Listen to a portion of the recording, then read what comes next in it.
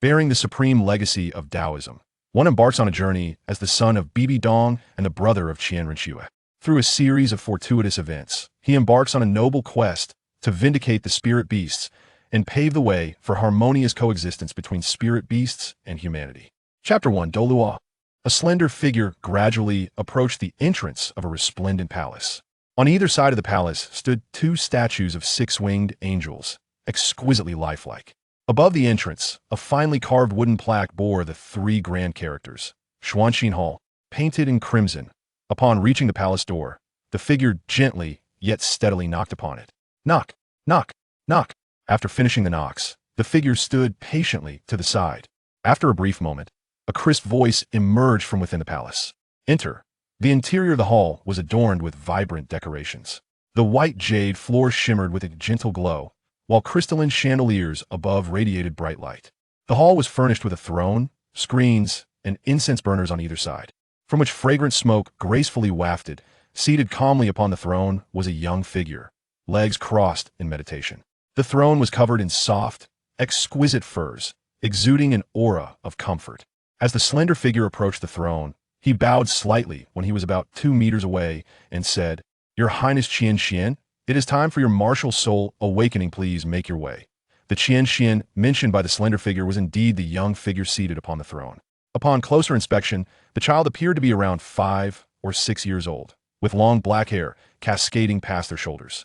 The hair was tied back with a cerulean silk ribbon, while two slender brows arched like willows above closed eyes, framed by long, slightly curled eyelashes.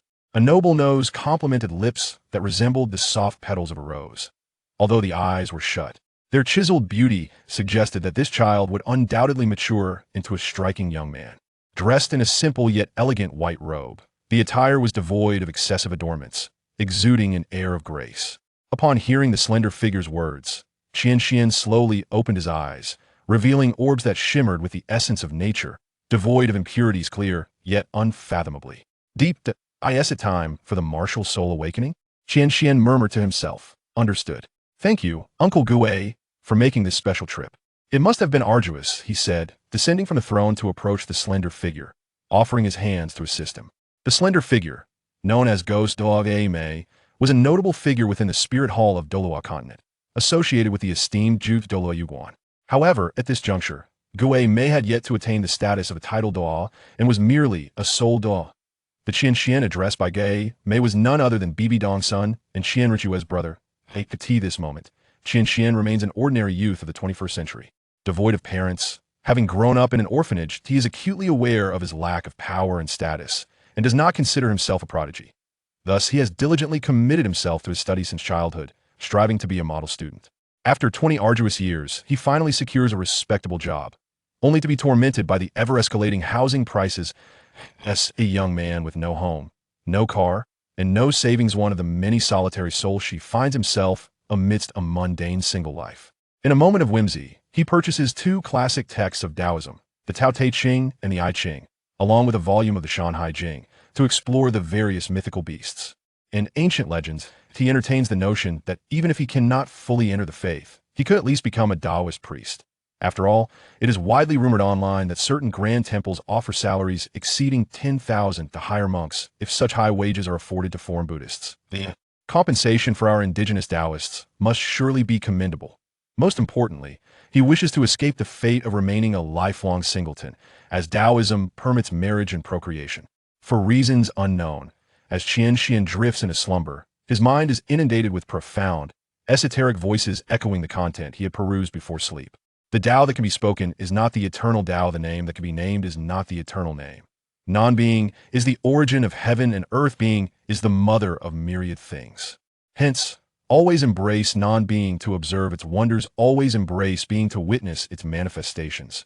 These two emerge together, yet differ in name. Both are called the profound. Profound beyond profound, the gateway to all wonders.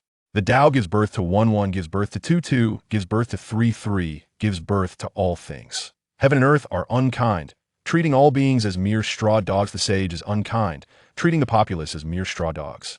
Is there not a bellows between heaven and earth? Empty yet inexhaustible, moving yet ever producing. Excessive words lead to exhaustion. It is better to remain centered. Suddenly, the voices cease, and Qian feels an overwhelming darkness envelop him. Moments later, he regains consciousness, only to find himself in a shadowy space, beset by a suffocating pressure that renders him breathless. Desperately seeking an escape, he discovers himself unable to move, growing increasingly feeble amidst the struggle for breath. Abruptly, he senses a flicker of light ahead. Summoning all his strength, he inches closer to this glimmer. Yet, as he approaches, a sharp pain strikes his head, as if something is tugging at him with relentless force, causing his neck to ache. With a sudden jolt, Qian feels an overwhelming lightness, swiftly followed by an icy chill. As air rushes into his body, he instinctively gasps, "Wow!" as the breath floods into him. He emits a cry reminiscent of an infant's wail. Indeed, it is a son. And another? A deep, resonant voice of a middle-aged man reaches Qian's ears. "What has happened to me?" Qian exclaims in alarm. Yet the only sounds that emerge are those of a baby's cries, as he feels himself enveloped by something warm and silky. Qian struggled to open his eyes and found himself cradled in the arms of a giant adorned in opulent attire. As he cast a glance around, he realized he was in a dimly lit basement. Beside him lay a stunningly beautiful woman, her gaze fixed intently on the man holding him, emanating an aura of profound animosity. Amidst the echoes of a baby's cries, the realization dawned upon Qian Xuan had been reborn as an infant. The man who appeared to be a giant was merely a figment of his diminished stature. The newborn's cries likely heralded the arrival of his brother or sister. Was the man before him truly his father? And was the exquisite woman his mother? What could have instigated such hatred in his mother's eyes directed towards his father? "Bibi Dong, you have worked hard. Please take a good rest. After today, you shall be free to move about," the man said, cradling the two infants with a sense of satisfaction. Bibi Dong. Could it be? The Bibi Dong from the Douluo continent? Is this mere coincidence, or something more? Chapter 2. The Tao Te Ching. It was not until a month or two later that Qian truly comprehended his situation. For reasons unknown, he had indeed been reborn as a child. Furthermore, the world he now inhabited was no longer the one he had previously known, but rather the world depicted in a novel from his past life, Douluo continent. Most astonishingly, he had become the son of Bibi Dong, the twin brother of Qian Renxue. His father, Qian Xuan, harbored a sinister affection for Bibi Dong, and due to Tang San's master, Yu Shaojing, he had become a bitter enemy of Bibi Dong. Additionally, after being severely injured while pursuing Tang San's mother, Ayin, Bibi Dong seized the opportunity to eliminate Qian Xuan, subsequently devouring the soul of the angel and accepting the legacy of the Rakshasa deity.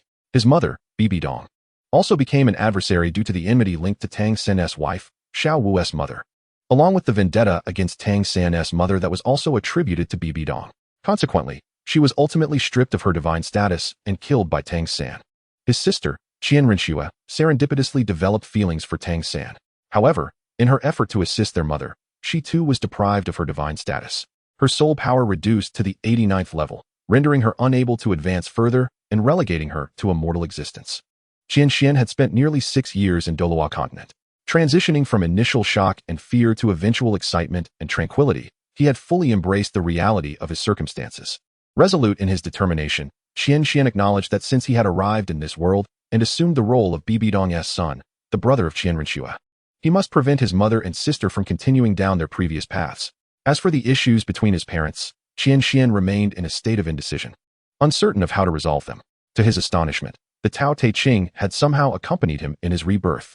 The Tao Te Ching primarily expounds on the concepts of Tao and Da. Tao is not only the way of the universe and nature, but also the method for individual cultivation. Da, contrary to common understanding of morality or virtue, represents the unique worldview, methodology, and approach essential for practitioners of the Tao. Tao embodies the primal unity and serves as the gateway to myriad wonders. It generates all things while encompassing all within itself. Tao exists within the material, and the material exists within Tao, with all phenomena ultimately converging upon the Tao. Within the Taoist tradition of the Tao Te Ching, the Supreme Old Lord undergoes 81 transformations. The Old Lord existed before heaven and earth, emerging from the void, which is referred to as the True One Qi. After this Qi manifested, it lasted for 99 trillion years, giving rise to the Supreme Old Lord, Laozi. Each of the 3 Qis diverges from one another for 99 trillion years, and when they converge, they produce the Supreme Essence. Following a similar duration, they generate the 3 Qis, each diverging again for 99 trillion years, converging to produce the mysterious Old One, who is the primordial celestial venerable. After enduring another span of the aforementioned years, the 3 Qis are born. culminating in the synthesis of virtue, manifesting the supreme, which is the supreme Jade Morning Great Lord. This cycle continues, ultimately leading to the emergence of the 5 transformations of heaven and earth, Tai Yi, Tai Chu, Tai Shi, Tai Su, and Tai Ji, marking the first transformation. Second transformation, within the void, the essence of Tai Ji emerges. From this formlessness, the primordial 3 energies arise, intertwining in chaos, coalescing and transforming into the enigmatic Jade Maiden. Thus, the supreme primordial lord, Laozi, is transformed into a 5-colored sphere, which flows into the mouth of the Jade Maiden, accumulating for 81 years before giving birth again. At this juncture, however, the heavens and earth remain undivided. Following Laozi's birth, he separates the 3 energies. The light energy ascends to form the heavens. The heavy energy descends to become the earth, and the central energy transforms into water, thus giving rise to all things. Third transformation, the essence of the great void surges chaotically. After countless billions of energies, it begins to circulate gradually. Following an additional 99 billion energies, the auspicious energy coalesces, manifesting as the sage Pangu.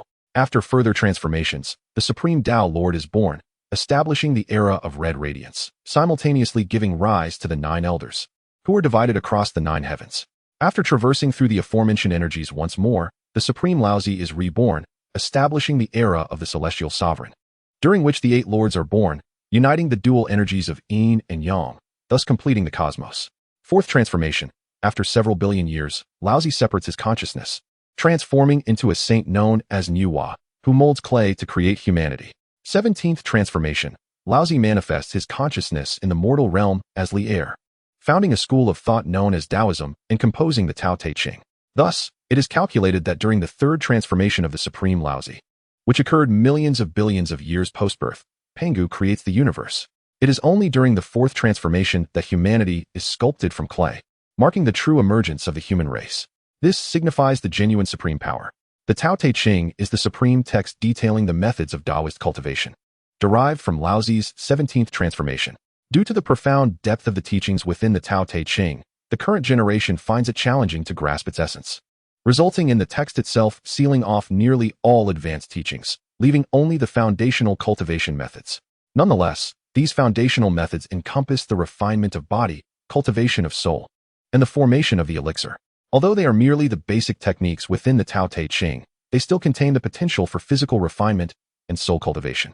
The foundational methods elucidate that through the Tao, one cultivates the law, refining the body while nurturing the soul, thus creating a self-sustaining cycle. This holistic approach to both external and internal cultivation emphasizes the development of the 3 souls and the 7 spirits, ultimately achieving the primordial spirit and true awareness. Qian Xuan has diligently practiced the Tao Te Ching since receiving its teachings, and has been cultivating for nearly 6 years.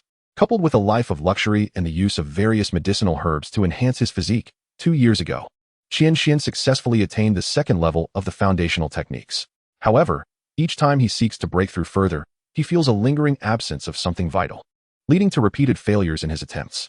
Is it truly the cosmic laws at play, that without becoming a soul master and acquiring a soul ring, one cannot transcend? Are these laws insurmountable? Over the past 2 years, Qian Xuan has pondered this question intermittently. Yet, despite the inability to break through, his cultivation remains unaffected. After all, the Tao Te Ching is no ordinary cultivation method. Although he cannot elevate his realm or increase his magical power, Qian Xuan continuously refines his own power. He believes that without a solid foundation, one cannot construct a towering edifice. The rules of the cosmos appear to confine only the realm, leaving the spirit and body unrestrained. Thus, both his physical form and soul have continued to strengthen over the past 2 years, due to Qian Xuan's mastery in the refinement of magical power. The growth of his physical strength over the past 2 years has not been hindered by the cessation of magical enhancement. Rather, it has accelerated compared to earlier times. Without any reference point, Qian Xuan himself is currently unaware of the exact realm his physical power has attained. As for the soul, the foundational magical texts state that one should first cultivate the 7 spirits before refining the 3 souls. Upon completion of this cultivation, one merges with the divine to achieve spiritual awareness. The 3 souls and 7 spirits are as follows. The 1st spirit, known as the corpse dog. The 2nd, the hidden arrow. The 3rd, the sparrow's shadow. The 4th, the thief swallower. The 5th, the non-toxic. The 6th, the purger of filth. And the 7th, the stinking lung. The sequence descends from 7 to 1. The 3 souls consist of the 1st, the fetal light. The 2nd, the refreshing spirit. and the third, the ethereal essence, which descends from 3 to 1. Qian Xuan has cultivated to the 6th spirit, the purger of filth, achieving completeness in expelling the waste of metabolism from his body, resulting in a state of physical clarity. The 7th spirit, the stinking lung, enhances Qian Xuan's respiratory functions, establishing a natural rhythm with each breath. Chapter 3. The birthday gift returning to the present. I understand, ghost uncle. Let us go. There's no need for formality. Since childhood, aside from Xiao Shui, you have always been by my side. What is wrong with calling you ghost uncle? However, Qian Xuan interrupted. Enough, ghost uncle. You always say the same thing. Can't you change it up a bit? Your Highness. Ghost smiled wryly. All right, let's go. Father and mother must be waiting. We shouldn't keep them waiting too long. Speaking of which, I haven't seen Xiao Shui in a few days. Isn't that girl fond of pestering me daily? Where has she been these past few days? Qian Xuan turned to walk outside the hall, inquiring as he went. Your Highness, I am not entirely sure of the reason, but it might be due to her awakening of the martial spirit. Qian Xuan nodded. Throughout the journey, regardless of whether they were maids or guards, even the elders bowed respectfully upon seeing Qian Xuan and Ghost. After all, in their eyes, Qian Xuan is the next pope, especially on this significant day. Everyone is curious whether Qian Xuan will inherit the Pope's 6-winged angel martial spirit or Bibi Dong's spider queen martial spirit. Soon, under Ghost's guidance, Qian Xuan arrived at the martial spirit hall. Brother, brother, brother. Before he could draw closer, a petite figure rushed toward Qian Xuan, calling out brother while giggling merrily. Upon hearing the call, Qian Xuan instinctively smiled, his lips curling upwards in delight. The figure quickly leaped onto him. Brother, happy birthday. Did you miss me these past few days? The figure was none other than Qian Xuan's younger sister, Qian Renxue, with her enchanting large eyes and rosy complexion. Her cheeks adorned with adorable dimples when she smiled. Not at all. You haven't bothered me these past few days, and I finally enjoyed some peace, he replied playfully. Happy birthday to you too, Xiao Shui. What gift do you wish for? Haha. You don't like me anymore. You didn't even miss me. It's all Father's fault for not letting me come see you, saying we both need to prepare for the awakening of our martial spirits. I've been utterly bored these past few days. I desire no gifts. Instead, I implore you to narrate the tale of the Soul Land. That, indeed, would be the most treasured gift of all. What transpired after Xiaohua arrived at the Yamant sect? With her captivating, doe-like eyes glistening, Qian Renxue gazed earnestly at Qian Xuan, her delicate hands playfully tugging at his left hand. All right, we shall discuss it later. For now, there are pressing matters at hand. Father and mother await us inside. Let us proceed. Qian Xuan, undeterred by Qian Renxue's playful coaxing, gently nudged her forehead with his right index finger and deftly withdrew his left hand from her grasp. He turned and made his way toward the Hall of Spirits. As he glanced back, he caught sight of Qian Renxue, pouting and remaining rooted to the spot, which only deepened the smile upon his face. Observing his adorable sister, a surge of affection welled up within him. Very well, we shall speak of it after your awakening ceremony, lest Father grows displeased and confines you for several days, prolonging your wait. I detest Father's confinement and the stories my brother withholds. Qian Renxue huffed, crossing her arms and pouting as she made her way toward the Hall of Spirits. Slow down. Wait for me. Qian Xuan chuckled softly, shaking his head, and followed in her wake as they entered the grand hall. Upon entering, he beheld the majestic sight within. The hall was adorned with jade pillars on either side, and crystal walls illuminated the space. At its heart stood a lifelike statue of a 6-winged angel, radiant and pure as jade. In its left hand, it held a scepter several meters long, intricately entwined with golden threads, the apex crowned with a luminous moon pearl, shining brilliantly like the moon itself. Flanking the statue, the angel's wings stood symmetrically poised. The right hand of the statue pointed forward, exuding an air of authority and grandeur. Beneath the statue lay a throne, gilded and embellished with angelic motifs, upon which sat a formidable figure clad in a resplendent purple-black robe interwoven with gold. This man was none other than Qian Xuan. To his left sat a tall woman, draped in a white robe accented with golden patterns. Her fair complexion and nearly flawless beauty exuded an aura of elegance in every movement. This was Bibi Dong. As Qian Xuan approached the throne, he respectfully bowed, declaring, Qian Xuan pays his respects to the Pope. Acknowledging him with a mere hum, he simultaneously turned to Bibi Dong, offering a slight bow. However, Bibi Dong remained indifferent. Offering no response, Qian Xuan understood that although she feigned disinterest in him and his sister, her heart still harbored care for them. Influenced by the man seated on the throne, noting Bibi Dong's lack of reaction, Qian Xuan said nothing further and stood beside her, awaiting the directives of Qian Xuan. Bibi Dong glanced at Qian Xuan, her brow furrowing momentarily before relaxing. As for Qian Renxue, her innocent and straightforward nature made her oblivious to Bibi Dong's subtle disdain. leading her to position herself further away. Qian Xuan surveyed the siblings, one mature and sensible, the other playful and charming, and shook his head, saying, I have summoned you both today not only because it marks your 6th birthday, but to wish you both a joyous celebration. Upon concluding his words, Qian Xuan raised his right hand, and a flash of brilliance illuminated the air, revealing a jade ring and a crystal necklace that materialized within his grasp. With a graceful wave of his hand, the jade ring and the crystal necklace soared toward Qian Xuan and Qian Renxue, respectively. Qian Xuan reached out, and the jade ring effortlessly settled into his palm. Simultaneously, Qian Renxue experienced the same phenomenon. Both the ring and necklace were soul-guiding artifacts, each possessing a spatial capacity of 50 cubic meters, allowing the storage of various items within. Qian, you previously mentioned your desire for a sword and an unusual bell. I have instructed the craftsman to fulfill your requests, and the items are contained within your ring for you to examine at your leisure. As for you, Xue, though you did not specify any particular wishes, I know your playful nature, so I have placed an assortment of curious toys within your necklace for your enjoyment. Qian Xuan explained with a calm demeanor. Qian Xuan accepted the ring and respectfully bowed, expressing, Thank you, Father. Qian Renxue, with a playful tone, echoed his gratitude. Now, let us attend to more serious matters. Since you are both 6 years old, it is time for your martial soul awakening. Xue, since you are the most restless, we shall commence with you, Qian Xuan instructed. Qian Renxue playfully stuck out her tongue in response. With Qian Xuan's directive, the process of martial soul awakening officially began. Chapter 4. The Awakening of the Martial Soul. The Book of Changes. Fainting. An elderly man garbed in a flowing white robe, adorned with a white cloak, swiftly produced 6 peculiar stones and arranged them into a hexagonal formation upon the ground. Princess Qian Renxue, please step into the center of the formation, the elder respectfully requested. Qian Renxue ceased her playful antics and obediently walked into the hexagon. The elder softly commanded, Demon Tiger, possess. His form transformed rapidly, a royal character emerging upon his forehead, exuding a terrifying black aura that starkly contrasted with his attire. 8 soul rings ascended from his being. Yellow, yellow, purple, purple, black, black, black, black. This elder was truly a soul Douluo. With swift motions, he directed his hands towards the hexagonal stones, infusing them with streams of black light. Instantly, a radiant golden glow emanated from the 6 stones, forming a luminous barrier that enveloped Qian Renxue. Relax. Perceive the changes within yourself, the elder urged.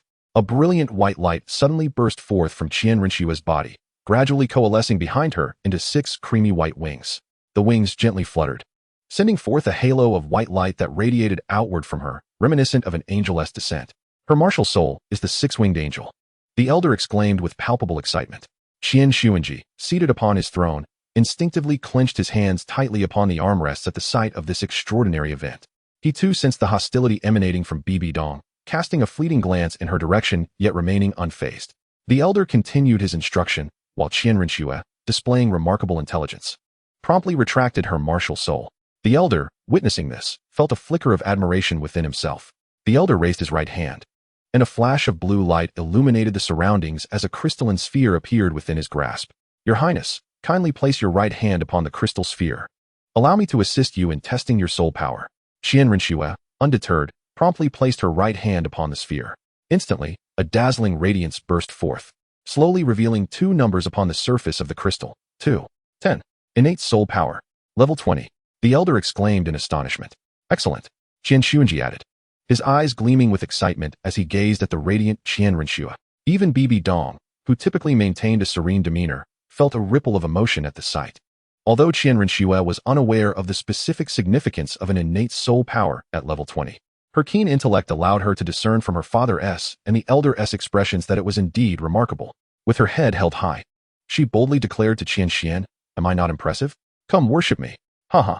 Amused by his adorable sister, Qian Xuan chuckled and replied, Indeed. Our beloved little Xue is the most formidable. All right, little Xue, do not delay Qian Xuan's awakening of his martial soul. Qian Xuan interjected, observing the exceptionally gifted Qian Renxue. Qian Xuan's gaze softened considerably, and his tone lacked the usual harshness. Qian Xuan exchanged a knowing glance with Qian Renxue, who obediently stepped aside to avoid disrupting his martial soul awakening. Your Highness, please. Qian Xuan strode confidently into the hexagonal area. Deep within, he felt a flicker of nervousness and curiosity regarding the nature of his martial soul. Logically, it should either be Qian Xuan's 6-winged angel or Bibi Dong's Death Spider Queen or Soul-Eating Spider King. With a stroke of luck, He might even possess a dual martial soul. As for his soul power, his cultivation of the Tao Te Ching had advanced to the second tier, which should also equate to innate level 20 soul power. However, as he had traversed into this world, he pondered whether that would influence his martial soul. Let fate decide. He reassured himself. As the original text suggested, there are no worthless martial souls, only incompetent soul masters, even with a subpar martial soul. With the supreme cultivation technique of the Tao Te Ching, could he truly fret over such a trivial matter? Qian Xuan exhaled softly, adjusting his mindset. The elder swiftly clapped his hands again. Dark energies surged into the stones beneath, enveloping Qian Xuan in a golden light. He felt as though something within his mind had exploded, plunging his consciousness into an abyss of endless chaos. Gazing into the heart of the turmoil, he slowly discerned a thread of black essence and a thread of white essence, which began to proliferate within the chaos. As the black and white filled the entire space, they gradually transformed and merged, ultimately forming the image of the Taiji. Within this interplay of black and white lay the inexorable laws of the universe's perpetual evolution. Qian Xuan yearned to comprehend it, yet the mysteries eluded his understanding. From the one springs the two, from the two arises the four symbols, and from the four symbols emerge the 8 trigrams. The hexagrams align, and the symbols are within them. Thus, they are weighted, and the lines are therein. The interplay of rigidity and flexibility transpires within, linked through the text. The movement is contained therein. Suddenly, a transcendent and resounding voice reverberates within the consciousness of Qian Xuan. As the sound resonates, the space around him begins to tremble violently, and at the center of this space, a black hole seemingly emerges, drawing everything into its gravitational pull. Gradually, a scroll of ancient scripture forms, inscribed with the 2 grand characters, I Ching. Gazing at the I Ching, Qian Xuan finds himself witnessing the transformation of all things in the world before his very eyes, stars emerging and perishing, lives forming and fading. The myriad laws of the universe unfold before him, revealing the essence of existence. In the next moment, the I Ching soars toward the center of Qian Xuan's forehead. The Tao that can be spoken of is not the eternal Tao. The name that can be named is not the eternal name. The nameless is the beginning of heaven and earth. The named is the mother of all things. Therefore, remain desireless to observe its wonders, and be filled with desire to observe its manifestations. These two emerge together yet differ in name. Both are referred to as the profound of the profound, the gateway to all wonders. Qian Xuan opens his eyes, lifting his right hand, as an ancient scroll hovers delicately within it. The cover of the scroll is sky blue, adorned with 2 ancient characters inscribed at the top right, I and Ching. These characters can only be understood by Qian Xuan, for they are the words of earth. The scroll hovers, revealing the yellowed parchment within, devoid of embellishments, appearing remarkably ordinary. A martial soul? A book? Why does this light not yet dissipate? Qian Xuan realizes that the brilliant light surrounding him has not dispersed like that of Qian Renxue upon awakening. Instead, it continues to envelop him. Could it be that he possesses a martial soul? Suddenly, Qian Xuan feels as though something within his body is on the verge of bursting forth, voraciously absorbing the magical energy within him. In mere moments, all of his magical energy is entirely consumed. What is happening? Qian Xuan can scarcely react before he loses consciousness due to the frenzied absorption. Chapter 5. The Separation of Heaven and Earth. Instantly, the golden light enveloping Qian Xuan surges into his body, and he collapses. As he falls unconscious, the I Ching in his hand dissipates. The elder immediately senses something amiss and rushes to catch the fainting Qian Xuan. Brother! In unison, Qian Xuanji and Qian Renxue cry out. Qian Renxue hastens to the elder's side to check on Qian Xuan. Although Bibi Dong remains composed, a flicker of concern glimmers in her eyes. Nevertheless, both Bibi Dong and Qian Xuanji trust that within the spirit hall, no one would dare harm Qian Xuan. The elder is drenched in cold sweat, bewildered by the unfolding events. This is his first encounter with someone fainting during martial soul awakening.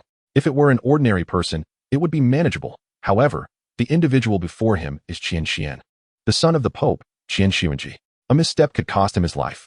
The elder supports the unconscious Qian Xuan and swiftly examines the cause, but finds no abnormalities in his body. Trembling, he speaks, Your Holiness, I cannot fathom why His Highness Qian Xuan has fainted. I have examined His Highness's body and found no irregularities. In an instant, the terrifying aura of Qian Xuanji erupted forth, causing the temperature within the spirit hall to plummet several degrees. Is this the answer you provide me? He demanded. Bring forth all healing soul masters immediately to assess Qian Xuan's condition. Qian Xuanji rose and swiftly approached the elder, taking the unconscious Qian Xuan from his grasp. His eyes glimmered with a chilling light. The elder, trembling in fear, hastily knelt before Qian Xuan, too frightened to utter a word. Useless, Qian Xuan growled, delivering a powerful kick that sent the elder flying. A thunderous crash resounded as the elder, unable to defend himself, endured the full force of Qian Xuan's strike. He collided violently with a jade pillar within the hall, rolling down to the ground, blood seeping from the corner of his mouth, indicating internal injuries. The elder shakily rose, kneeling beside the others, too intimidated to speak further. Within moments, dozens of soul masters clad in the uniform of the spirit hall entered the grand hall. We pay our respects, Your Holiness. Upon seeing the unconscious Qian Xuan in Qian Xuan's arms and the elder kneeling nearby, they quickly grasped the situation. Qian Xuan handed Qian Xuan to the leader among them, sternly instructing, "Revive the young master." The leader accepted Qian Xuan, and the group swiftly began to assess his condition. A flurry of discussions ensued. The body shows no issues. The state of the soul remains unclear. Is it possible he fainted due to soul power? Impossible. Due to soul power? Don't speak such nonsense. The group continued their fervent debate. Ultimately, the conclusion could only be drawn from the aspect of the soul. The leader commanded, "Mo Xing, Ling Guang, Zhu Shi, Yuo, Zhong Kai, you five must unleash your soul skills to restore the young master's soul." Fifth soul skill, Soul Revival. Sixth soul skill, Star Soul. 5 distinct colored auras enveloped Qian Xuan, merging into his body inexplicably. Yet, no visible change occurred in him. What's happening? Mo Xing, Ling Guang, Zhu Shi, Yuo, and Zhong Kai sensed that their released soul skills seemed to be absorbed by some unseen force, rendering them ineffective. They exchanged glances. And the leader, noticing the issue, urged, once more. The 5 attempted to unleash their soul skills again, only to be met with the same result. At that moment, a short and slender figure spoke up. "Everyone, my martial soul is rather unique, known as the soul spirit flower. It is particularly sensitive to the soul power in the air. From the moment we entered, the young master's body has been passively absorbing the ambient soul power, albeit in minuscule amounts that are exceedingly difficult to detect." This individual was the one who had previously suggested the possibility of soul power being the cause of the fainting. Considering the recent experiments conducted by my 5 colleagues, I believe it is indeed plausible that the young master fainted due to a lack of soul power. He currently appears to be in desperate need of soul power, yet it seems there is none within him, which has led to his fainting. Hearing this, Qian Xuan, seated upon the throne, furrowed his brow in contemplation, murmuring to himself, "No soul power?"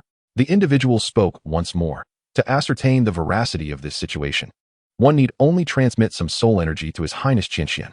The leader, finding his reasoning sound and lacking alternative methods, decided to give it a try, hastily infusing soul energy into Qian Xuan's being. As anticipated, the moment the soul energy entered Qian Xuan's body, it was completely absorbed by an unknown entity residing within him. The leader, witnessing this, felt a surge of joy. Identifying the issue was indeed a relief. He quickly instructed everyone, "Connect your soul energy with His Highness Qian Xuan. Let him absorb as much as he can." The peculiar entity within Qian Xuan seemed to sense this as well, fiercely drawing in the collective soul energy of the crowd. Simultaneously, after losing consciousness, Qian Xuan's awareness transitioned into a bizarre realm. This place was devoid of sky or earth, void of yin or yang, lacking day or night, light or shadow, direction or dimension, an expanse that was formless and boundless. As he gazed upon this space, time became indeterminate, undergoing innumerable transformations. From this void, a singular essence emerged, which then divided into 3 primordial energies, leading to a differentiation of clarity and turpitude. Gradually, the cosmos began to take shape. South and north were established. East and west were defined. Direction was born. Darkness yielded to illumination, and light permeated the 4 dimensions, inside and outside, long and short, thick and thin, creating a semblance of space. The pace of transformation accelerated dramatically. Before long, the clarity and turpitude separated, with pure energy ascending to the heavens and turbid energy descending to the earth, thus forming the universe. Qian Xuan observed the evolution of the world, contemplating the shift from utter void to the birth of existence. It felt as if he was grasping the reins of creation, experiencing a sensation of spoken intent manifesting into reality. As the cosmos solidified, the 3 primordial energies gradually drifted towards Qian Xuan, encircling him. With each deepening realization of the universe, these energies began to merge with his essence. Once the 3 energies fully integrated into Qian Xuan's consciousness, he sensed a profound elevation of his soul, becoming more cohesive and powerful, with a heightened clarity of awareness and an expedited understanding of space. Upon the integration of these energies into his being, the surrounding space appeared to solidify, transforming into a canvas that gently floated before him. Slowly, The world before him began to unfurl like a scroll, revealing 3 ancient characters: mountain, sea, and classic. Staring at the Shanhai Jing, Qian Xuan was filled with disbelief. Upon his arrival in this realm, he had found the existence of 3 peculiar tomes. The Tao Te Ching had seamlessly become his cultivation method, leaving him curious about the fates of the I Ching and Shanhai Jing. To his astonishment, these 2 texts had not vanished, but had instead evolved into his martial spirit. Is this my second martial spirit, the Shanhai Jing? A world unto itself. With a slow extension of his hand towards the Shanhai Jing, it seemed to resonate, floating autonomously towards him and merging with his consciousness. It was at this moment that Qian Xuan truly grasped the profound significance of the Shanhai Jing. 1. Picture. Open. Heaven. Chapter 6. Worthless. Qian Xuan contemplated deeply, only to realize that the world of the Shanhai Jing resembled a mere 10 square meters in size. It was a perfectly square space devoid of light, nevertheless. Qian Xuan could distinctly sense every corner of this realm. Yet, unlike before, he no longer possessed the feeling of commanding his surroundings at will. As if something essential was missing from this space. It seemed that His Highness Qian Xuan had ceased absorbing soul power. He must be waking soon. The sound of hushed discussions reached Qian Xuan's ears, prompting him to recognize that he had seemingly fainted earlier. He did not continue to ponder the second martial soul of Shanhai Jing, but hastily opened his eyes. Upon seeing Qian Xuan regain consciousness and realizing all was well, the leader gently placed him back on the ground. Supporting him, the leader inquired multiple times about any lingering discomfort. Qian Xuan waved his hand, repeatedly assuring them that he was fine, prompting the leader to finally release his hold. The group of healing soul masters gazed at Qian Xuan as if he were a marvel. Only they understood the immense soul power he had just absorbed. Apologizing for causing concern, Qian Xuan adjusted himself and bowed to Qian Xuanji. Brother, you had me worried sick. When you fainted, I was terrified.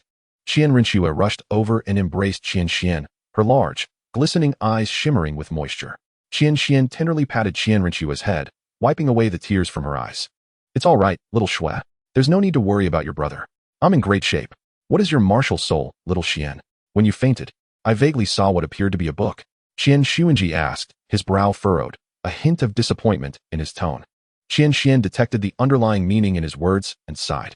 Raising his right hand, a soft blue light flickered, and the I Ching materialized once more in his grasp. Is it truly a book? Qian Xuanji murmured. Father, my martial soul is indeed a book, named the I Ching, Qian Xuan replied, providing no further explanation. He sought to seize this opportunity to clarify certain matters in his heart. The elderly man kneeling by the jade pillar, upon hearing Qian Xuanji's words, stood up and shakily retrieved a blue crystal ball from the soul guiding device, cautiously approaching Qian Xuan. Your Highness, please place your hand upon this. Noticing the elder's disheveled attire, pallid complexion, and a trace of blood at the corner of his mouth, Qian Xuan furrowed his brow, quickly discerning that Qian Xuanji had unjustly vented his anger upon this man, due to Qian Xuan's fainting. If he did not assist in exonerating the elder, the latter might find it impossible to remain in the spirit hall thereafter. Father, my fainting is unrelated to this individual. If he was hurt because of me, I implore the healers to treat him here and absolve him of any wrongdoing. Qian Xuan turned and bowed once more, earnestly beseeching Qian Xuanji. The elder was momentarily taken aback, and the gaze he directed at Qian Xuan shifted. Compassion is admirable, but do not be overly lenient, Qian Xuanji replied coolly. He then turned to the group of healing soul masters, instructing, thank you all for your hard work. Please attend to this individual. The group bowed to Qian Xuan and summoned their martial souls, unleashing their soul skills. First soul skill, healing. Third soul skill, revitalization. The elderly man's complexion visibly regained its color. He fell to his knees before Qian Xuan, exclaiming, thank you, His Highness Qian Xuan, for your healing grace. Qian Xuan assisted the old man to his feet, tidying his attire to alleviate the disarray. This matter arose because of me, and it is not your fault. There is no need for gratitude. Let us continue testing the soul power. Qian Xuan gently patted the old man's shoulder. After bowing once more to Qian Xuan, the old man retrieved a crystal ball, indicating for Qian Xuan to place his hand upon it. Slowly, Qian Xuan laid his hand on the crystal ball, yet it remained utterly unresponsive. The onlookers were taken aback. Qian Xuan furrowed his brow, examining his internal condition, only to discover that the 6 years of cultivated magic power had vanished entirely, as if it had never existed. Your Highness Qian Xuan cannot possibly be devoid of soul power. It must have been accidentally damaged just now. I have another one. Please give it another try. The old man urged anxiously, producing another crystal ball from his soul guide. No need to try. I lack soul power. Qian Xuan responded calmly. No, that cannot be. Your Highness, please, try once more, the old man implored. Sighing, Qian Xuan understood the old man's intentions and placed his hand on the crystal ball again. But it remained unchanged. They must all be broken. It is my fault for having taken 2 defective crystal balls. The old man trembled as he knelt on the ground. Qian Xuan frowned at this sight. All right, rise. Xiao Shui, come over and test it once more. Hearing this, Qian Renxue hurriedly approached with small, eager steps. The old man quickly stood, presenting the crystal ball before Qian Renxue. In stark contrast to Qian Xuan, the crystal ball emitted a brilliant light, ultimately displaying the number 20.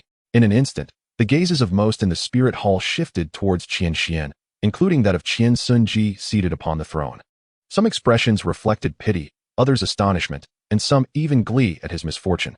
The crowd in the spirit hall comprehended that a change was imminent, their eyes turning toward Qian Renxue beside Qian Xuan. Only 4 individuals remained unaffected. One was Bibi Dong, another was Qian Renxue herself, the third was Gui Mei, and the last was the elderly man who had assisted Qian Xuan in awakening his martial spirit. Brother, do you truly have no soul power? Qian Renxue whispered. Though young, she was exceptionally astute and understood the implications of lacking soul power. Qian Xuan chuckled softly and replied composedly, it seems so. No worries. I will protect you from now on. I am quite formidable. Qian Renxue declared, shaking her little fists.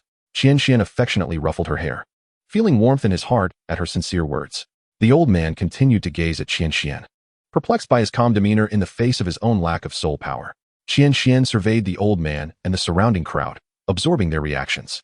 Noticing Bibi Dong's unwavering calmness, devoid of any ripple of emotion, he also caught a glimpse of disappointment in Qian Sunji's eyes, mingled with a hint of disdain. Thank you for your hard work. You may leave now, Qian Xuan addressed the elder.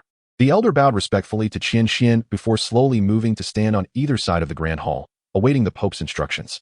Qian Xuan turned, his gaze calm as it fell upon Qian Xuanji seated on the throne. Qian Xuanji gestured dismissively, prompting a faint smile from Qian Xuan, who intuitively grasped the underlying meaning of Qian Xuanji's words. He once again bowed to Qian Xuanji and calmly stated, as you wish, your holiness. A hint of amusement flickered across Qian Xuan's serene visage. A waste, is it? I had not anticipated such a convenient excuse to be delivered directly. In the realm of Douluo continent, the absence of soul power rendered one incapable of becoming a soul master, an unyielding law that had never encountered any anomaly. Thus, lacking soul power, no matter how extraordinary the phenomena surrounding Qian Xuan's awakening might be, he remained a waste in the eyes of the spirit hall.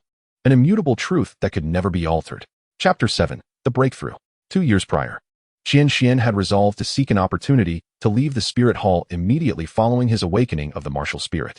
If his memory served him correctly, remaining in the spirit hall during his 9th year could lead to various consequential events. It was during that year that Tang San was born, and Qian Xuanji would lead the members of the spirit hall in pursuit of Ayin, who had just given birth to Tang San. Tang Hao fought valiantly to save Ayin and the spirit hall, and both nearly met their demise. It was Ayin who voluntarily offered herself to become Tang Hao's 9th spirit ring, facilitating his ascension to the rank of title Douluo and averting disaster. In the same year, following Qian Xuanji's death, Qian Renxue was arranged by Bibi Dong to impersonate the crown prince, Xue Qinghe, in the Heaven Do Empire, leading to 2 decades of subterfuge.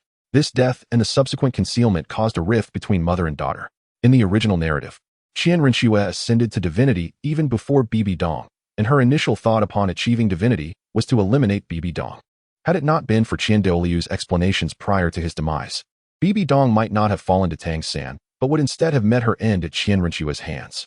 In that same year, Bibi Dong ventured into the Star Do forest, seizing the opportunity while Daming and Erming were absent, successfully hunting the 100,000-year-old soft-bone charm rabbit, the mother of Xiao Wu.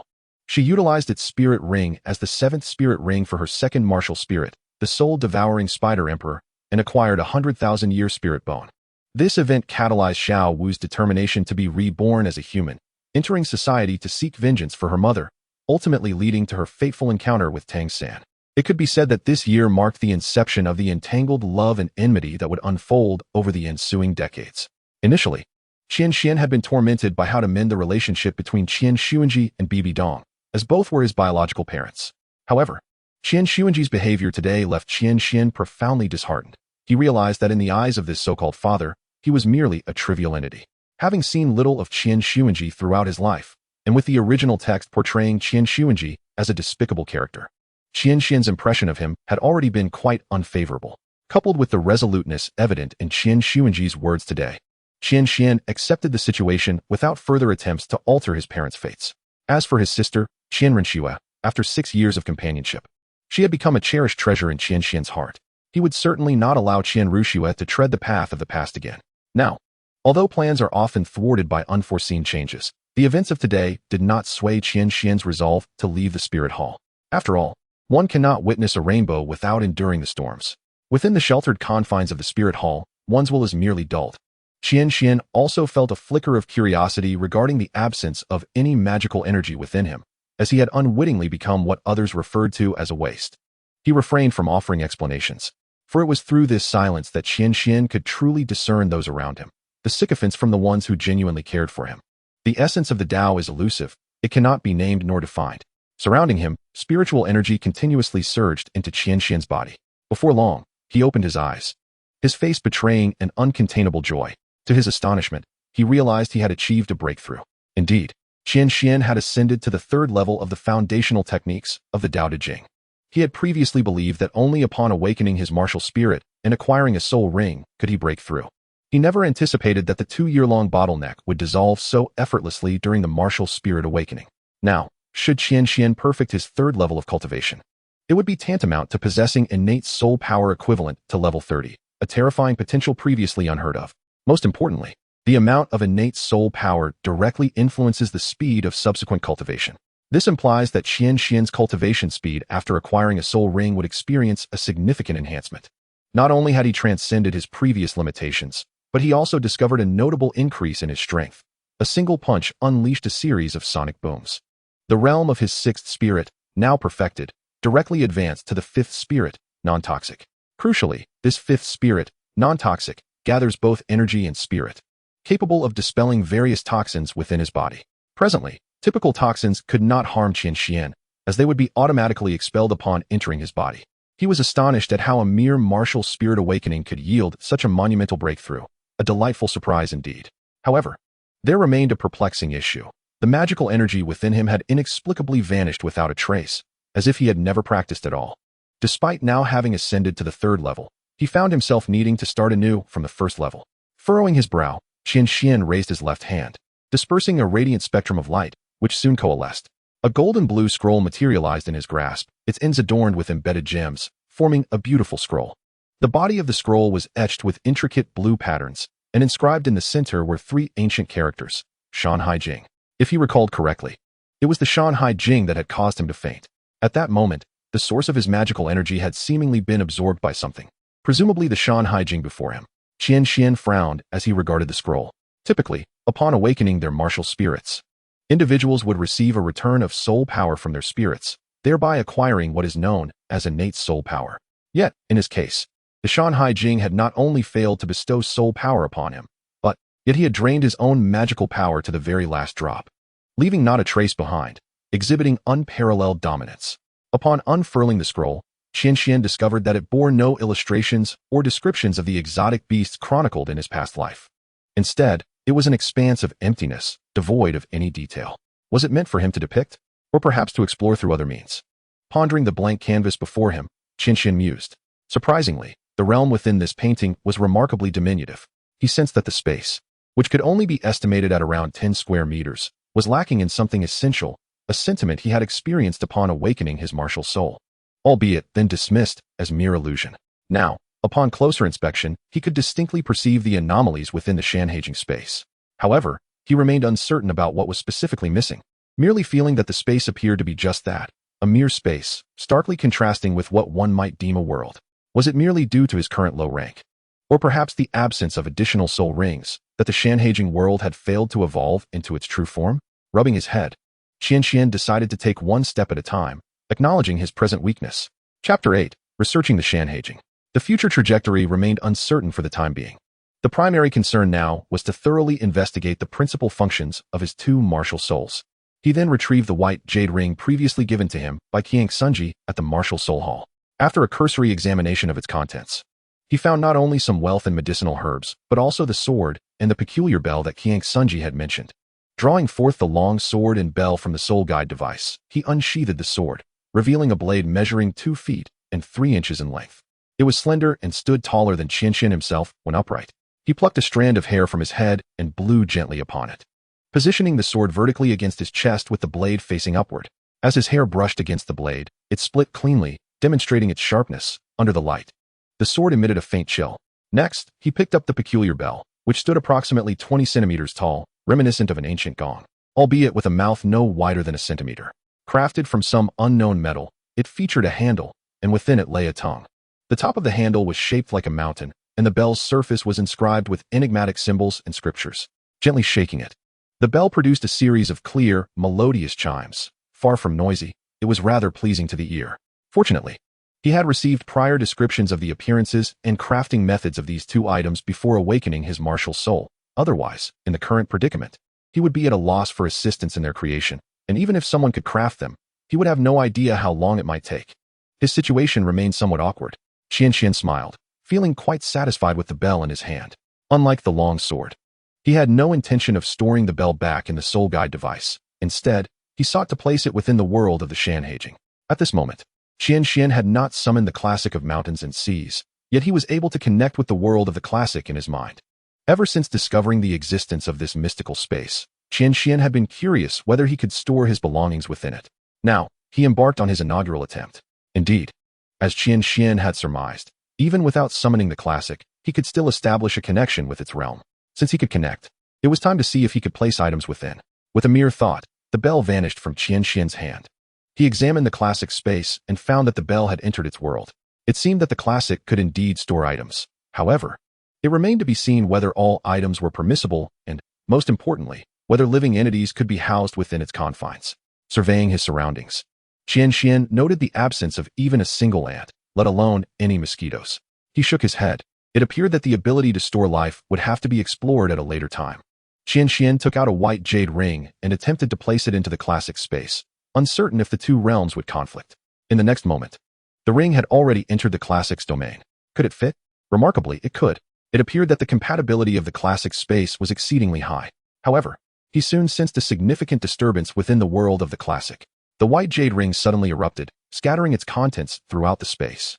The realm of the classic began to visibly expand, gradually extending outward. Within moments, it had doubled in size, now approaching 20 cubic meters. Had it absorbed the space from the white jade ring? 50 cubic meters exchanged for a 10 cubic meter increase? This seemed rather disproportionate, Qian Xuan mused. After the expansion ceased, a peculiar gray-white energy began to coalesce within the space. Qian Xuan quickly took notice of this strange energy. What was this? Was it energy from the space itself? Could he integrate it? As he contemplated this, the energy seemed to respond, swiftly detaching from the space and merging into Qian Xuan's body. He was astonished. It truly could integrate within him. With the infusion of energy, he distinctly felt his body growing stronger and his mind becoming sharper. It was as if he were soaking in a hot spring, enveloped in a warm, comfortable environment. The only word to describe it was delightful. This was remarkably pleasant. Otherwise, should this continue, he might find himself at a loss. Chuckling, Qian Xuan jested about the experience. Was his breakthrough linked to the three gaseous energies? Yet, it was clear that the three gases differed significantly from the energy he was currently merging with. Nevertheless, the most probable explanation for his current condition was indeed those three gaseous energies. Qian Xuan once again raised his left hand, summoning the classic of mountains and seas.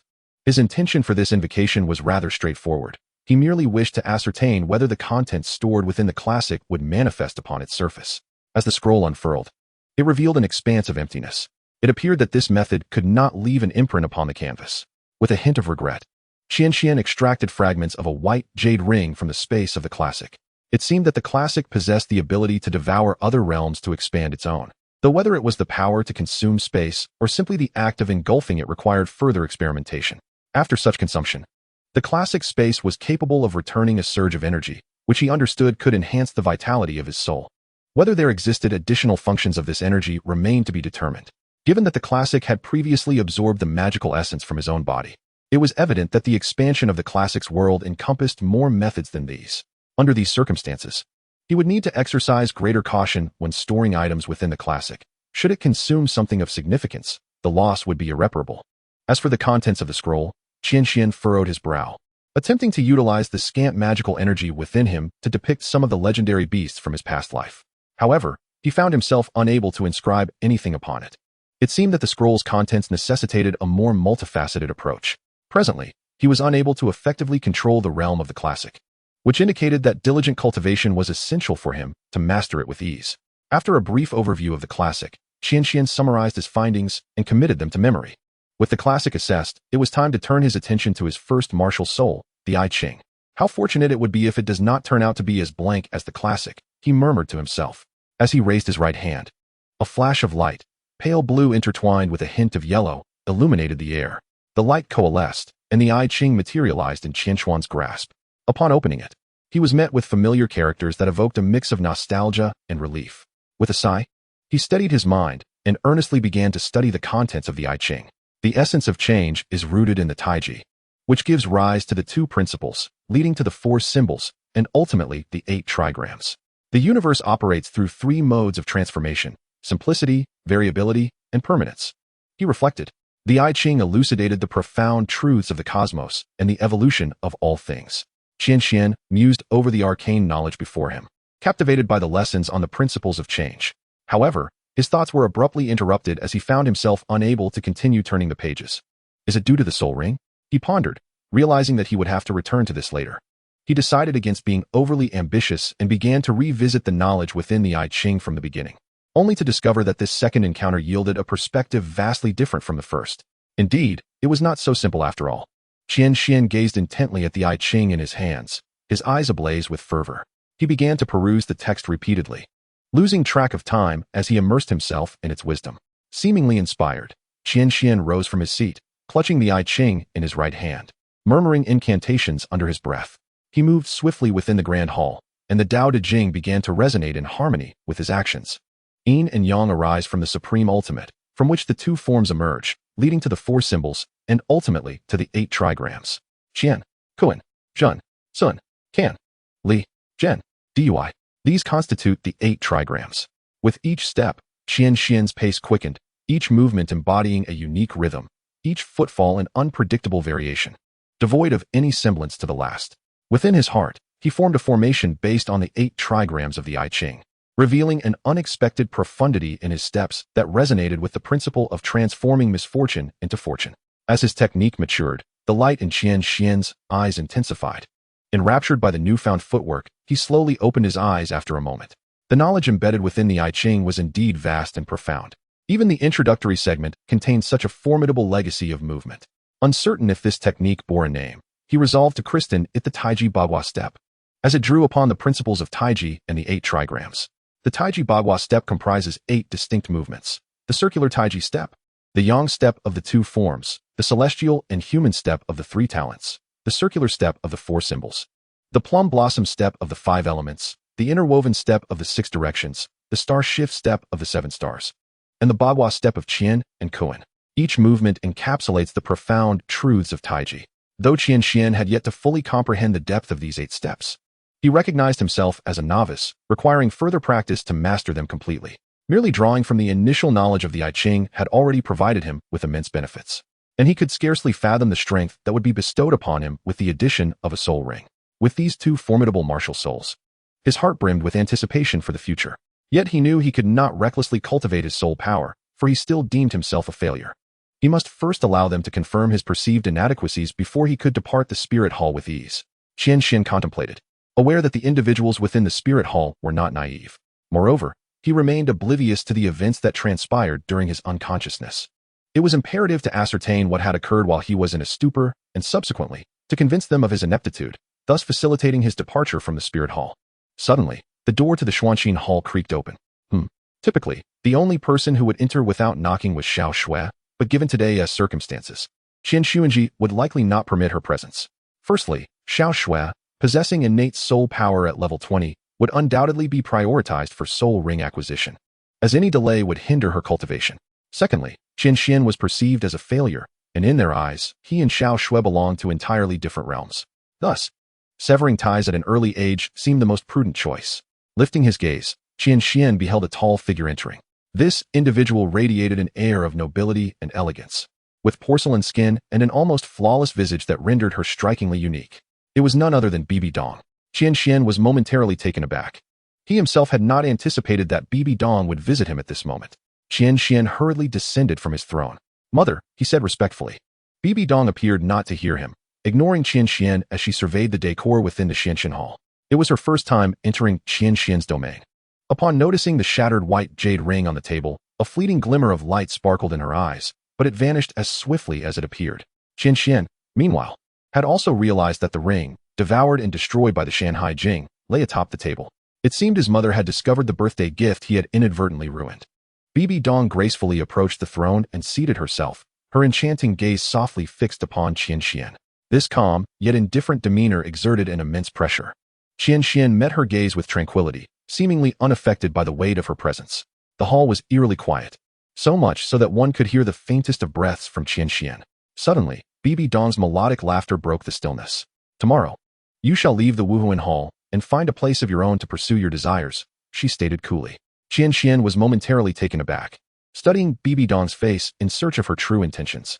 Alas, her exquisite features bore no expression, as if she spoke of the most mundane matters. Very well, mother. I shall defer to your arrangements. Although this diverged slightly from his original plans, the ultimate outcome remained unaffected. Yet, there seemed to be an underlying implication in Bibi Dong's words. Observing the smile on Qian Xuan's face, she laughed once more. It appears you are well prepared to depart.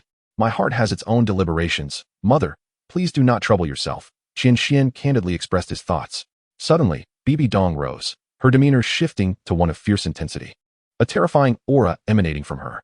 8 soul rings encircled her, radiating a spectrum of colors: yellow, purple, and black. Chapter 10, Bibi Dong.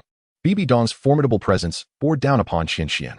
The noble elegance she once exuded began to dissipate, revealing a menacing spider looming behind her. Its body was a hue of purplish gray, with 8 stout legs adorned in bristly green fur, and 2 sharp fangs gleaming ominously at its maw, exuding an aura of death.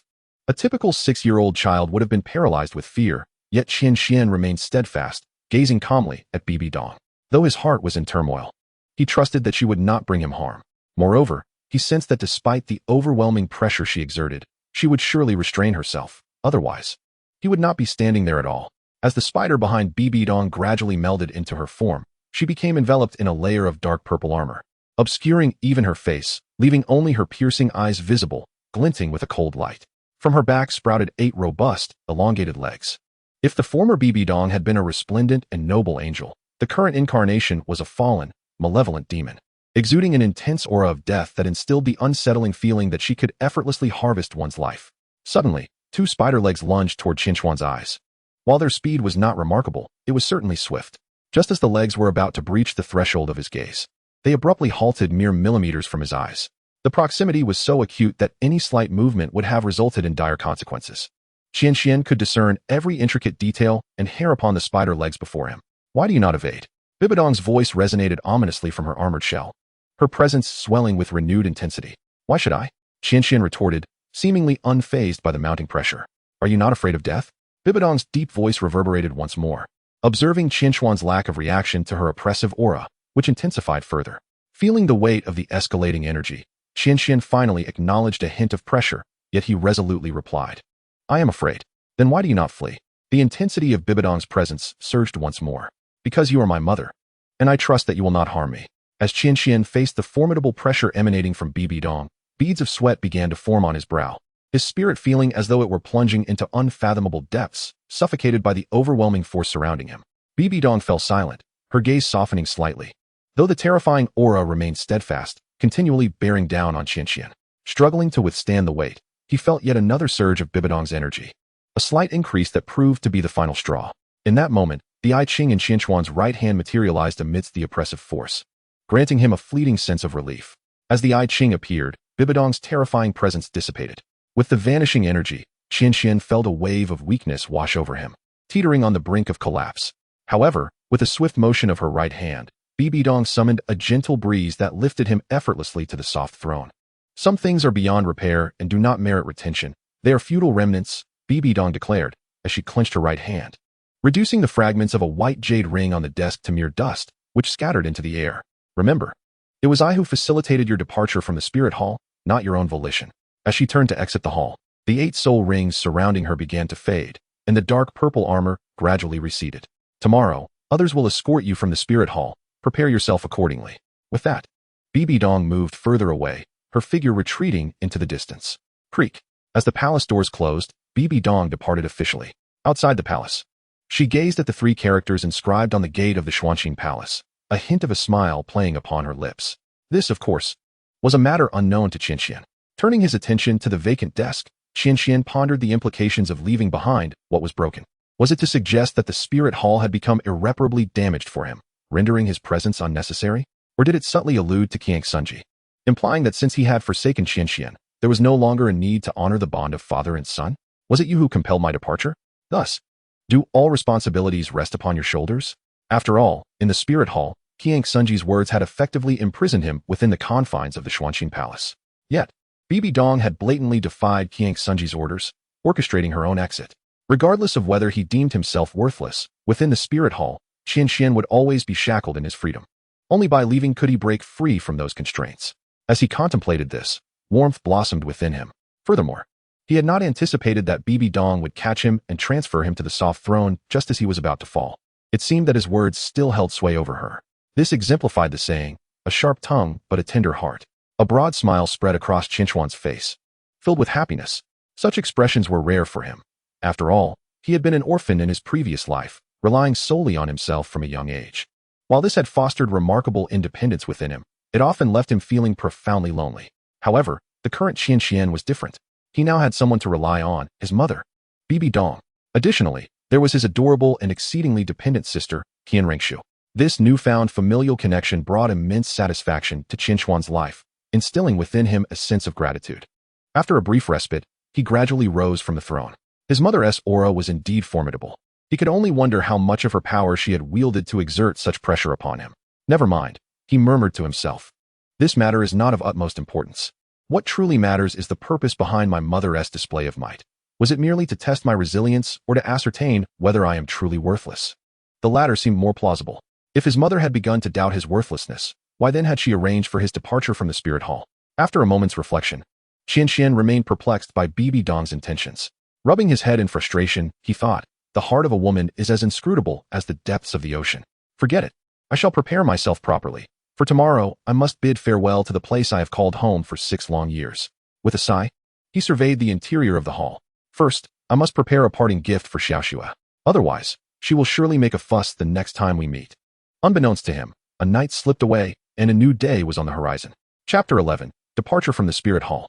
Outside the hall, the sun gradually ascended, casting its golden rays upon the world. Qian Xuan sat at the entrance, gazing at the distant horizon where the sun emerged. The first gentle light of dawn spilling into the Qianqin hall and illuminating him. Clad in a flowing white robe, Qian Xuan raised his gaze skyward, lifting his right hand and spreading his fingers to shield his face, allowing the sunlight to filter through, warming his features without blinding him. A new day had officially begun, marking the moment for Qian Xuan to depart from the spirit hall.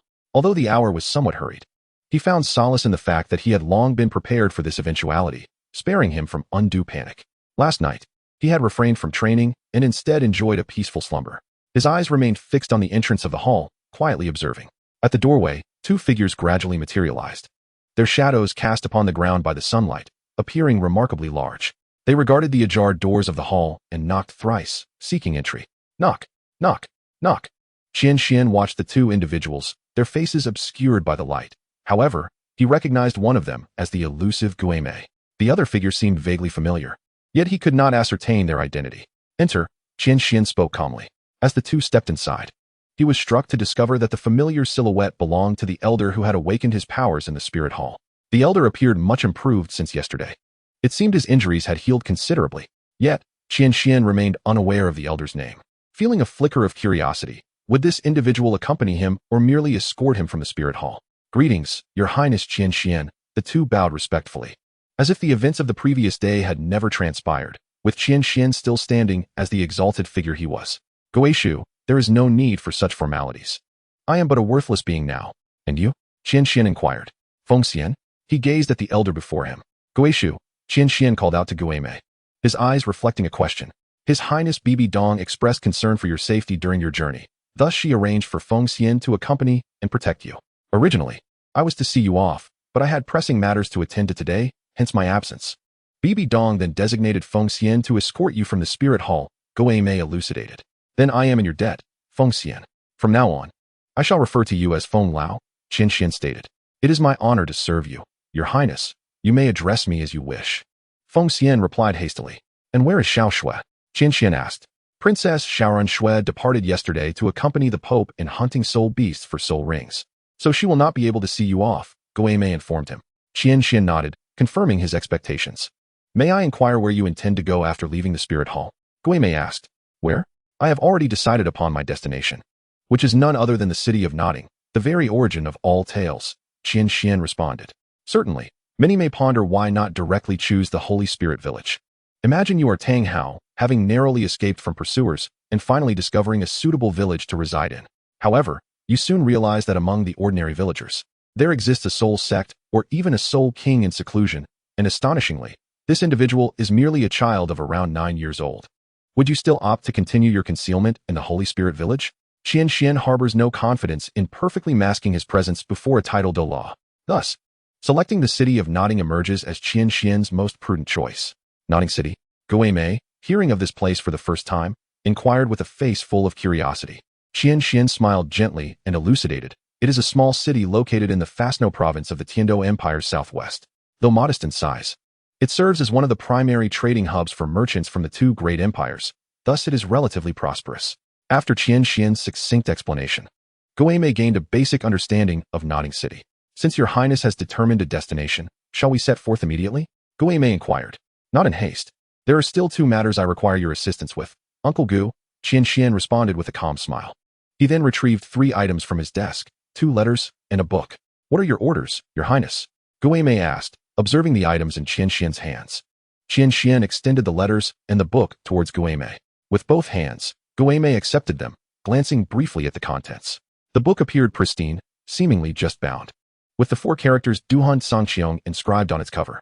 The letters were addressed, one to his mother, Bibi Dong, and the other to his sister, Qian Renxue. Time is of the essence, and I lack the opportunity to prepare much. These 2 letters are clearly for my mother and little Snow. As for the letter to my mother, please deliver it to her after I depart, Qian Xian meticulously arranged. Rest assured, your highness.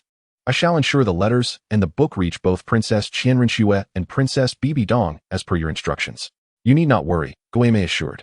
A flicker of ethereal light illuminating his hands as the letters and book vanished from his grasp. Qian Xian nodded and descended from the throne. Let us go, Uncle Gu. Feng Lao. With that, Qian Xian made his way towards the palace doors, closely followed by Guimei and Feng Xian. Close the palace doors, Qian Xian commanded. Creak.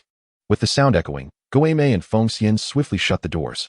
Afterward, Qian Xian turned away from the interior, instead casting his gaze upon the statue of the 6-winged angel to his right. Approaching the statue, Qian Xian caressed its surface, noting its smooth and warm texture. What a pity it would be to destroy such beauty, he remarked, then spread his legs, positioning his right leg back and bending his left slightly forward, shifting his center of gravity downward. With his right hand raised, he pivoted slightly to the right.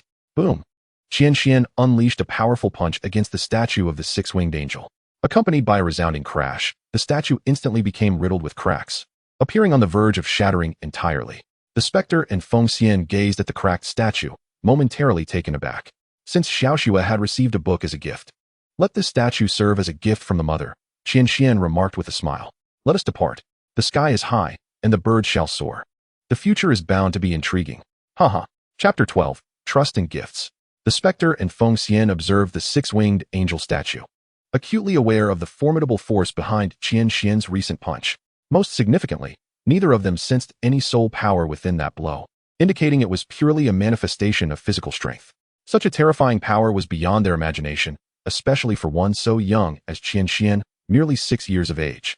The implications of that punch were extraordinary, and its resonance had not gone unnoticed. The specter hastily waved a hand towards the 6-winged angel statue, and in a flash of ethereal light, the statue vanished from sight. Before long, a crowd gathered around the Xuanqin Hall, drawn by the loud noise. As people from the Spirit Hall came to investigate the situation, astute individuals quickly noticed the absence of one of the 6-winged angel statues at the hall's entrance. Following an explanation from the specter and Feng Xian, the crowd dispersed, their alarm subsiding. Your Highness, next time you decide to break something, do give us a heads up, the specter exclaimed, his eyes gleaming as he fixed his gaze upon Qian Xian. Fear not, Uncle Gue, Qian Xian replied. Who knows when we shall meet again? Under the guidance of the specter and Feng Xian, Qian Xian swiftly made his way outside the Spirit Hall, unimpeded by anyone along the way. Your Highness, I shall not accompany you further. May you and Elder Feng have a safe journey, the specter bid farewell. Qian Xuan nodded in acknowledgement and exchanged farewells with the specter. With a swift motion of his right hand, a dark line appeared in the air, surrounded by swirling shadows. The specter pulled at the line, transforming it into a black hole. With a final wave, he leaped into the void and vanished. Turning to Elder Foam, Qian Xuan said, "Let us proceed, Elder Foam. I trust you will bear the journey with me.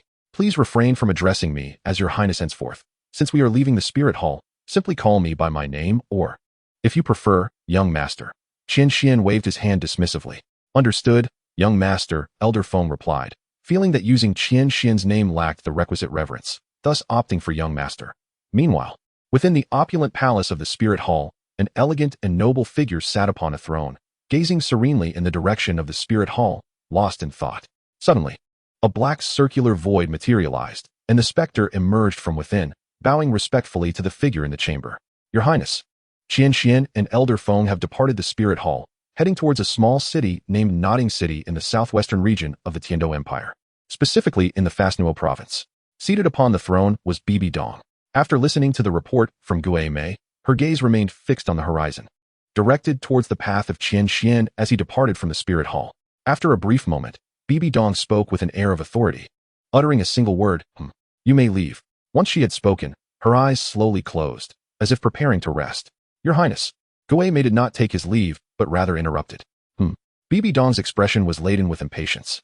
"Your Highness, I have prepared a letter for you and for Princess Qian Renxue," Gui Mei continued, a peculiar expression crossing his face as he recalled something. "And a gift." At this, Bibi Dong's half-closed eyes opened wide. "Is it only for me and Shuer?" Bibi Dong inquired. Gui Mei affirmed with utmost certainty, "Indeed, Your Highness. Prince Qian Xuan has prepared gifts solely for you and Princess Qian Renxue." "What of the letter and gift?" Gui Mei's right hand glimmered with a spectral light, and the letter left by Qian Xuan materialized in his grasp. With a swift flick of his wrist, the letter flew directly before Bibi Dong, coming to rest gently in her hand. With a wave of his left hand, the cracked statue of a six-winged angel appeared within the hall. Bibi Dong took the letter that floated before her with her right hand, her eyes fixed upon the statue of the six-winged angel. In an instant, she appeared before the statue, lowering her gaze to the fist imprint at its base. Bending down, she gently caressed the imprint, and the entire statue shattered with a thunderous sound. "Haha, this gift pleases me greatly. You may go now." Bibi Dong's gaze lingered on Gui Mei, who refrained from further words. With a swift gesture, a black portal reappeared, and he stepped into it, vanishing from sight. Bibi Dong waved her right hand, and the fragments of the six-winged angel statue disappeared without a trace. Only then did she turn her attention to the letter in her hand, observing the inscription, "To my dear mother, Bibi Dong." After a moment's pause, she slowly opened the envelope, carefully extracting the letter within and unfurling it with caution. The contents were succinct, merely a thin sheet of paper. "Dear mother, I have departed. Do not worry. I believe that in time, everything will improve. I hope you will appreciate the gift I send. With me around, the future is promising. As for little Shuai, though she is clever, her experiences are still limited, and she may not comprehend your hardships. I hope you will be understanding. Your son, Qian Xuan." Bibi Dong read the letter word for word, repeatedly, for a full quarter of an hour, before slowly folding it back and placing it within the envelope. "A promising future, is it?" she murmured to herself. Yesterday, Bibi Dong had ventured to the Xiankong Hall with a singular purpose, to ascertain whether Qian Xuan truly intended to leave the spirit hall. Following the conclusion of the spirit power test, Bibi Dong had already sensed something amiss with Qian Xuan. Although he had shown no spirit power during the initial test, his expression had revealed astonishment. Yet, his subsequent calmness and composure had continued to provoke her suspicions. In response to Qian Xuanji's inquiries, Qian Xuan had been rather dismissive, offering scant explanations. After careful contemplation following Qian Xuan's departure, Bibi Dong began to harbor suspicions regarding Qian Xuan's intentions to leave the spirit hall. This prompted her to seek out Qian Xuan directly, intending to arrange for his exit from the spirit hall. Upon receiving a definitive response from him, Bibi Dong was already convinced that Qian Xuan was far from the so-called waste. Subsequently, she utilized her formidable soul power, equivalent to that of a 41st rank soul master, to exert pressure on Qian Xuan, thereby revealing his martial spirit. This allowed her to gain a clear understanding of his strength and the terrifying potential he possessed. Nevertheless, in Bibi Dong's eyes, such power still seemed insufficiently robust, which is why she arranged for Elder Feng to accompany Qian Xuan on his departure. Although Bibi Dong remained unaware of Qian Xuan's ultimate aspirations, she chose to unconditionally trust him, just as he unconditionally trusted her. Returning to the present, Bibi Dong carefully stored away the letter in her hand and remarked, With a son like you, the future is undoubtedly promising. Let me look forward to the future you shall bring me, Qianer. Chapter 13, Siblings. Mother and Daughter. Outside the Shenkin Hall, Qian Renxue excitedly pushed open the hall's doors, only to find it empty within, the incense burner long extinguished. Brother? Where are you? Come out. She called anxiously, searching for Qian Xian's figure in the grand hall. Suddenly, a figure appeared within the hall. Mistaking it for Qian Xian, Qian Renxue dashed forward, only to discover that it was not him but the enigmatic Gui Mei. Your Highness, Gui Mei began, extending his right hand. Whereupon the letter and book intended for Qian Renxue appeared. She stared blankly at the items in his hand, reaching out to take them. Her gaze fell upon the letter addressed to her, to my dear sister Qian Renxue, and the book titled Fighting Spirit of the Firmament. Where's my brother? Where has he gone? Why did mother send him away? Why? Qian Renxue demanded angrily. This is the arrangement of Princess Bibi Dong. I am unaware of the reasons. However, if His Highness Qian Xian is reluctant to leave, I believe Princess Bibi Dong would not compel him to depart, Gui Mei explained earnestly before taking his leave. Qian Renxue gazed at the desolate Shenkin Hall, feeling an overwhelming sense of loneliness. She approached the throne where Qian Xian often meditated and gently sat down. Opening the letter, she found it akin to the one Qian Xian had penned for Bibi Dong. The envelope contained merely a flimsy sheet of paper. The letter read, To my most beloved little Xue, by the time you read this letter, I may have already been gone from the spirit hall for quite some time. I have left, so take good care of yourself. My departure was a decision I had made long ago, not a demand from mother. So do not provoke her anger. Listen to her well. I know you are clever, but many matters are not as simple as they appear. When faced with challenges, think deeply, and if you have questions, approach mother. Trust her. There is no need for concern, dear brother, for you are far from worthless. Hence, during these 3 years, you must diligently hone your skills. Otherwise, you shall find it difficult to keep pace with me when the time comes. Do not worry. Qian Xian, upon reading the letter, could no longer restrain the tears that cascaded down her cheeks. Brother, why must you leave? With her right hand clutching the letter and her left holding the book to her chest, she slowly reclined upon the throne, curling up in sorrow. Perhaps exhausted from her tears, Qian Xian succumbed to a deep slumber. An elegant figure suddenly appeared beside her, quietly observing the sleeping Qian Xian on the throne. Brother. In her dreamlike state, Qian Xian reached out, as if to grasp something in her surroundings, the letter and book resting on her chest. The figure, noticing her plight, knelt and extended a hand for her to seize. Brother, please don't go, she murmured, tightly holding onto the figure's hand. In the dim light, it became clear that the figure was Bibi Dong, who looked on with a heart full of concern for the curled-up Qian Xian. Yet, she was at a loss for words to express her feelings. Gently, Bibi Dong caressed Qian Xian's silky hair. Sensing this touch, Qian Xian tightened her grip on Bibi Dong's hand, as if fearing that letting go would cause her to vanish. The following morning, Qian Xian awoke alone on the throne of Su Inx in palace, having enjoyed a particularly sweet slumber the night before. As she surveyed the empty palace, she flexed her sore hands and whispered to herself, was it merely a dream? After a brief moment of reflection, she carefully stored the letter and book away, glancing around the desolate palace before declaring, Rest assured, brother, I shall train diligently. 3 years. I will await your return. With that, she slowly departed. With a creak, the palace doors closed, and Bibi Dong reappeared within Su Inx in palace, her flawless visage betraying a hint of fatigue. Unbeknownst to Qian Xian, Bibi Dong had spent the entire night by her side, sleepless and weary. In a swift motion, Bibi Dong vanished from the palace, leaving behind a space that seemed untouched by the events of the night. Meanwhile, at the gates of Nuoding City in the Nuoding province of the southwest of the Tiando Empire, 2 figures approached, one large and one small. These 2 were Qian Xian and Feng Xian. Have we finally arrived? Qian Xian mused, gazing at the stone-carved plaque bearing the name Nuoding City. Situated near the border of the Tiando Empire, the city walls were robust, and the guards vigilant, meticulously inspecting each passerby. The entrance to the city presented 2 paths. A long queue formed at the right, while the left remained devoid of any souls. Under the guidance of the elder Feng, Qian Xian and her companion proceeded towards the left entrance. The guards at the city gate regarded the 2 with newfound respect, quickly adjusting their stance. For this path was reserved for soul masters, inaccessible to the common folk. As the 2 individuals approached with an air of indifference, the gatekeeper conducted his routine inquiry regarding their soul master credentials. Master Feng promptly retrieved a token from his pocket, emblazoned with 6 distinct marks. The guard's pupils narrowed as he beheld the token, although it was his first encounter with a 6th-tier soul hall token. He had seen his fair share of 1st and 2nd-tier tokens. Thus, he deduced that the token in Master Feng's possession was not ordinary. Observing the distinguished demeanor of the 2, the guard promptly extended his respects and allowed them entry into the city. Upon entering, Qian Xuan was immediately enveloped by the vibrant atmosphere of the bustling streets. The sounds of vendors hawking their wares filled the air. It had been 6 years. He had nearly forgotten the sensation of strolling through a market. Master Feng, he mused with a smile, it's still early. I wish to wander alone for a while. Please find us a place to stay and inquire at Nuoding Academy if there is indeed someone referred to as Master. He turned to Master Feng with his request. Very well. There is no need for such formality between us. In this city, you need not worry for my safety.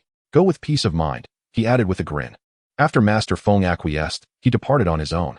As Qian Xuan meandered through the lively streets, he took in the novel sights, reminiscing about Qian Renxue.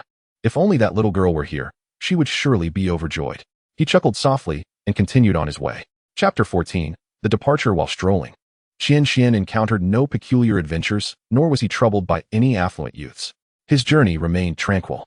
Suddenly, the sound of clanging caught his attention, leading him to a blacksmith shop. Could this possibly be the same forge where Tang San earns his living? What a coincidence! He quipped. Just as he was about to enter, he was interrupted by a voice beside him. Young master, Qian Xuan inquired, have you completed your tasks?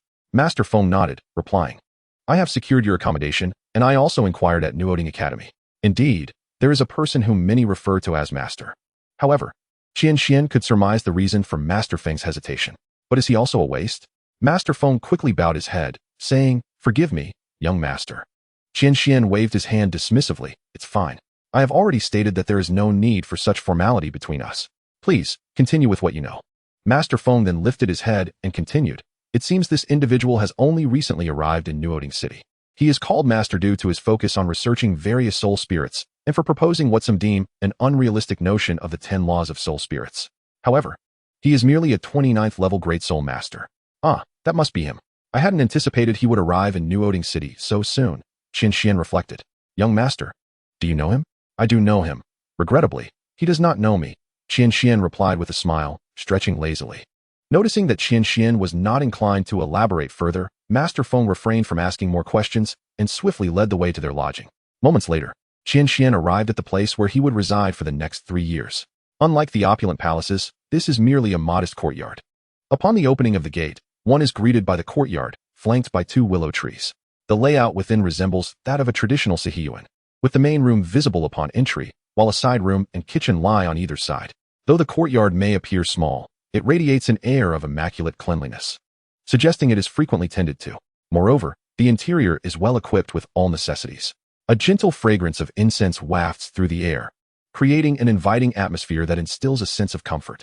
Qian Xuan nodded in satisfaction, recognizing the effort that Old Feng must have invested to procure such a fine residence in such a short span of time. Addressing Old Feng, Qian Xuan expressed his gratitude, saying, Thank you for your hard work, Old Feng. In response, Old Feng beamed with contentment, replying, As long as you are pleased, young master. He continued, Please, rest for now. I shall not disturb you any further. With a nod from Qian Xuan, Old Feng took his leave.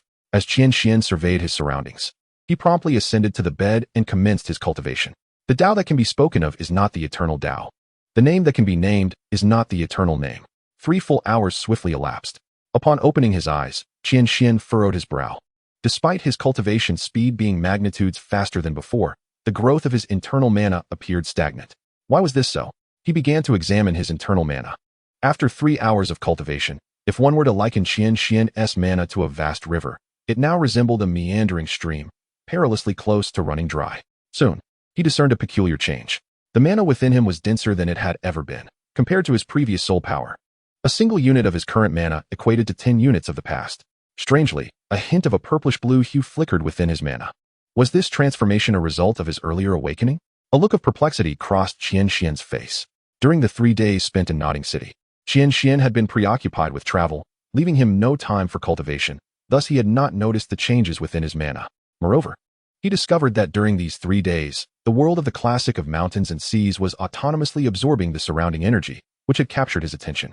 As this world absorbed energy, it also experienced an exceedingly slow growth. Without careful observation, Qian Xuan might have overlooked it entirely.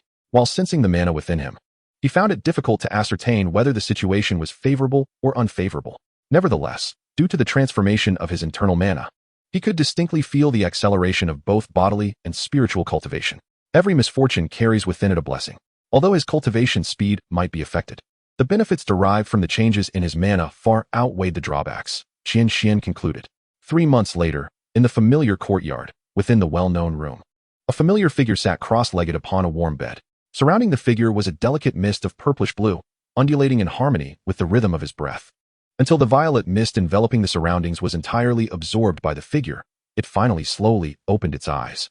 At the moment the figure's eyes fluttered open, an overwhelming aura permeated the room, intense yet fleeting. "Young master?" A voice from outside called, belonging to Elder Feng. "Nothing." The voice of Qian Xuan emerged from within the room, revealing that the figure was indeed Qian Xuan. However, this tripling of time was undoubtedly worth far more than its cost. Qian Xuan, feeling the immense magical power within, marveled. "My strength has increased more than tenfold compared to before." Of course, this tenfold increase was relative to Qian Xuan's state prior to awakening his martial spirit. It was time to prepare for a journey to the soul-hunting forest to confirm certain matters. Qian Xuan stroked his chin in contemplation. Yet, there were 2 tasks that needed attending to beforehand. A flash of light in Qian Xuan's hand revealed a sword and a bell, both gifts from Qian Xuan's birthday, presented by Qian Xuan when his martial spirit awakened. Gazing at the sword and bell, Qian Xuan paused momentarily, then murmured to himself. "The first task is to refine these 2 items, as this matter has lingered far too long." As for the second task, it seemed the time had come to pay a visit to the esteemed master known for his wisdom. Chapter 15, Elder Feng. After making some preliminary arrangements, Qian Xuan tidied up briefly and rose from the bed. The guard, Elder Feng, remained stationed at the door. Elder Feng had sensed the powerful aura emanating from Qian Xuan's room earlier. Over the past 3 months, apart from his regular meals, Qian Xuan had scarcely left his chamber. Although Elder Feng was unaware of the specifics of Qian Xuan's activities, he could clearly perceive the young man's continuous growth in strength throughout their time together. Elder Feng surmised that Qian Xuan must have been cultivating in his room, though he found it hard to believe, as he had never heard of anyone being able to cultivate without soul power. If he truly had been cultivating, then the young master was extraordinarily diligent. Day after day, for 3 months without interruption, such tenacity was commendable, Elder Feng mused. Creak. Qian Xuan pushed the door open, gazing up at the sun in the sky before turning to Elder Feng. He stretched lazily, exclaiming, "How delightful." Then he turned to Elder Feng and said, "Elder Feng, prepare yourself. We are heading out." Upon hearing this, Elder Feng's eyes brightened. "Young master, you?" With the recent display of power from Qian Xuan's room, he instinctively assumed that Qian Xuan had reached the level of a 10th grade soul master and intended to venture out to acquire a soul ring. Though the aura he had just sensed clearly exceeded that of an ordinary 10th grade soul master, Elder Feng subconsciously overlooked this discrepancy. Observing the gleam of excitement in Elder Feng's eyes, Qian Xuan chuckled softly. "Calm yourself, Elder Feng. Today, I merely plan to visit that esteemed master at the Nuoding Academy." Upon hearing Qian Xuan's explanation, the light in Elder Feng's eyes dimmed slightly. Yet, he paused, but Qian Xuan gazed at the venerable Feng Lao before him with a smile. After 3 months of companionship, he had developed a rudimentary understanding of Feng Lao, and his initial wariness had significantly diminished. Initially perplexed by his mother's decision to assign Feng Lao to accompany him, Qian Xuan had come to appreciate her intentions through their time together. Although Feng Lao possessed a rather stern demeanor and adhered strictly to principles, he was fundamentally reasonable and valued gratitude deeply.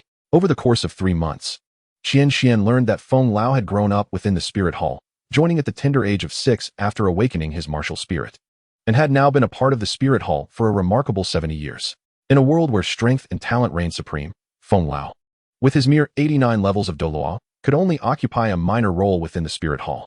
When he encountered the incident involving Qian Xuan, he realized his standing in the spirit hall had become untenable and contemplated leaving. However, departing from the spirit hall was no simple feat, as the saying goes. Entering is easy, but exiting is fraught with difficulty. Unexpectedly, it was at this juncture that Qian Xuan interceded on his behalf, illuminating Feng Lao's dire predicament. On the night of the awakening, Bibi Dong summoned him and expressed her desire for him to accompany Qian Xuan and ensure his safety, to which Feng Lao readily agreed. His reasons were straightforward. First, he wished to repay Qian Xuan for saving his life. Second, he recognized that he no longer held any significant role within the spirit hall, and preferred the freedom of the outside world over the constraints of his current situation. Thus, Feng Lao began his journey alongside Qian Xuan. However, after meeting with the master, Qian Xuan cheerfully suggested they visit the soul-hunting forest the following day. Upon hearing this, Feng Lao trembled with excitement. "Young master, are you intending to hunt soul beasts to obtain soul rings? Have you already become a level 10 soul master?" His words brimmed with enthusiasm, akin to experiencing a breakthrough himself. Qian Xuan beamed at the fervent Feng Lao, recognizing that his excitement stemmed from genuine concern for him. Feng Lao, observing Qian Xian's joyful countenance, felt a surge of hope, believing that his initial assumptions were indeed correct, that Qian Xian was not a waste of potential. Qian Xian clarified, "The purpose of visiting the soul-hunting forest is not to hunt soul beasts and acquire soul rings. There are other intentions behind this journey. After meeting with the master today, I will require you to prepare additional supplies, as our expedition may take some time. Not to hunt soul beasts for soul rings." Feng Lao's face was a portrait of bewilderment, as typically, the sole objective of venturing into the soul-hunting forest was to secure soul rings. Yet, Qian Xian's expression did not suggest he was jesting. "Then, young master, what is your intention?" Feng Lao inquired, perplexed. "It is merely to confirm certain matters," Qian Xian replied. As Feng Lao looked at the enigmatic child before him, he could not help but marvel at the depth of Qian Xian's thoughts. He found it incomprehensible how a mere 6-year-old could exhibit such maturity and rationality. However, old Feng managed to restrain his curiosity and inquired, "Young master, what is your current soul power?" "Soul power?" Qian Xian glanced at old Feng with a hint of bewilderment. Upon noticing the look in Qian Xian's eyes, old Feng realized he had spoken out of turn and quickly bowed in apology, saying, "I beg your pardon, young master, it was my indiscretion." Qian Xian lowered his head, stroking his chin in contemplation, before responding, "As for my current soul power, it should be around the 14th or 15th level." Considering that old Feng would accompany him for 3 years, Qian Xian understood that he could no longer conceal his soul power. Thus, it was better to reveal it directly. Yet, he did not divulge all his cards. Presently, Qian Xian possessed an innate soul power of 20, which might even reach 30 in the future. Old Feng's eyes widened in astonishment, his face a mask of disbelief as he swallowed hard. He cautiously asked Qian Xian, 14th or 15th level. "Young master, are you truly speaking the truth?" Qian Xian nodded in affirmation. "Then you are certainly no wastrel." Old Feng erupted into hearty laughter. Witnessing his jovial demeanor lifted Qian Xian's spirits as well. However, after a moment, old Feng's mind was inundated with further questions. "Young master, since you already possess such remarkable soul power, why have you not sought to acquire a soul ring? And why did you not exhibit any soul power during the previous tests?" Old Feng's curiosity was insatiable. Qian Xian explained, "My soul power is still on the rise. As for why I exhibited no soul power during the tests, it was simply because I truly did not possess any at that time." "Very well, let us proceed. It is getting late. We should first visit Master at Nuoding Academy. I also have matters to attend to this evening." Qian Xian preferred not to reveal too many secrets about himself, so he interjected directly. Upon hearing Qian Xian's explanation, old Feng felt even more shaken. The implications of the phrase soul power is still on the rise were profound. Just as he prepared to ask further questions, he noticed Qian Xian's reluctance to elaborate and chose not to press further. "It seems I have asked too much. Let us go, young master. I will escort you to Nuoding Academy." Old Feng stepped ahead, leading the way, as Qian Xian nodded and followed in his footsteps. Chapter 16, The Master. Under Old Feng's guidance, Qian Xian soon arrived at the entrance of Nuoding Academy. Gazing up, he observed a grand archway at the center of the academy, flanked by 2 iron gates, surrounded on both sides by solid rock. Through the iron gates, a broad path led into the interior, lined with towering trees. The archway bore the 4 large characters, Nuoding Academy. "So this is Nuoding Academy?" Qian Xian pondered as he surveyed the scene before him. "What are you two doing? It is not the time for enrollment. Do not loiter around here," barked the guard stationed by the iron gates. Qian Xian smiled faintly, remaining silent as he continued to gaze at Nuoding Academy. He walked towards the academy on his own, while Old Feng stepped forward to confront the guard, his eyes gleaming with cold intensity. In an instant, Old Feng's formidable presence bore down upon the guard, who was so terrified that he collapsed to the ground. "Speak more courteously." The words of Elder Feng were imbued with a chilling aura. After uttering them, he retracted his imposing presence and joined Qian Xian by his side, leaving the gatekeeper sprawled on the ground, unable to rise for quite some time. Elder Feng was momentarily taken aback, in the process of reprimanding the gatekeeper. He had infused a trace of ghostly tiger soul force into the man's being. Unless someone were to extract that soul energy, the gatekeeper would likely not survive beyond a month. Moreover, the soul force of Elder Feng was not something an ordinary person could extract, given that Elder Feng's martial spirit. The ghost tiger was the king of beasts, coupled with its formidable dark attributes. Even an 89th level soul Douluo would find it impossible to siphon the soul energy from the gatekeeper. Only through a martial spirit that counters another could it be done. Otherwise, at the very least, a 90-level title Douluo would be required. Yet, in this humble Nuoding city, where could one find a title Douluo? Even if one were to arrive, it would be beyond the reach of a mere gatekeeper. Thus, Elder Feng's act of infusing soul energy was tantamount to delivering a death sentence to the gatekeeper. To Elder Feng's surprise, this small maneuver was indeed noticed by Qian Xuan. The young master was truly remarkable. He promptly replied, "Very well, young master." Then, with a gentle wave towards the collapsed gatekeeper, the latter slowly regained his strength and stood up. Observing this, Qian Xuan smiled and continued to admire the surroundings, casually remarking, "Let us proceed." After a brief stroll, Qian Xuan added, "Now, take me to see the master." Elder Feng acquiesced, "Understood, young master." Under Elder Feng's guidance, Qian Xuan arrived at a room located in the corner of the top floor of the dormitory. Gazing at the somewhat worn iron door, Qian Xuan calmly stated, "Knock, knock, knock, knock." A deep voice resonated from within. "Who is it?" The voice inquired again, "Is it the son of an old friend?" Hearing Qian Xuan's introduction, Elder Feng pondered in silence.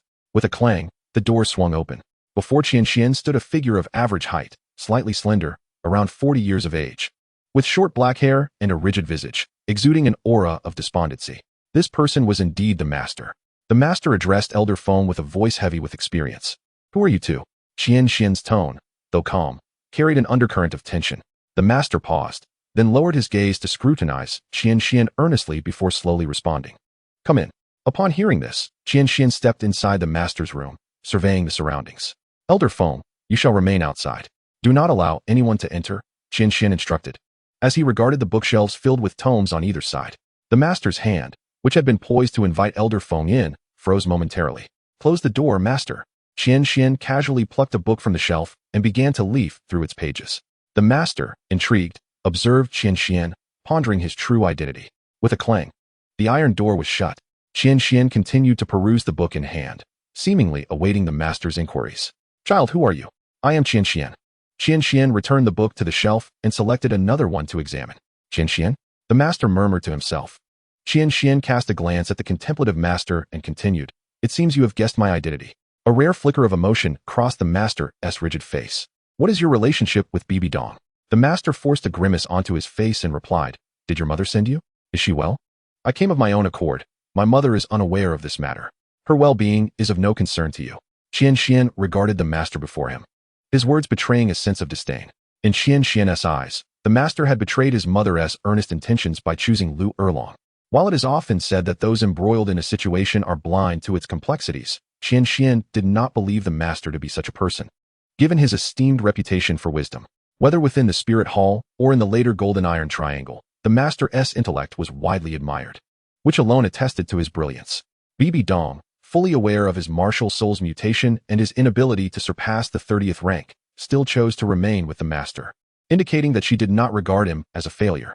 Moreover, the purely academic path the master pursued was suggested by Bibi Dong, intended to aid him in proving himself.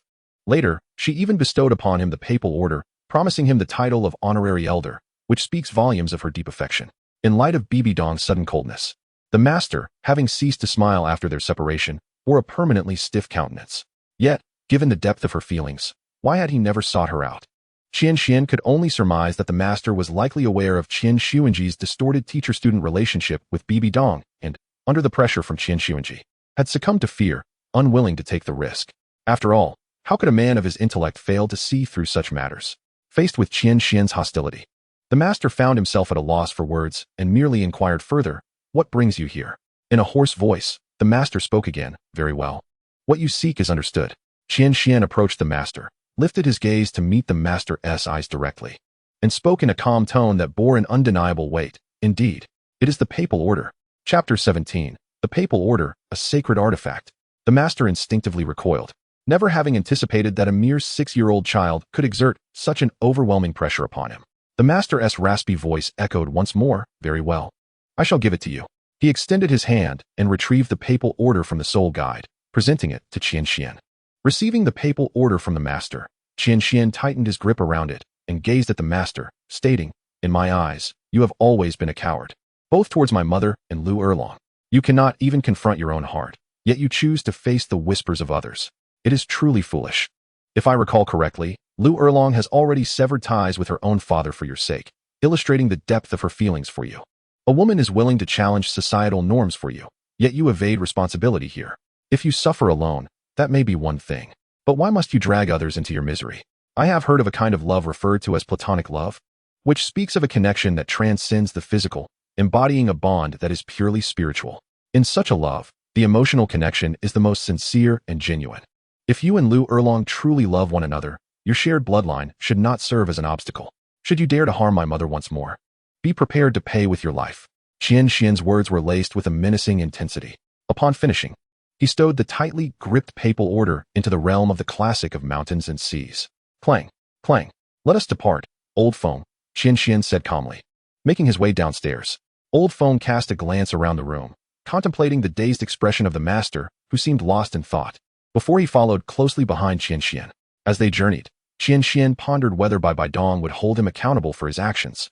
After all, in her heart, the master held a significant place. Even at the moment of her demise in the original story, she still harbored thoughts of him, demonstrating the depth of her feelings. However, Qian Xian felt no regret for his actions today. Rubbing his head to clear the chaotic thoughts, he turned to Old Foam and instructed, Old Foam, we shall set off for the nearest soul-hunting forest tomorrow. Please make thorough preparations, as our trip may last from 1 or 2 days to possibly a month. It would be prudent to gather ample supplies to avoid wasting time later. Furthermore, do not disturb me for any commotion in the room tonight, and ensure that no one else interrupts me. Qian Xian continued to emphasize. This night, he intended to begin the ritual crafting of his unique magical artifact. In Taoism, each individual possesses their own magical tools, often referred to as treasures. The foundational techniques of the Tao Te Ching encompass not only the methods of cultivation, but also the crafting of magical artifacts and the concoction of elixirs, making it an all-encompassing body of knowledge. Although much of it consists of elementary concepts, it has greatly benefited Qian Xian in his current endeavors. Among the myriad of Taoist magical tools, Qian Xian planned to craft 2 renowned artifacts this evening, the magical sword and the Sanqing bell. In the Taoist tradition, the magical sword is also known as the Sword of Wisdom, the Spirit Sword, or the 7 Stars Sword. It embodies the notion of executing divine will and symbolizes the practitioner's cultivation of Taoist principles, serving as an emblem of the path to enlightenment. The Sanqing bell, another significant artifact in Taoism, is also referred to as the imperial bell, the law bell, or the bell of scriptures. Approximately 20 centimeters tall with a 9-centimeter diameter and a handle, it contains a tongue inside.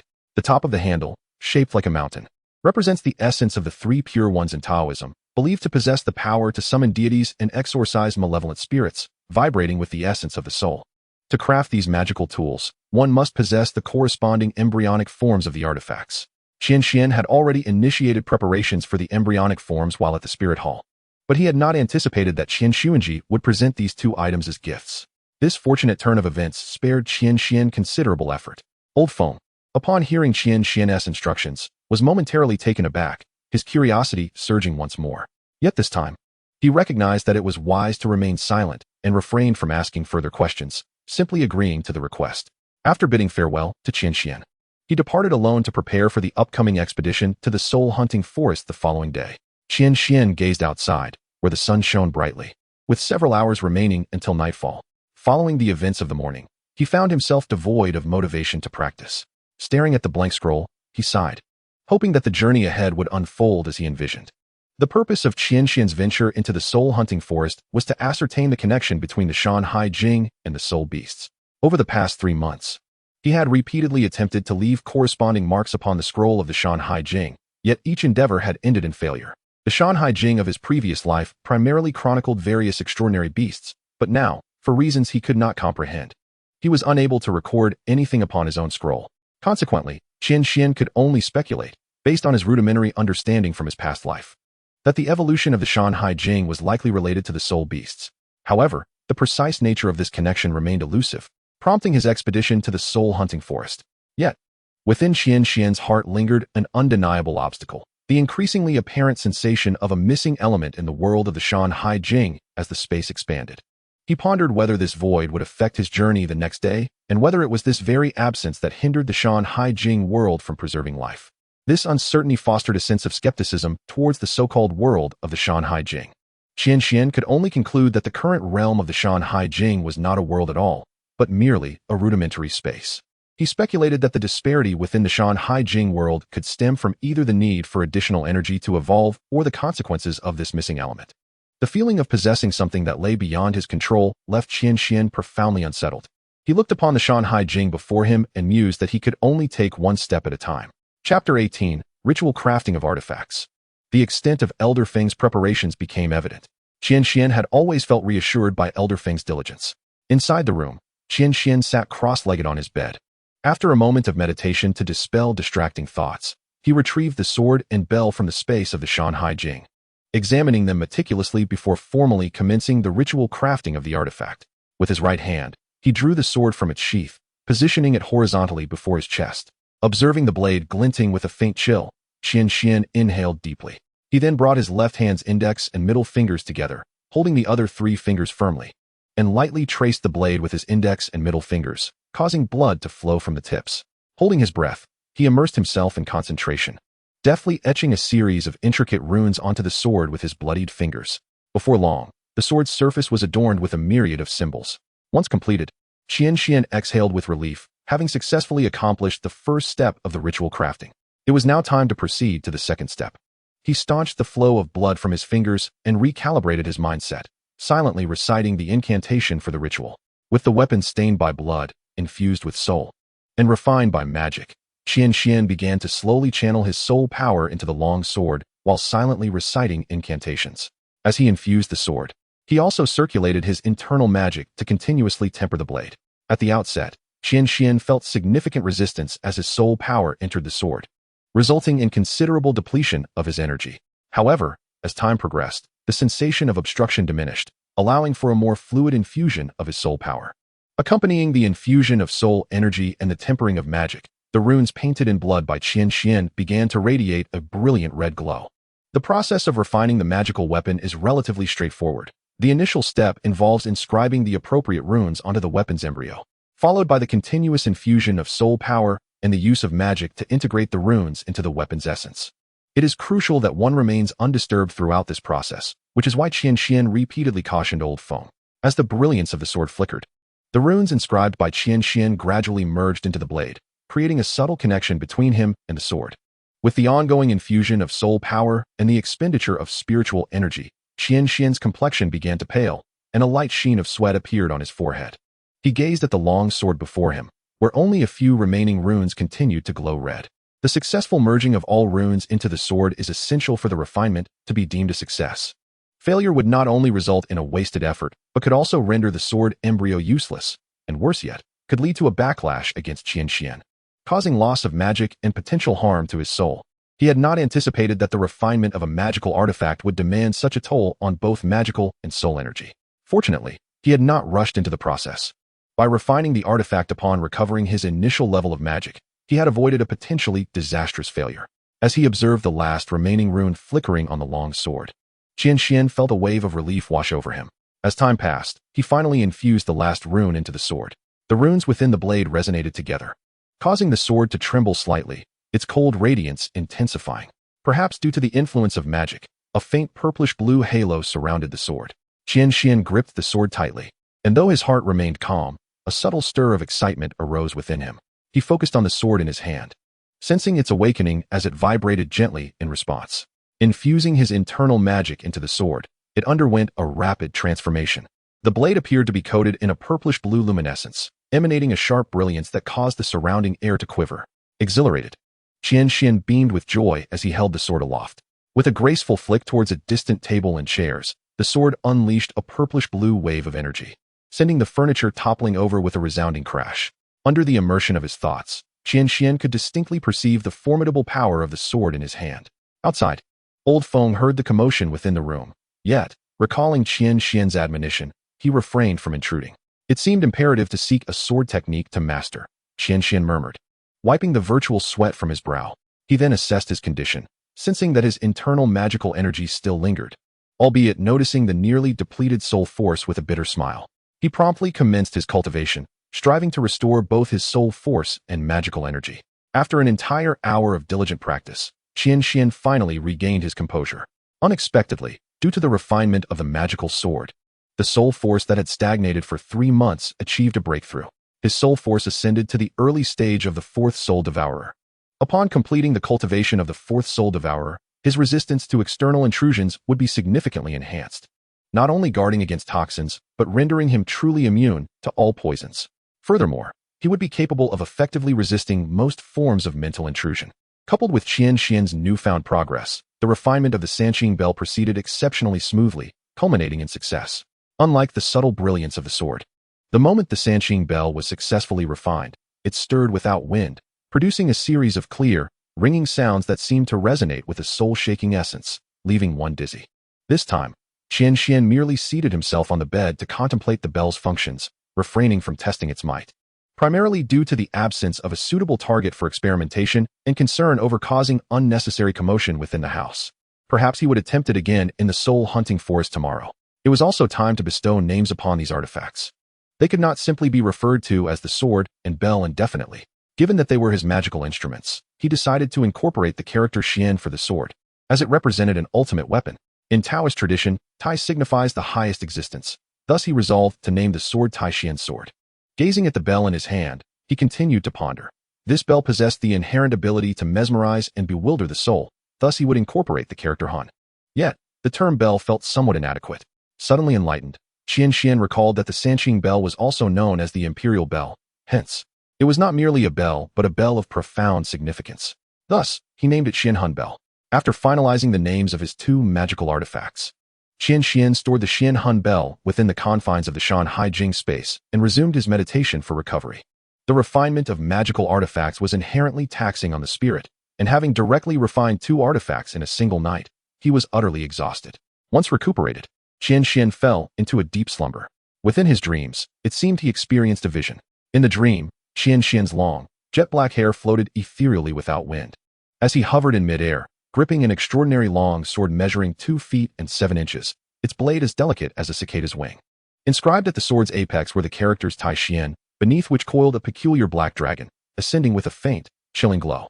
A gentle swing of the sword unleashed a terrifying sword aura that darkened the heavens and the earth, seemingly cleaving the world asunder.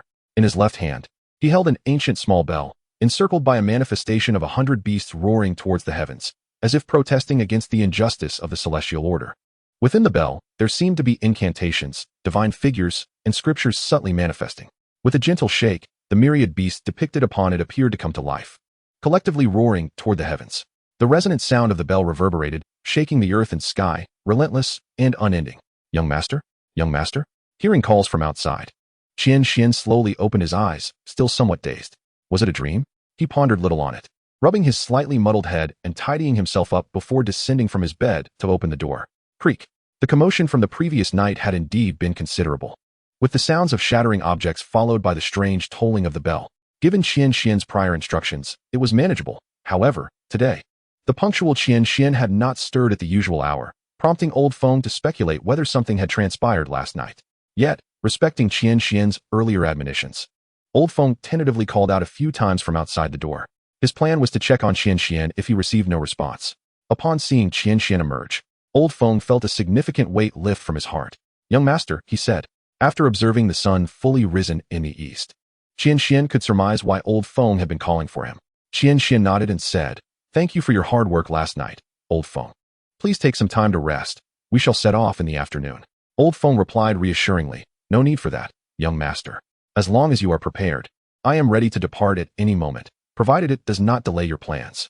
Understanding that Old Feng was a man of his word, Qian Xuan did not insist on his rest. "Then let us set off after breakfast," he proposed. Old Feng nodded in agreement. "Very well, young master." He turned and proceeded to prepare breakfast.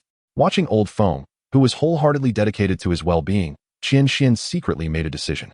After he finished freshening up, Old Feng had already readied breakfast, and the delightful aroma wafted from the kitchen, all prepared in advance. The spread was quite sumptuous, featuring local delicacies from Nuoding City. With a bowl of thick congee at either end of the table. "Please eat, young master. If we linger too long in the soul-hunting forest, finding such breakfast will become quite difficult," Old Feng said with a smile. Qian Xuan chuckled, "Then I shall indulge a bit more, lest I miss out." "Haha. You should sit and eat as well." Old Feng did not refuse. After 3 months of companionship, the barriers between them had considerably diminished. The two shared laughter and conversation over breakfast, the atmosphere particularly harmonious. Soon after they finished eating, Qian Xuan assisted Old Feng in tidying up, and they quickly completed the task before finally embarking on their journey toward the soul-hunting forest. At the city gates of Nuoding, Old Feng addressed Qian Xuan, "Young master. The soul-hunting forest is about 400 miles away. I shall take you there directly." Initially inclined to agree, Qian Xuan's gaze was drawn to a carriage outside the city gates, and after a moment of contemplation, he replied, "No need. We are not in a rush to the soul-hunting forest. That carriage appears quite fine, and it has been a while since I last traveled by carriage. Let us take it. Old Feng glanced at the carriage by the city gate and continued, young master, if we take the carriage, we may not arrive until noon tomorrow. It would be quite a waste of time. As he spoke, Qian Xuan began to walk towards the carriage, prompting Old Feng to follow suit. Although there was a slight jolt in the carriage, it offered a sense of leisure. Qian Xuan lifted the curtain of the carriage, observing the bustling crowds and the array of intriguing sights outside. Beside him, Old Feng closed his eyes, resting quietly. The enticing aroma of food wafted in from outside, and the blazing sun indicated that noon had indeed arrived. Old Feng, let's disembark. It seems you have rested enough. I no longer wish to remain in the carriage. It is time to make good progress. With that, Qian Xuan lifted the carriage curtain and stepped down. No need. You lead the way ahead. I shall follow you from behind. Just be mindful to slow down. Otherwise, I will surely struggle to keep up, Qian Xuan replied, opting to rely on his own strength rather than allowing Old Feng to guide him directly to the soul-hunting forest. Old Feng expressed surprise at this declaration. He asked with certainty, young master, the remaining distance is still considerable. Are you certain? Let us go, Old Feng. One cannot always rely on you, can they? This journey to the soul-hunting forest offers an opportunity for self-improvement. So if you can refrain from intervening, please do so. Qian Xuan performed a brief warm-up. Very well. Then follow me, Old Feng said before soaring into the air. His flight speed was not particularly swift. Watching Old Feng ascend, Qian Xuan felt a pang of envy. Others soared through the sky, while he was confined to the ground. Doesn't that frustrate you? He exclaimed, quickly taking a leap to catch up to Old Feng. Old Feng's pace was moderate, allowing Qian Xuan to swiftly close the distance. Seeing Qian Xuan effortlessly catch up, Old Feng remarked, young master, I shall accelerate. You must keep up. Old Feng's speed surged, more than doubling from his initial pace. He was now approaching the velocity of a level 12 or 13 ordinary soul master, while his current speed was nearing that of a level 20 ordinary great soul master. Qian Xuan's physical prowess was formidable. Even without employing magical power, he surpassed most 30-level soul elders in terms of physical strength. Thus, he quickly regained ground on Old Feng, who was increasingly astonished by the young man's capabilities. Old Feng, continue to accelerate. I wish to ascertain the extent of my current speed, Qian Xuan called out. Glancing at Old Feng above, he summoned the magical energy within him, and his speed surged dramatically, leaving Old Feng far behind. Each step Qian Xuan took seemed to defy the confines of space itself, no longer concealing his abilities. He utilized the 8th step of the Tai Chi Bagua technique he had comprehended from the I Ching, the Bagua Qian Kuan step. With each stride, he transcended realms. Enhanced by his magical power, Qian Xuan's speed was already akin to that of a 35-level ordinary soul elder. Coupled with the amplification from his footwork, he was now approaching the swiftness of an ordinary soul sect. Old Feng, witnessing Qian Xuan's remarkable distance ahead, was momentarily stunned. How had such terrifying speed erupted from him? One cannot help but exclaim, young master, how many secrets do you truly possess? With that, he hastened his pace to catch up with Qian Xuan ahead. Chapter 20. The Soul-Hunting Forest. The marketplace outside the soul-hunting forest was alive with a cacophony of calls, as simple paths intertwined throughout, creating a scene of bustling activity. In the distance, a figure soared rapidly towards the marketplace, trailed by a smaller silhouette that remained grounded. Before long, the two figures arrived at the outskirts of the marketplace. The majority of onlookers became aware of the figures soaring through the sky, and an immediate hush fell over the crowd. The two figures were none other than Qian Xuan and Elder Feng, who had reached the entrance of the soul-hunting forest in just a single hour. From afar, Qian Xuan spotted the marketplace, and it was indeed true that where there are prophets, merchants are never far behind. Young master, ahead lies the soul-hunting forest. Nearly every entrance to it is accompanied by such a marketplace. Some soul masters, wishing to avoid the hassle, typically procure their supplies here. Albeit at prices considerably higher than those in the cities, Elder Feng succinctly informed Qian Xuan about the marketplace's circumstances. Nodding in acknowledgement, Qian Xuan gradually made his way into the marketplace, with Elder Feng following closely behind. As the crowd observed the two approaching figures, they instinctively kept their distance. For it was known among soul masters that only those of the soul saint rank and above could soar through the skies. To them, Qian Xuan and Elder Feng were not individuals they could afford to offend, thus they naturally retreated. As they walked, Qian Xuan surveyed the numerous shops lining the streets, most of which sold weapons, armor, and various supplies. However, upon glancing at the prices, he found them to be, as Elder Feng had indicated, rather exorbitant. Qian Xuan held little interest in such items. The two soon departed from the marketplace, and as they did, the atmosphere within the market quickly regained its previous vibrancy. Who would have thought they would witness a soul Douluo in this lifetime? Or even a title Douluo? Truly, What extraordinary fortune. Do you think that old man is a soul Douluo, or a title Douluo? One remarked, observing the remarkable child, who was already hunting soul beasts for soul rings at such a tender age. His innate soul power must be at least level 8, possibly even 9. Indeed, gossip thrives in every realm. Upon stepping out of the marketplace, Qian Xuan was struck by the sheer majesty of the soul-hunting forest before him. Neither his past incarnation nor his current self had ever beheld a true forest. He gazed at the towering trees, their stout trunks bearing witness to their considerable age. Encircling the forest was a robust iron fence, standing over 10 meters tall, adorned with numerous sharp spikes that glinted ominously under the sunlight. Beyond the fence, a regiment of 100 soldiers clad in iron armor, armed with long spears, patrolled with an aura of ironclad vigilance. Elder Feng gestured towards the entrance not far off, saying, "Young master, that is the entrance. Let us proceed." With this, Qian Xuan turned his gaze towards the entrance, and as he spoke, both he and Elder Feng had already arrived at its threshold. Old Feng retrieved the token from the soul guiding apparatus and handed it to the individual in charge of inspecting it. Upon noticing the 6 marks on the token, the inspector was momentarily stunned, his expression quickly morphing into one of obsequiousness. He promptly cleared a path, allowing Qian Xuan and Old Feng to enter. "If either of you requires anything, please do not hesitate to command me. I shall spare no effort to fulfill your wishes."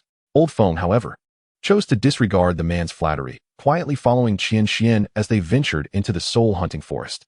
Upon passing through the iron railings, they entered the forest, akin to stepping into a new realm. The air within the forest was refreshingly pure, invigorating the spirit. It was remarkably tranquil, devoid of the external clamor.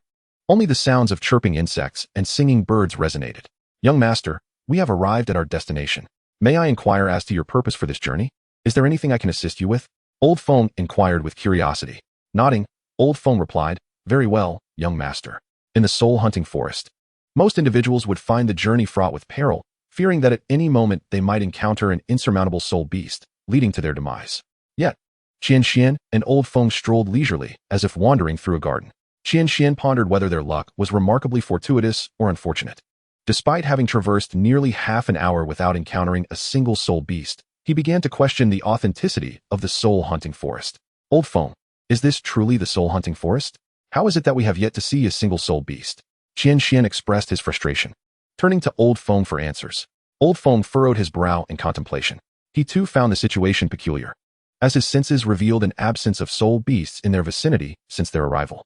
It was inconceivable that someone could have hunted or driven away all the soul beasts before them without Old Feng's awareness, unless, of course, a title Douluo was merely toying with them.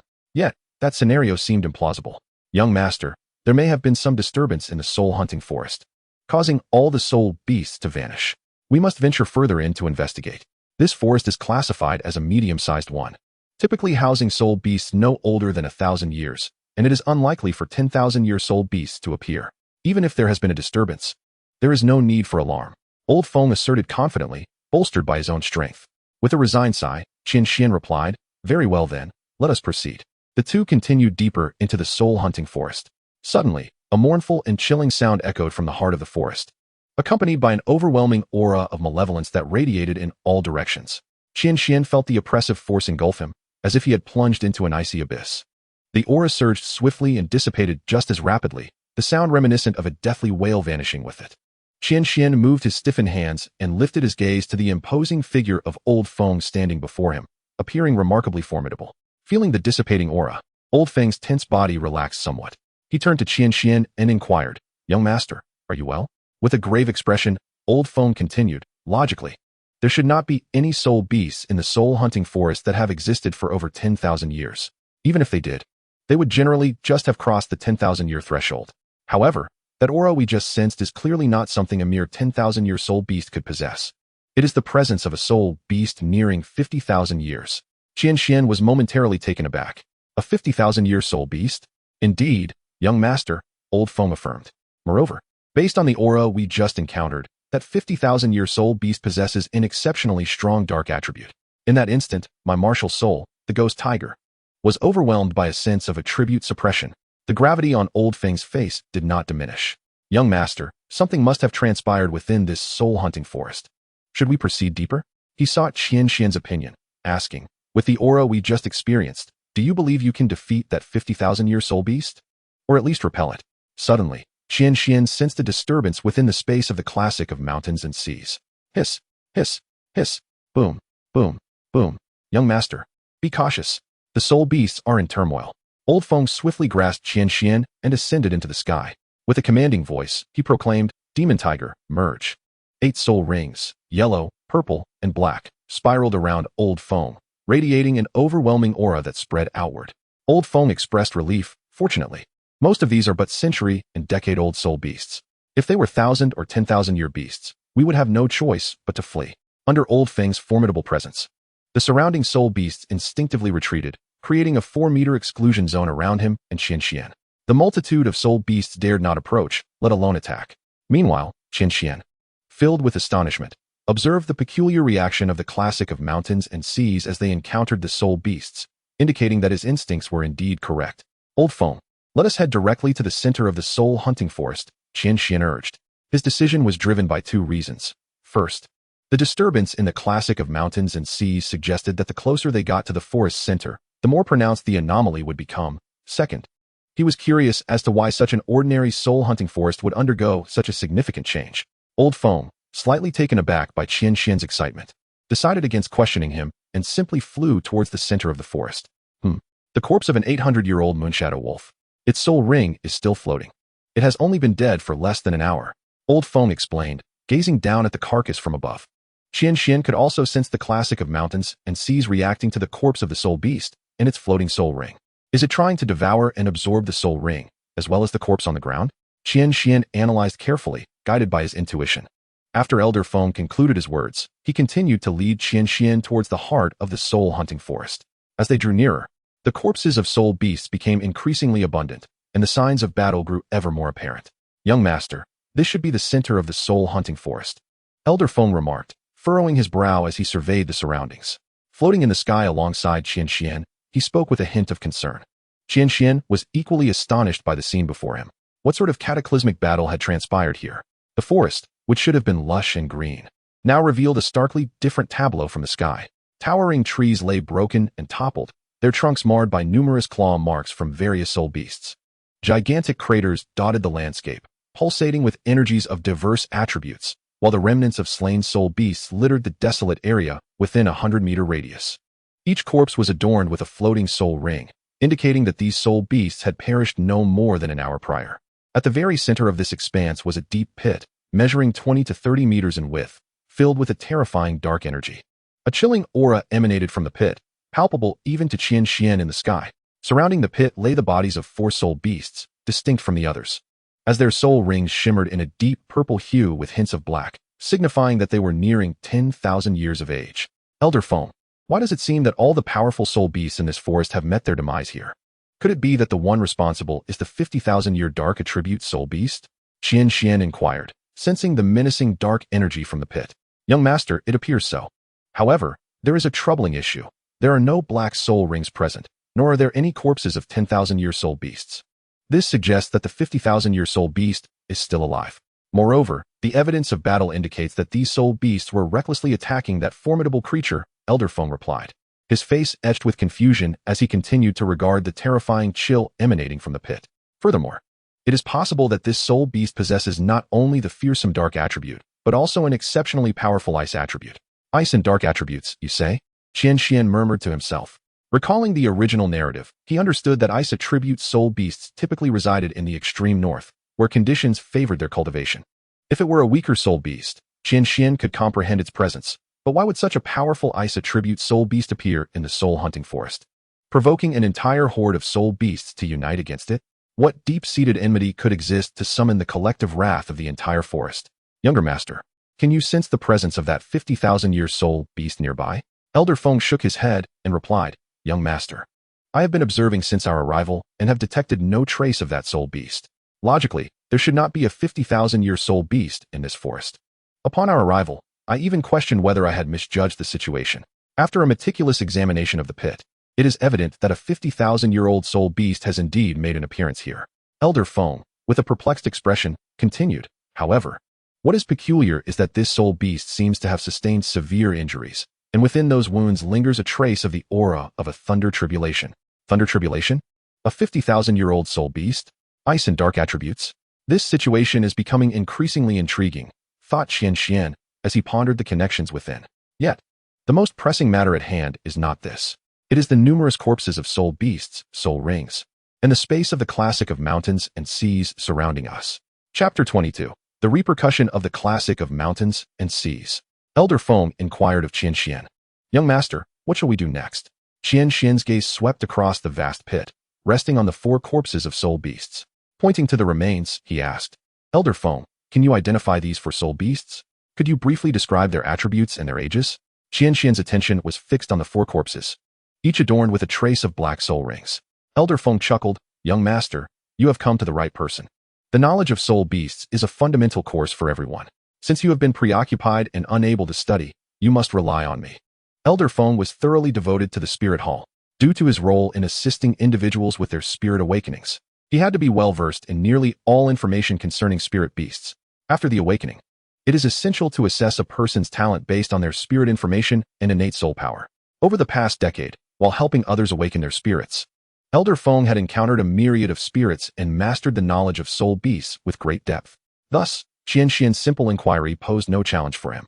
Young master, observe the corpse of the soul beast on the far right. It is known as the shadow leopard. Its age is approximately 9,500 years, and it possesses dark attributes, boasting remarkable speed and formidable assassination capabilities. The one at the bottom is called the four-winged centipede, with an age of around 9,300 years, and it has poisonous attributes. Though it is the youngest among these 4 soul beasts, it should not be underestimated. Its lethal poison can kill any soul beast that comes into contact with it. The one on the far left is known as the Star Moon Fox, approximately 9,800 years old, with light attributes and exceptional healing abilities, making it the oldest among them. The one at the top is the bloodthirsty demon ape, comparable in age to the shadow leopard, also around 9,500 years, possessing immense strength. Elder Feng provided Qian Xuan with a succinct overview of the 4 soul beasts. Upon concluding Elder Feng's explanation, Qian Xuan gained a clearer understanding. Feeling a mix of admiration and reflection, his mother truly bestowed upon him a remarkable talent. It appears that I must delve deeper into this realm of knowledge. Elder Feng, please take me to the Star Moon Fox. I need to ascertain certain matters. Qian Xuan gestured towards the far left Star Moon Fox, addressing Elder Feng. Elder Feng guided Qian Xuan to the corpse of the Star Moon Fox. Gazing at the remains before him, Qian Xuan noted the snow-white fur stained with blood, and 3 deep claw marks, visible to the bone, marked its neck, marking its fatal wound. Qian Xuan turned to Elder Feng with a serious demeanor and instructed, Elder Feng, assist me in safeguarding our surroundings. If any soul beasts or individuals appear, drive them away without hesitation. Qian Xuan sensed the unusual stirrings of the Shanhai Jing, preparing to attempt to store the soul ring and the corpse of the celestial moon fox before him within the space of the Shanhai Jing. He was uncertain if this was indeed the correct course of action. The corpse could undoubtedly be stored, but what about the soul ring?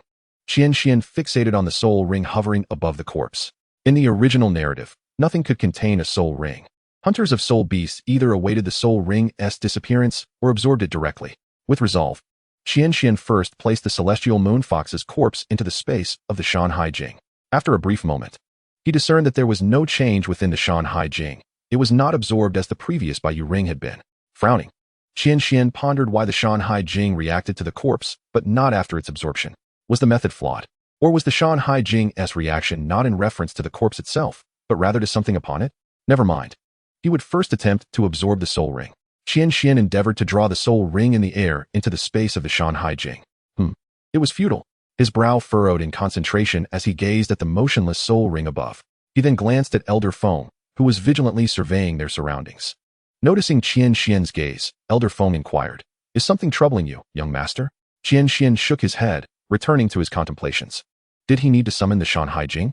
He had previously wished to conceal his second martial soul, but given the current circumstances, it appeared that revelation was inevitable. Qian Xuan shook his head. Since the answer is already apparent, why linger in hesitation? With a swift motion of his left hand, a cascade of resplendent colors illuminated the air as the azure golden scroll of the Shanhai Jing materialized in his grasp. Elder Feng immediately noticed the change in Qian Xuan.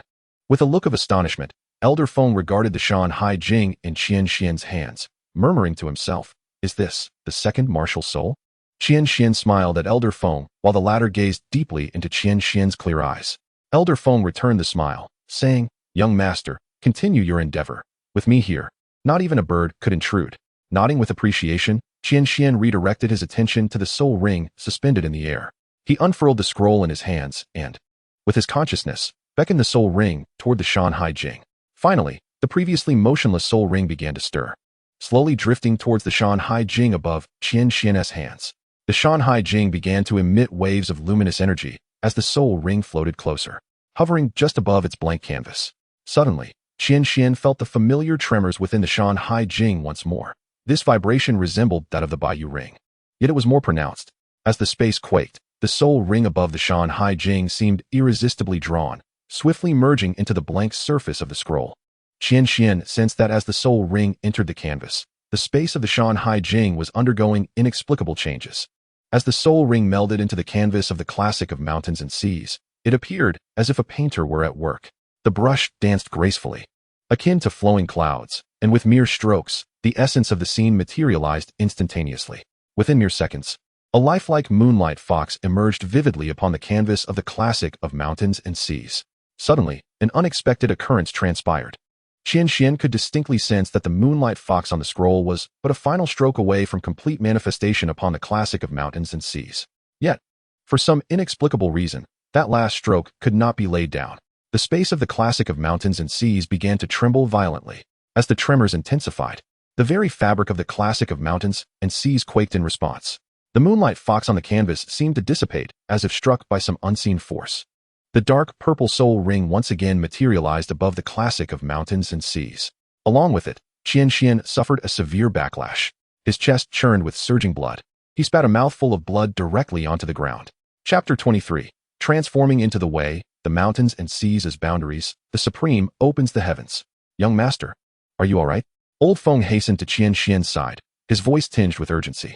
I'm fine. Don't worry, Qian Xuan replied, wiping the blood from the corner of his mouth and waving his hand dismissively. Old Feng, keep an eye on our surroundings. With that, Qian Xuan redirected his focus to the classic of mountains and seas once more. The peculiar sensation of something missing returned. It seemed that this issue was not due to the evolution of the classic of mountains and seas space, but rather that the classic itself was inherently lacking something. Why was this so? Space, the world. Qian Xuan surveyed the heavens and earth around him. The air, the sky, and the land were all components of the world. Yet the space of the classic of mountains and seas was merely a void. It could hardly be deemed a world. The myriad complexities of existence were so vast. Was it truly necessary to transport each one individually? That was clearly impossible. Where did the problem lie? What did the classic of mountains and seas lack? As Qian Xuan scanned his surroundings, he endeavored to calm his racing heart. The principles of the Tao Te Ching began to operate autonomously. The Tao begets one. One begets two. Two begets three. Three begets all things. Man follows the earth. Earth follows heaven. Heaven follows the Tao. And the Tao follows nature. The light in Qian Xuan's eyes grew ever brighter. I've figured it out. It lacks the Tao, the very rules that govern the heavens and earth. It is fundamentally devoid of the existence of Tao. Thus, the space of the classic of mountains and seas cannot truly evolve into a world. Without the presence of rules, space remains merely space. Compared to a true world, the difference is indeed vast. Old Feng observed the excited Qian Xuan, his face filled with confusion, unable to comprehend what had transpired. Had he bled from excitement? A strange thought flickered through Old Feng's mind. What am I thinking? Old Feng cleared his thoughts and resumed his vigilance of the surroundings. Returning to Qian Xuan, he found himself once again ensnared by the same dilemma. Even with the understanding that the absence of Tao was the cause, what then? In his heart, a tempest of frustration surged. Was Tao something within his current grasp?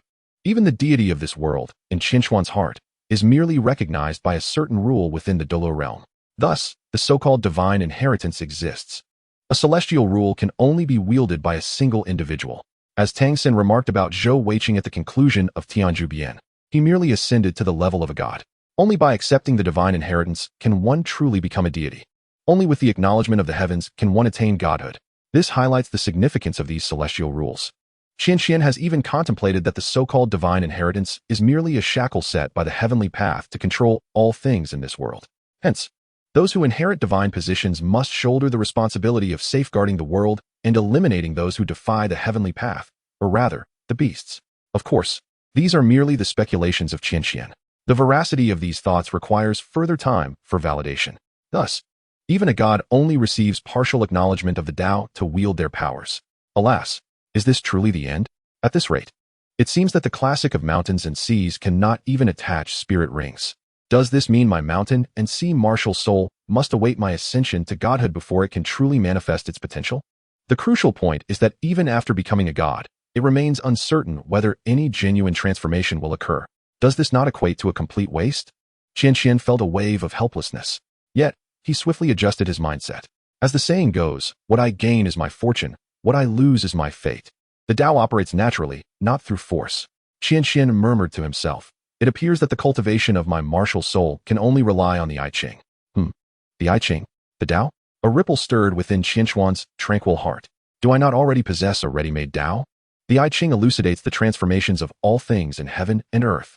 It expounds upon the principles of the universe, encompassing the attributes of all entities within the cosmos. The I Ching divides into 3 transformations: the transformation of change, the transformation of simplicity, and the transformation of permanence.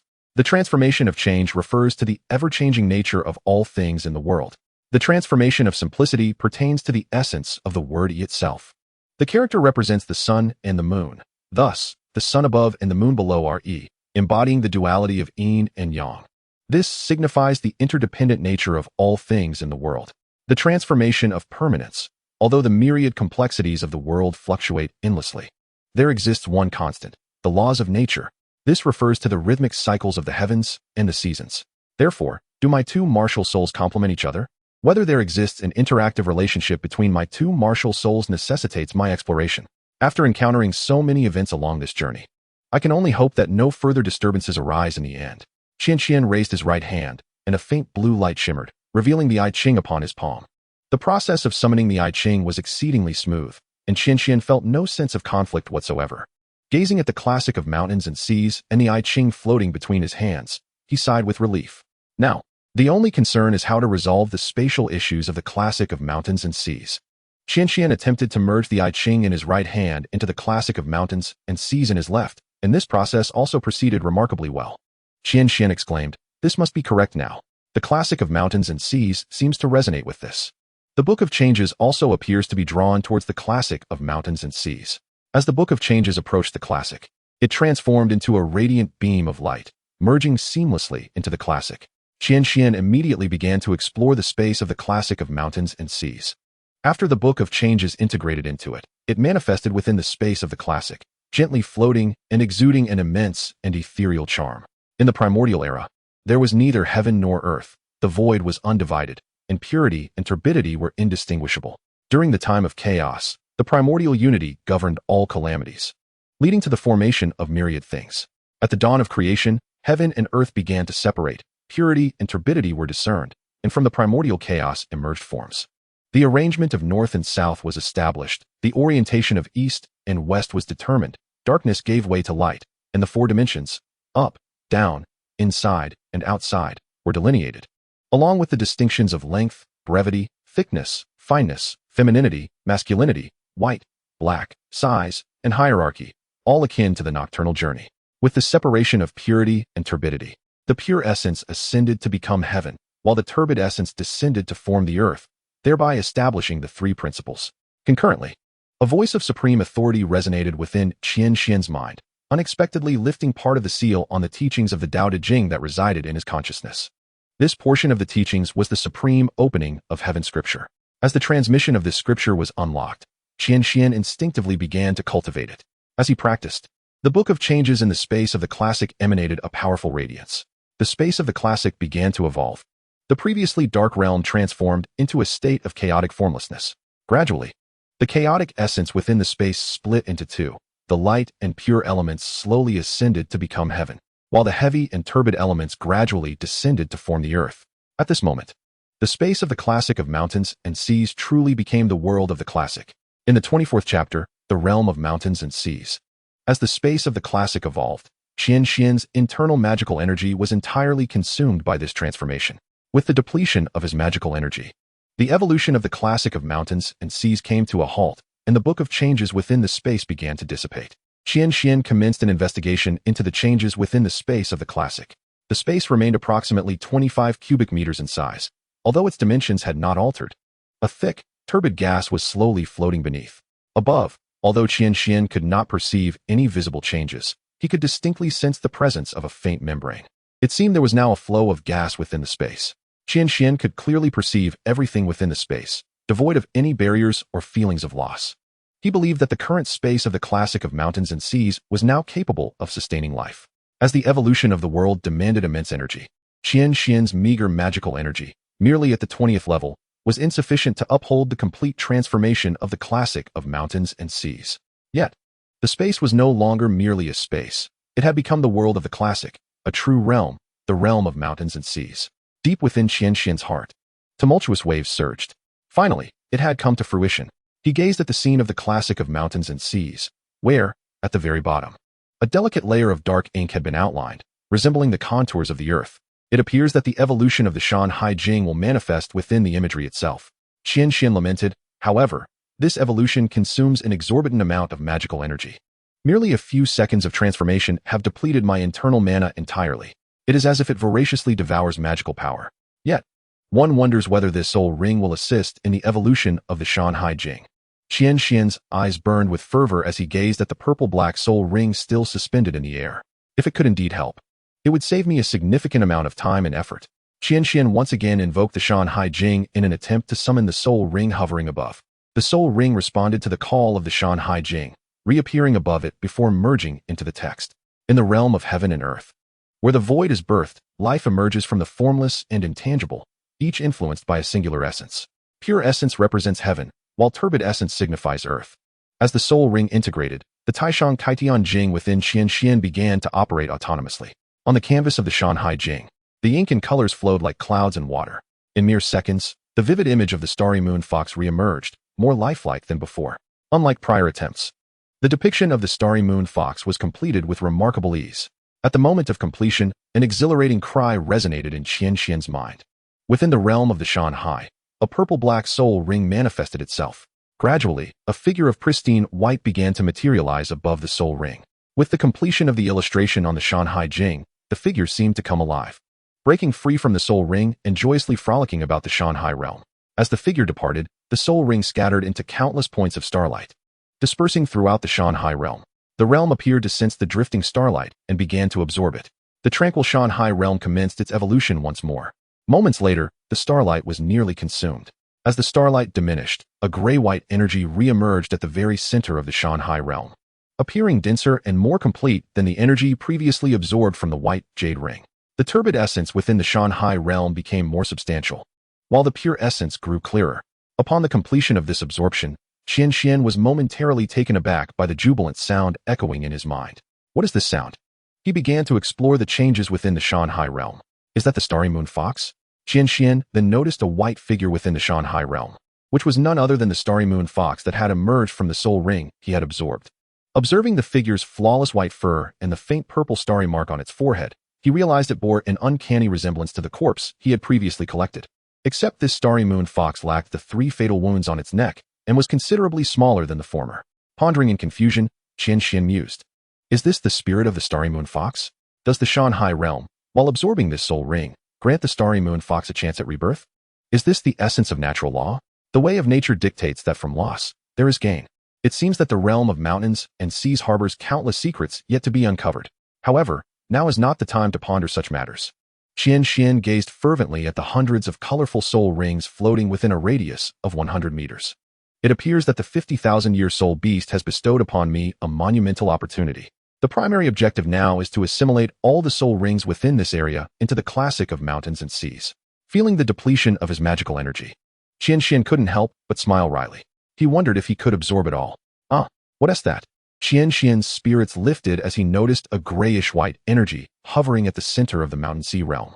If each soul ring can yield such energy, then perhaps it is not impossible to absorb all the surrounding soul rings within an hour.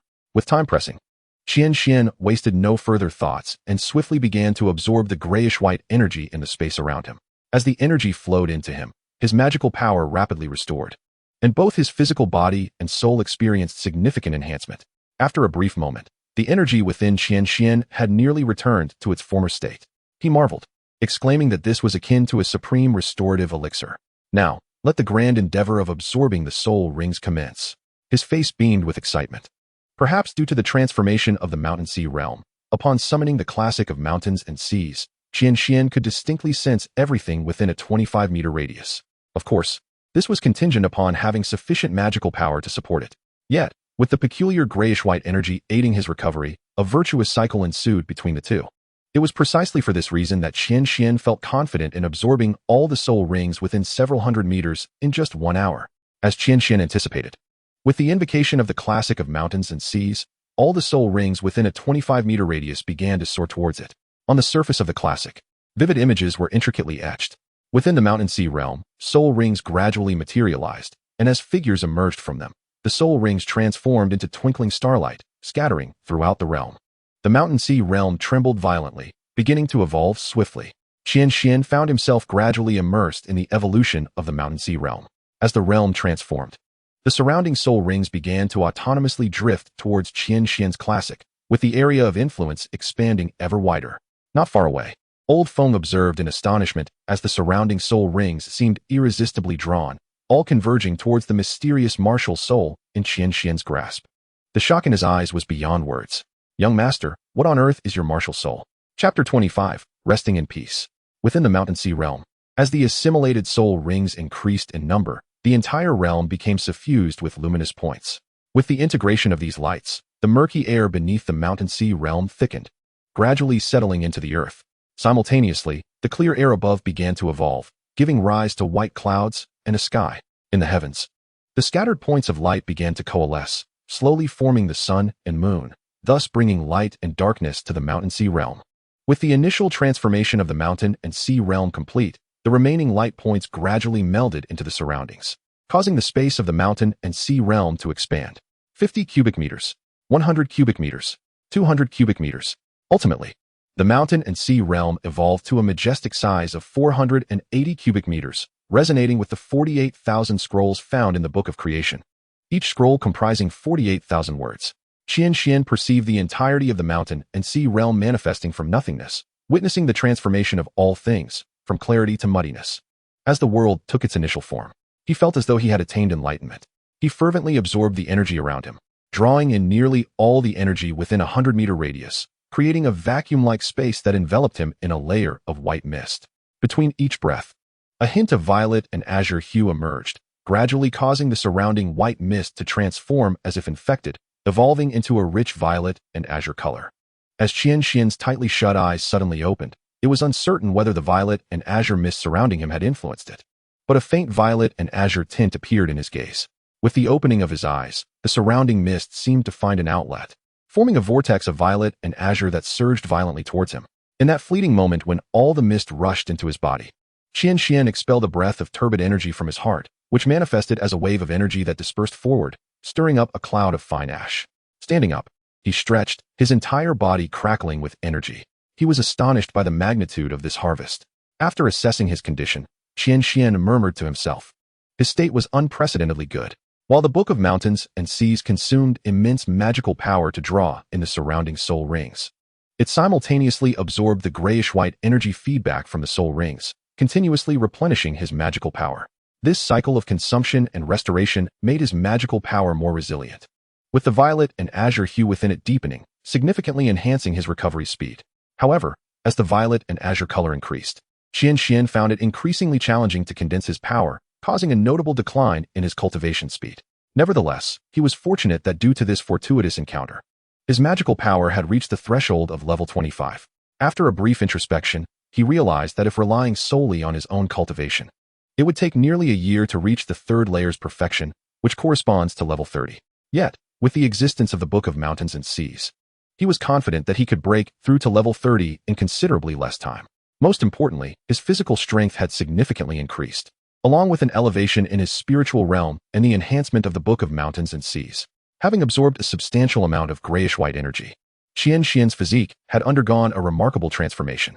He initially assessed that now, relying solely on his physical strength, he could contend with soul masters of levels 41 or 42. At long last, Qian Xuan's spiritual power reached the fourth realm of soul devouring, achieving completeness. After the completion of the fourth soul's cultivation, one could significantly enhance the body's resistance against external invasions, not only safeguarding against toxic substances, achieving a state of true immunity to poisons, but also effectively repelling most forms of spiritual intrusion. As for the Shanghai Jing, which originally measured only 20 centimeters in length, it astonishingly extended to over 50 centimeters. The scroll felt considerably thicker than before. Upon unfolding, the once blank canvas was now adorned with stark black and white lines, depicting a vivid landscape where soul beasts frolicked as if in joyous play, while gently sketched clouds drifted in the sky, forming a vibrant world teeming with life. In the realm of Shanghai, upon the solid earth, various soul beasts and spirits ran freely, unburdened by worries or natural enemies. Suddenly, two claws began to dig rapidly into the ground. However, as the starry moon fox was merely a spirit and not a physical entity, no matter how it clawed, the earth of the Shanghai realm remained unaffected. Despite its inability to alter the landscape, the starry moon fox persevered in its futile endeavor. Qian observed the spirit of the starry moon fox and murmured, "Having received the boon of your soul ring, I shall not allow you to lie unburied in the wilderness." He then commanded the Shanghai realm to automatically generate a large pit beside the fox's remains, gently moving the carcass into the hole. Under the watchful gaze of the fox spirit, the body was gradually interred before it. The starry moon fox seemed to understand Qian's intentions, glancing at the mound of earth before letting out a mournful cry towards the sky. Was this sound reminiscent of a previous one? Could it be that the 50,000-year-old soul beast was also a fox? Yet, the identity of the creature mattered little. It was paramount to allow these soul beasts to find peace in their resting place. Qian surveyed the numerous carcasses of soul beasts surrounding him. "Young master, have you completed your task?" Old Feng inquired upon seeing Qian rise and retract his martial spirit. Qian nodded, stating, "My purpose here has been largely fulfilled, but there are still matters to attend to." He instructed, "Old Feng, please gather the carcasses of the surrounding soul beasts and bring them to me. Ensure that the remains are not damaged." The carcasses of the soul beasts?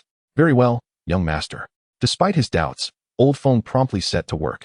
In a flash, he began collecting the surrounding soul beast remains.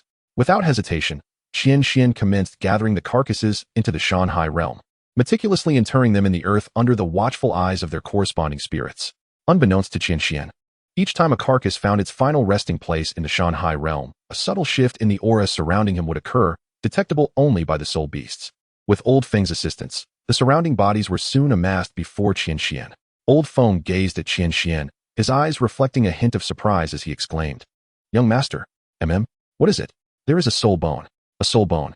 Qian was momentarily taken aback. How could one discover a soul bone here? Could it be that fortune was finally turning in his favor? Chapter 26. Within the Mountain and Sea Realm. Upon hearing Old Feng's words, curiosity piqued within Qian about the nature of this soul bone. He observed as Old Feng extracted a crystal-clear skull from the corpse of the Moen beast. Unlike ordinary bones, this soul bone emanated a faint blue hue and radiated an enigmatic aura. The Moen beast? Qian asked, surprised. "Old Feng, is this corpse that of a Moen beast?" Old Feng, equally astonished, nodded in affirmation. How do I know that this corpse belongs to a Moen beast?" Questions swirled in Qian's mind. Could it be? As he casually glanced at another soul beast's corpse, information regarding its name, origins, weaknesses, and more materialized effortlessly in his mind. Indeed, to his astonishment, any soul beast depicted in the classic of mountains and seas had its relevant details directly manifesting in his consciousness. "Young master, this Moen beast is approximately 3,500 years old and belongs to the spiritual category of soul beasts. As this soul bone is a skull, if it were to be integrated, your mental prowess would likely see a significant enhancement." Old Feng analyzed the soul bone with earnestness. Qian nodded, deep in thought. Being a practitioner of the Tao, he believed in the natural way of things, maintaining a pure heart, treating all beings and matters with equality, devoid of distinctions or prejudices. Old Feng advised, "After all, soul bones are serendipitous encounters. It's rare to come across one. You should not." I truly feel a twinge of reluctance. Qian's expression was filled with resolve, and his words bore an undeniable conviction. Sensing his determination, Old Feng was about to place the soul bone back, but was halted by Qian. No need to return it. Doing so would only further damage the corpse. Since it has already been extracted, you may hand it to me. Qian sighed, shaking his head. He then accepted the soul bone of the Moen beast from Old Feng's hands. He pondered whether he could enter the mountain and sea realm. Approaching the Moen beast's corpse, he combined the corpse with the soul bone and drew it into the mountain and sea realm. Old Feng was momentarily taken aback, then nodded in understanding. He could only marvel. It truly is impossible to fathom the young master's thoughts. Meanwhile, Qian had begun to explore the possibility of entering the mountain and sea realm. With a flash of light, Qian's figure vanished without a trace. Outside the mountain and sea realm, Old Feng watched as Qian Xuan disappeared, scrutinizing the surroundings, yet finding no trace of his presence. After searching in vain, Old Feng sighed. Young master, where have you ventured? At this moment, within the mountain and sea realm, a slender figure appeared, distinct from the ethereal souls of the surrounding soul beasts. This figure was undeniably real. Come, sword. Qian Xuan extended his right hand, and the Tai Xian sword flew from afar, landing squarely in his grasp. Come, bell. Qian Xuan extended his left hand, and the Qian soul bell flew from afar into his grasp. The surrounding souls turned their gaze towards Qian Xuan. As if in confirmation of something, one by one, they utilized their noses or senses to observe him. After a brief moment, it seemed the souls had reached a consensus. They joyfully gathered around Qian Xuan, encircling him with an affectionate demeanor, devoid of any hostility. Qian Xuan, puzzled by the soul's unexpected fondness, remained blissfully unaware of the reason behind their warm behavior. Nevertheless, he felt an immense joy within, akin to having gained numerous friends.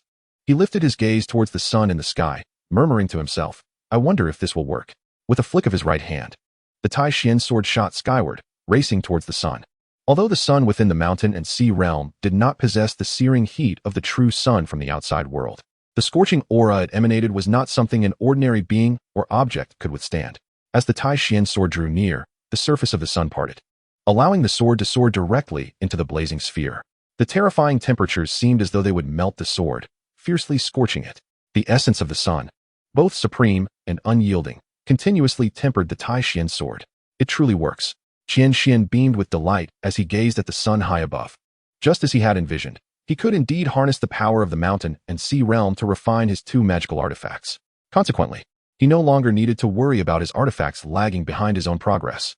Initially, he had been concerned that within the Douluo realm, he would lack suitable materials to enhance his artifacts, which would hinder their development. Now, that issue had been effortlessly resolved.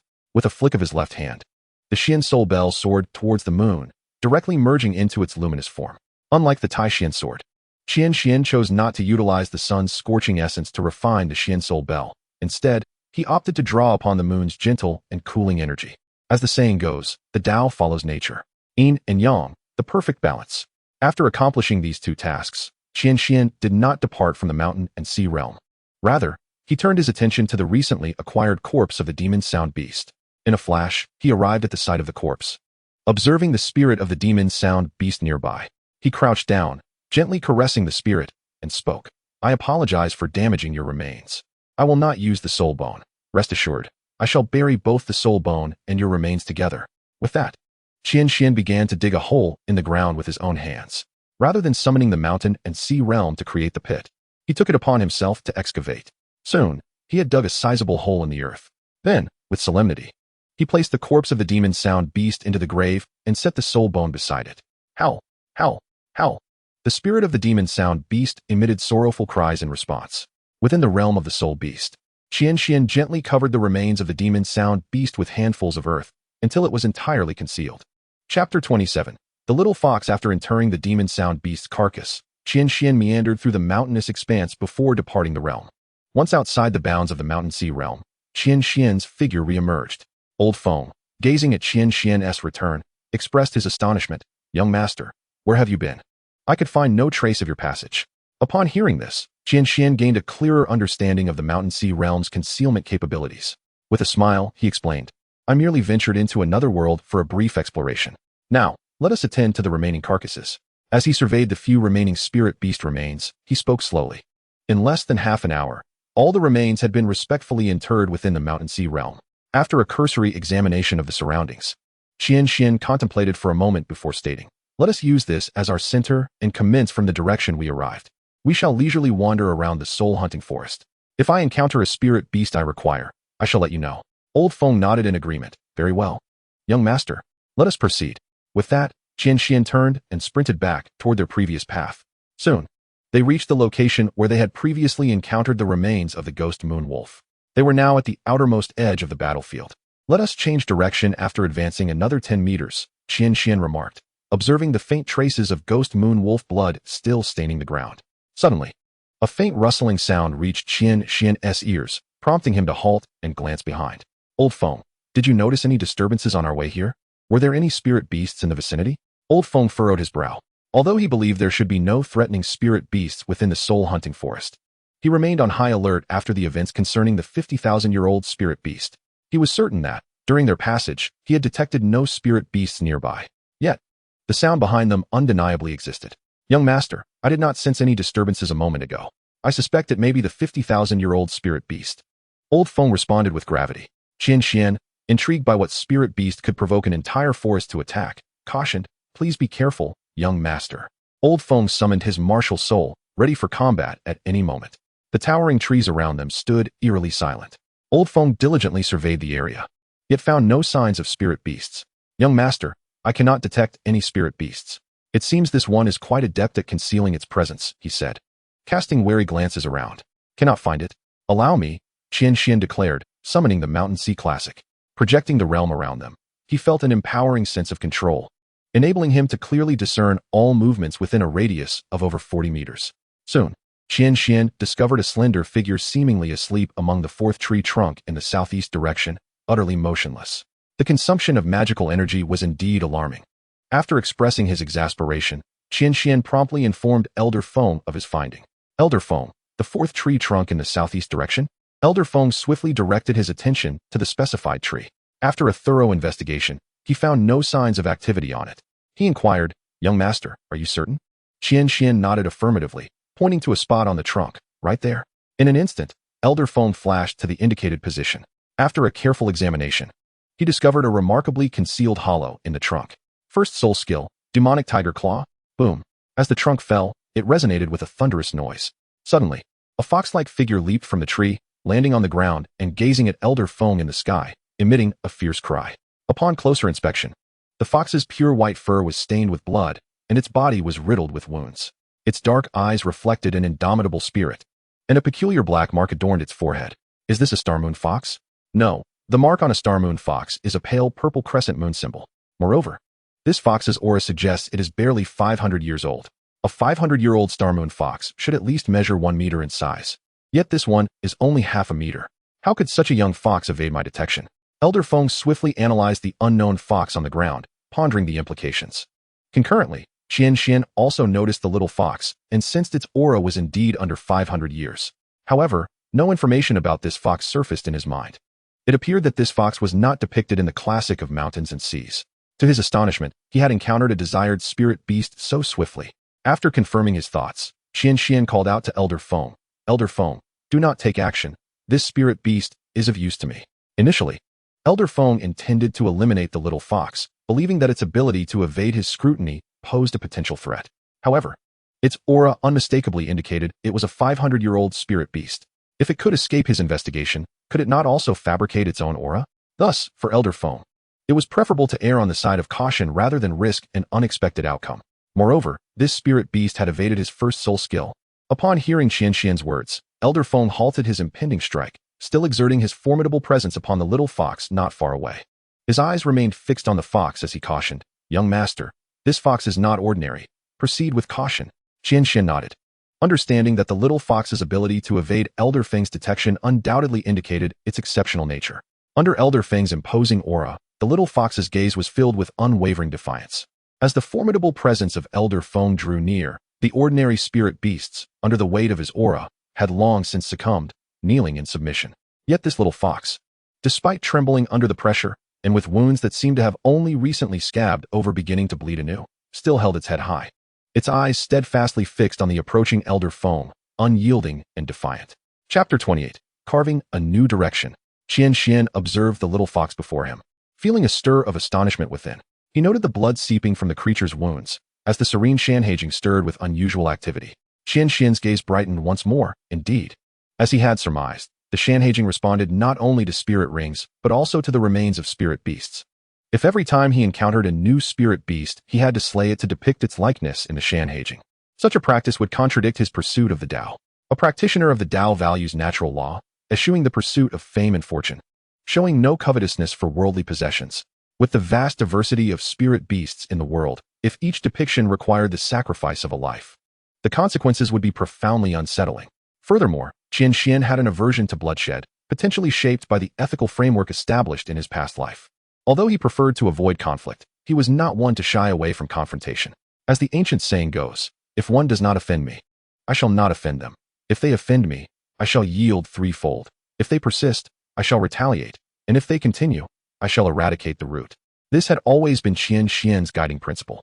However, if he could etch the likeness using the blood of the spirit beast or other means, he would undoubtedly choose that method. Elder Feng and Qian Xuan approached the little fox.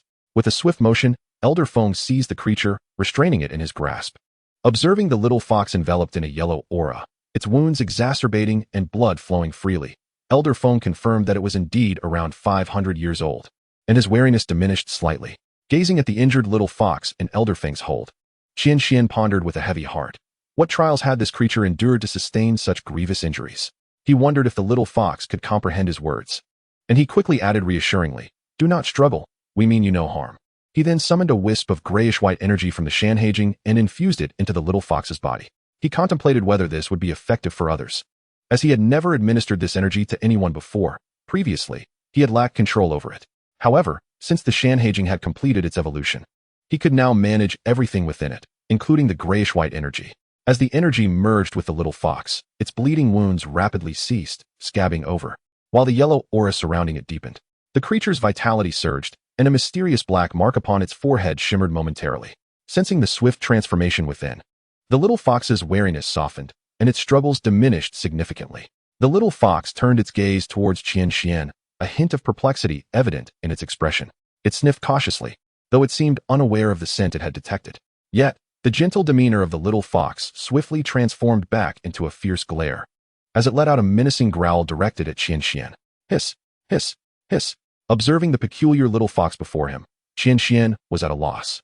However, upon noticing that the little fox had ceased bleeding, he felt a surge of joy. At the very least, he had discovered that this energy not only reinforced the body but also aided in the recovery of injuries and magical power.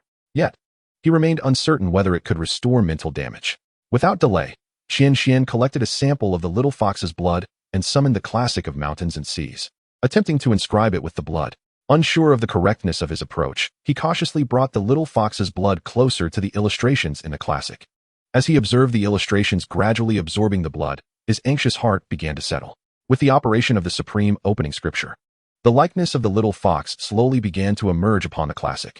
Unlike the typical speed of soul rings, this process was remarkably sluggish. After a short while, Qian Xuan found that his magical energy had been nearly depleted, having only managed to depict half of the little fox's tail. The expenditure of magical energy was immense, and the efficiency was dismally low. It was unclear whether all soul beasts behaved in such a manner. Evidently, further experimentation was necessary to attain clarity. Gazing at the illustration in the classic, Qian Xuan succinctly summarized his observations. Noting the little fox in Elder Feng's grasp, he collected additional strands of its fur and more blood, pondering whether the use of varied materials would affect the speed of the inscription. After gathering the samples, Qian Xuan scrutinized the little fox before him. Its coal-black eyes sparkled with a vibrant intelligence that belied its status as a 500-year-old soul beast. He wondered if it could comprehend his words. "We do not intend to harm you. You will be released shortly." He gently stroked the little fox's forehead, observing the strange mark that adorned it. Then, he extracted a wisp of grayish-white energy from the classic and infused it into the little fox's body. As the fox felt that peculiar energy merge within, it trembled with a sense of comfort. With this infusion, the majority of its wounds began to mend, leaving only a few remnants that had significantly eased in severity. The little fox regarded Qian Xuan with eyes full of confusion, unable to fathom why he would treat its injuries. It twitched its nose, seemingly attempting to remember Qian Xuan's scent. However, after sniffing again, its expression grew even more bewildered. Previously, the scent emanating from Qian Xuan had been one it wished to avoid, yet now, amidst that distasteful aroma, there lingered a trace of familiarity and dependence, causing the little fox to forget its urge to struggle. Observing the little fox, which had ceased its writhing and released its yellow energy, Qian Xuan turned to Elder Feng and said, "Let it go. A 500-year-old soul beast poses no threat to me." Elder Feng glanced at the docile little fox in his hand, confirming what Qian Xuan had said. Indeed, this little fox posed no threat to them. As Elder Feng relaxed his grip, the little fox promptly leapt from his hand. Instead of departing, it lingered nearby, fixated on Qian Xuan, seemingly intent on ascertaining something. Elder Feng, observing the fox's reluctance to leave, also directed his gaze towards it, unwavering. The little fox wished to approach Qian Xuan to clarify its uncertainties. Yet it cast wary glances at Elder Feng, its eyes betraying a sense of trepidation. Qian Xuan, perceiving the fox's intentions, gradually moved closer and crouched before it. Elder Feng stood ready, prepared to respond with a thunderous strike at any sign of aggression from the fox. The little fox cautiously approached Qian Xuan, sniffing intently. Qian Xuan, in turn, gently patted the fox's head. After a moment of contemplation, the fox seemed to reach a conclusion and turned to leave. Before departing, it cast a glance back at Qian Xuan, imbued with a hint of significance. Qian Xuan, charmed by the anthropomorphic nature of the little fox, chuckled softly and remarked, "What an adorable and peculiar creature." He then stood up and addressed Elder Feng. "Let us proceed, Elder. There remains much of this soul-hunting forest yet to explore." "Certainly, young master," Elder Feng replied, and together, they hastily continued on their journey. Chapter 29, The Bloodthirsty Ape. As they walked, Qian Xuan recuperated his depleting magical energy. In the hours following their encounter with the little fox, the duo encountered a myriad of different soul beasts. Regrettably, these creatures were already depicted in the Shanhai Jing, prompting Qian Xuan to refrain from disturbing them, merely observing before moving on. Curiously, among the soul beasts they encountered, there were several that exhibited a ferocious nature, attacking humans on sight. Yet, for reasons unknown, these beasts instinctively shunned Qian Xuan, resulting in little to no conflict. As night descended, the sky darkened, transforming the forest into a haven for soul beasts. The sounds of insects and birds filled the air, occasionally interrupted by the roars of beasts, creating a cacophony rather than tranquility. Elder Feng located a clearing and kindled a fire. Although lighting a fire in the forest could attract soul beasts, Elder Feng's presence ensured their safety within the soul-hunting forest. After summarizing their experiences, Qian Xuan once again summoned the Shanhai Jing and commenced his engraving. As he had anticipated, after absorbing blood or other substances once, he need not continue integrating them to proceed with his engravings. Engrave, restore magical energy. Engrave, restore magical energy. After 6 attempts, Qian Xuan managed to depict half of the little fox's form, only to discover a troubling issue. The later stages of engraving proved increasingly difficult, with the consumption of magical energy escalating exponentially. Frowning in thought, Qian Xuan pondered, why is it so arduous to engrave this little fox? Is it due to its uniqueness? Or are all soul beasts similarly challenging? It appears I must seek out a few more soul beasts to experiment with tomorrow. With a swift motion, Qian Xuan withdrew his hand, causing the Shanhai Jing to vanish into thin air. After 6 arduous carvings, he felt an overwhelming fatigue. After notifying Old Feng, he began to rest. The following day, in a certain part of the soul-hunting forest, a bloodthirsty ape, approximately 600 years old, appeared. "Qinghe, your luck is truly remarkable. This could very well be the most suitable second soul ring for you. Your soul ring has found its match." A voice, belonging to a man in his 30s, resonated through the air. Accompanied by 4 others, the middle-aged man stood confidently, flanked by 2 individuals on his left and right. The trio formed a triangular formation. In the center stood 2 individuals. One appeared to be merely 17 or 18, his eyes fervently fixed on the bloodthirsty ape, displaying palpable excitement. This was the Qinghe the middle-aged man had mentioned. Beside him, another individual gazed intensely at the ape, fully prepared for combat. "Brothers, summon your soul rings and prepare for battle," the middle-aged man, evidently the leader of the group, commanded. In response, everyone summoned their martial souls. The middle-aged man charged directly at the 600-year-old bloodthirsty ape. Iron-armored rhino. Manifest. Second soul technique. Iron armor. As he invoked his powers, his physique expanded dramatically. His body enveloped in robust, slate-gray muscles, a horn sprouting from his head. 3 soul rings materialized around him, shimmering in yellow. As the second soul ring illuminated, a layer of deep azure iron armor enveloped him. Third brother, contain it. Second brother, provide support. Following the leader's orders, the individual on the right summoned his martial soul and unleashed his soul technique. First soul technique. Overgrowth. Third soul technique. Bind. Before the bloodthirsty ape could react, an abundance of ghostly vines erupted from the ground, ensnaring its limbs. The ape let out a terrifying roar, straining against its restraints. Yet, the middle-aged man provided no respite. Third soul technique. Rampage. With the manifestation of the iron-armored rhino's shadow surrounding him, he charged fiercely at the bloodthirsty ape's chest. Boom. The ape's immense form was sent flying, crashing violently against a towering tree.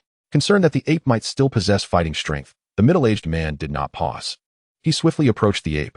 First soul technique. Iron tread. Boom. Qinghe, come and slay this bloodthirsty ape to acquire your soul ring. Fourth brother, help me and third brother recover our soul power. The individual in the center promptly summoned his martial soul. Second soul technique, soul power recovery. First soul technique, stamina recovery. A burst of white light enveloped the middle-aged man and the third brother, rapidly replenishing their vitality and soul power. Meanwhile, the young man quickly stepped forward, drawing a dagger from his robe. With a determined thrust, he plunged it directly into the bloodthirsty ape's eye socket, penetrating deep into its brain.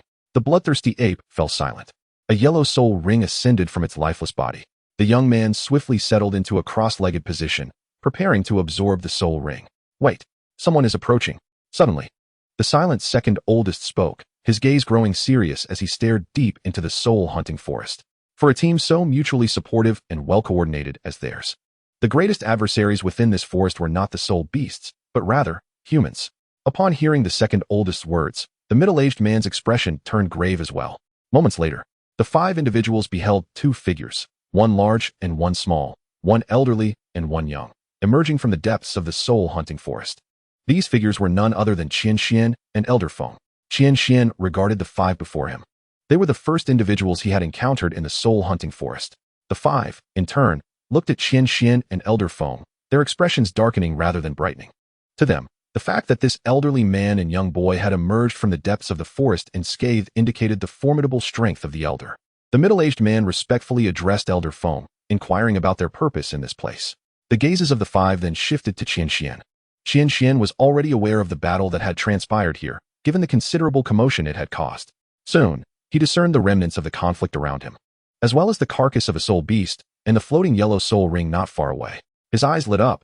He did not recognize this particular soul beast. Pointing towards the corpse of the bloodthirsty ape, Qian Xuan assured them, "There is no need for concern. That soul beast holds some significance for me, and I would like to take a closer look." As soon as his words fell, the atmosphere between Qian Xuan, Elder Feng, and the 5 individuals grew tense. Chapter 30. The Potential Growth Soul Ring. Gentlemen, we have just slain that soul beast. The soul ring is of no use to you. Might I request that you depart to avoid any discord? The middle-aged man, observing the young Qian Xuan, instinctively assumed he was unaware of the intricacies involved, and thus rationally urged Qian Xuan and Elder Feng to leave. Qian Xuan, sensing their anxiety, reassured them, "Rest assured, we have no intention of seizing your soul beast. There is no need for such apprehension. Furthermore, if I truly wished to take it, you would have no chance to resist. Wouldn't you agree, Elder Feng?" Elder Feng understood the implication of Qian Xuan's words, and a terrifying aura erupted from him, with 8 soul rings swirling around him. Spirit, battle, Douluo. The 5 trembled under Elder Feng's pressure, stammering in fear. Enough. Qian Xuan interrupted Elder Feng, who then relaxed his imposing aura. Qian Xuan's intention was straightforward. He sought to minimize explanations and complications. Step back at least 10 meters, and do not observe anything within this vicinity. Once I am finished, you may return to absorb the soul ring. If all goes well, I shall grant you a fortuitous opportunity. Qian Xuan fixed his gaze upon the 5, particularly the young man among them. The middle-aged man, trembling, replied, "My lord, please attend to your matters. We shall take our leave and not disturb you any further." The 5 prepared to depart without any intention of lingering.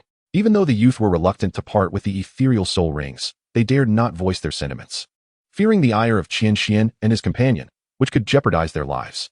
Feng, observing the 5 departing individuals, spoke in a measured tone. "Did you not heed my young master's words?" The middle-aged man pondered the situation carefully, aware that should they attempt to leave forcefully, Feng Lao might resort to drastic measures. He reluctantly acquiesced, retreating to a distance of 20 meters, refraining from making any sudden moves. As for Qian Xuan, he had approached the bloodthirsty ape, collecting its blood and fur before invoking the Shanhai Jing to commence his engraving.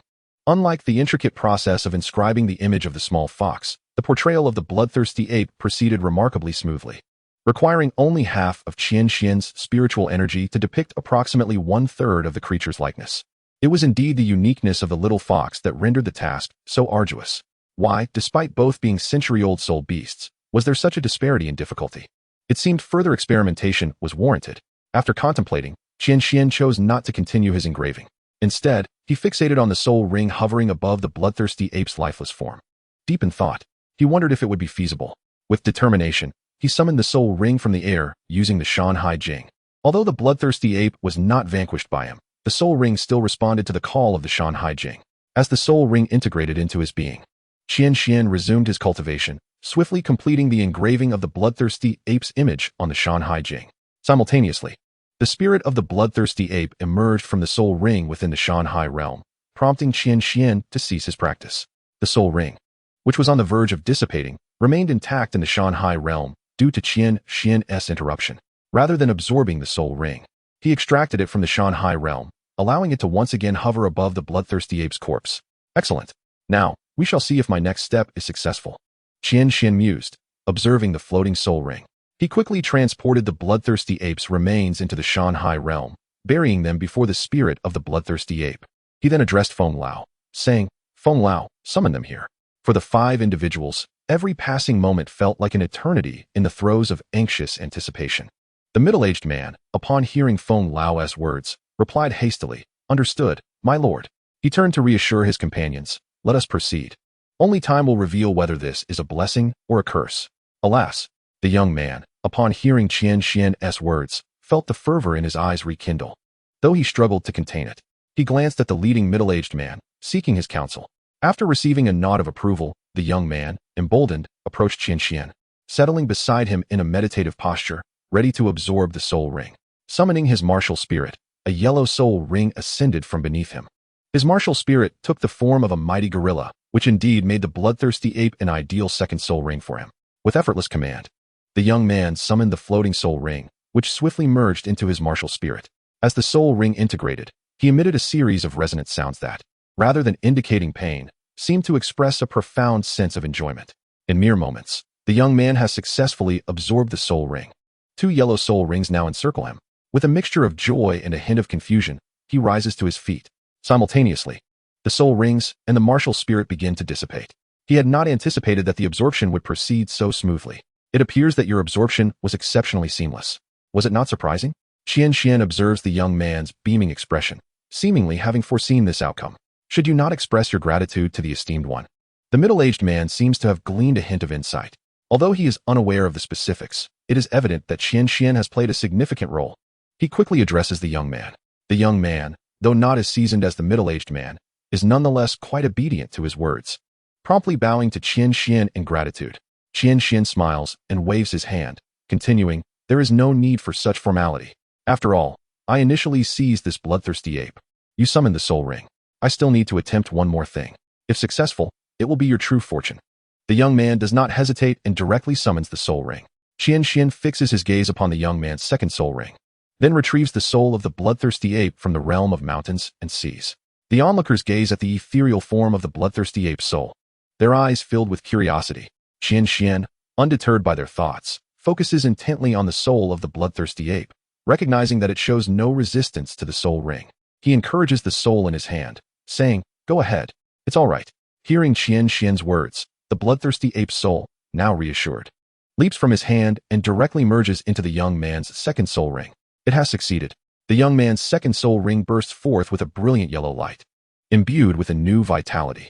According to Qian Xuan's expectations, a soul ring fused with a soul spirit not only assists the soul master in battle, as seen in the later parts of Douluo, but due to its integration with the soul ring, this soul spirit behaves as if it were a life-bound spirit, possessing significant potential for growth. It will cultivate autonomously, advancing alongside the soul master, and consequently, the soul ring will elevate as well, transforming into a truly evolving soul ring. Chapter 31, Departure. Qian Xuan gazes at the young man's second soul ring, feeling a profound sense of accomplishment. His joy is evident. The young man also senses the transformation of the soul ring, yet he remains oblivious to the profound impact this change will have on his future. Qian Xuan instructs the young man, Demonstrate your second soul skill for me. The young man, excited by the recent absorption, does not resist the release of his soul skill. Mighty Gorilla Manifestation. Second soul skill, Bloodthirst. Instantly, brownish fur sprouts across the young man's body, his stature increasing significantly. As his second soul ring illuminates, the soul of the bloodthirsty ape lets out a ferocious roar. The young man's eyes swiftly turn blood red, exuding a crimson aura. His aura surges, emanating a violent energy. Yet within his gaze, a semblance of rationality remains discernible. The young man exclaimed with excitement, My second soul skill can actually enhance my strength by 40%. My speed has surged by 30%. Moreover, there is a feeling of bloodshed, a sense of growing stronger with each battle. The middle-aged man and his companions were astonished by the young man's formidable soul skill. The middle-aged man quickly inquired, Does this soul skill have any side effects? Typically, such powerful abilities come with significant drawbacks, and for some reason, I feel that this skill might grow even stronger. The soul ring has become quite peculiar. It seems to contain a spirit that can also be cultivated. Upon hearing this, the middle-aged man's pupils constricted, grasping the implication of those words. Such a miraculous phenomenon was beyond the endurance of ordinary individuals like them. When Elder Feng heard the young man's remarks, the light in his eyes intensified. After gaining a general understanding of the soul ring from the young man's description, Qian Xuan addressed Elder Feng, saying, "All right, you need not elaborate further. I have a fair idea now. Let us depart, Elder Feng." The middle-aged man felt a slight relief as he heard Qian Xuan and the others preparing to leave, and he respectfully said, "Gentlemen, please take care." Elder Feng did not spare a glance at the 5 individuals and directly approached Qian Xuan, advising, "Young master, we must leave the soul-hunting forest at once. If we encounter soul beasts along the way, avoid them to minimize any unnecessary bloodshed." Before Elder Feng could finish, Qian Xuan interrupted, and as the two departed, the remaining 4 breathed a sigh of relief, though the middle-aged man remained furrowed in thought, contemplating Qian Xuan's final remarks. "Let us go. We must swiftly exit the soul-hunting forest," the middle-aged man stated with determination, turning promptly to run towards the forest exit. "Brother, what is the matter?" The remaining 4 quickly followed suit, their figures hastening towards the exit. "Qing, are you certain you did not misinterpret your earlier sensations?" the elder brother asked. "What do you mean?" The others swiftly caught on. The young boy had previously mentioned that if all went well, he would grant Qing a miraculous boon. I have always been curious about what that young man's boon truly was, although I do not know the specifics of his actions. First, Qing, your soul ring appears to have absorbed exceptionally well. That is the first point. Secondly, the element he infused into your soul ring has rendered your soul skill extraordinarily powerful. That is the second point. The middle-aged man's expression grew grave as he continued. None of that is paramount. The most critical aspect is what you said last. Qing, the soul ring can be cultivated. If that is indeed true, this should be the genuine boon the young man spoke of. The others felt a chill run down their spines, unaware that they had already brushed with death. "We must leave immediately and exit the Tiando Empire, just in case." Meanwhile, Qian Xuan and his companion continued to move swiftly within the soul-hunting forest. "Young master, what do you think of that young man's soul ring?" Elder Feng inquired, still pondering the young man's words. The longer he accompanied Qian Xuan, the more extraordinary things he witnessed, deepening the mystery surrounding Qian Xuan. "It was merely a small experiment of mine," Qian Xuan replied. "Before that individual absorbed the soul ring, I had extracted the bloodthirsty ape spirit concealed within it. Thus, when he assimilated the soul ring, he was not subjected to the spiritual assault and pressure from the bloodthirsty ape spirit. The only challenge he faced was the impact of the soul ring's energy, which allowed him to absorb it with remarkable swiftness and ease.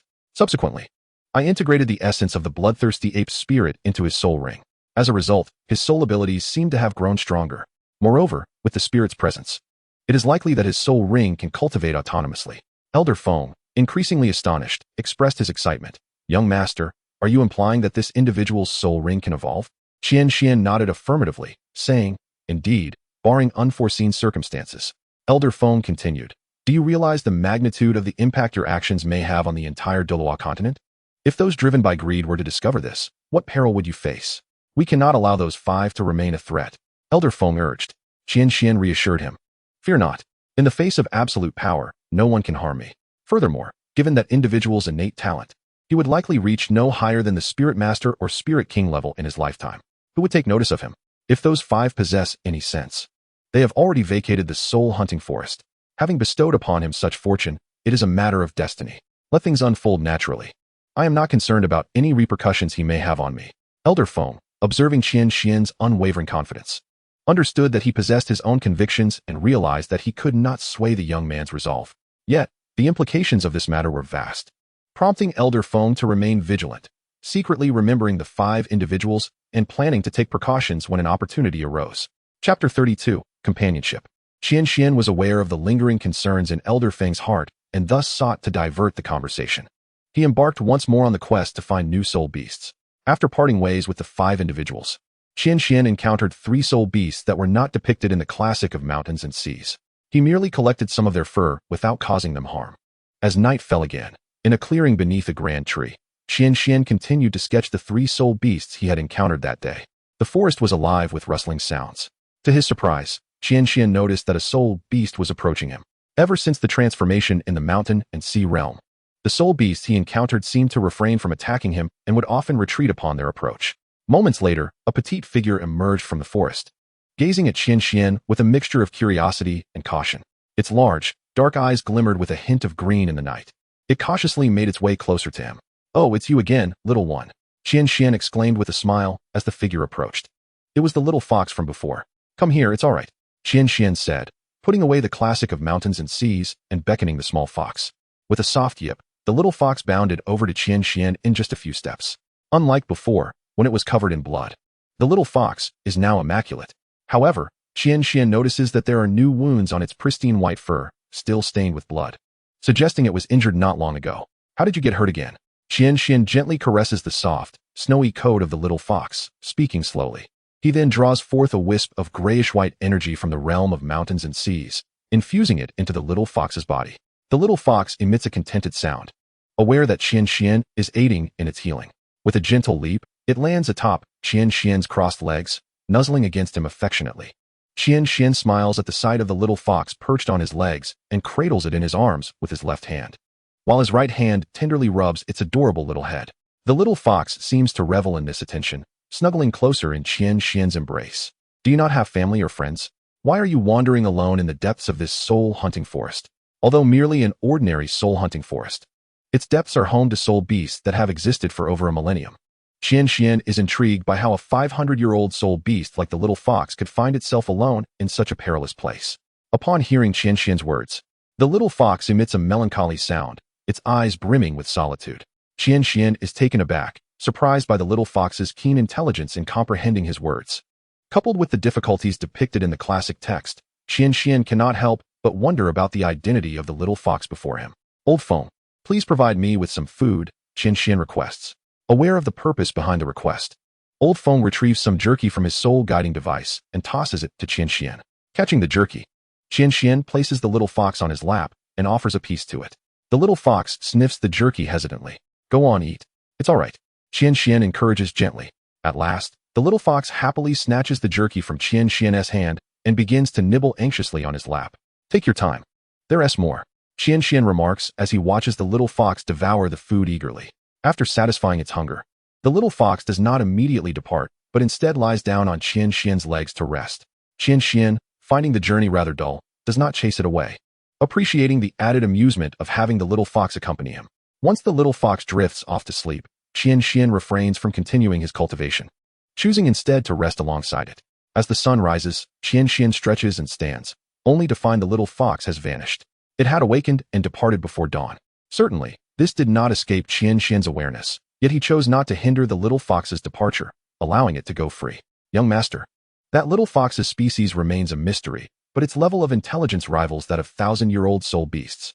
We must remain vigilant, Old Phone notes, having observed the little fox's unusual traits throughout the night. Rest assured, Old Phone, I am well aware that the little fox is extraordinary. If fate permits, I intend to adopt it, Qian Xuan replies, contemplating the possibilities that lie ahead. Old Phone murmured to himself. Fate, perhaps? He gazed at the seemingly desireless Qian Xuan before him, as if perceiving the surrounding world in an extraordinary calmness. Days passed, one after another. Yet, since that day, no matter where Qian Xuan and his companion wandered within the soul-hunting forest, the little fox invariably managed to find their resting place at night. Each day, new scars adorned the little fox's body. Qian Xuan continued to utilize the grayish-white energy to aid its recovery and provided it with sustenance. The little fox would nestle in Qian Xuan's embrace each night, as if his arms were its sanctuary, only to depart alone before dawn. Never had Qian Xuan attempted to detain it. Before long, a month had slipped away. Night fell once more, and in a clearing, Qian Xuan reclined lazily against a grand tree, seemingly awaiting something. Suddenly, a diminutive figure darted from the forest, swiftly bounding into Qian Xuan's arms. It was the little fox. Qian Xuan inspected the new wounds on its body, a sight he had grown accustomed to. With practiced ease, he summoned a stream of grayish-white energy from the sea of mountains to aid the little fox's healing. After a month of recovery and enhancement through this energy, the little fox had grown stronger, its aura now reaching an impressive 600 years of age. Qian Xuan pondered whether the energy was exceptionally potent or if the little fox was simply gifted. Tomorrow, I shall depart from the soul-hunting forest. After tomorrow, you will no longer find us here. Qian Xuan gently stroked the little fox's head, speaking in a tone as though discussing a trivial matter. Upon hearing his words, the little fox stiffened momentarily, turning to look at Qian Xuan and softly whimpering, seemingly seeking an explanation. In truth, Qian Xuan and his companion had thoroughly explored the forest a week prior, and he had not encountered a new soul beast to inscribe for 8 consecutive days. He had initially planned to leave 5 days ago, but stayed an additional 5 days solely due to the little fox. I have made my decision, Qian Xuan explained to the little fox. It gently licked the back of his hand, as if lost in thought. The night passed in silence. Time flew by. and soon dawn approached. In the east, a faint blush of dawn emerged, breaking the darkness of the sky. Usually, by this hour, the little fox would have long departed. However, unlike the norm, it remained nestled in Qian Xuan's embrace, hesitating, its eyes filled with reluctance. As the sun gradually ascended, the little fox seemed to have made a resolution. It leaped from Qian Xuan's arms and slowly ventured into the depths of the forest. Just as it was on the verge of disappearing, it turned back slowly, gazing at the still slumbering Qian Xuan, its eyes brimming with complex emotions. After a brief moment of contemplation, the little fox swiftly turned away and departed. Alas, as the little fox turned to leave, Qian Xuan opened his eyes. Observing the solitary figure of the fox as it faded into the distance, a hint of melancholy etched upon his countenance. With a soft sigh, he recognized that had he spoken out to retain the fox, it would likely have chosen to accompany him. Yet, the ebb and flow of fate is such, some are destined to meet, while others are fated to part. The universe operates by its own profound laws. But what, indeed, constitutes the way? As Qian Xuan gazed at the retreating figure of the little fox, a flicker of confusion stirred within his heart. As a cultivator, one must possess a heart for the Tao. Ever since he embarked on his path of cultivation, Qian Xuan had grown increasingly indifferent to worldly matters. Coupled with his inherent advantages in understanding the world's evolution, he remained detached, adopting the posture of an observer, akin to a deity surveying all from above, surrendering to the natural order of things, unperturbed and unconcerned. Yet in this moment, Qian Xuan realized the truth was otherwise. He was no god. He, too, felt reluctance, a desire to hold on. Should anyone harm Xiao Shui or his mother, he would still feel wrath and strive to intervene. Once he learned the value of cherishing, that which he ought to have treasured had quietly slipped away from his world. Only through loss does one come to understand. A tremor of doubt shook the foundation of Qian Xuan's resolve. Is this the path I have chosen? To remain indifferent to all? To ignore everything and let nature take its course? Humans possess emotions and desires. How can one truly relinquish everything? Only by releasing these feelings can one let go entirely. Yet would I still remain myself in that state? Cultivation. Cultivation. Must I lose sight of who I am in the pursuit of self-cultivation? The Tao flows naturally. All within the cosmos adheres to its principles, yet the Tao itself serves as a guideline. Why, then, must I pursue the Tao? To bind myself to the paths of others? Cultivation follows the way of humanity. Humanity follows the earth follows the heavens follow the Tao, and the Tao follows nature. Why can I not embody the Tao? I cultivate my true self. My will is the will of heaven. My path is the path of heaven. The brilliance in Qian Xuan's eyes intensified as he swiftly settled into a meditative posture, emanating an aura of profound mystery.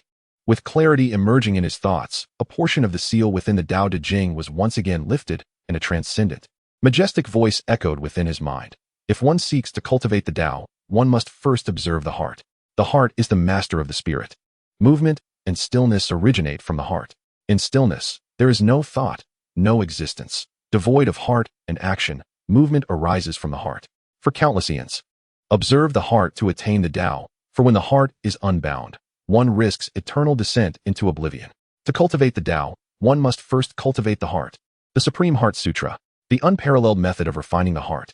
Accompanied by the completion of Qian Xuan's understanding of the Tao, he began to fervently absorb the surrounding energy, gradually forming a vortex of power. As the thick mist gathered around him, Qian Xuan immersed himself in meditation for 2 full hours before finally awakening.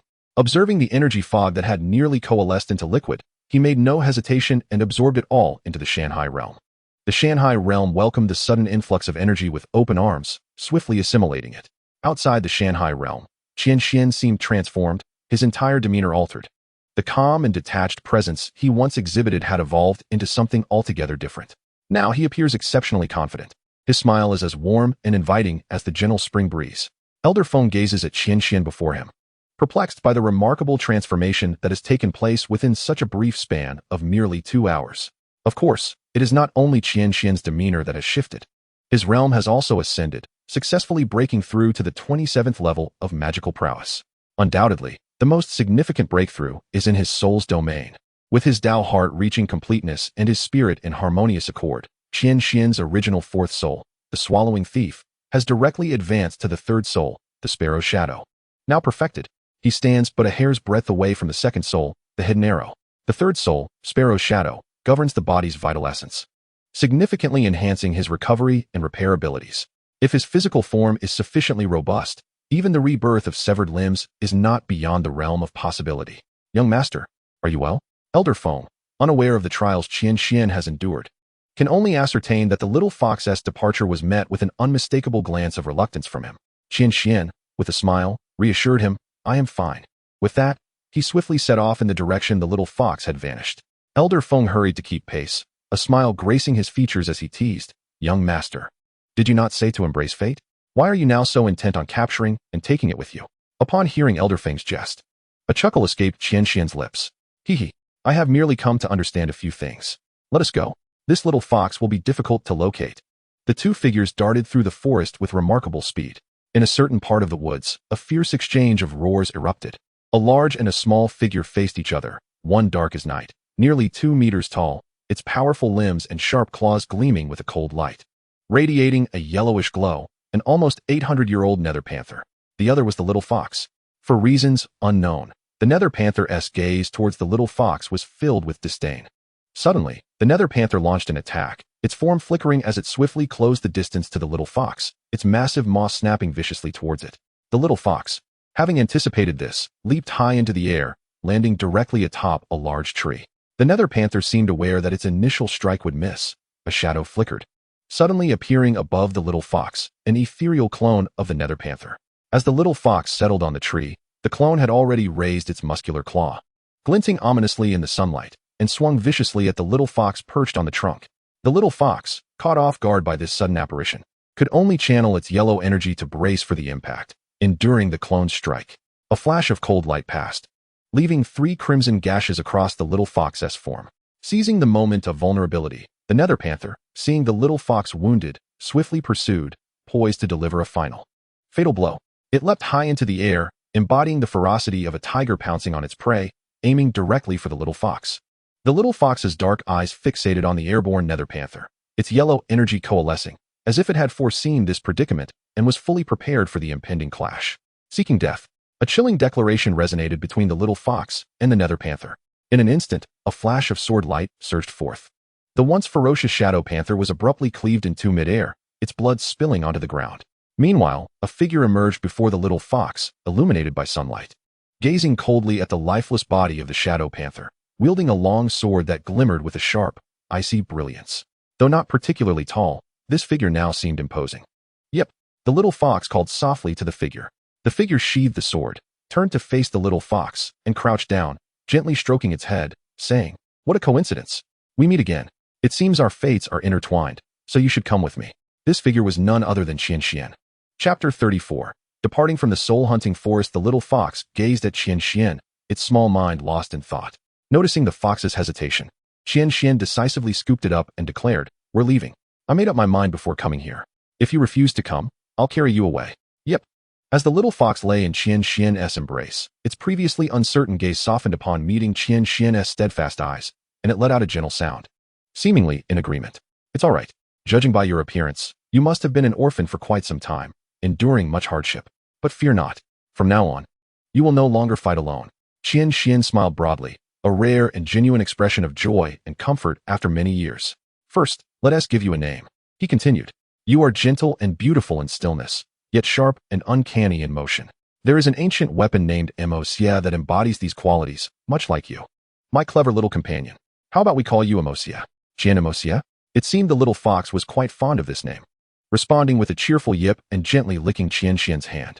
"I'm glad you like it," Qian Xuan said with a smile. He then turned his attention to the soul ring of the shadow panther nearby, adhering to the noble tradition of not wasting resources, and summoned the Shanhai Jing to integrate this soul ring into its essence, while also collecting the bisected body of the shadow panther into the realm of Shanhai. A whole month passed swiftly. How time flies. Yet, this expedition into the soul-hunting forest proved immensely beneficial. Qian Xuan reflected upon the journey, noting that his magical power, originally at level 20, had now ascended to 27, while his soul realm had progressed from the initial stage of the fourth soul to the perfected third soul. His physical body had also significantly enhanced, comparable to that of a soul master at level 42. Of course, the greatest gains were the fortunes of the Shanhai realm, as well as the inheritances of the Taishang Kai Tian Jing and Taishang Liao Xian Jing. Qian Xuan chuckled, stroking Emosia's chin. "It seems you are ready. Let us seal the deal." With that, the duo stepped out of the soul-hunting forest, marking the official end of their journey. Outside the soul-hunting forest, in the bustling marketplace, the petite and adorable Mo Xia perched on Qian Xian's shoulder drew the attention of many passers-by. The little fox, naturally bold and exceptionally clever, raised its head, curiously surveying the novel sights of the marketplace. The merchants could hardly forget the scene that unfolded a month ago when the venerable elder Feng descended from the heavens. They scarcely dared to glance too long. Yet, the merchants were aware that the transient soul masters milling about had no inkling of the events that transpired in the marketplace a month prior. Some harbored ulterior motives in their hearts. Just as Qian Xian and elder Feng were about to depart the market, a boisterous and discordant voice interrupted their steps from behind. "Hey, stop. How much is that little fox on your shoulder? I wish to purchase it." Qian Xian was momentarily taken aback, never expecting to encounter such a scenario. He turned, wearing a perplexed expression, to regard the speaker. The individual appeared to be no more than 8 or 9 years of age, seemingly seeking his first soul ring. In such a remote city, possessing such talent could indeed mark him as a prodigy.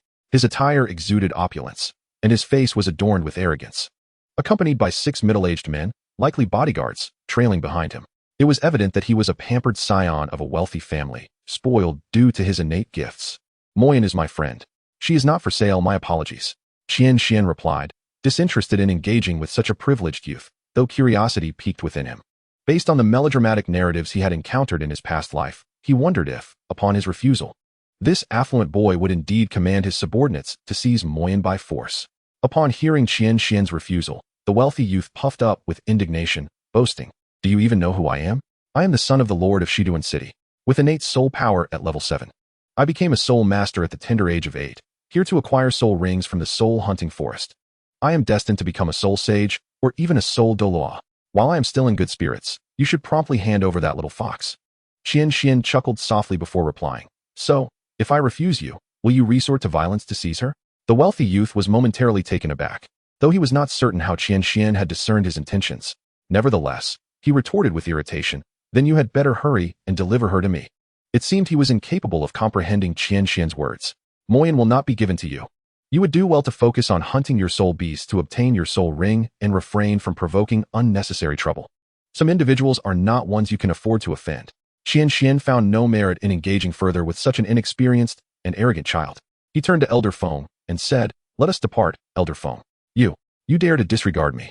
Lo Song, send someone to seize that fox for me." The spoiled youth exclaimed in frustration to the leading figure behind him. However, Lo Song, observing Qian Xian's nonchalance and the composed demeanor of the extraordinary Elder Feng, advised, "Young master, these two are clearly not ordinary individuals. It would be prudent not to provoke them." Lo Song sighed and shook his head before addressing Qian Xian, "Young brother, I implore your understanding. Might you consider transferring ownership of that fox? Name your price." Seeing that Lo Song was more diplomatic and sought a peaceful resolution to the matter, Qian Xian recognized that the leader was no fool. However, it was clear that this situation would not resolve as he hoped. Lo Song, realizing the gravity of the situation, understood that it could not be easily settled. Bowing respectfully to the elderly Feng beside him, he declared, "Luo Sang, level 50 Soul King, with the martial soul. Flame Sunsword, I humbly seek your guidance." "Oh, a sword?" Qian Xian's eyes sparkled with intrigue. He had yet to encounter someone whose martial soul was a sword. In his past life, his knowledge of swords in the Douluo realm was limited to the 7-killing sword of the sword Douluo from the 7 treasure, glazed tile school. Just as Feng was about to respond, he was interrupted by Qian Xian. "Allow me." Upon hearing that the other's martial soul was a sword, Qian Xian felt a surge of eagerness, desiring to engage in a duel and witness the sword techniques and soul skills of this Douluo. Feng, taken aback, incredulously asked, "Young master, are you suggesting?" Qian Xian nodded, extending his right hand, summoning the Tai Xian sword, which emanated a searing heat and radiated an aura of sharpness. He turned to Luo Sang and said, "Qian Xian, please enlighten me." Chapter 35, The Battle. Luo Sang was momentarily stunned, staring at Qian Xian, who appeared far too youthful to be serious. He looked to be merely 6 or 7 years old. Did he truly wish to challenge me? Moreover, the elder seemed to offer no objection. His heart sank, realizing he had likely provoked someone formidable. Luo Sang was no fool. The two before him exuded an air of complexity, especially as the merchants in the marketplace regarded them with fearful eyes. It was evident that the focus was on this child. While a child of 6 or 7 desiring to spar with a level 50 Soul Emperor would normally be dismissed as naive, it was clear that Qian Xian was not an ordinary child. Although Luo Sang found it hard to believe in Qian Xian's capabilities, he remained cautious, deciding to proceed with vigilance. "Mo Xia, Please take a moment to rest over there. Xie gracefully leaped to the ground, gently calling out to Qian Xuan, seemingly advising him to be careful. She then turned to Luo Sang, saying, "Do take care." Qian Xuan waved his sword. No sooner had the words left his lips than he vanished, thrusting the sword directly at Luo Sang's chest. Such speed. Though Luo Sang had anticipated it, he was still taken aback by Qian Xuan's swiftness. His body instinctively leaned to the right, narrowly avoiding the razor-sharp blade. However, his clothing was still torn by Qian Xuan's strike. Quickly retreating, Luo Sang stared at the gaping hole in his garment, his astonishment difficult to articulate. He glanced at the observing foe, and an ominous feeling began to swell within him. Qian Xuan, watching Luo Sang retreat, remarked, "I warned you to be cautious. It would be unfortunate to fall so soon." "Captain," the 5 companions of the wealthy young master exclaimed in unison, "keep the young master at a safe distance.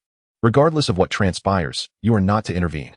Luo Sang hastily commanded, then turned to Qian Xuan, saying, "My lord, we mean no offense and are willing to compensate for any losses. Might you spare us?" Qian Xuan regarded Luo Sang coolly and replied, "To cease hostilities? You know I have no intention of doing so. Since you wish to practice, I shall oblige. I only hope you do not find my skills lacking. Flame Sunsword, arise. Yellow, yellow, purple, purple, purple." 5 soul rings floated around Luo Sang. "Are you ready?" The battle officially commenced. Qian Xuan's figure flickered as he swung his sword towards Luo Sang. Luo Sang, already prepared, swiftly positioned the yin-yang sword across his chest. The force. Luo Sang felt the immense power emanating from Qian Xuan's sword, causing his pupils to constrict. With a vigorous wave of his hand, Luo Sang pushed Qian Xuan back. In his mind, Luo Sang quickly assessed Qian Xuan's strength. His power and speed far surpassed that of a level 40 soul master. Most importantly, it appeared that Qian Xuan was relying solely on his physical prowess, without even employing his soul power. Yet, none of this was the most crucial aspect. What truly mattered in Luosang's eyes was that Qian Xuan had yet to unleash his martial soul. Luosang's conclusion about Qian Xuan was that he was unfathomable. Such a terrifying talent. As Qian Xuan landed, he exerted force through his legs and, wielding his sword, charged directly at Luosang's chest. First soul skill, Flame Affixation. A layer of red flames enveloped Luosang's yin-yang sword, radiating intense heat. As he gazed at the approaching Qian Xuan, Luo Sang swung his sword in response. The moment Qian Xuan drew near, he felt the searing heat of Luosang's yin-yang sword and had no choice but to transition from a thrust to a slash. In that instant, the Tai Xian sword sliced upward, blocking Luosang's fiery assault. When the 2 swords clashed, Qian Xuan could distinctly sense the intense heat emanating from the yin-yang sword, along with the immense pressure. He could only retreat. Luosang's yin-yang sword struck the ground, scorching the earth black. Qian Xuan realized that relying solely on his physical strength would not suffice to defeat Luo Sang. So he did not hold back and summoned the magical energy within him. As the energy surged, the Tai Xian sword vibrated gently, acquiring a layer of violet-blue sheen. Not far away, Luo Sang, sensing the unusual wave of soul power from Qian Xuan, felt a grave seriousness wash over him. Is he coming? In the distance, Qian Xuan charged forth. Observing the transformation of the sword in Qian Xuan's hand, Luo Sang prepared himself.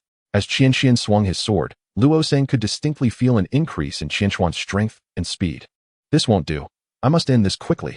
I still do not know what other trump cards this lad possesses. Luo Sang quickly devised a plan in his mind as he faced Qian Xuan.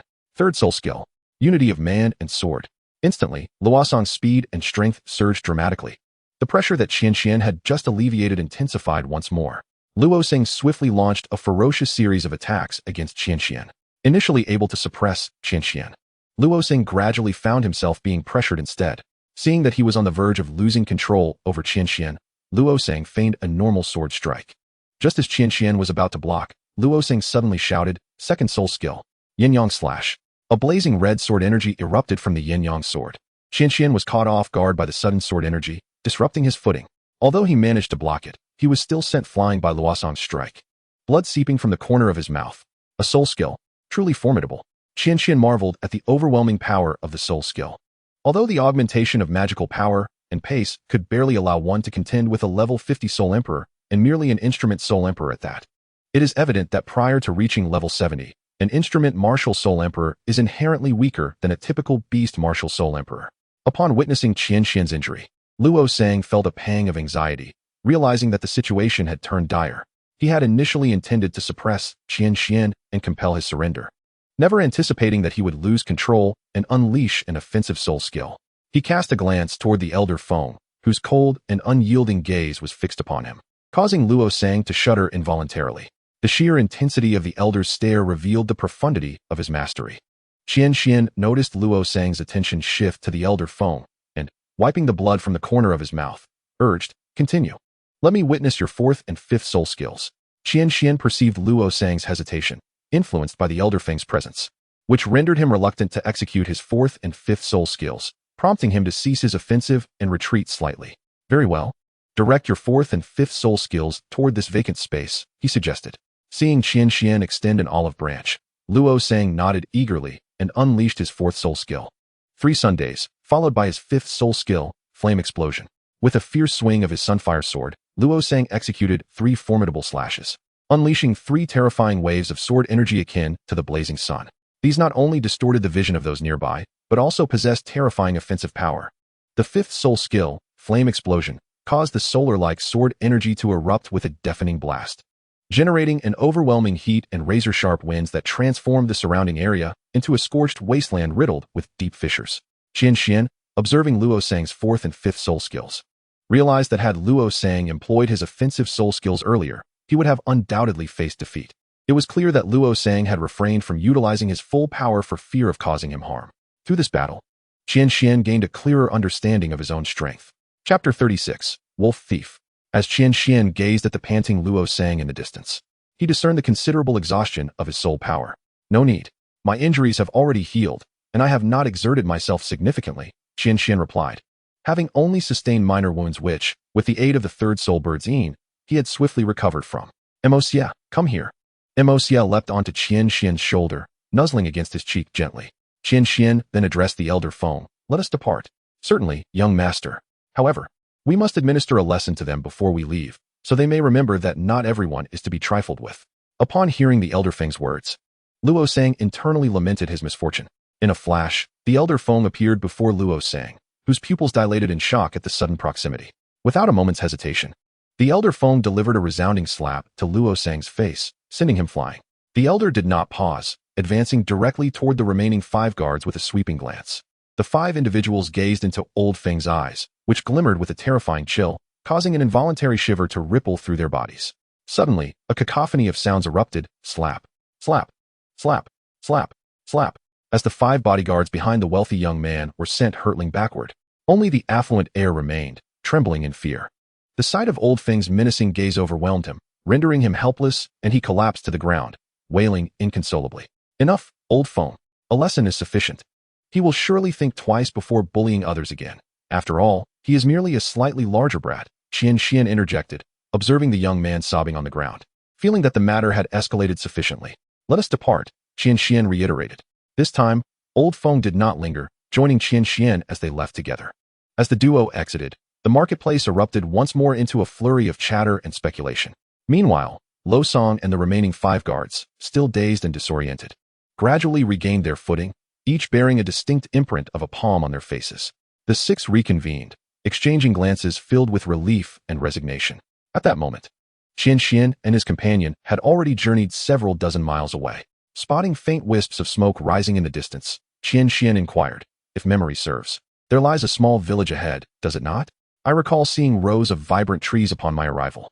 Now, during this season when the maple leaves are at their most brilliant red, witnessing it again would present an extraordinary sight. Typically, many people flock to Maple Village at this time to admire the scenery. With a smile, Qian Xuan added, "Oh, we must take a good look. We have arrived at the perfect time, wouldn't you agree, Emosia?" He turned to the creature perched on his shoulder, gently stroking its chin. "Chirp." Emosia cheerfully responded, as if to affirm his agreement. However, as they drew closer, an unsettling realization dawned upon them. The smoke rising from Maple Village appeared alarmingly dense, and a faint yet unsettling scent of blood wafted through the air. Old Feng, sensing the shift in atmosphere, quickly inquired, "Young master, the situation ahead seems questionable. Should we investigate?" Qian Xuan furrowed his brow and replied swiftly, "Old Feng, please take me there directly. We must act quickly." Old Feng nodded resolutely and led Qian Xuan toward Maple Village with haste. As they approached, the vibrant red of the village was striking, yet the anguished cries and intermittent howls of wolves echoed chillingly in the air. Upon hearing the distressing sounds, Qian Xuan urged, "Hurry." Without hesitation, Old Feng accelerated, swiftly reaching the outskirts of Maple Village. To their horror, they discovered that the vivid red was not solely the color of the maple leaves. It was predominantly the crimson of blood. Yet another howl of a wolf reverberated through the air. Over there, Qian Xuan commanded, an old foam, with a flash, transported them into the heart of the village. The scene before Qian Xuan caused his complexion to drain of color, his chest heaving as he struggled to contain his fury, engulfed by an overwhelming wave of rage. In the midst of a clearing, spanning about 40 to 50 meters, the ground was saturated with deep crimson blood, emitting an overwhelmingly pungent stench. Disordered heaps of male corpses lay strewn about, approximately 50 individuals clad in strange attire, some gnawing at the lifeless bodies, while others brandished spears, hoisting the corpses of children high into the air. The only survivors were young girls and women, yet among these oddly dressed figures, some brazenly violated these women in broad daylight. In the distance, signs of resistance flickered as the sounds of battle intermittently echoed through the air. "Young master, they are wolf bandits." Qian Xuan bellowed furiously, "Eliminate them all." The wolf bandits on the ground, upon hearing Qian Xuan's commanding voice, sensed the impending threat.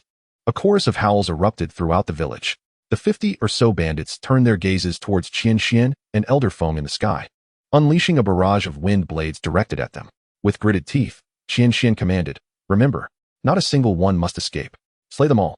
"Understood, young master," Elder Feng replied, and in an instant, he vanished, embarking on his journey of slaughter.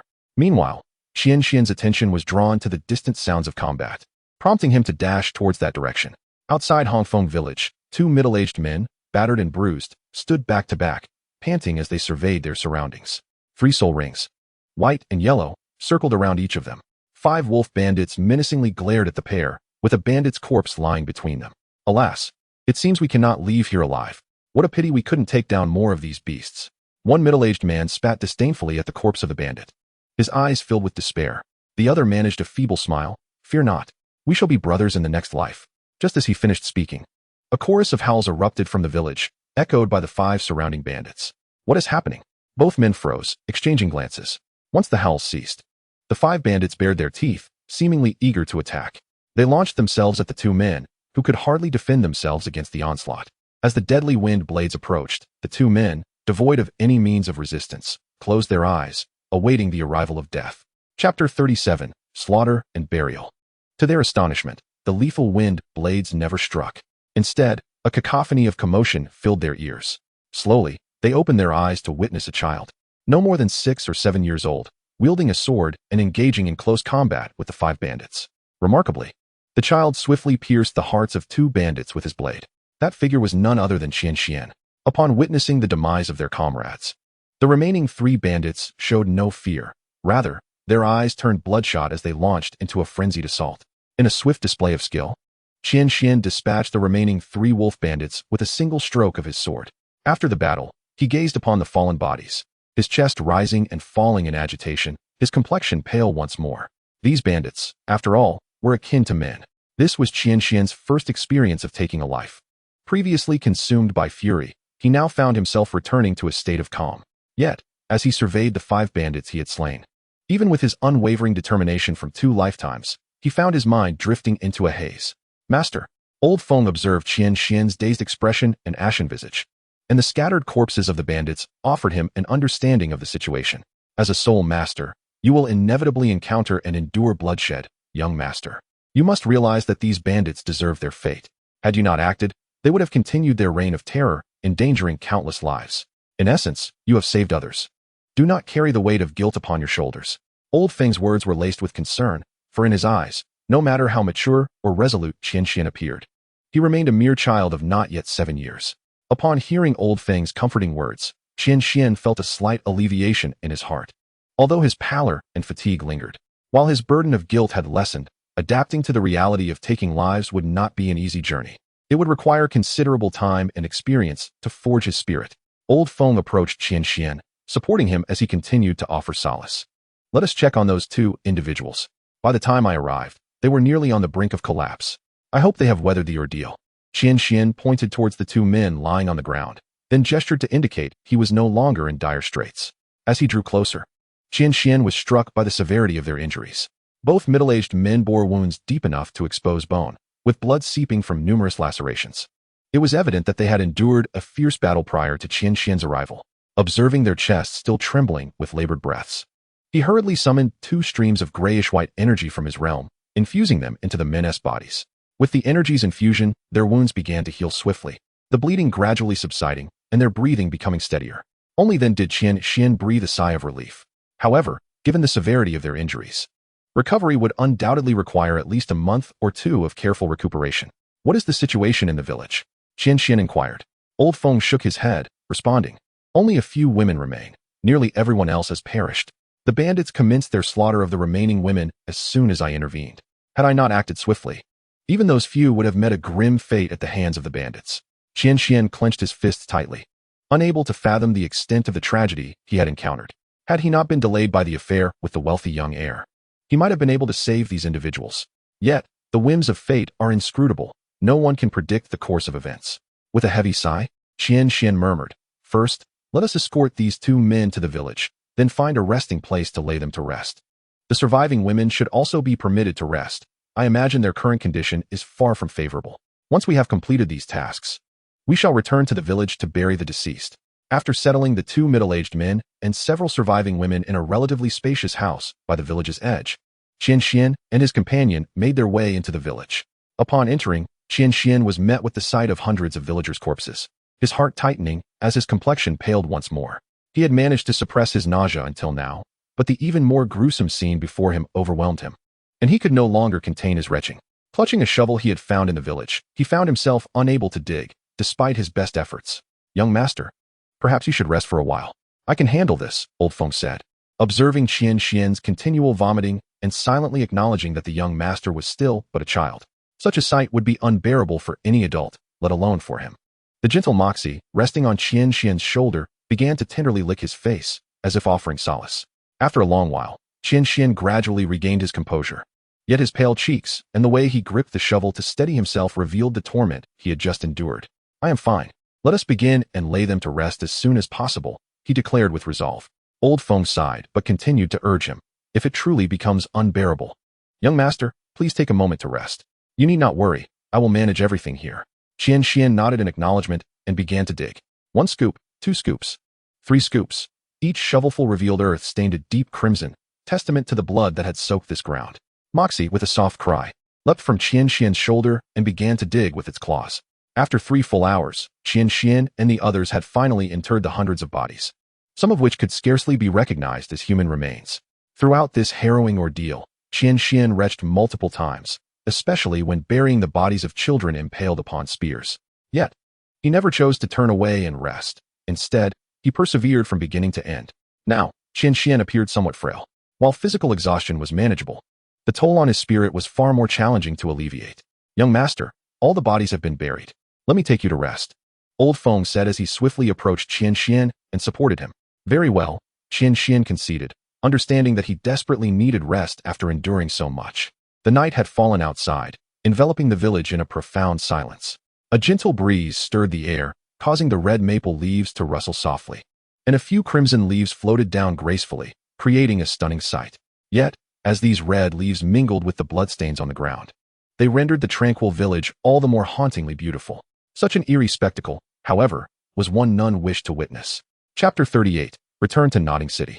At noon the following day, in a humble room within the village of Maple Red, Qian Xuan slowly opened his drowsy eyes, still clouded with confusion. Gazing at the sunlight streaming through the window, he realized it was already midday.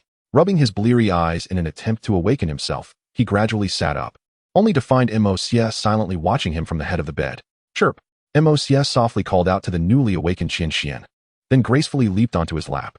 As soon as Mo Xie settled on his legs, he affectionately nudged his head against Qian Xuan's chest, his dark eyes betraying a hint of concern. Qian Xuan looked tenderly at Mo Xie, a smile instinctively curling at the corners of his mouth, as he gently stroked the little creature's head. After playing with Mo Xie for a while, the weight of yesterday's sorrow lifted considerably, and the tension in his nerves eased somewhat. Gently lifting Mo Xie and resting him on his shoulder, Qian Xuan pushed aside the covers and stepped out of bed.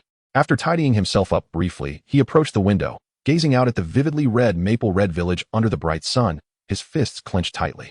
Sigh. A complex sadness flickered in Qian Xuan's eyes, mourning the dead and lamenting their misfortune. Outside the room, Elder Feng had already sensed the activity within and, upon hearing the sigh, a trace of concern crossed his face. Knock, knock, knock. A series of knocks interrupted Qian Xuan's contemplation. Young master, are you awake? Upon hearing the voice from outside, Qian Xuan adjusted his clothing, straightening himself to appear more presentable. Creak. Qian Xuan opened the door and stepped outside. Seeing Qian Xuan emerge calmly, Elder Feng felt a significant relief wash over him. It's nothing, Elder Feng. By the way, how are those individuals from yesterday? After assuring that he was unharmed, Qian Xuan inquired about the condition of the others from the previous day. Elder Feng shook his head, replying, "The two soul lords have awakened after a night's rest, but as for the women..." Qian Xuan, noticing Elder Feng's hesitance, pressed on, "What's wrong?" Sigh. Elder Feng's eyes reflected a myriad of emotions, and after a deep breath, he continued, "They all took their own lives." Qian Xuan's body trembled. His fists clenched so tightly that his nails nearly pierced his flesh, suppressing the rage and sorrow within as he asked, "Why?" Elder Feng managed to steady his tone, responding calmly, "The families of those women were brutally slain by the band of wolves yesterday, their bodies also." He paused momentarily before continuing, "They were defiled by that pack of marauders. Everything was utterly destroyed by them. Their minds and bodies were shattered. After we saved them yesterday, they were already resolved to die. I could do nothing to change their minds." "Very well, let us visit the two soul lords." Qian Xuan spoke steadily, though the grip of his nails betrayed the deep-seated anger and grief within him. Qian Xuan and Old Feng entered the room of the two individuals, observing their bodies tightly bound in bandages, leaving only their faces exposed. Upon seeing Qian Xuan and his companion, the two men quickly raised their hands in a gesture of greeting, expressing their gratitude. "Thank you, esteemed sir, for saving our lives yesterday. We are at a loss for how to repay you." Qian Xuan waved his hand dismissively, saying, "There is no need for such formality. What are your plans for the future? You are the last two in Hongfeng village." Upon hearing Qian Xuan's words, pain and confusion filled their eyes, but gradually, a sense of determination emerged. One of the middle-aged men stated, "I intend to revive Hongfeng village. I cannot allow it to vanish like this. This is my home." The other middle-aged man nodded in agreement with his companion's resolve. Qian Xuan acknowledged their responses with a nod and said, "Since you have both made your plans, we shall take our leave. Should you encounter any difficulties, do not hesitate to seek us in Nuoding City. We will remain here for a while." With a wave of his hand, Qian Xuan summoned several thousand gold soul coins from the Shanghai realm, instantly illuminating the room with their brilliance. "Take this money. Use it wisely to elevate Hongfeng village." The two men gazed in astonishment at the vast sum before them. Although they had reached the rank of sole sovereign, they had never seen such wealth in one place. Overwhelmed with excitement, they exclaimed, "Thank you, esteemed sir." Qian Xuan, exuding both grace and authority, replied, "No need for thanks. This money is meant for the reconstruction of your village. If you dare misuse it, the consequences are not worth mentioning. Let us depart, Old Feng." Old Feng nodded in agreement. Outside Hongfeng village, Qian Xuan gazed at the carpet of red leaves, experiencing for the first time the harsh realities of the Douluo continent. Those without strength are mere prey in the presence of the powerful, whether it be the villagers of Hongfeng or the affluent youth outside the soul-hunting forest market. Without formidable strength, one cannot even hope to protect oneself, let alone save others. The outcome is all too predictable. After witnessing these two events, Qian Xuan's heart underwent a transformation. He gently tossed a red maple leaf into the air, watching as it danced on the breeze and slowly descended to the ground. The figures outside Hongfeng village had long since vanished, leaving the blue sky, white clouds, and red leaves to suggest that they had never been there, as if the village itself had remained unchanged.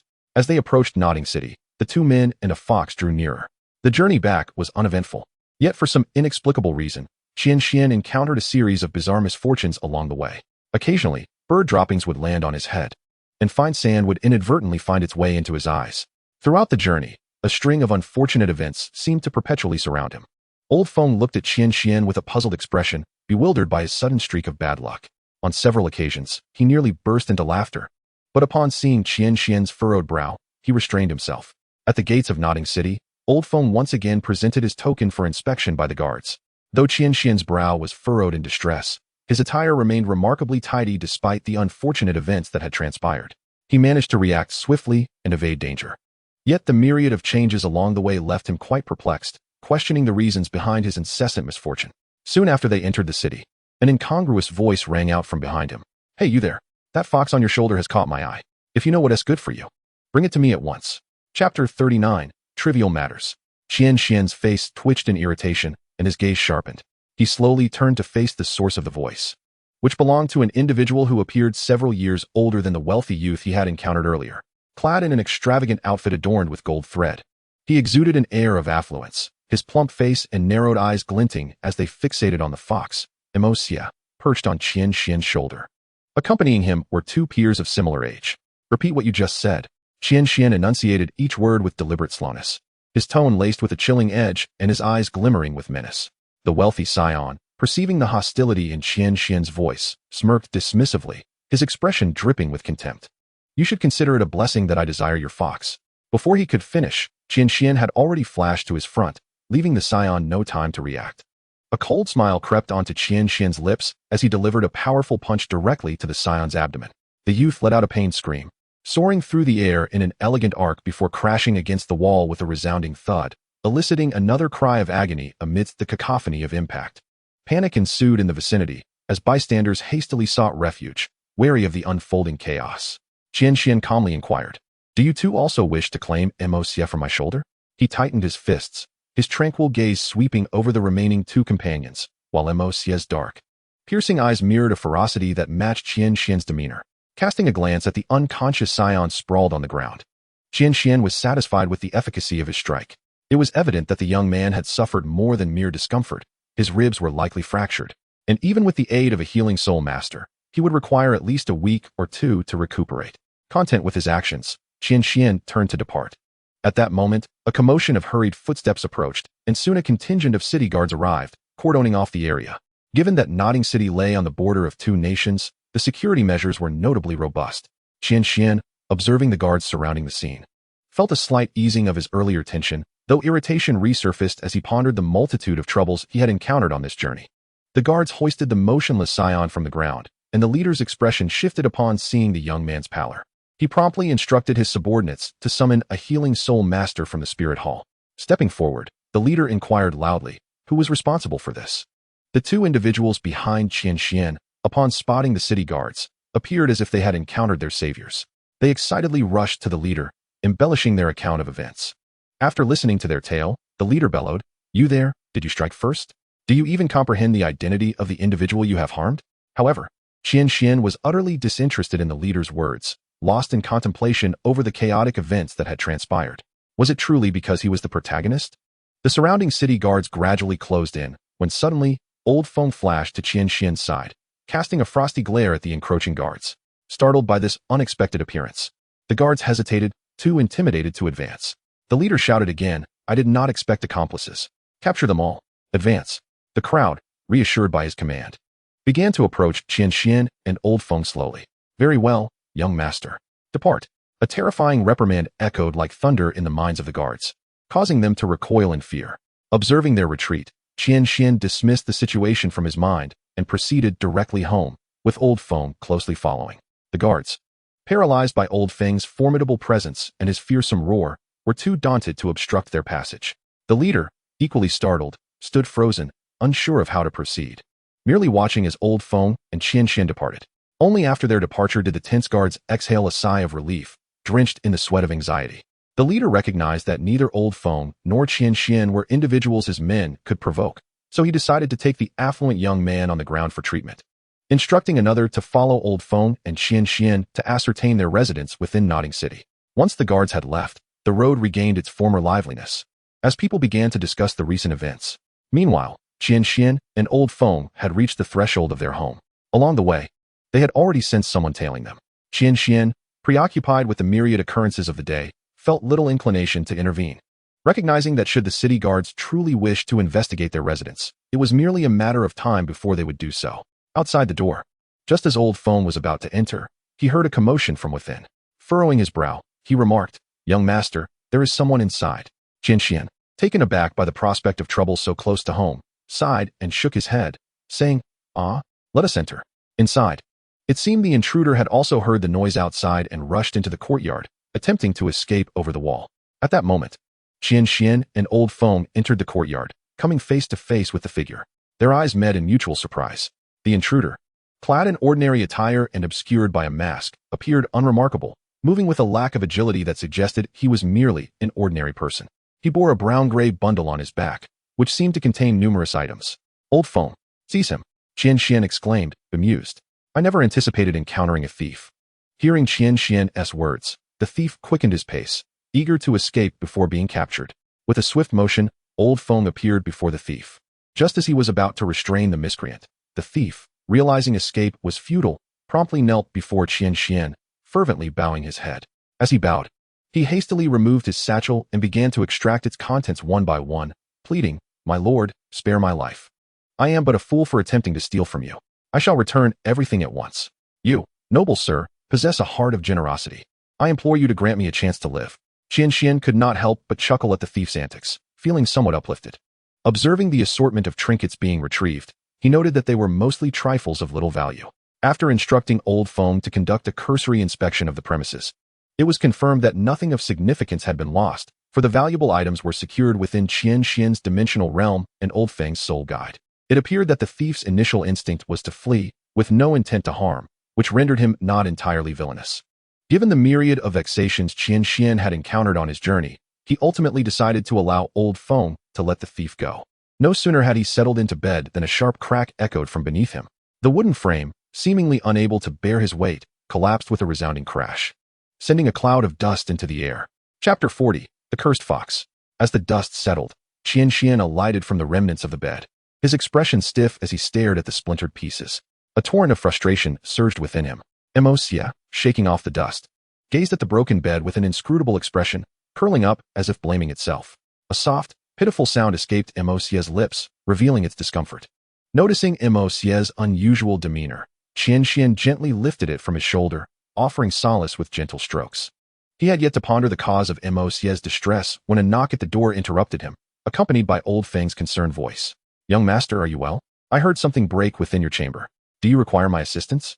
With a resigned sigh, Qian Xuan responded, "Old Feng, please come in. I am unharmed, but alas." The bed. Upon entering, Old Feng surveyed the splintered frame and the somewhat disheveled Qian Xuan, quickly grasping the situation.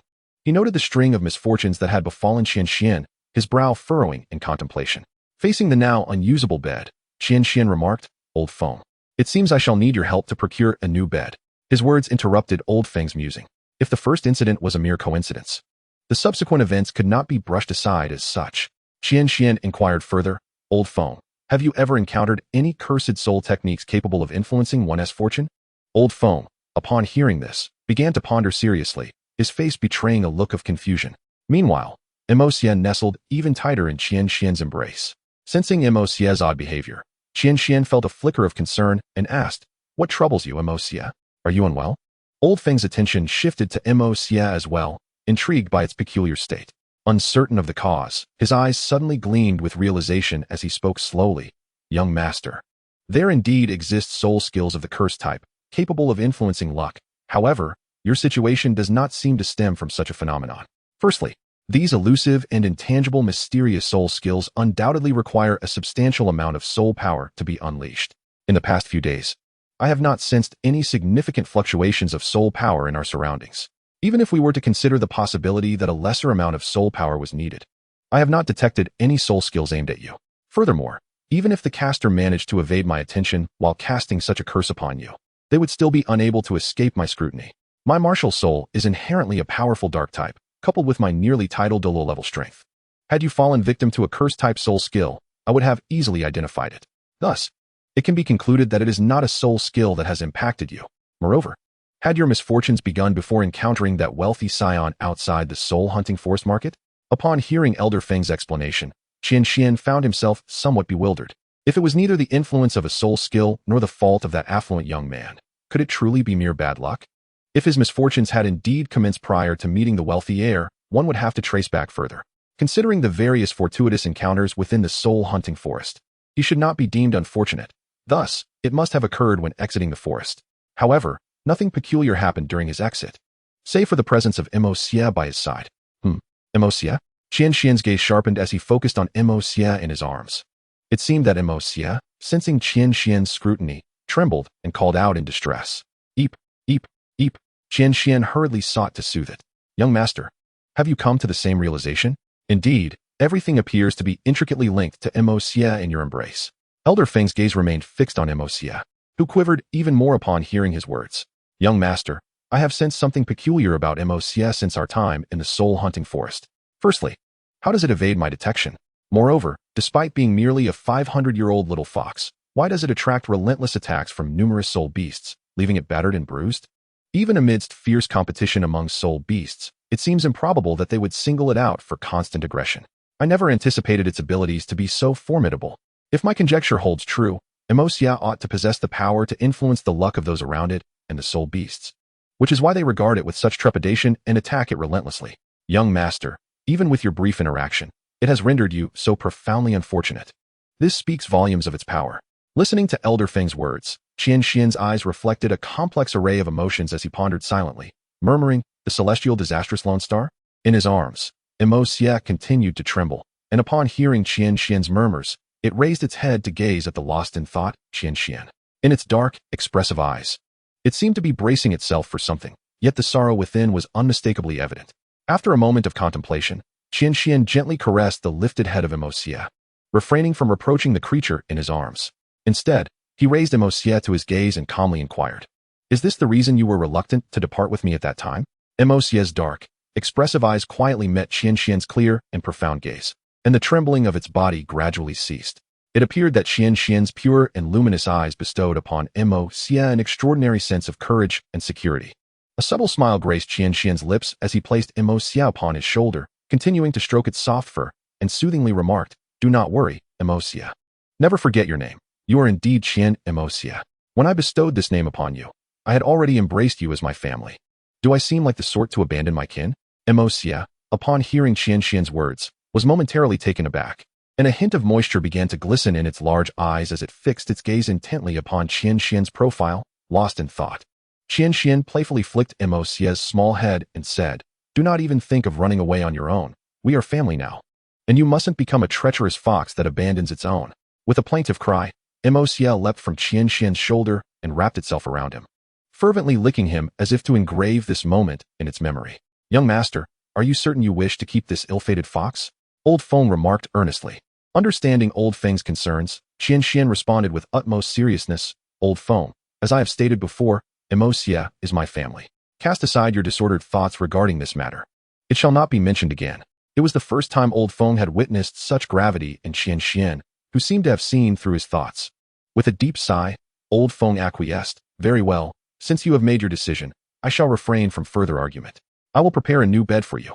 Qian Xian reassured Old Feng, "Do not fret, as I have observed that you have not encountered any misfortune due to Emosia on this journey.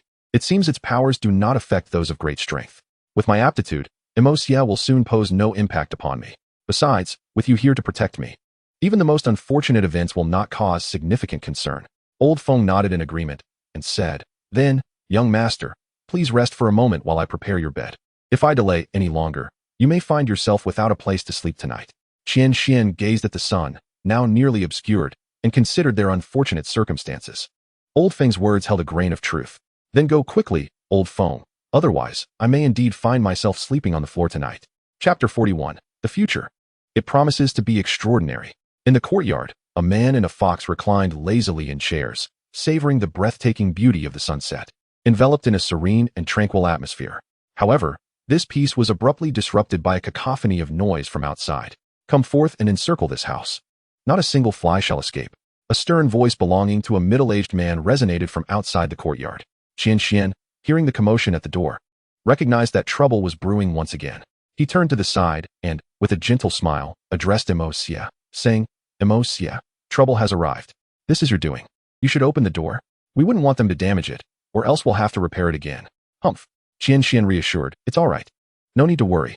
In the courtyard, Qian Xian leisurely reclined on a chair, admiring the exquisite beauty of the setting sun, indifferent to the individuals outside. The group outside, witnessing the door wide open, was momentarily taken aback. This was not how the script was supposed to unfold. "Shun-ti," we have shouted loudly. "Only for you to refuse to open the door, and ultimately we would break it down? How audacious to open the door. I am curious to see what kind of den of dragons and tigers lies within." The stern voice of the middle-aged man rang out again. No sooner had his words faded than a throng surged in, swiftly encircling Qian Xian, Emosia, and Yin Yin, filling the already cramped courtyard with people. Qian Xian then cast a casual glance at the crowd surrounding him. They all donned standard white uniforms, cloaked in black capes, each bearing a soul character the size of a fist emblazoned upon their chests. These were the unmistakable garb of the Spirit Hall's direct personnel. From the entrance, a figure strolled in, and the Spirit Hall members promptly parted to allow passage for this individual, clad in a silver uniform and a white cloak. He appeared conspicuously out of place compared to the others. Upon seeing this person's entrance, Qian Xuan understood that the main figure had arrived. He slowly rose, stretched languidly, and addressed the newcomer with a calm demeanor. Might I inquire what business brings a noble warrior of the Spirit Hall to my humble abode? The silver-clad man's gaze sharpened. He was surprised to find someone in Nuoding City capable of recognizing his identity. Yet, after a thorough scrutiny, he discerned that there was no threat present. He instinctively concluded that Qian Xuan had merely heard of him through gossip. Thus, he arrogantly replied, "Kid, I didn't expect you to be so well-informed to recognize me as a sacred warrior of the Spirit Hall. But do you know the consequences of offending a sacred warrior?" Qian Xuan chuckled softly, shaking his head as he replied, "I know not of the consequences. But are you aware of what this item in my hand represents?" "What is this?" The decree." The silver-clad man's pupils constricted violently. His complexion drained of color, trembling uncontrollably. He could hardly believe that the object in Qian Xuan's hand was the papal decree. The silver-clad man stammered, "You." Before he could finish, Qian Xuan cast a sidelong glance at him and said, "Aren't you going to kneel?" Upon hearing Qian Xuan's command, the silver-clad man's legs weakened, and he fell to his knees. The surrounding crowd had no time to react. Witnessing their superior kneel before an unfamiliar token left them bewildered. Yet, as their superior had knelt, how could they remain standing? Thus, one by one, they all knelt as well. The silver-clad man hastily lowered his head in submission. "Begone! Do not disturb my life." The silver-clad man swiftly led the others out, and as the last person exited the courtyard, he respectfully closed the door behind them. A faint hue returned to his pale face, suggesting he had been significantly startled. "Young master." The terrifying aura of Elder Feng, the legendary Douluo, erupted with a deafening force, instantly reaching the doorway where he seized the silver-clad man. The bystanders were overwhelmed by Elder Feng's formidable presence, collapsing into unconsciousness, save for the silver-armored warrior, who, possessing slightly greater strength, managed to retain a modicum of awareness amidst the overwhelming pressure. Gazing into Elder Feng's fearsome eyes, the silver-clad man silently lamented, "Alas, my fate is sealed." "Elder Feng." "It's all right. Please come in," came the voice of Qian Xuan from within the room, prompting a sigh of relief from Elder Feng as he relaxed his imposing aura slightly. After a brief, dismissive snort at the man in his grasp, Elder Feng hurled him aside, and with a cry of anguish and a resounding thud, the unfortunate man fell silent. One by one, Elder Feng cast the remaining individuals out of the doorway, rejoining the earlier man before finally stepping inside. "You're all right, young master, just to be cautious. I shall not stray too far from you until your strength has improved," Elder Feng stated gravely, aware that trouble had returned so soon after his brief absence. While the means by which Qian Xuan resolved issues remained unknown, the prospect of facing difficulties without Elder Feng's presence was truly concerning. Qian Xuan nodded in agreement.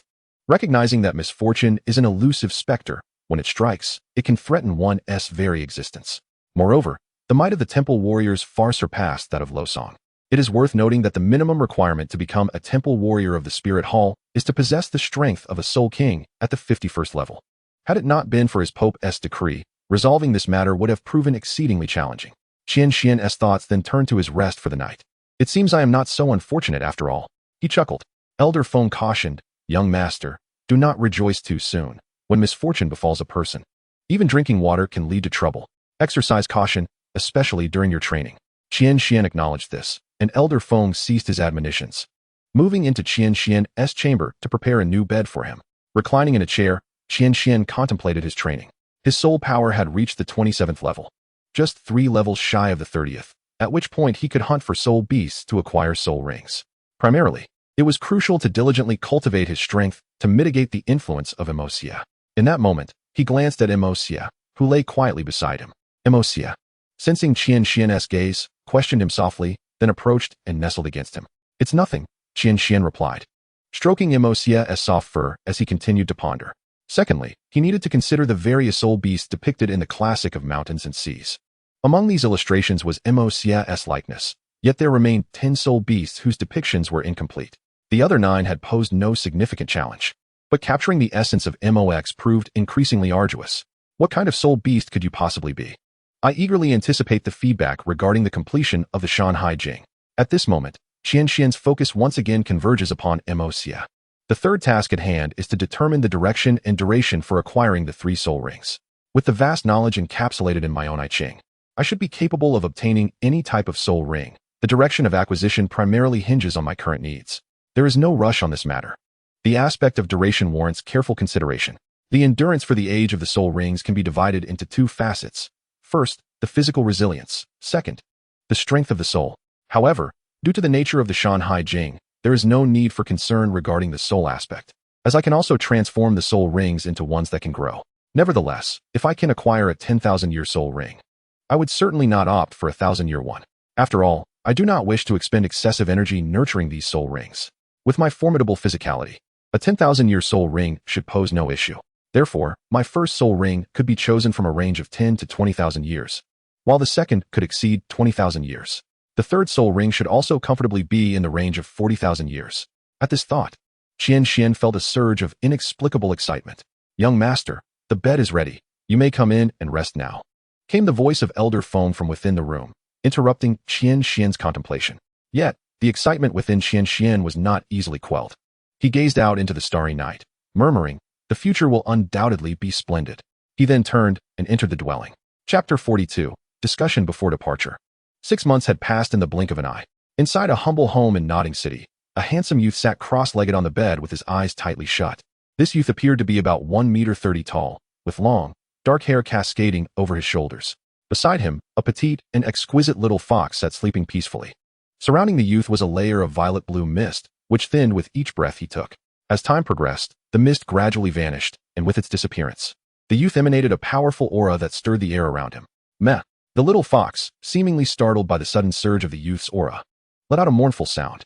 Upon hearing the forlorn call of the little fox, the youth opened his eyes and looked at it, a hint of delight shining in his gaze. He smiled and said, "My apologies, Emosia, for disturbing your slumber." This youth and the fox were none other than Qian Xuan and Emosia.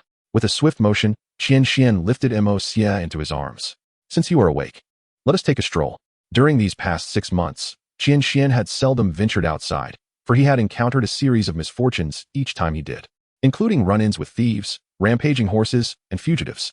Even within the confines of his home, misfortunes had been plentiful. The courtyard caught fire 17 times, the bed broke 6 times. The chair broke 11 times, he choked on water 3 times, and consumed spoiled food 6 times. These experiences indirectly fueled Qian Xuan's determination to grow stronger. Every day, aside from eating and sleeping, it was a relentless pursuit of cultivation, and yet more cultivation, which also encompassed the depictions of the soul beasts as described in the classic of mountains and seas. 6 months had passed, and 4 months prior, only the image of Emosia remained unfinished among the illustrations.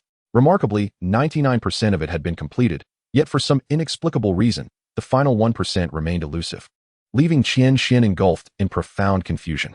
Each time he approached completion, an ineffable sense of something amiss would overwhelm him, as if the portrayal were not of Emosia at all. Pushing open the door, the sunlight poured in, enveloping Qian Xuan in its warm embrace. In the courtyard, Elder Foam, witnessing Qian Xuan's rare excursion, chuckled, "Young master, it's a rare delight to see you basking in the sun. If you stayed in any longer, I'd worry you'd start to mold." Qian Xuan smiled and replied, "This is not merely about basking in the sun, Elder Foam. It seems I'll need to trouble you once again to prepare some supplies for the Soul Beast Forest. Please, do prepare a bit more than last time. This venture may take quite a while." Elder Foam paused his tasks, his eyes brightening as he scrutinized Qian Xuan. He sensed a rounded and robust aura emanating from him. Yet he could not fully discern the depth of Qian Xuan's level.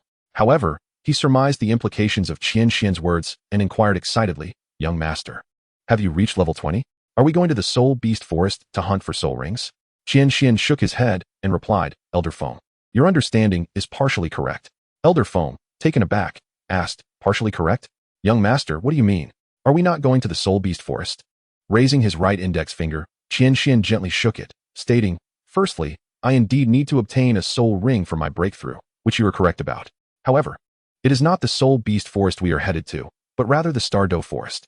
As for the second point, regarding level 20 and obtaining a soul ring." Elder Feng's face transformed into one of incredulity, his excitement palpable as he exclaimed, "Young master, do you mean to say you are beyond level 20? Trembling with exhilaration, his eyes sparkled with disbelief. A soul master under the age of 7. Innate spirit power at level 30. Twin martial souls. Elder Foam gazed at Qian Xuan as if he were a marvel. "Young master, you truly jest not, do you? Are you certain you are not mistaken?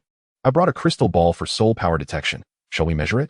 Elder Foam, unable to contain his astonishment, recalled that innate full spirit power referred to innate level 10, and only those with divine martial souls, like Qian Renxue. would possess the exceedingly rare innate level 20 spirit power. Despite Qian Xuan's dual martial souls, both being obscure scrolls without any formidable presence, Elder Feng could not help but worry that Qian Xuan might have misjudged his own abilities. Elder Feng promptly retrieved the crystal ball from his soul guide device and placed it before Qian Xuan, his gaze fixated on him in awe. Qian Xuan's lips curled into a subtle smile, and without further ado, he placed his hand upon the crystal ball. To his astonishment, he felt the crystal ball fervently absorbing the magical energy from within him, as if it had found an outlet for its release. His internal power surged forth, flooding into the crystal ball with great intensity. In that instant, the crystal ball erupted with a brilliant radiance, far surpassing the luminosity exhibited during the soul power test conducted by Elder Feng in the Spirit Hall. Haha! Elder Feng, upon witnessing the numbers on the crystal ball, could hardly contain his excitement and erupted into joyous laughter. Qian Xuan couldn't help but be amused by the endearing sight of Elder Feng. Elder Feng remarked, "Young master, if His Highness Bibi Dong and Princess Qian Renxue were to discover your remarkable talent, they would surely be overjoyed. Little Snow and my mother?" Qian Xuan's gaze drifted toward the direction of the Spirit Hall. Elder Feng's words stirred a twinge of longing within him. He pondered whether Little Snow had heeded his advice and been diligent in her cultivation, and whether his mother was faring well. It had been nearly 9 months since his departure, and there were still over 2 years remaining. Time was drawing near. Qian Xuan turned his attention toward the direction of the Holy Soul Village, as if he had already formulated a plan. He took a moment to gather his scattered thoughts. Elder Feng inquired, "Young master, when do you intend to embark on your journey to the Stardo Forest?" Nodding in agreement to Qian Xuan's words, Elder Feng did not rush to prepare supplies. Instead, he spoke with a serious tone, "Young master, while preparing supplies is straightforward. The more pressing matter is whether you have decided on the direction for acquiring your soul rings. Due to the unique nature of my martial spirit, it can accommodate any soul beast's soul ring, so there is no need to fret about compatibility," Qian Xuan continued. "The first priority is to obtain a soul ring that enhances my cultivation speed. Although my innate soul power at level 30 can significantly boost my training speed upon acquiring a soul ring, I feel that this enhancement may not have a substantial impact on me. Furthermore, given the peculiar nature of my internal soul power, the difficulty of cultivation seems to escalate as I progress. Coupled with the unpredictable factor of MOCA, acquiring this soul ring is indeed essential. Ideally, the soul beast should possess the ability to harness energy from the surrounding air and alter its concentration, or at the very least, have the capacity to autonomously absorb soul power from the atmosphere." Gazing at MOCA cradled in his arms, Qian Xuan felt a considerable weight on his shoulders. Perhaps due to the 6 months of shared training, during which he absorbed the grayish-white energy from the mountain and sea realm while also channeling some to MOCA. The latter's strength had remarkably accelerated. In just 6 months, MOCA's power had soared from an initial 500 years to approximately 2,000 years. Moreover, the black mark upon MOCA's head had not only faded slightly with this newfound strength, but, fortunately, MOCA's influence over luck had not seemingly increased, which provided Qian Xuan with the utmost solace. Otherwise, he would have long ceased to transmit that grayish-white energy to MOCA. After listening to Qian Xuan's words, Elder Feng pondered for a moment before responding, "Young master, as I am not familiar with your martial soul, I am unable to offer you any advice. However, since the day I met you, it has been evident that you possess your own thoughts, hence I trust your judgment. You mentioned that this type of soul beast is exceedingly rare, yet not entirely absent. If I recall correctly, there exists one that remarkably fits your criteria. It is called the Gathering Spirit Tree. This tree is immobile and lacks offensive capabilities. Its sole ability lies in its capacity to gather spirit energy. As it grows, it gradually absorbs the energy from its surroundings, albeit at a slow pace, resulting in the formation of a rich energy concentration around the Gathering Spirit Tree." Upon hearing Elder Feng's words, Qian Xuan's eyes lit up. However, the Gathering Spirit Tree is typically guarded by one or more formidable soul beasts. Generally, a 1,000-year-old Gathering Spirit Tree is protected by soul beasts that are at least close to 10,000 years old, and for a tree over 10,000 years, the guardians are likely to be soul beasts exceeding 50,000 years in age. The Gathering Spirit Tree is indeed a rare cultivation haven within the Stardo Forest for soul beasts, making it quite challenging to hunt. Qian Xuan furrowed his brow at this information, yet he quickly adjusted his mindset. It would indeed be peculiar for such a soul beast, known for enhancing cultivation speed, to be unprotected by others. We shall discuss this further when we arrive at the Stardo Forest. The specifics will depend on the opportunities that present themselves there. As for the remaining 2 spirit rings, one should ideally enhance my own abilities, while the other can be an attack or defense-type spirit skill. Elder Feng listened to Qian Xuan's thoughts and gained a clearer understanding of his intentions. He then analyzed seriously, "Young master, are you considering a path of comprehensive development? It is vital to recognize that the direction of a soul master's development greatly impacts their future. While I am unaware of the specific effects of your martial soul, generally, soul masters tend to follow similar developmental paths, primarily to avoid conflicts among their spirit rings that could constrain their own strength. Even if your martial soul, as you claim, can encompass all, pursuing a comprehensive path could potentially lead you to become a mediocre soul master. For instance, your auxiliary skills may not match the potency of a dedicated support soul master. Your offensive capabilities may fall short compared to a specialized attacker, and your defensive abilities might lack the strength of a true defender, ultimately resulting in a diluted overall prowess. After contemplating Elder Feng's earnest analysis, Qian Xuan felt a warmth in his heart, admiring Elder Feng's vast knowledge and dedication. However, only Qian Xuan knew the true power of his martial soul, the I Ching. The issues Elder Feng mentioned are indeed applicable to the average person, yet they do not pertain to Qian Xuan at all. Moreover, Elder Feng overlooked the most crucial point. His spirit rings possess the ability to evolve. Firstly, Qian Xuan's I Ching martial soul is inherently powerful. To put it simply, the I Ching embodies the principle of the mountain and sea realm. Qian Xuan firmly believed that the addition of a soul ring to his abilities would usher in a remarkable leap in his strength. His minimum requirement for a soul ring was a millennium. For could the soul skills of an ordinary 100-year soul ring truly compare to those of a 10,000-year soul ring? Even if the gap gradually closed over time, the potential for growth inherent in Qian Xuan's soul rings remained. Even the weakest soul skills, when nurtured to 100,000 years, or even a million, would transform into divine abilities. Qian Xuan possessed a modicum of confidence in this regard. What? 10,000 years? Elder Feng exclaimed in astonishment upon hearing Qian Xuan's determination. Young master, do you realize that for the average soul master, the first soul ring typically lasts around 400 years, the second about 700 years, and the third approximately 1,700 years? Only the fourth soul ring can reach 5,000 years, and it is not until the fifth that one can attain 12,000 years. A 10,000-year soul ring is the domain of a soul king. Do you understand why only a soul king can absorb such a soul ring? The absorption of a 10,000-year soul ring exposes one to the terrifying soul shock of the soul beast.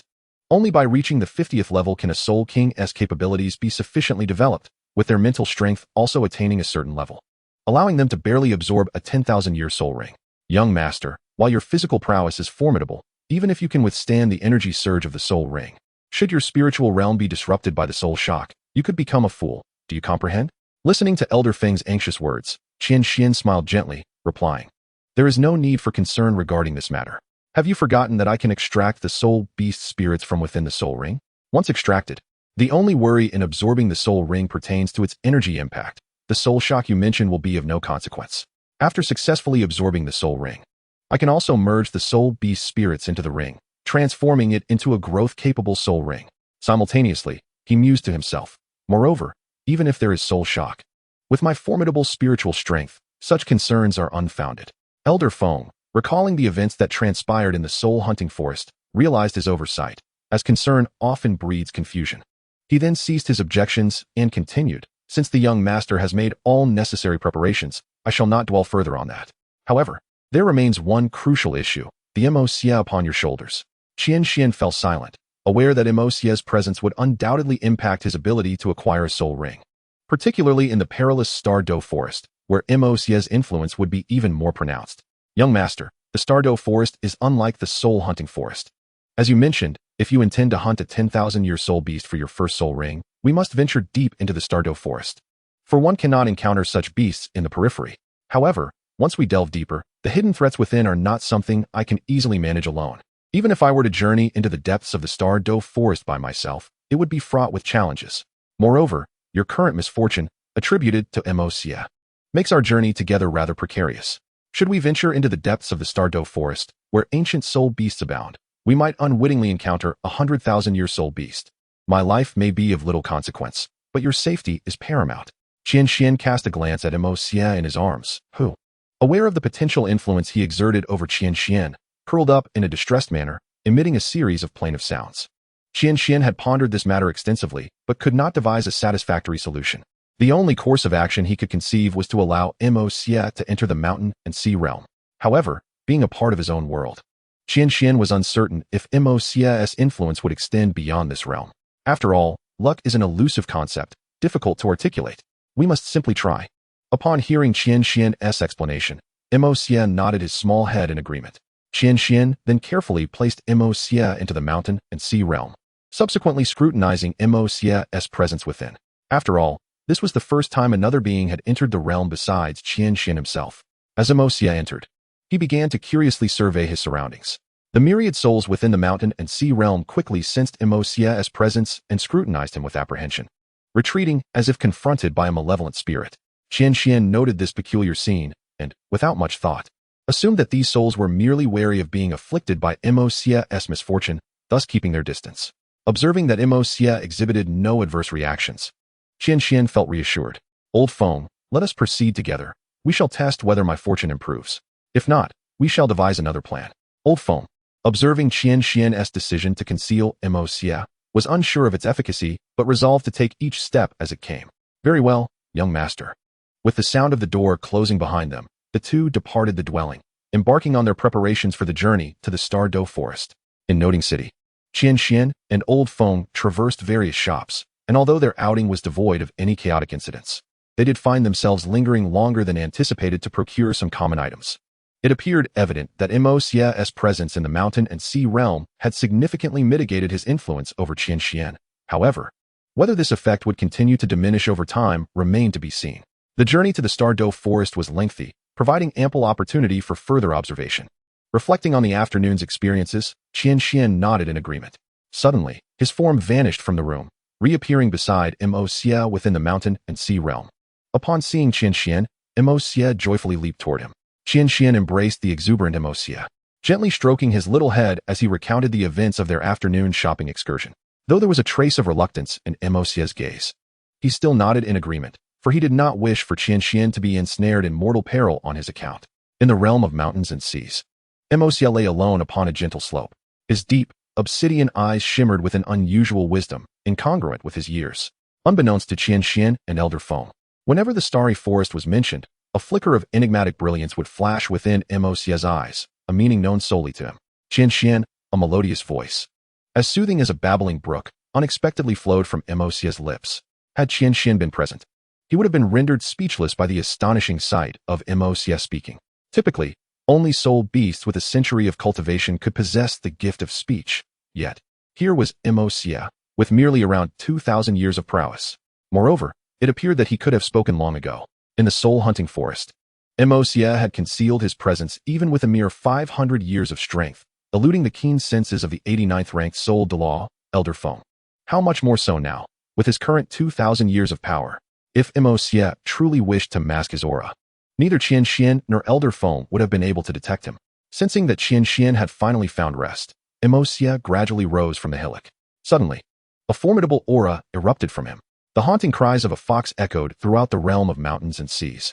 This fox's wail was not filled with overwhelming force or piercing shrillness. Instead, it resonated deep within the heart, instilling a lingering sense of unease. At that moment, the black mark upon Mo Xie's forehead radiated a terrifying black light, shifting in a strange manner. This dark luminescence enveloped him, gradually forming chains of black marks, as though they were shackles being inscribed upon his very being. An aura of wildness and pride emanated from Mo Xie, as if he yearned to break free from the bonds that constrained him. Once a pure white figure, Mo Xie was now adorned with black runes, exuding a dreadful energy. The contours of his form visibly transformed, rapidly enlarging to nearly 2 meters in height. The dark aura coiling around his tail ignited suddenly, burning like fire and surging inward, revealing a second ethereal white tail. This tail, as pristine as a lotus rising from the mud, was both enchanting and transcendent. Mo Xie's aura was tempestuous, as if he sought to undergo further transformation. Yet, the black marks upon him unleashed a surge of dark radiance, exerting a powerful force that firmly restrained him. No matter how fiercely Mo Xie struggled, these marks tormented him relentlessly, akin to the agonies of the abyss. The air was filled with his furious roars, each cry echoing his wrath, and in that moment, Mo Xie stood transformed. The elegant figure flows like a seamless and graceful line, yet within this gentle demeanor lies a hint of fierce vitality. The snow-white fur glistens like purest ice, and those eyes gleam with an enigmatic black light. Particularly striking are the mysterious black runes adorning Mo Xie's pristine coat, exuding an otherworldly allure as the breeze caresses them, both mesmerizing and commanding. With delicate steps, Mo Xie treads upon a layer of bizarre black frost beneath each paw, emanating a chilling aura of terror. Each footfall of Mo Xie births new patches of this peculiar black frost, casting a glance at the multitude of souls in the distance. A fierce intention flickers within Mo's gaze.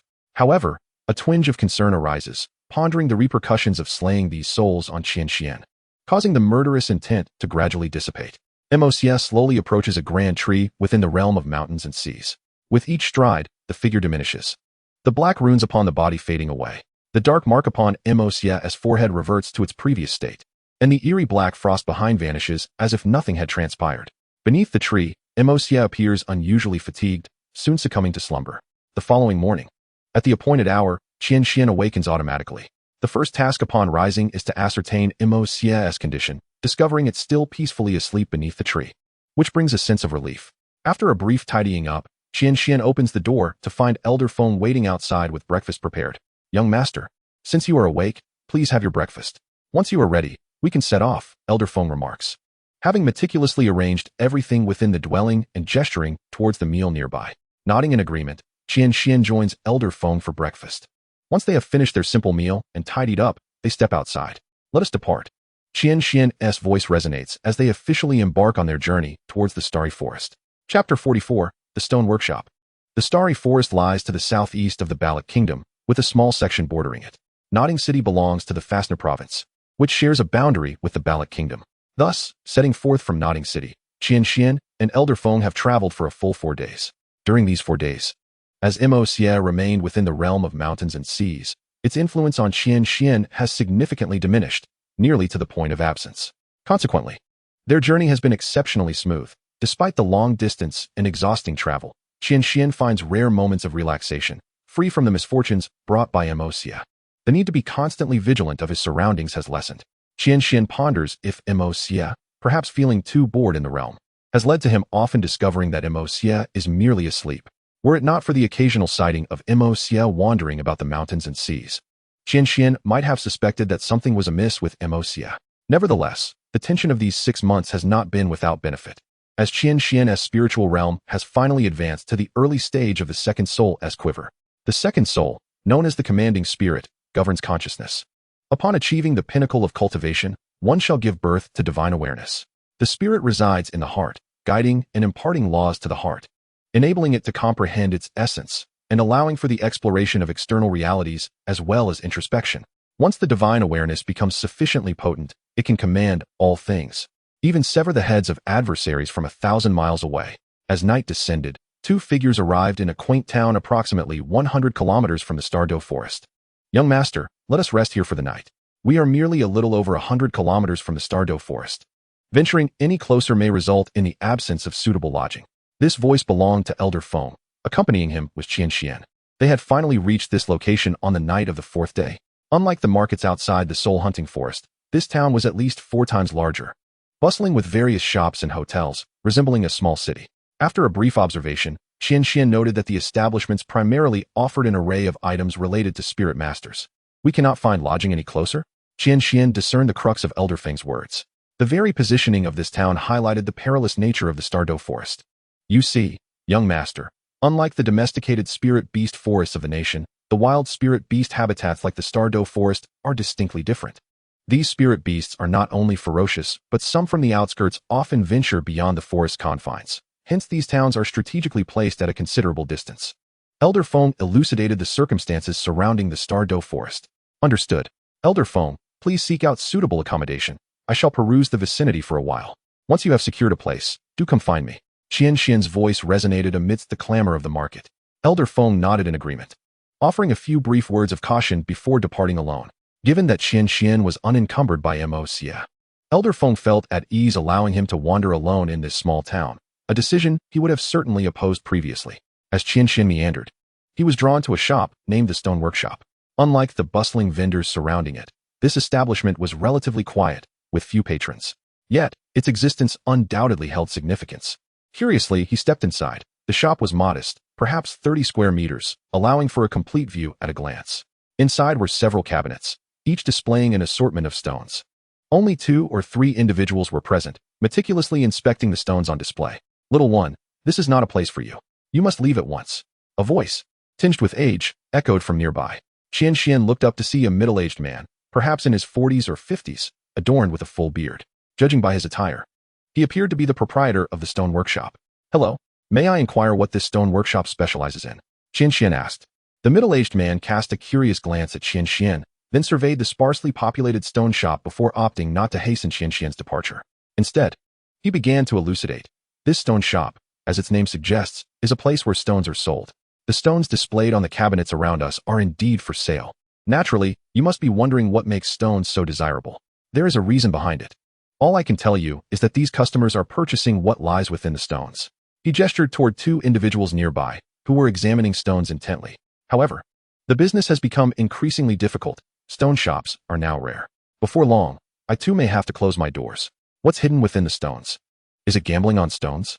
Qian Xuan pondered, realizing from the man's words that the stone gambling industry seemed to be struggling in this Douluo continent. He was not particularly interested in the intricacies of the stone shop, but his curiosity was piqued by the stones on display. After expressing his gratitude to the middle-aged man, he began to leisurely explore the cabinets. The man, feeling indifferent, allowed Qian Xuan to wander freely. Approaching the first cabinet, Qian Xuan randomly selected a stone and scrutinized it closely. To the naked eye, these stones appeared as ordinary as any other, devoid of any discernible differences. Just as he was about to employ his magical powers to investigate further, he felt a subtle disturbance emanating from the mountain and sea realm. Qian Xuan was taken aback. Such disturbances were rare, typically occurring only when something of value was detected. Could there be something within a stone in this shop that is beneficial to the mountain and sea realm? Was fortune finally smiling upon him? Initially intending only to browse, he found himself on the brink of an unexpected discovery. With renewed diligence, Qian Xuan began to attune himself to the energies around him. After a thorough examination, he discerned that the stone of interest was merely a few cabinets away. However, upon glancing over, he noticed that it was currently held by another patron, a young man in his 20s, who appeared to be contemplating whether to purchase it. "Oh no, have I arrived too late?" Qian Xuan thought, clenching his fists as he watched the young man evaluate the stone. Although the flicker of indecision danced in the young man's eyes, he seemed inclined to make the purchase. Yet, fortune favored Qian Xuan. Just as the young man seemed ready to commit, he glanced at the price tag beneath the stone, and his expression shifted dramatically. An opportunity. Qian Xuan observed the young man's face change with keen interest. "Boss, could you lower the price on this stone?" The young man raised the stone and inquired of the middle-aged owner. The middle-aged man glanced at the stone in the young man's hand and replied, 10,000 gold soul coins. No room for negotiation. His tone was calm, yet it carried an air of finality that left little room for rebuttal. Alas. Chapter 45, The Stone Material. Since that year, when the individual had relinquished hope, Qian Xuan proceeded without hesitation, approaching the stone material to scrutinize it closely.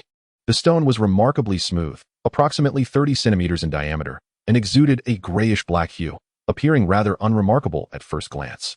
After a meticulous assessment, Qian Xuan confirmed that the realm of Shanhai within him indeed responded to this stone. Without further ado, he effortlessly lifted the stone and walked towards the middle-aged man. The middle-aged man, observing Qian Xuan bringing the stone closer, exhibited a hint of surprise. After all, for a 7-year-old child, such a burden was considerable. Yet, Qian Xuan appeared remarkably at ease. "I shall purchase this stone," he declared, placing it on the ground. From the Shanhai realm, he produced a black card adorned with a single red stripe and presented it to the middle-aged man.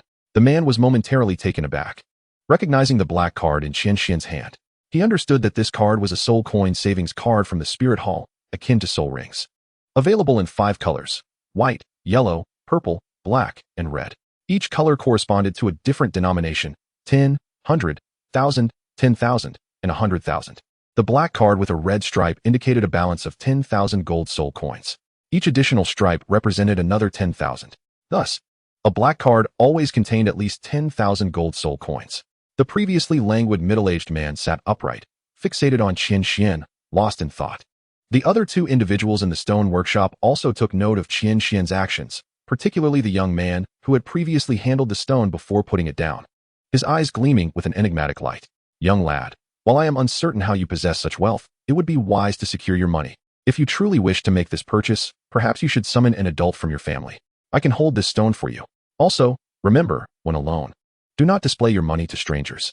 It may attract the wrong attention, and that could be perilous. You are still young and may not grasp the intricacies of the world, but it is crucial to remember this, understood?" Upon hearing the middle-aged man's warning, Qian Xuan offered a faint smile. Indeed, the man was of good character. However, since Qian Xuan dared to present the card, he felt no fear of the other 2 individuals in the shop. Thank you, sir, but I am determined to purchase this stone. Although my parents are not here, I am quite capable and unafraid of any ill-intentioned individuals. Haha. With that, Qian Xuan handed the black card to the middle-aged man, casting a glance at the two bystanders, a subtle smile gracing his lips, before retrieving the stone and departing. A soul guide. A black card. This youth's identity is surely extraordinary. Realizing Qian Xuan's determination to buy the stone, the middle-aged man saw no reason to decline the transaction. Having offered his advice once, he felt he had fulfilled his duty. Regarding the subsequent events, the middle-aged man preferred to remain uninvolved, lazily reclining in his chair while observing the two individuals who had followed Qian Xuan as they departed, a slight smile gracing his lips. How do you intend to deal with these two? Upon exiting the stone workshop, Qian Xuan realized that the two had indeed trailed behind him. Had they been tempted by greed? It appeared that these two were not virtuous souls, since they were of dubious character. Qian Xuan smiled and proceeded towards the outskirts of the small town. The two individuals, witnessing Qian Xuan's direct path away from the town, hesitated for a moment before deliberating amongst themselves. Reluctant to forfeit the rare prize that was Qian Xuan, they ultimately decided to follow him. Not far from the town's edge, Qian Xuan casually leaned against a tree, patiently awaiting the arrival of his pursuers. In no time, the figures of the two men came into view, once again leaving them momentarily stunned. The man who had previously picked up and set down the stone material now emitted a green glow as he scrutinized the surroundings. Confirming that only Qian Xuan was present, he nodded towards his companion. Young man, what gives you the audacity to wait for us here? Are you aware that escape is futile? Are you preparing to surrender? The two, knowing they had been discovered, ceased their stealth and swiftly approached Qian Xuan. The younger man, displaying an air of arrogance, addressed Qian Xuan directly. Listen, if you wish to avoid suffering, you will obediently produce the stones you purchased from the workshop, along with a sum of over 100,000 gold soul coins to show us some respect. Then we shall generously allow you to go free. As they spoke, sinister smiles crept onto their faces, gradually encircling Qian Xuan from both sides. Honestly, your movements are rather sluggish. I was nearly dozing off. Qian Xuan stretched leisurely, warming up his body. He fixed his gaze on the two and continued. Do you not know that villains often meet their demise through excessive talk? No sooner had he uttered these words than Qian Xuan sprang into action while the two were still momentarily stunned. He kicked back with his right leg, propelling himself towards the young man like a spring. The young man, caught off guard, instinctively stepped back, but Qian Xuan seemed to anticipate this. Raising his right fist as he pivoted to the right, stepping forward with his left foot and adopting a bow stance. A faint smile played on Qian Xuan's lips as he launched a powerful punch towards the young man's abdomen, akin to a freshly fired cannonball, striking true. The young man's eyes bulged in disbelief, yet his body was propelled backward, crashing violently to the ground. The other man, witnessing this, retreated hastily while shouting towards the fallen youth. Are you all right? This kid is formidable. P.S. even utilizing his martial soul. Wolf of the Moon, manifest. Meanwhile, this individual radiated an ethereal silver light.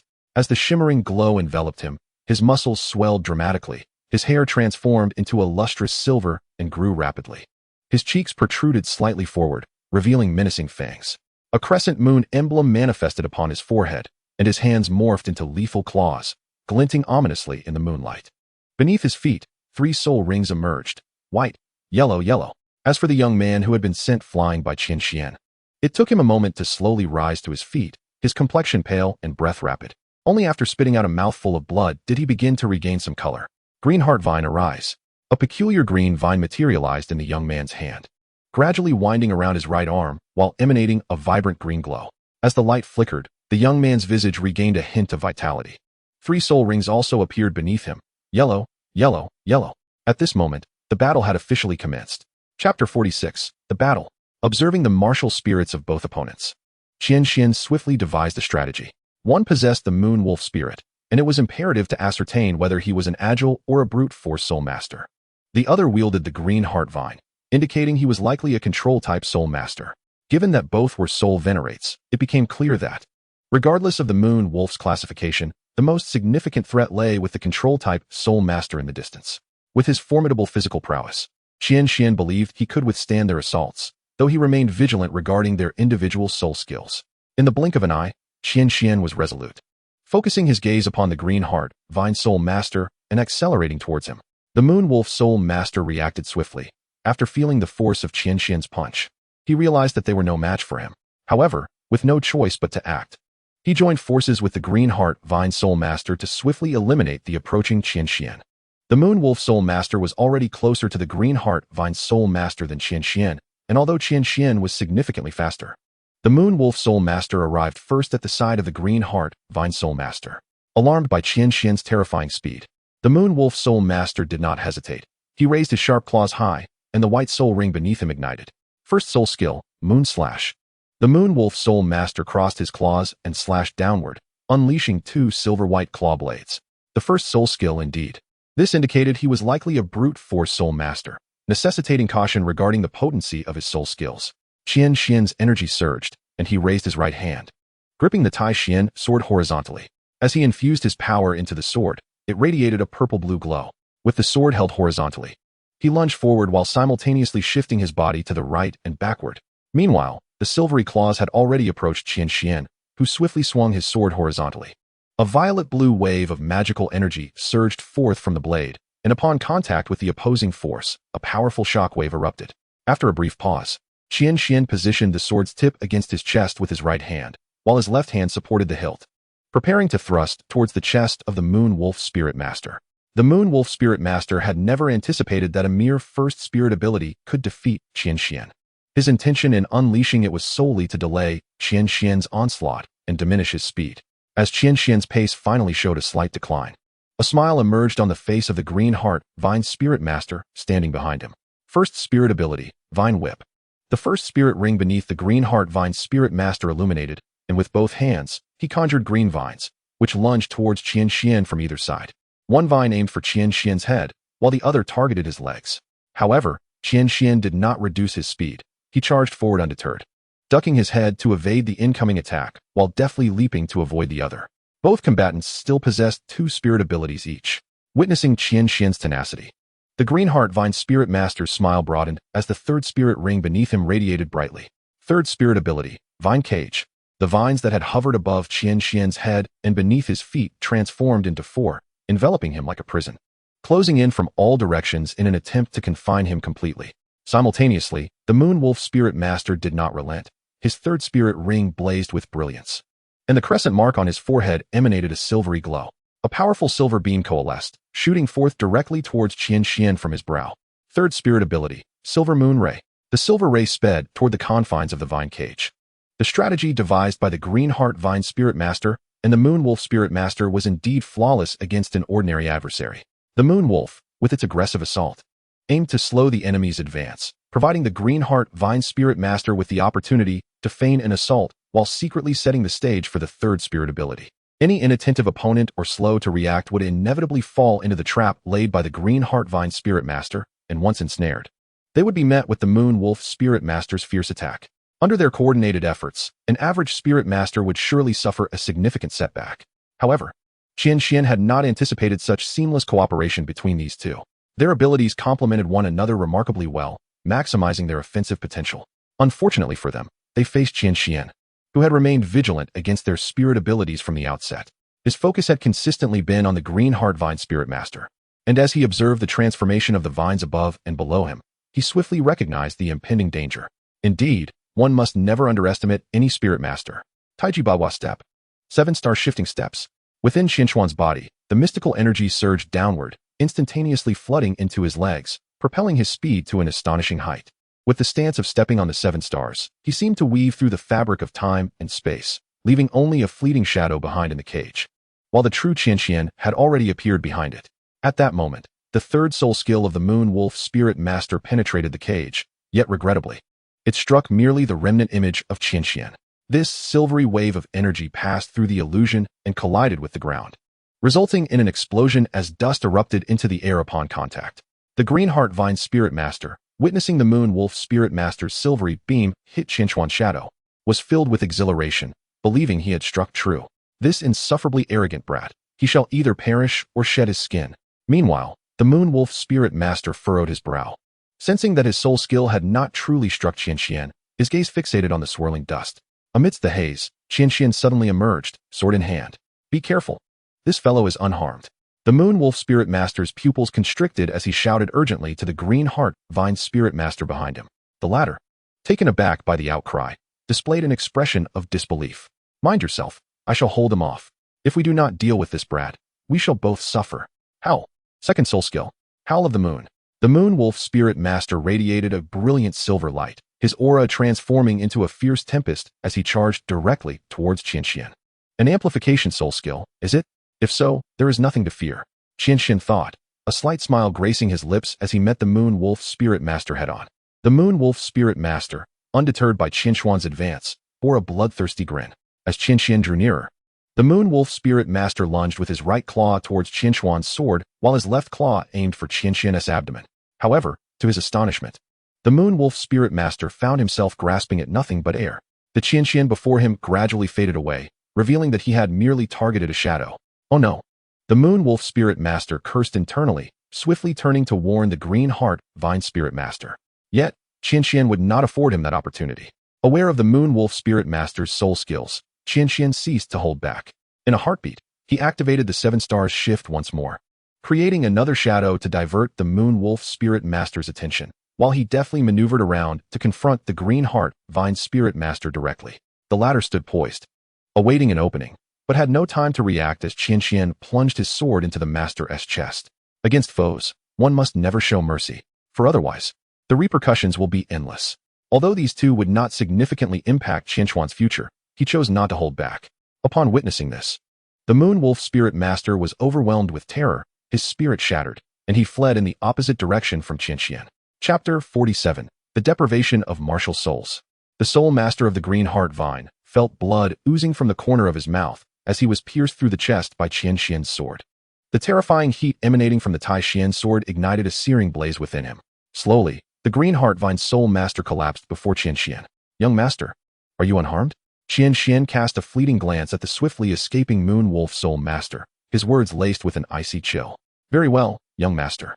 Old Foam, with a cold smile revealing his murderous intent, took a moment to glance at the fleeing Moon Wolf Soul Master before soaring into the air, swiftly pursuing him.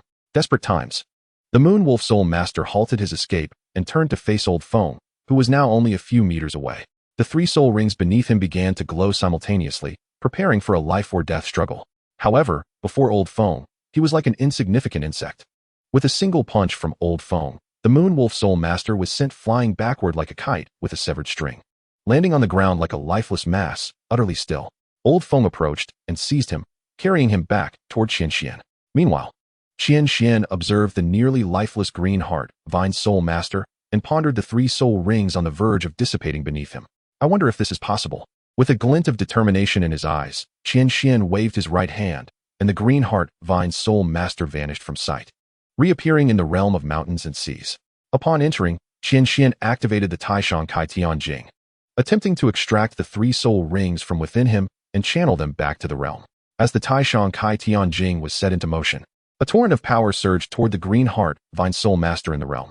The soul rings, which were on the brink of fading, began to coalesce once more. The Green Heart Vine Soul Master, lying on the ground, widened his eyes as if enduring excruciating pain, letting out a horrific scream. As the 3 soul rings gradually detached from his body, he coughed up a mouthful of blood, collapsing onto the ground, motionless. Qian Xuan had directly stripped the 3 soul rings from this Green Heart Vine Soul Master. If I can extract soul rings, then what about the martial soul? A strange light flickered in Qian Xuan's eyes as he contemplated this terrifying notion upon seeing the corpse of the Green Heart Vine Soul Master in the realm. Although the origins of martial souls were unclear, they were undoubtedly related to bloodlines and souls.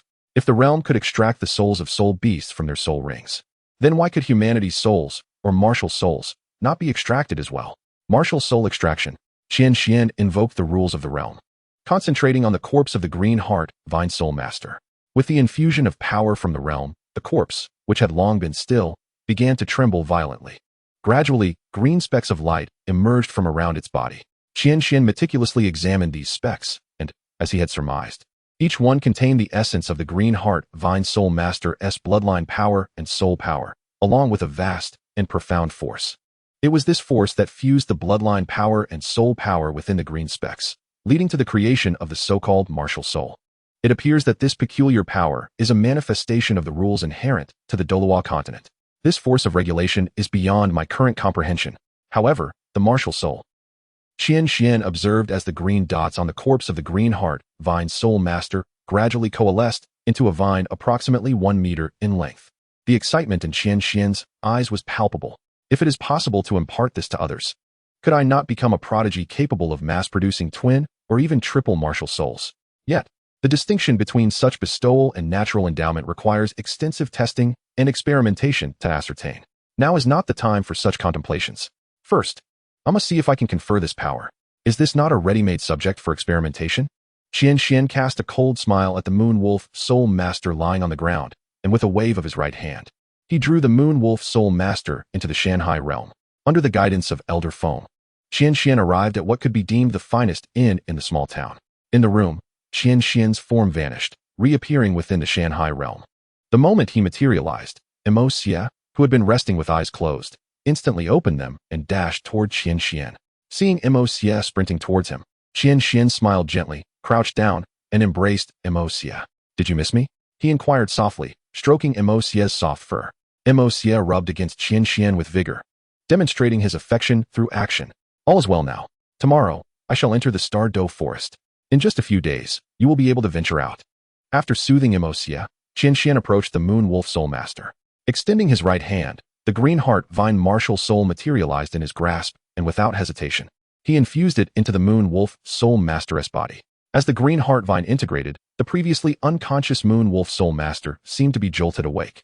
His eyes wide open, hands clenched tightly, and veins visibly bulging, his entire being appeared as if it were filled with blood. His eyes turned crimson, and a surge of vitality erupted within him. The Moon Wolf Soul Master, seemingly afflicted by a harrowing pain, fixed his gaze on Qian Xuan, unleashing a tormented wail that rendered him speechless. He trembled violently, his clenched fists digging into flesh, and blood erupted from every pore. A torrent of sweat and blood alternated, transforming the Moon Wolf Soul Master into one who had just emerged from a bloodbath.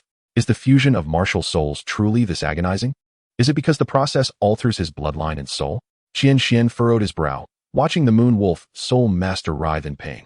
As the anguished cries diminished, the Moon Wolf Soul Master seemed unable to endure the horrific torment any longer, falling silent. The Green Heart Vine Martial Soul emerged from the Moon Wolf Soul Master's body. Has it failed? Qian Xuan gazed upon the lifeless Moon Wolf Soul Master, realizing that he had perhaps underestimated the complexity of the matter. Yet, it was not entirely fruitless. At least it was evident that martial souls could indeed be fused. However, the process may be unbearable for an ordinary individual. Furthermore, the influence of the integration of the martial soul upon the individual remains an enigma. The deprivation of the soul rings and martial souls is indeed a disgraceful waste. Qian Xuan did not squander the soul rings and martial souls of the Moon Wolf Soul Master. He directly extracted them all. After completing his tasks, Qian Xuan buried the corpses of the two soul masters within the earth. He did not hasten to depart from the Mountain Sea realm, for there remained one matter yet to be ascertained, namely, the stone material he had purchased in the stone workshop.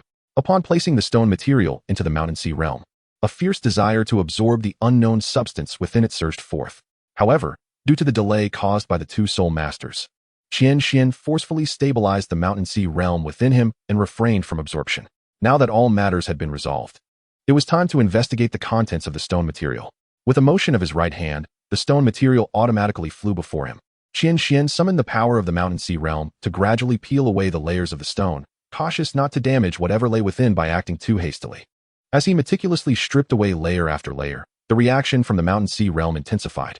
With each diminishing fragment of stone, Qian Xuan's curiosity grew regarding what lay inside.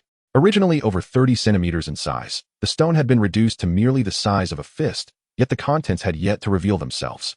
Were it not for the unwavering reaction of the Mountain Sea realm, Qian Xuan might have doubted the stone's substance entirely. As he neared the final stages of peeling, with only a nail-sized fragment remaining, the stone underwent a pronounced change in color, revealing a vivid green hue. With the emergence of this green, a magnificent aura of life erupted forth. What is this? At last, a peculiar piece of verdant metal, no larger than a fingernail, manifested before Qian Xuan. Alongside the appearance of this metal, he could distinctly sense the surrounding air brimming with vitality, a vast and powerful life force that began to nourish his own body. In mere moments, he could perceive a subtle enhancement in the vitality within him. The entity upon Qian Xuan's shoulder, Mo Xie, sensed the abundant life force around them and became exceedingly excited, emitting joyful cries as it fervently absorbed the surrounding vitality. The pace of Mo Xie's absorption was certainly impressive. Yet, despite its efforts, the surrounding life force remained unaffected, indeed growing even denser. This metal appears to be composed of pure life force, Qian Xuan concluded after a meticulous examination. Could it be? If memory serves him right from the descriptions in the unparalleled Tang sect, this metal before him should indeed be the legendary life gold. Life gold is the solidified and purified form of vitality, a treasure of the heavens and earth that materializes only after eons of accumulation of immense life force. It is said that each entity represents a singular life, while a piece of life gold signifies the essence of an entire world. This underscores the extraordinary value of life gold. Moreover, if memory does not fail him, Electrolux once made a comparison, suggesting that the vitality accumulated over 1,000,000 years by the heavenly dream-eye silkworm is but a mere droplet of the essence of life. Akin to a tear, this vitality was absorbed by the myriad spirit beasts of the starry forest for an entire millennium before being completely drained. It becomes evident just how formidable the life force contained in that single droplet truly is. Most notably, the essence of life before Qian Xuan was the size of a fingernail, equivalent to 4 or 5 droplets of tears. This signifies the profound opportunity presented here. As Qian Xuan gazed at the scattered trees and barren land within the mountain sea realm, a sense of desolation enveloped him. He pondered the magnitude of change that would occur once this essence of life melded with the realm. Settling into a cross-legged position, he commenced the recitation of the supreme opening heaven scripture. The cosmos became void. The trinity of existence emerged, giving rise to all forms of life that remained formless yet vivid. From the heavens flowed sweet dew, and from the earth sprang forth nectar springs, which the people consumed to attain longevity. The terrifying vitality within the essence of life began to disperse throughout the mountain sea realm. The entire expanse transformed into a vibrant green hue as the supreme opening heaven scripture continued its rhythm. This scattered life force gradually integrated into the earth and sky of the realm. The once white clouds in the sky morphed into life-infused azure clouds, which drifted overhead, releasing drops of verdant rain. These droplets, brimming with vigor, fell like fine mist, enveloping the mountain sea realm in a delicate green veil. As the azure rain descended upon the parched earth, it bore no trace of dampness. Instead, it appeared as though the withered land had donned a green garment. Gradually, green shoots emerged from the once desolate ground, evolving into flowers, grasses, and trees, as if the entire realm had been bestowed with life by this verdant rain. The azure rain poured for a full hour before gradually subsiding. The myriad souls within the mountain sea realm, along with Xie and Qian Xuan, were nourished by this life-giving rain. The spirits became more solidified, particularly Xie, who had been fervently absorbing the surrounding vitality since the onset. Now, Xie appeared more lustrous, his gaze shining brighter, and the dark mark upon his forehead had nearly faded away. Undoubtedly, the greatest transformation was experienced by Qian Xuan. While being nourished by the azure rain, the essence of life also sanctified him. Amidst this baptism, Qian Xuan grew to approximately 1.4 meters in height, his facial features becoming more defined, shedding his juvenile appearance and emanating a faint white glow. He radiated a unique charm, his skin as pristine as porcelain, and it would not be an exaggeration to liken him to a youth with an ethereal beauty, far beyond that of a mere 7-year-old, resembling instead an attractive lad of 11 or 12. While the changes in stature and appearance were noteworthy, the true significance lay in the enhancement of his recovery abilities and flexibility, alongside a notable increase in his cultivation speed, all thanks to the baptism of life force. Qian Xuan felt as though his body had undergone a profound elevation in essence. If his previous physical form could be likened to that of mere mortals, then now his body resembled that of a preternatural being, graceful and transcendent, returning to an unadulterated state of purity. This enhancement, in Qian Xuan's view, would undoubtedly yield significant benefits for his future. Most notably, during this transformation, he discerned a subtle loosening of the seal that bound the cultivation methods of the Tao Te Ching within his mind. Yet, it remained just shy of complete liberation, leaving the teachings still sealed. Nevertheless, Qian Xuan was confident that upon his next ascension, the seal would surely be undone. Moreover, he was certain that this cultivation method was intrinsically linked to body refinement. Upon completing his cultivation, Qian Xuan gazed upon the transformed Shanghai realm. The once desolate earth now flourished with verdant grass, vibrant flowers, and towering trees. The fragrant aroma of blooming flora wafted through the air, invigorating the senses and refreshing the spirit. A gentle brook babbled softly nearby, imbuing the entire Shanghai realm with an exuberant vitality. Qian Xuan sighed in admiration, exclaiming, "This is how a world ought to appear." Chapter 49, The Starry Forest. After the metamorphosis of the Shanghai realm, Qian Xuan lingered briefly with Xie before departing. Mindful not to tarry too long in the realm, for he harbored concerns of being ensnared once more by Xie's misfortunes. After all, the Starry Forest was no ordinary place. They spent the night peacefully, and by dawn the following morning, Qian Xuan awoke early. After a brief tidying up, he stepped outside. Similarly, Elder Feng had risen early, and upon hearing the door of Qian Xian's quarters creak open, he emerged from his own room. "Is that you, young master?" Elder Feng's gaze fell upon Qian Xian, momentarily stunned, his eyes wide with astonishment. Had it not been for the familiar aura, he would scarcely have recognized the striking young man before him as Qian Xian. With a gentle smile, Qian Xian explained, "I had a modest harvest last night. Hence my appearance has altered slightly. Young master, that is far more than a mere alteration." Elder Feng lamented, particularly astounded by the formidable life force he sensed emanating from within Qian Xian. After a simple breakfast, the two departed from the small town. The sun in the east gradually ascended, its rosy hues intensifying as the day broke. Outside the town, Elder Feng and Qian Xian quickened their pace, the starry forest drawing nearer. With each passing moment, excitement surged within Qian Xian, for within that forest awaited his first, second, and third soul rings. He was eager to discover the extent of enhancement these soul rings would bestow upon him.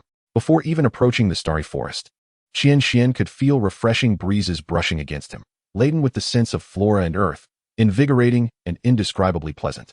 Following the metamorphosis of his body, his vision had significantly sharpened, and from a distance, the starry forest appeared as an expansive sea of green, an awe-inspiring spectacle. Moments later, Qian Xian and Elder Feng finally arrived at the entrance of the Stardow Forest. Unlike the soul-hunting forest, every tree in the Stardow Forest towers over 20 meters. This is merely the outermost layer. The dense forest is a tapestry of intertwining shadows, with scattered rays of sunlight flickering through, rendering the true scenery nearly invisible, enveloped in an air of mystery. "Young master," just as Qian Xian was about to step into the Stardow Forest, he was halted by Elder Feng. "What is it?" Qian Xian inquired. Elder Feng, gazing solemnly at Qian Xian, explained, "Young master, although I have mentioned this before, it bears repeating. The Stardow Forest is unlike the soul-hunting forest. The soul beasts within are wild and untamed. Their numbers are vast and exceedingly dangerous, with the potential for encountering soul beasts of a millennium or even 10,000 years at any moment. Therefore, once we enter the forest, you must remain within 20 meters of me. The consequences of encountering a formidable soul beast could be dire." Qian Xian nodded, reassuringly replying, "Rest assured, Elder Feng. I will heed your warning. Let us proceed." With that, the two of them officially stepped into the Stardow Forest. Upon entering, the air became markedly more refreshing, and the temperature within the forest dropped slightly, with the invigorating scent of fresh grass becoming more pronounced. The terrain of the Stardow Forest is intricate, overgrown with vegetation, devoid of paths. Given that their objective was soul beasts of at least a millennium, Elder Feng led Qian Xian to fly forward through the forest.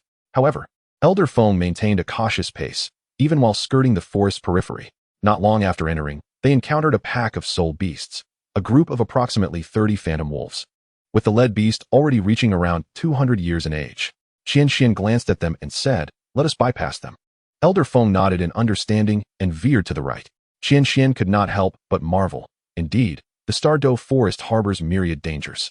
We have scarcely entered, and already we have encountered a 200-year-old phantom wolf. Moreover, these wolves are pack animals. Any ordinary person would find themselves embroiled in a fierce battle. Elder Feng and Qian Xian continued onward for about 2 hours, stopping around noon to rest. During these 2 hours, Qian Xian had not returned empty-handed. They encountered various soul beasts along the way, mostly 10 and 100-year-old ones, with only 2 or 3,000-year-old beasts appearing. Whenever they encountered these soul beasts, Qian Xian chose to avoid them. However, they also came across some unfamiliar soul beasts, prompting Qian Xian to have Elder Feng pause to collect some fur and blood before moving on. Although the wild soul beasts did not actively attack them due to Qian Xian's presence, this also meant their progress was not as swift as anticipated. Elder Feng, using a tree as a center, cleared the surrounding weeds and thorns, creating an open space of about 10 square meters. "Young master, let us rest for half an hour and have a bite to eat." Elder Feng retrieved some dried food and fruits from the soul-guiding device and handed them to Qian Xian. Qian Xian accepted the provisions and settled against a tree to enjoy his meal. "Young master, we are still on the outskirts of the Stardow Forest, where high-ranking soul beasts are not yet common, making it relatively safe. At this pace, we shall officially enter the depths of the Stardow Forest in about 3 hours. By then, it will be a paradise for soul beasts, some of which may yield their fur and blood for your collection, though it will not be so simple. Rest assured, I will not press you under unfavorable circumstances. There will be ample opportunities to gather these items later. For now, we collect what we can without undue pressure." Before long, half an hour had passed without incident. After a brief inquiry about Qian Xian's readiness, they proceeded to advance deeper into the Stardow Forest. Meanwhile, At the heart of the Douluo forest, in stark contrast to the dense foliage surrounding it, lay a small, crystal-clear lake embraced by the trees, resembling a scene from a celestial paradise. Around the lake frolicked two rabbit figures, one large and one small, alongside a robust monkey and a stout python, each exuding a terrifying aura. At the deepest part of the lake, several even more formidable figures lurked, among which one particularly fearsome silhouette, adorned in black and gold, radiated an extraordinary menace. Apart from one distinctive figure, all others emitted an aura far more terrifying than those surrounding the lake. This unique figure was cloaked in golden fur, seemingly resembling a semi-transparent crystal, imbued with an enigmatic quality. Suddenly, this figure, seemingly drawn by some unseen force, opened its previously shut eyes. Upon doing so, it revealed not only its normal pair of eyes, but also a third eye. The two regular eyes shimmered with gold, while the vertical pupil glowed with a haunting red hue, tinged with an air of the uncanny. With a perplexed expression, the special figure gazed in the direction of the Douluo forest, precisely where Qian Xuan and Elder Feng were located. Chapter 50. The Imperial Beast, the Three-Eyed Golden Lion. This extraordinary figure appeared to seek confirmation of something, rising slowly as if having been dormant for an extended period. Its first action upon standing was to stretch its body, and then it surveyed the surrounding figures, which seemed to have noticed its change and regarded it with curiosity. The unique figure paid no mind to the many gazes directed towards it, merely turning to signal the most terrifying black and gold silhouette before departing from the lake's depths.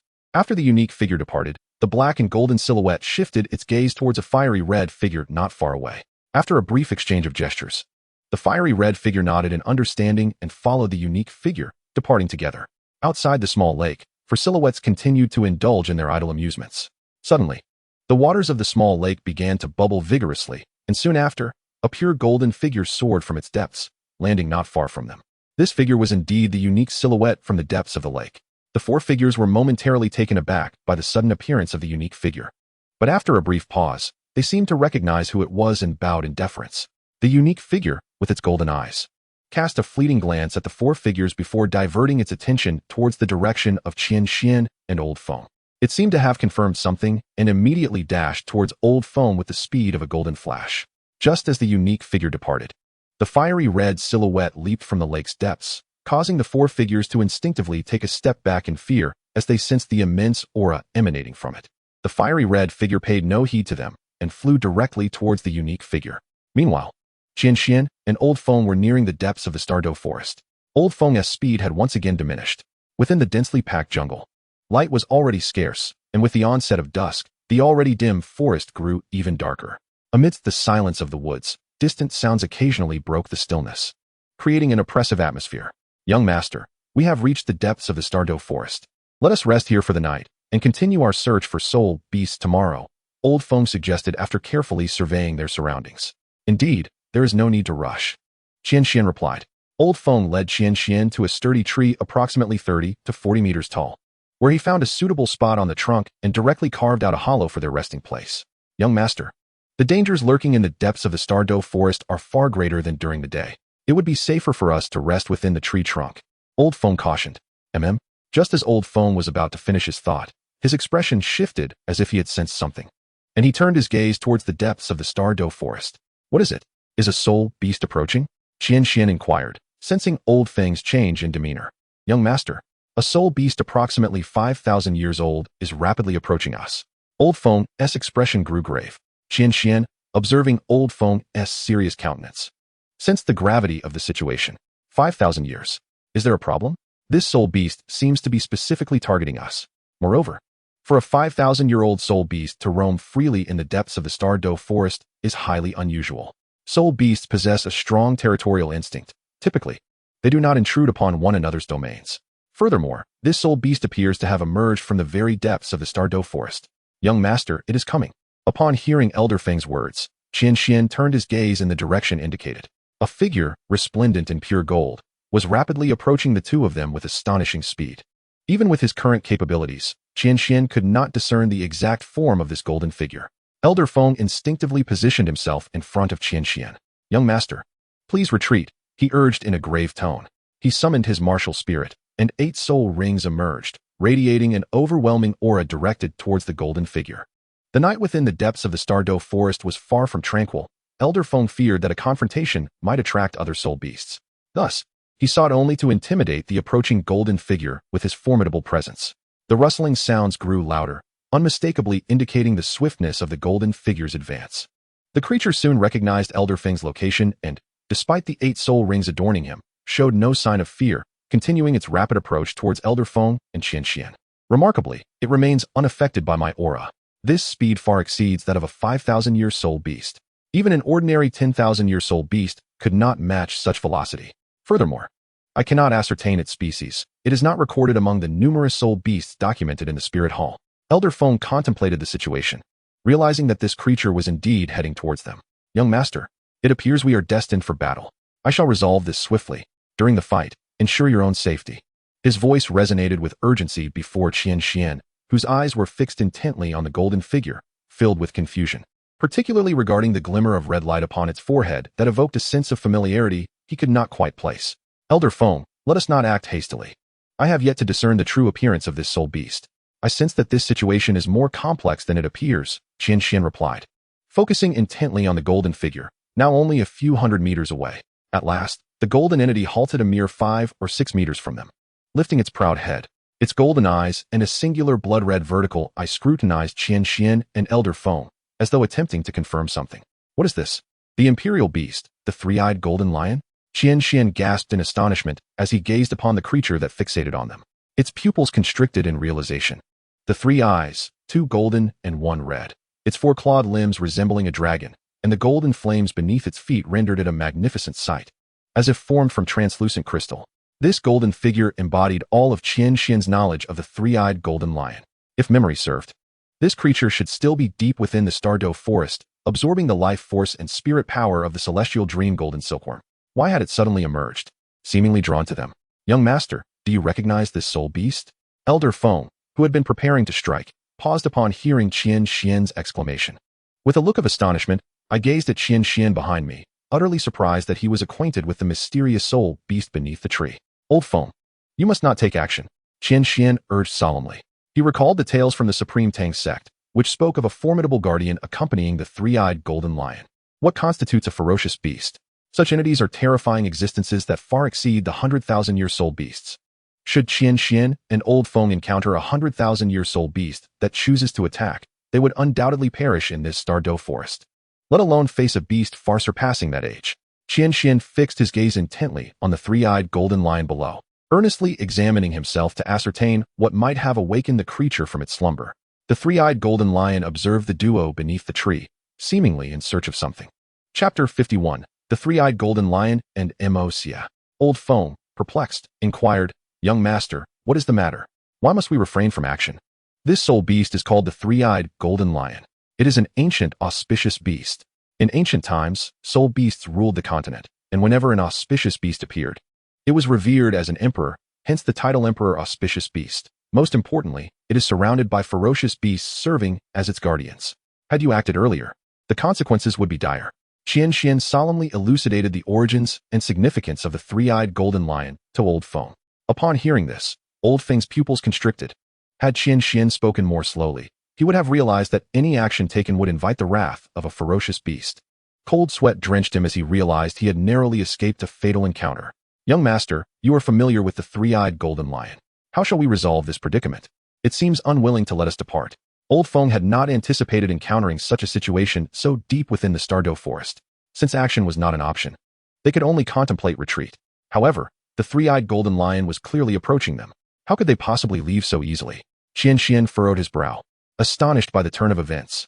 Was it perhaps due to spending too much time with Moxia last night that he was influenced? He bitterly shook his head, gazing at the 3-eyed golden lion beneath the tree. Old Feng, retract your martial spirit to avoid any misunderstandings from the guardians behind the 3-eyed golden lion.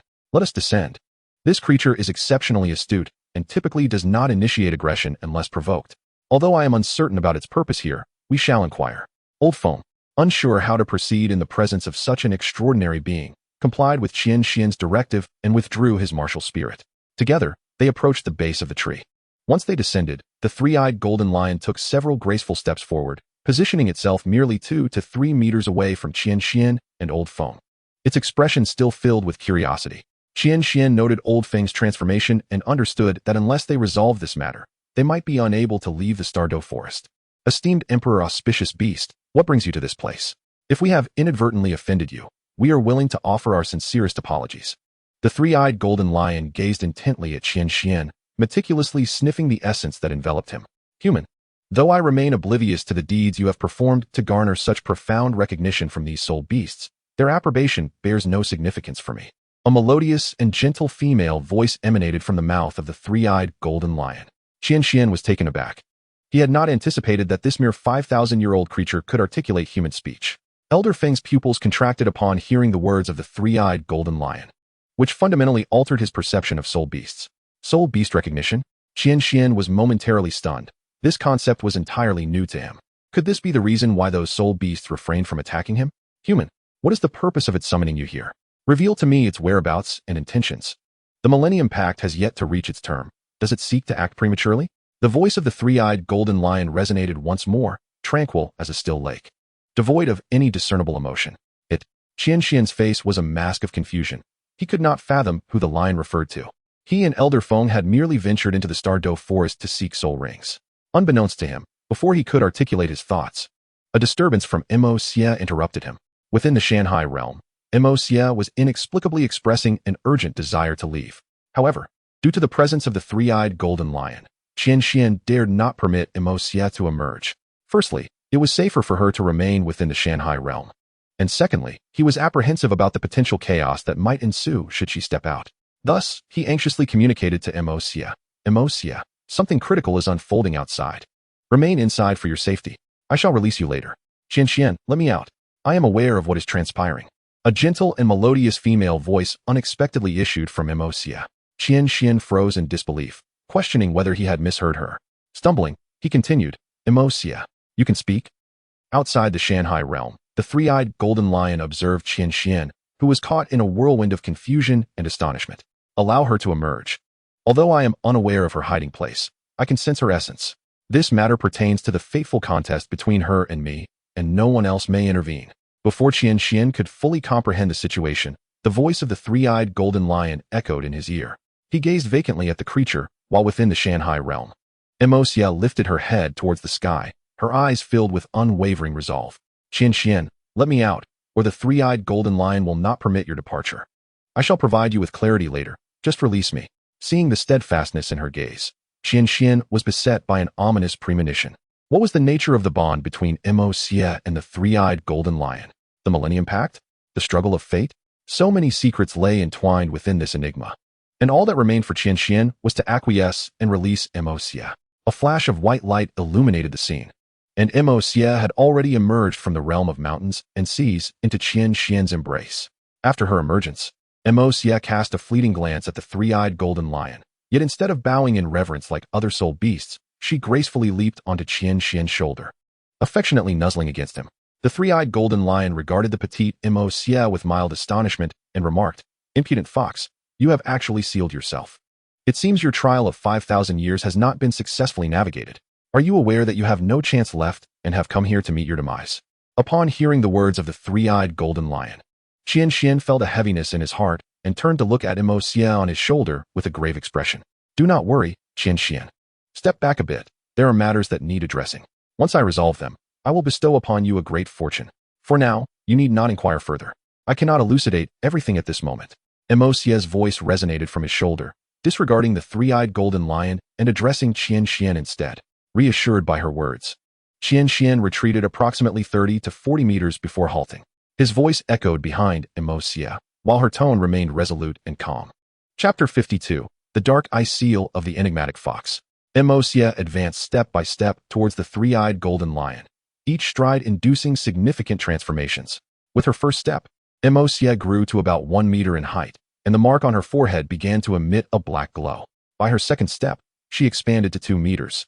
The black light swirling around her, dark flames began to emerge from her tail, sweeping inward, while faint black ice formed beneath her forepaws.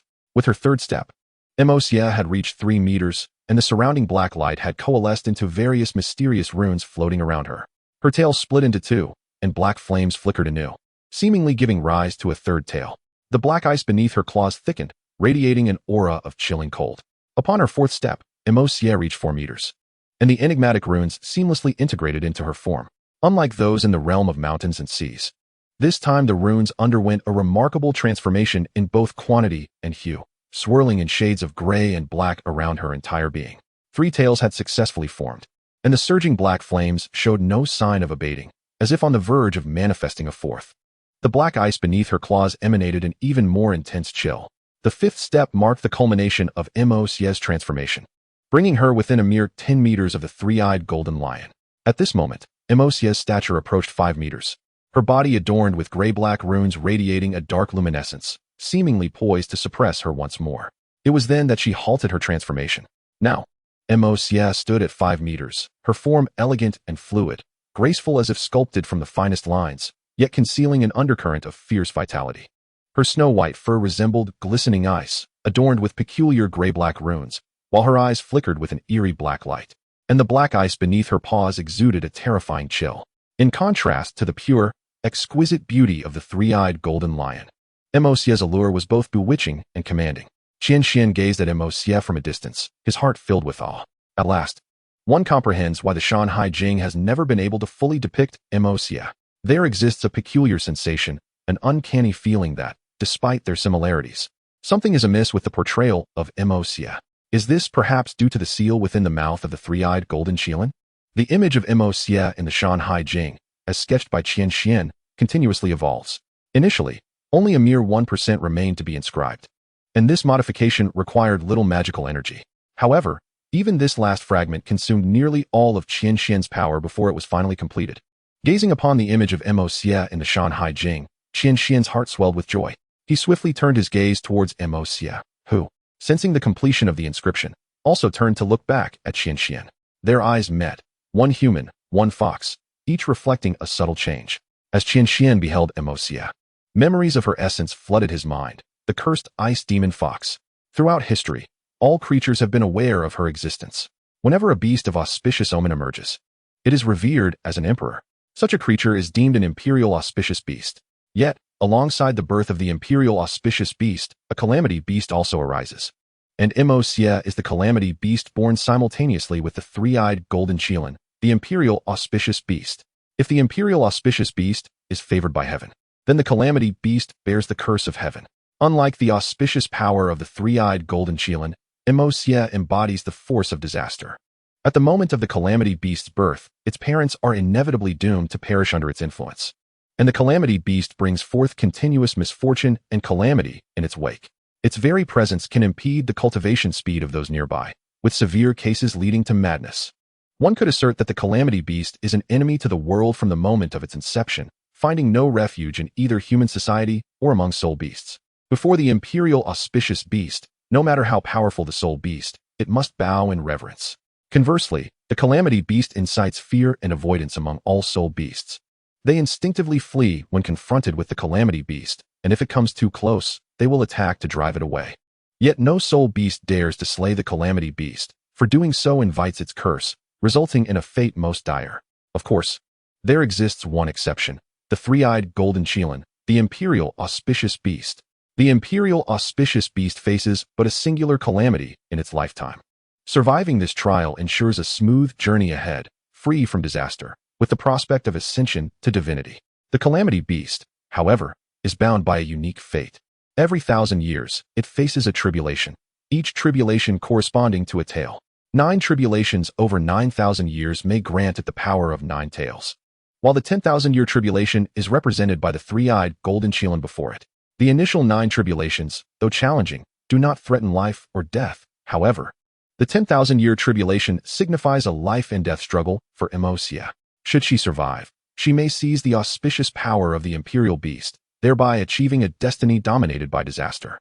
Should she perish, the imperial auspicious beast will claim her calamity power, leading to a fate characterized by auspiciousness. This encapsulates the 10,000-year covenant between the 3-eyed golden Qian and Emosia, a battle of destinies. The myriad soul beasts within the Stardow forest are well aware of these underlying truths. Shortly after the birth of the emperor's majestic 3-eyed golden lion, it diligently began nurturing this extraordinary creature. The calamity beast, Emosia, was swiftly banished from the starry forest. After being expelled, Mo Xia wandered for some time before arriving at the soul hunting forest, the very place where Qian Xuan had ventured. At that moment, Mo Xia was grappling with the trials of his fifth tribulation. This trial not only subjected him to the wrath of heavenly tribulations, but also the relentless assaults from myriad soul beasts, compounding his suffering. The tribulations alone were nearly unbearable for Mo Xia, and the onslaught from the beasts of the soul-hunting forest only exacerbated his plight, ultimately leading to his failure in overcoming the tribulation and forcing him into self-seal. This self-seal was merely a protective measure following the failure of his tribulation, which is why Mo Xia was spared from mortal peril during the 9 tribulations. Once he entered this state, the heavenly tribulations and the soul beasts would also dissipate. Each time he attempted a tribulation, a new tail would sprout, and his strength would elevate. Despite the enhancement in power and the emergence of a new tail following a failed tribulation, the self-seal symbolized a complete confinement of his essence, including his strength, age, and injuries. This explains why, upon Qian Xuan's initial encounter with Mo Xia, he exhibited only 500 years of power. After self-sealing, Mo Xia's strength dwindled to a mere fraction, and restoring it would require immense time and effort. Without Qian Xuan's presence, Mo Xia would need to invest at least 500 years to regain his 5,000 years of strength post-self-seal. However, the 6th tribulation would arrive after 500 years, and with Mo Xia's 5,500 years of power, the only outcome would be another self-seal, potentially leading to another 600 years of confinement. This vicious cycle equated to a death sentence for Mo Xia. As 10,000 years approached, Mo Xia would face a foe comparable to an ordinary 100,000-year soul beast, while he himself would be akin to a mere 80,000-year creature. The disparity of 20,000 years represented an insurmountable chasm. Chapter 53, Bonds. Upon discerning Mo Xia's origin, Qian Xuan began to piece together the unfolding events and felt a profound ache for Mo Xia, who was not far away. As an orphan himself, raised by the employees of an orphanage, Qian Xuan had few friends, yet there were always one or two with whom he could share his thoughts.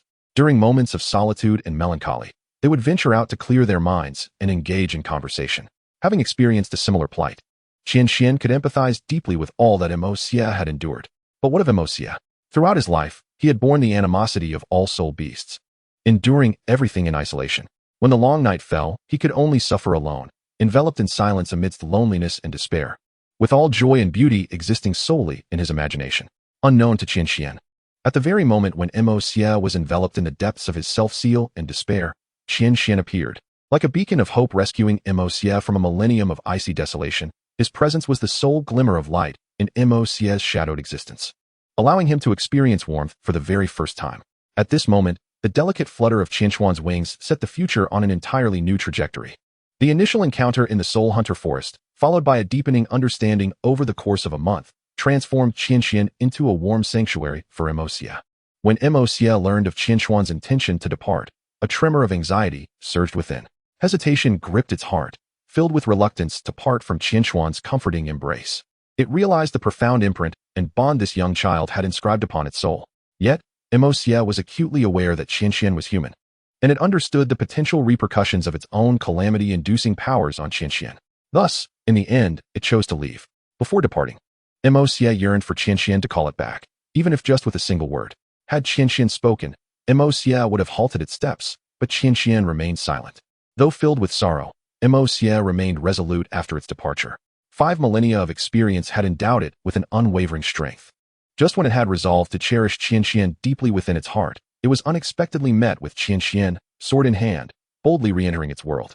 Observing Qian Xuan's indomitable spirit, Mo Xia tucked Qian Xuan safely in its heart, only to have it unearthed once more by Qian Xuan's own actions. In that moment, Mo Xia succumbed entirely, choosing to follow Qian Xuan into the unknown. As Mo Xia accompanied Qian Xuan, it harbored concerns about the influence of its calamity upon Qian Xuan. Witnessing Qian Xuan encounter various troubles along the journey, Mo Xia's heart began to waver. It questioned whether it should have followed Qian Xuan, especially when Qian Xuan realized that its misfortunes stemmed from Mo Xia. Just as Mo Xia prepared itself for abandonment and solitude, Qian Xuan's declaration of "You are my family" shattered all doubts, cementing Qian Xuan as the most significant person in Mo Xia's heart, unequivocally. Originally, with Mo Xia's dual tails, facing the three-eyed Jin Li would surely spell doom. Yet unexpectedly, upon entering the Star Do Great Forest, Qian Xuan introduced the treasure known as the golden essence of life. Under its formidable life-restoring properties, Mo Xia's strength was substantially revitalized, shifting its fate from one of sacrifice to newfound aspirations, which it referred to as creation.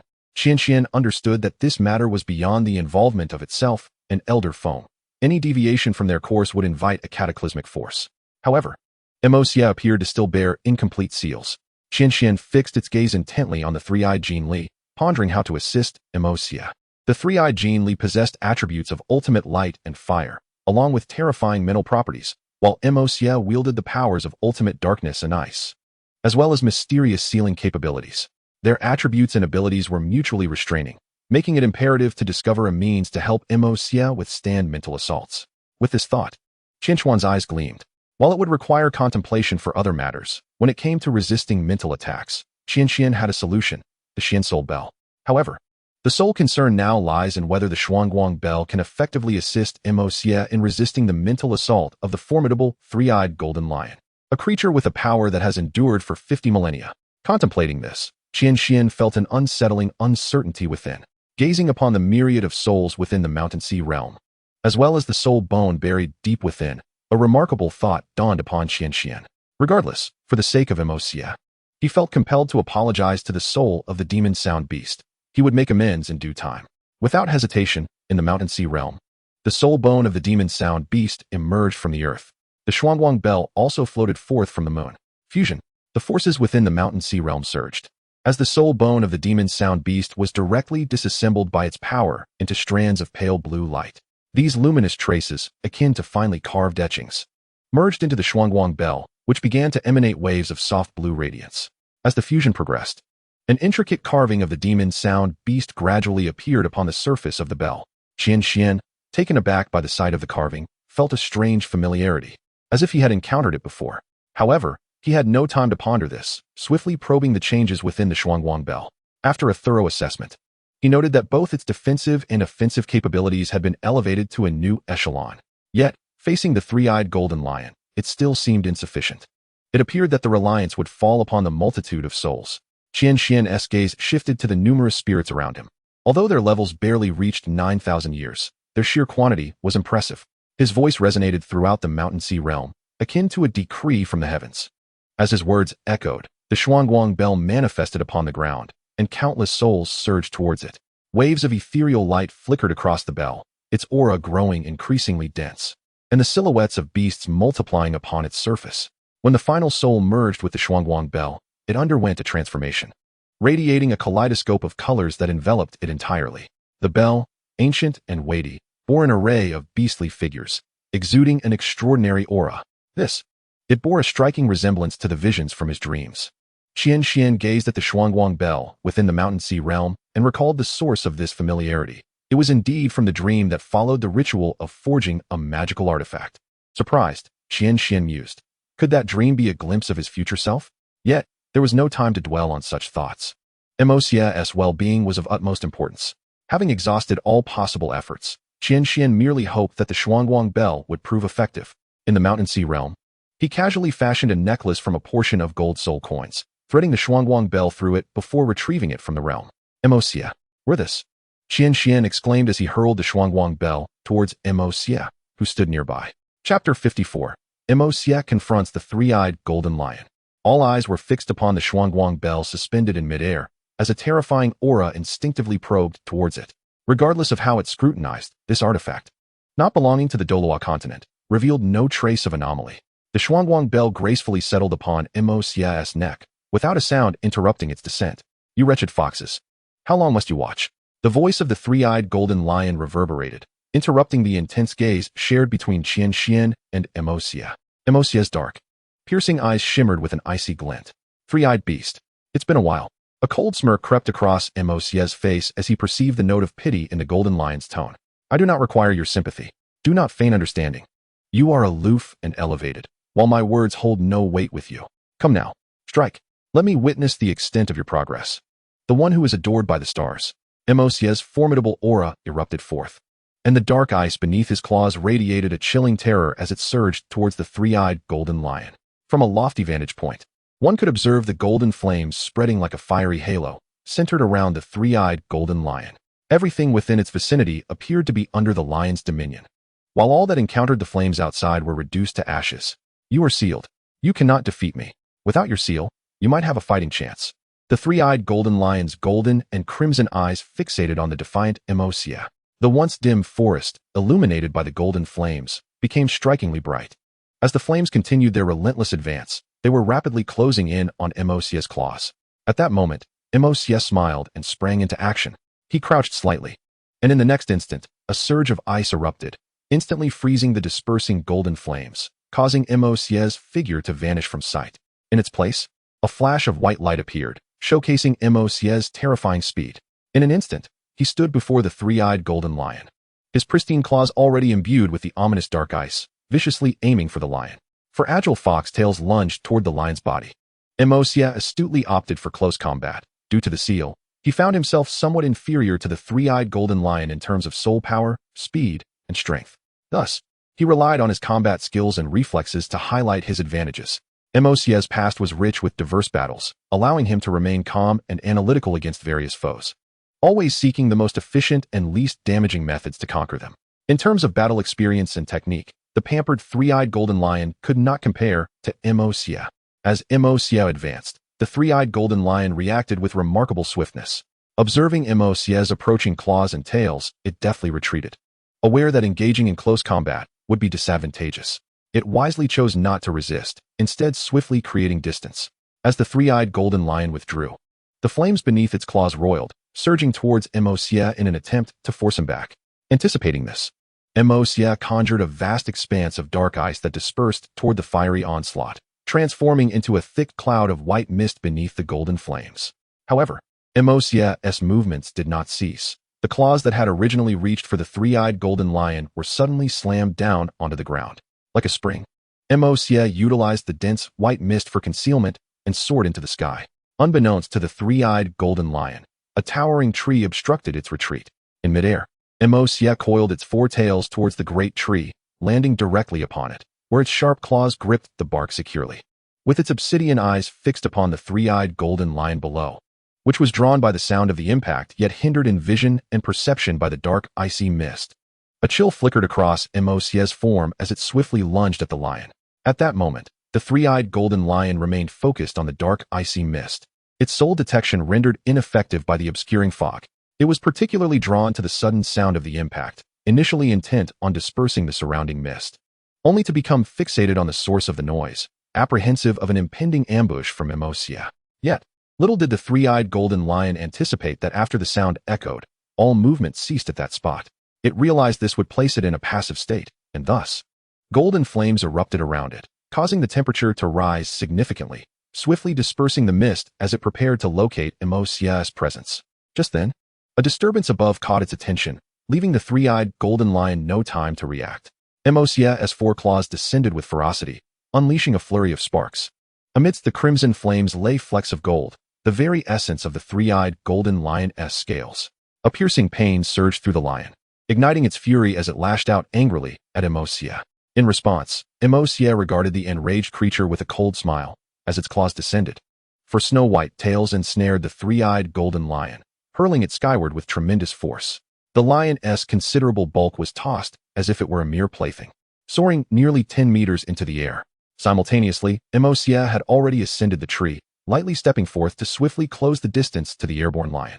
The three-eyed golden lion, despite its rage, recognized that it had failed to withstand this assault, realizing that from the very onset of battle, it had been meticulously outmaneuvered by Emosia. Struggling to master its anger, the lion sought to regain composure and contemplate how to reverse the tide of battle.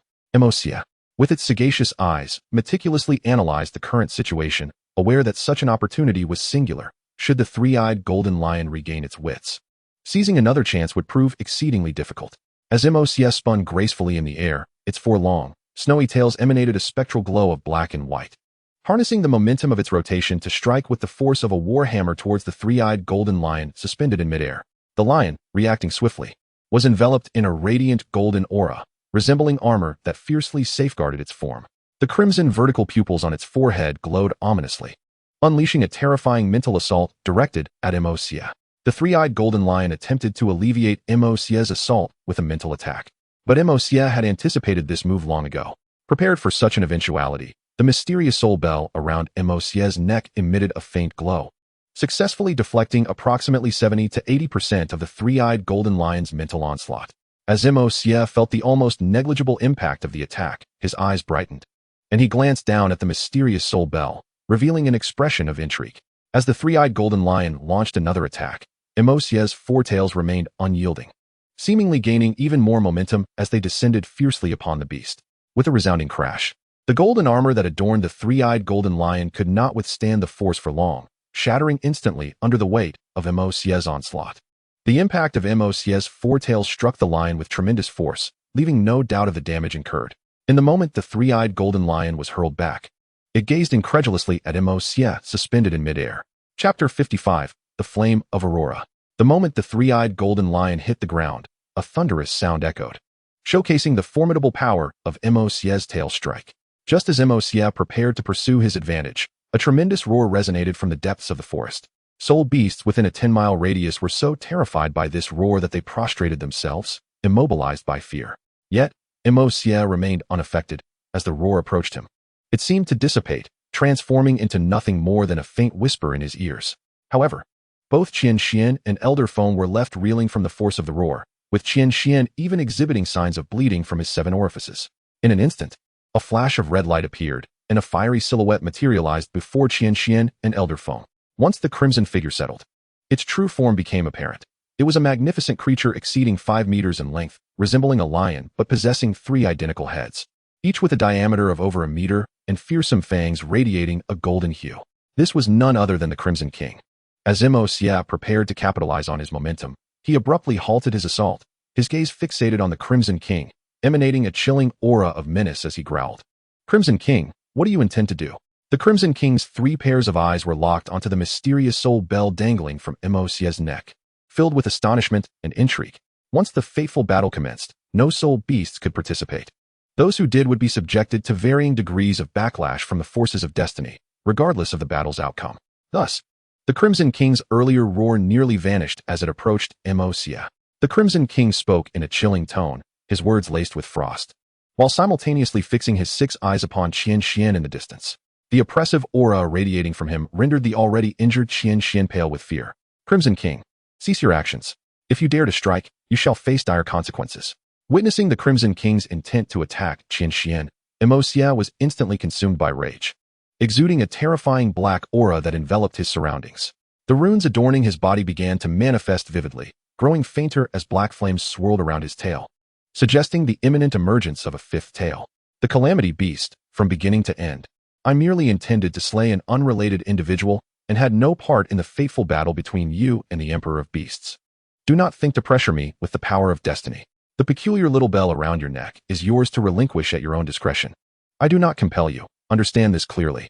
Your voice, low and filled with ire, resonates with intensity. However, under the threat of the Crimson King, you are compelled to return the mystic soul bell around your neck to Qian Xuan. Yet, the terrifying aura persists, still bearing down upon Qian Xuan. Just as the Crimson King prepared to speak, the voice of the 3-eyed golden lion echoed from afar. The 3-eyed golden lion staggered to its feet from the deep pit, a trickle of golden blood seeping from the corner of its mouth. Its voice rang out once more. As its words faded, Mo Xie abruptly halted, frozen in place.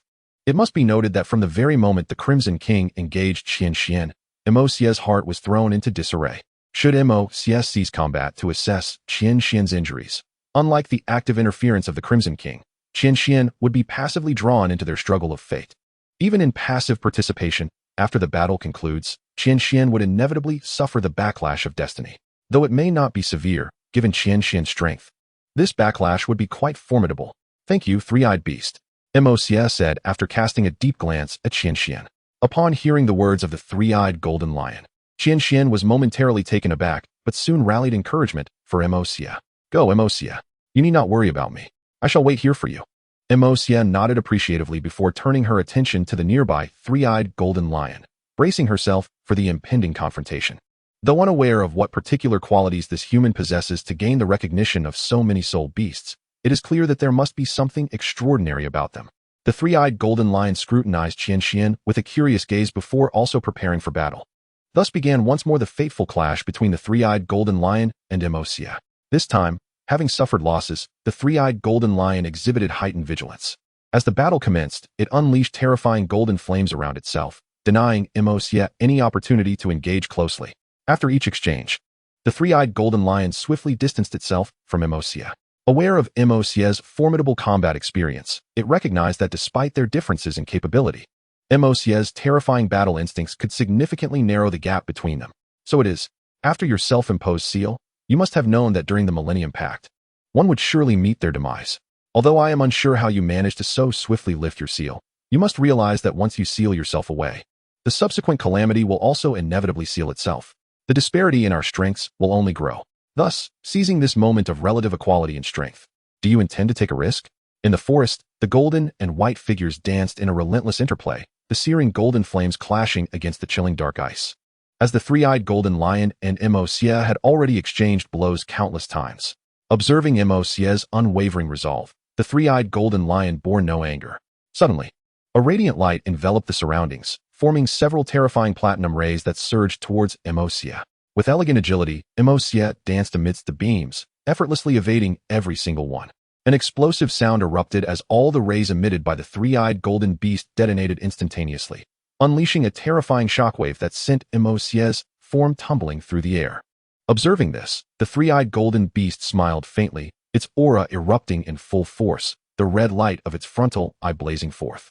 The golden flames surged violently, as it slightly lowered its body, feigning an advance to deliver a final, fatal blow to Xie, while in reality, it concentrated all its energy into a golden flame within its mouth.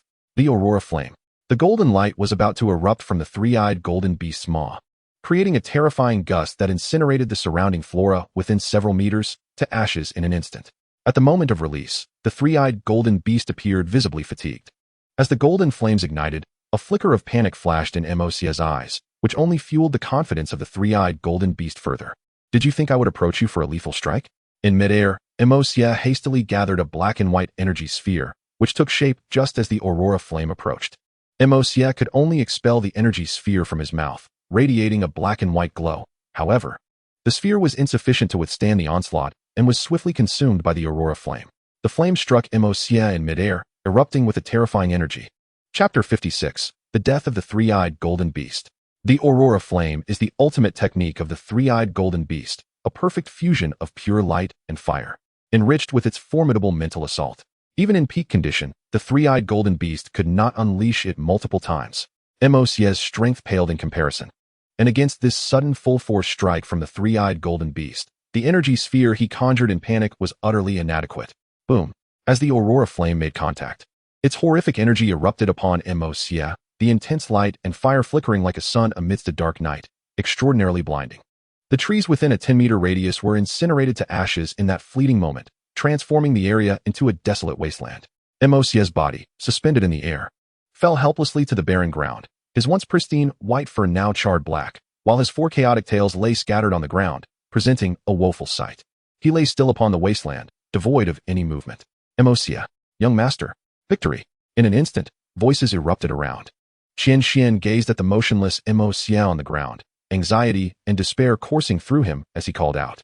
Qian could not comprehend the sudden shift in events. With Xie's astute mind, he should not have made such a grave error. He rushed towards Xie, intent on checking his condition. Yet, he was firmly restrained by Elder Feng, unable to move. Elder Feng, let go! Let go! Qian shouted in fury.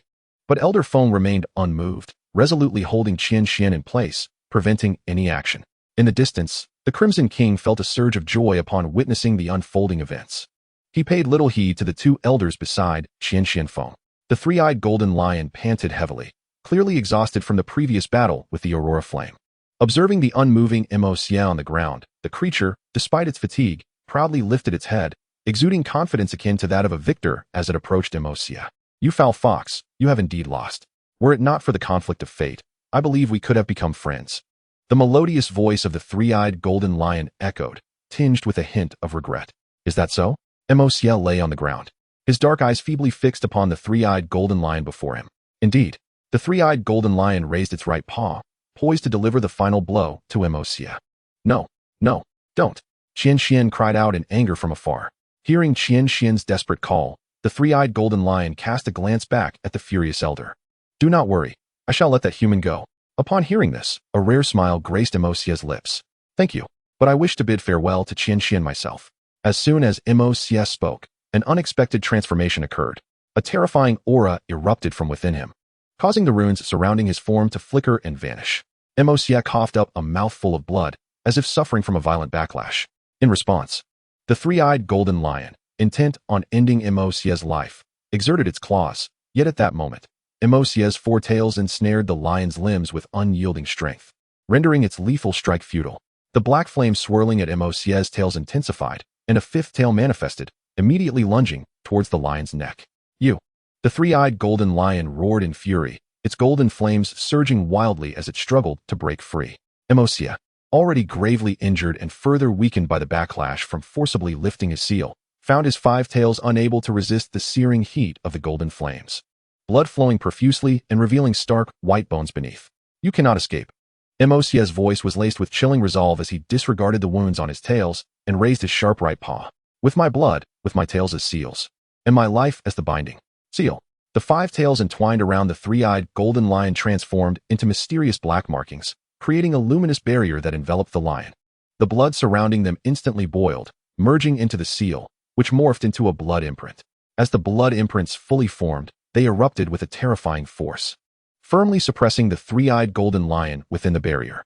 The creature roared in anger, striving to break free, yet this seal was forged from Mo's very life essence, making escape far from easy. At the moment the five tails transformed into runes, the three-eyed golden lion had an opportunity to ignite its spiritual essence as a means of escape, but lacking the necessary combat experience, it hesitated and missed its chance.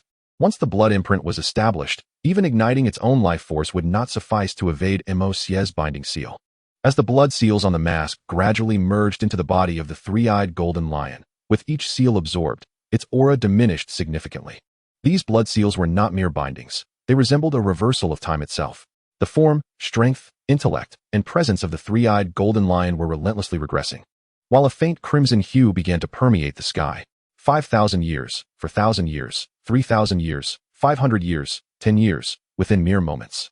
The three-eyed golden lion appeared as if it had just been born, exuding a tender aura of infancy. Mo's, having raised his right claw from the outset, let it fall as the aura of the three-eyed golden lion waned. At the instant of contact, the lion was at its most vulnerable. The fragile creature shattered under Mo's talons as easily as tofu. Mo's, too, collapsed, having expended every ounce of his strength, his vitality rapidly draining away. No. The speed of this transformation was astonishing. From the transformation of the five tails into seals to the descending claw, no more than 2 seconds had elapsed. Particularly as Mo's had meticulously calculated every detail, striking down the three-eyed golden lion the moment the sealing was completed, leaving no opportunity for anyone to react. Simultaneously, figures began to emerge in this place, each distinct in form, yet all radiating an aura of terrifying might. Long before the sealing of the three-eyed golden lion, a shadow of black and gold deep within the Douluo forest sensed the change, an overwhelming aura erupting from him. His right hand rose abruptly, making a clawing gesture to the right, causing a black fissure several dozen meters long to manifest. The myriad figures at the lake's bottom awakened in startled response to the black and gold silhouette. Seeing the fissure's lack of reaction, the black and gold figure soared from the lake's depths. Upon witnessing the reddened sky, his heart sank. With a flash, he vanished. The multitude of figures at the lake's bottom followed suit, surfacing and disappearing alongside him. In the battle of fate, the moment the black and gold figure arrived, he grasped the gravity of the situation. Lowering his gaze to the lifeless form of Mo's, he roared in fury. Glancing at the deceased, three-eyed golden lion, he angrily swung a fist in a random direction, resulting in a tremendous crash that transformed hundreds of meters around him into a massive pit. The surrounding figures, upon discovering the fallen three-eyed golden lion, could not contain their wrath, unleashing a chorus of furious roars. In an instant, all beasts of the Douluo forest bowed in submission, emanating an aura of profound sorrow. Chapter 57. Absorbing the soul ring of the three-eyed golden lion. Upon closer inspection, the black and gold figure, clad in a long black robe, was revealed to be a man. His features were resolute and stern. With long black hair cascading down his back, 2 striking strands of gold hair prominently framing his face. This man was none other than the golden-eyed Black Dragon King, Emperor Tian. With his golden eyes fixed intently on the swiftly fading Mo's, despite his anger, he growled, "By G." At that moment, a verdant figure seemed to traverse space, appearing instantaneously beside Emperor Tian. The emerald figure before us is none other than Biji, her long, verdant hair cascading gracefully down her back, her gaze equally a striking shade of green. Tall and slender, she is adorned in a flowing aquamarine gown that perfectly accentuates her delicate silhouette. Her arms, as pale as tender lotus roots, are bare, and from her back sprout a pair of wings, meticulously sculpted like precious gemstones, each feather of vibrant green brimming with the essence of life. Understanding the urgency, Biji approaches Emosia, emanating a radiant emerald light that envelopes him. A wave of verdant energy seamlessly integrates into his being, revitalizing his previously waning vitality. However, Emosia's body resembles a funnel. No matter how much life force is infused, it cannot be retained, and the recently restored vitality begins to dissipate once more.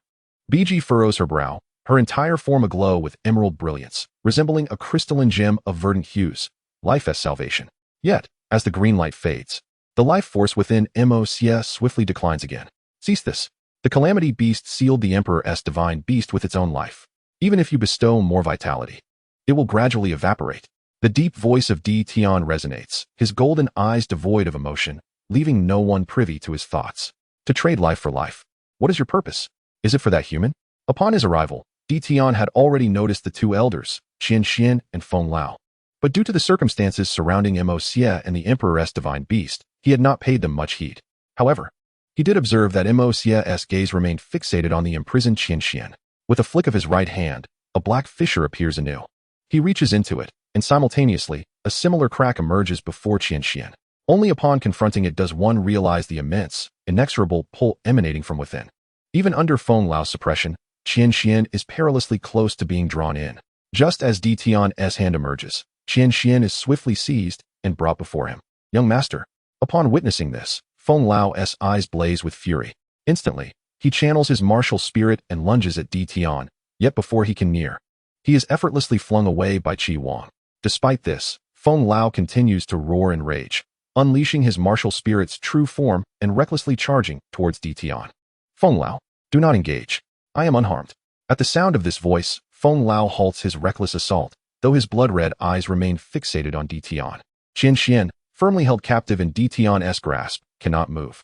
Facing Feng Lao, he shouts, directing his gaze resolutely towards the ground where Emosia lies. He acutely senses the rapid depletion of Emosia's life force. Though his own life hangs precariously in Di Tian's hands, Qian Xuan's primary concern remains Emosia. Di Tian, release me. I must save Emosia. Qian Xuan fixes his gaze on Di Tian's golden eyes, devoid of fear as he speaks. Emosia? The name of the calamity beast? Human, how do you know my name? Di Tian cast a fleeting glance at Qian Xuan, his eyes betraying a hint of curiosity. He then lowered his gaze to the ground where Emosia lay, a subtle smile gracing his lips. Disaster beast, I am eager to see what you intend to do. With that, Di Tian released his grip, allowing the restraints on Qian Xuan to dissipate. Qian Xuan swiftly moved to Emosia's side, cradling her head tenderly in his arms. It's all right, Emosia, it's all right, I am here. Drawing forth all the grayish-white energy from the mountain and sea realm, Qian Xuan infused it into Emosia's frail form. At that moment, Emosia was so weakened that she could scarcely utter a word. Her dark eyes fixed on Qian Xuan, radiating warmth. As the grayish-white energy surged within her, the pace of her life's ebb indeed slowed significantly. Di Tian's eyes brightened momentarily, yet upon closer inspection, he realized that Emosia's life was not halted, it merely lingered at a slower rate. Furthermore, as time progressed, the rate of her decline began to accelerate once more. Nevertheless, the terrifying potency of this grayish-white energy was evident. Even the renowned healer Bai Ji had been unable to decelerate Emosia's life force, yet Qian Xuan managed to achieve this feat with a mere strand of energy. This underscored the extraordinary nature of the grayish-white energy. No, no, no. Panic seized Qian Xuan as he witnessed the energy's ineffectiveness, but he quickly regained his composure. He drew forth a substantial amount of pure life force from the mountain and sea realm, injecting it into Emosia's body. With the infusion of life energy, the frail Emosia gradually began to regain her strength and the ability to speak. Qian Xuan, there is no need to expend your energy. From the very moment the battle commenced, I foresaw its outcome. I promised to grant you a stroke of fortune, and I have stated before that I cannot bear to leave you. Emosia, please cease your words. Do not speak. Qian Xuan implored, his resolve firm. Trust me, I can save you. The soul ring. Yes, the soul ring of the three-eyed golden lion. Tears brimmed in Qian Xuan's crimson eyes as he gazed upward at the hovering, dark soul ring of the three-eyed golden lion. Human, The soul ring of the imperial beast cannot be absorbed, not even by a titled Douluo, let alone you, a soul master without a soul ring. Tion's voice resonated ominously. No, Qian Xuan, heed my words. You cannot save me. I am acutely aware of my condition. The moment I chose to seal the three-eyed golden lion, I had already made my decision. Do not squander my sacrifice.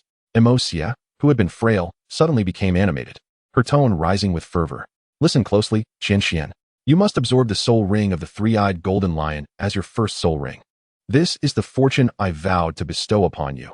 Do not worry, I will assist you in its absorption. You possess that peculiar space, do you not? Even if I perish, I trust you will bring me back to life. Upon hearing Emosia's words, Qian Xuan trembled in sorrow, clutching her head tightly, unwilling to release her. Go now, Emosia uttered with the last vestiges of her strength, her dark eyes reflecting her weariness. Qian Xuan understood that failing to absorb the soul ring of the three-eyed golden lion would render Emosia's efforts in vain. With a heavy heart, he reluctantly placed her head gently upon the ground. The classic of mountains and seas and the Book of Changes have been summoned forth. Now, the intention is to merge the principles of the Book of Changes with those of the classic of mountains and seas, preparing to integrate the soul ring of the three-eyed golden lion suspended in midair.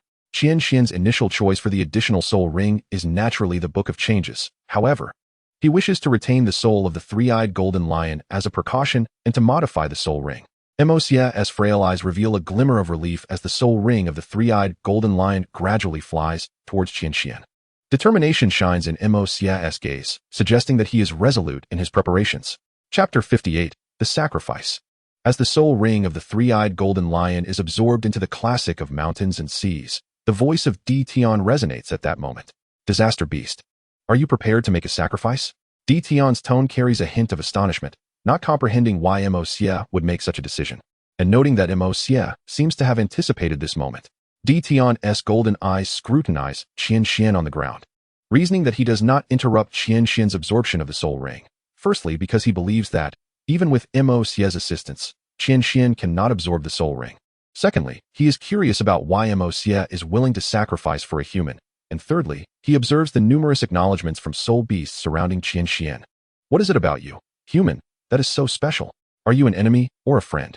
Tion contemplates as he watches Qian Xuan, seated and silently absorbing the soul ring, before glancing down at the now normal corpse of the three-eyed golden lion, his sorrow difficult to contain. After all, the three-eyed golden lion is not merely a tool to Tion, but resembles a cherished kin or even a son. Throughout history, the fate struggles have always seen the imperial auspicious beasts triumph. There has never been a case of the disaster beasts emerging victorious, from ancient times to the present.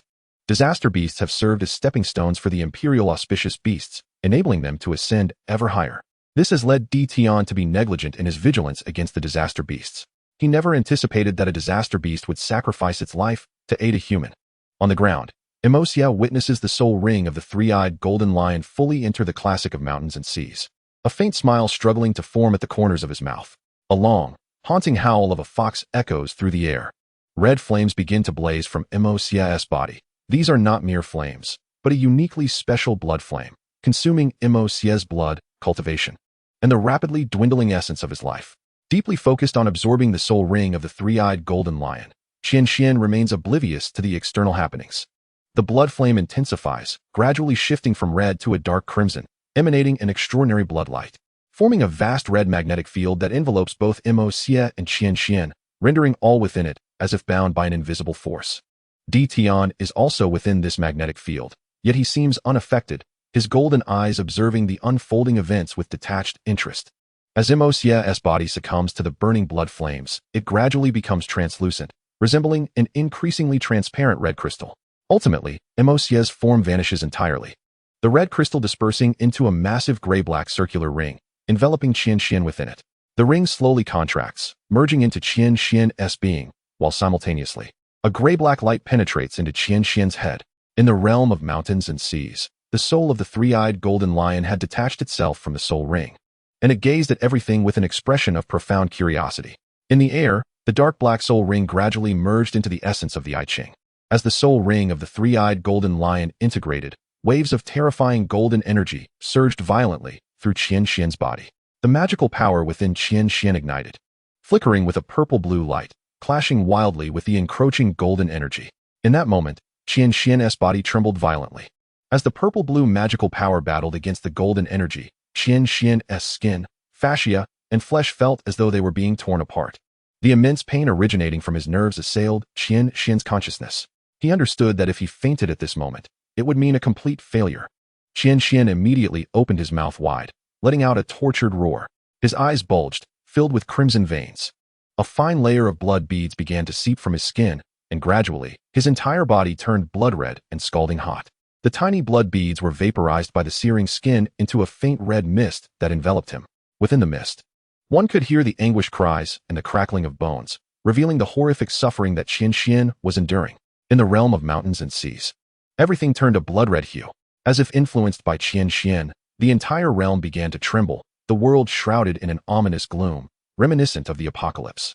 With the retreat of magical power, the golden energy of the three-eyed golden lion within Qian Xuan wreaked even more havoc. His body convulsed incessantly, seemingly nearing its limit. At that moment, a gray-black soul ring materialized in the realm of mountains and seas. Mocia's voice echoed in Qian Xuan's mind. Qian Xuan, you are the sole warmth in my life. From the moment we met, despite our brief acquaintance of merely 7 months, those months have been the happiest of my life. I am truly grateful for this period of happiness. When you referred to me as your family, I resolved that you are the one person I must protect throughout my life.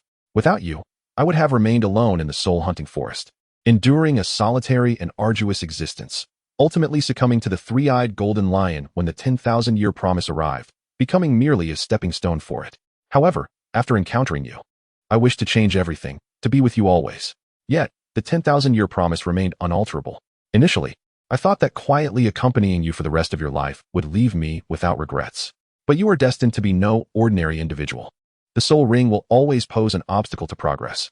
I did not anticipate that you would venture into the Douluo forest to obtain a soul ring so soon. You carry my essence, and I know that once you enter the Douluo forest, the three-eyed golden lion will certainly discover you. At that moment, I was prepared to become your soul ring, accompanying you at your side. I simply did not foresee that before entering, you had procured that treasure from somewhere. Its terrifying life force significantly restoring my strength. Thus, this idea emerged in my mind, to bring the three-eyed golden lion along to become your soul ring. With my strength, you shall acquire the power of destiny. You may be curious as to why I do not contemplate how to conquer the three-eyed golden beast. The truth is, I stand no chance of vanquishing it. Those ferocious creatures will not permit my victory. Even if I were to prevail, they would strike from the shadows, ensuring my defeat in this battle of fate, for they crave the power of auspiciousness. All is done for the sake of the clan, for this grandiose justification. I must become a stepping stone for the three-eyed golden beast. Yet, I refuse to submit. The calamities of ages past also refuse to yield. I shall accomplish what no disaster beast has ever achieved. I deliberately endure the full force of the three-eyed golden beast's strike, wagering that they would lower their guard. Fortune smiles upon me, and thus, I drag the divine emperor's auspicious beast to accompany me in this demise. In my final moments, being able to do so much for you fills me with joy. Qian Xuan. Qian Xuan, on the brink of unconsciousness, suddenly regained clarity upon hearing this, trembling and hoarsely growling, "No. The realm of mountains and seas, grant me the power to strip away the soul." With the last vestige of his magical energy, Qian Xuan extracted Mocia's soul from the soul ring, allowing the gray-black soul ring to merge into the Book of Changes. Within him, having lost the final thread of magical resistance, the golden energy surged wildly without any hindrance. Qian Xuan spat out a mouthful of blood. Fortunately, as a strand of gray-black energy merged, the golden energy, as if encountering its nemesis, ceased its destruction of Qian Xuan's body and charged directly towards the gray-black energy. This provided a moment of respite for the nearing unconscious Qian Xuan, preventing him from completely succumbing to darkness. As for the gray-black energy and golden energy within Qian Xuan, the moment they made contact, a battle reignited. Chapter 59, Successful Absorption of Dual Rings. The black-gray energy, originally symbolizing calamity, inflicted no pressure, burden, or destruction upon Qian Xuan's body. Rather, it continually aided in his recovery. Conversely, the golden energy, representing auspiciousness, wreaked havoc within Qian Xuan. As the two energies intertwined, the black-gray energy persistently alleviated the internal pressure, thus depleting at a rate considerably faster than the golden energy. However, due to the earlier consumption of the golden energy while resisting Qian Xuan's violet-blue magical force, their depletion rates were nearly balanced. Yet, Qian Xuan was far from comfortable. The opposing forces of calamity and auspiciousness thrust him into a realm of extremes, oscillating between frigid cold and searing heat. This violent fluctuation incessantly tested Qian Xuan's willpower, were it not for his 2 lifetimes of experience. The transformation bestowed by the essence of life and the cultivation methods derived from the Tao Te Ching, he would have long since shattered. As time progressed, the black-gray energy within Qian Xuan gradually began to merge with the golden energy of auspiciousness. A strange energy of intertwined gold and silver roamed continuously within him. Qian Xuan's body swiftly recovered, and he gradually became immersed in this extraordinary energy. At the secluded edge of a small lake nestled deep within the Douluo forest, 4 figures frolicked joyfully, their gazes occasionally darting towards a colossal silvery golden cocoon at the center of the water. On the opposite side of the cocoon, an elderly man fixed his gaze intently upon it, seemingly awaiting some momentous event. "Mother, it has been a month now. What do you suppose lies within? Why does the human remain fixated on the cocoon day and night without respite?" inquired the smallest of the 4 figures, turning to the kindly silhouette among them. With a gentle smile, the benevolent figure replied, "I cannot say for certain, but I surmise it harbors a person. Perhaps the individual within is simply waiting to awaken." Meanwhile, Qian Xuan diligently absorbed the energies of the 3-eyed golden lion and the MOCS soul ring. Despite the agony he endured, Di Tian observed with astonishment as Qian Xuan steadfastly withstood the onslaught of their formidable energies. As time progressed, Di Tian could distinctly sense the energy within Qian Xuan approaching a state of equilibrium, watching as Qian Xuan became increasingly enveloped in golden and silver energy. Di Tian realized that barring any unforeseen circumstances, Qian Xuan was poised to successfully absorb the soul ring. A flicker of murderous intent briefly flashed in Di Tian's eyes, for he was acutely aware of the extraordinary nature of the MOCS and 3-eyed golden lion soul rings. Typically, a titled Douluo would have perished upon attempting such an absorption, yet here stood Qian Xuan, remarkably unscathed, showcasing his exceptional talent. If allowed to mature unimpeded, Qian Xuan would undoubtedly become a formidable adversary. Di Tian's golden eyes sparkled with various thoughts, and a subtle smile crept upon his lips as he contemplated. "Since the calamity beast has chosen to trust you unconditionally, I am intrigued to see what makes you so special. What is the worth of sparing your life?" His voice resonated with an aura of dominance and unparalleled confidence. With a swift motion of his right hand, a dark fissure materialized, directly engulfing Qian Xuan, who was now shrouded in golden and silver energy. "Master." Upon witnessing this, Elder Feng, believing Qian Xuan to have met his demise, charged furiously at Di Tian, displaying the loyalty of a devoted servant, albeit lacking in formidable strength. Di Tian retaliated with a single punch, relying solely on physical prowess. A terrifying gale of force surged forth, sending Elder Feng flying as if he were a mere puppet with severed strings, collapsing unconscious to the ground. Perhaps influenced by Qian Xuan's predicament, Di Tian, who typically held a disdain for humanity, inexplicably spared Elder Feng's life, transporting the unconscious elder to the depths of the Douluo forest and carelessly discarding him by the lakeside. As for Qian Xuan, he floated serenely in the center of the small lake, still engaged in the absorption of the soul ring's energy. A full month had elapsed, and upon awakening, Elder Feng found solace in the sight of Qian Xuan. After surveying his surroundings, he discerned the presence of 400,000-year-old soul beasts not far away. Recognizing the environment, he surmised he had arrived at the innermost sanctum of the Douluo forest. Remaining still, Elder Feng chose to patiently await Qian Xuan's awakening. Knowing that the only way to escape this vast forest of stars was to rely on Qian Xuan within the colossal cocoon, I waited for a month. At last, a sound broke the tranquil surface of the lake. "Young master," Feng Lao exclaimed excitedly, gazing at the silvery golden cocoon on the lake's surface. As a hint of movement finally emerged after the long wait, the 4 figures on the other side also detected the unusual noise, their attention drawn to the center of the small lake.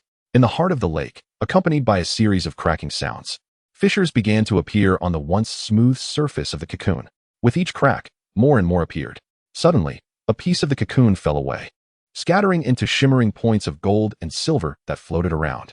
A gap emerged on the cocoon, and as it did, energy surged wildly toward the opening, causing the placid lake to ripple with waves.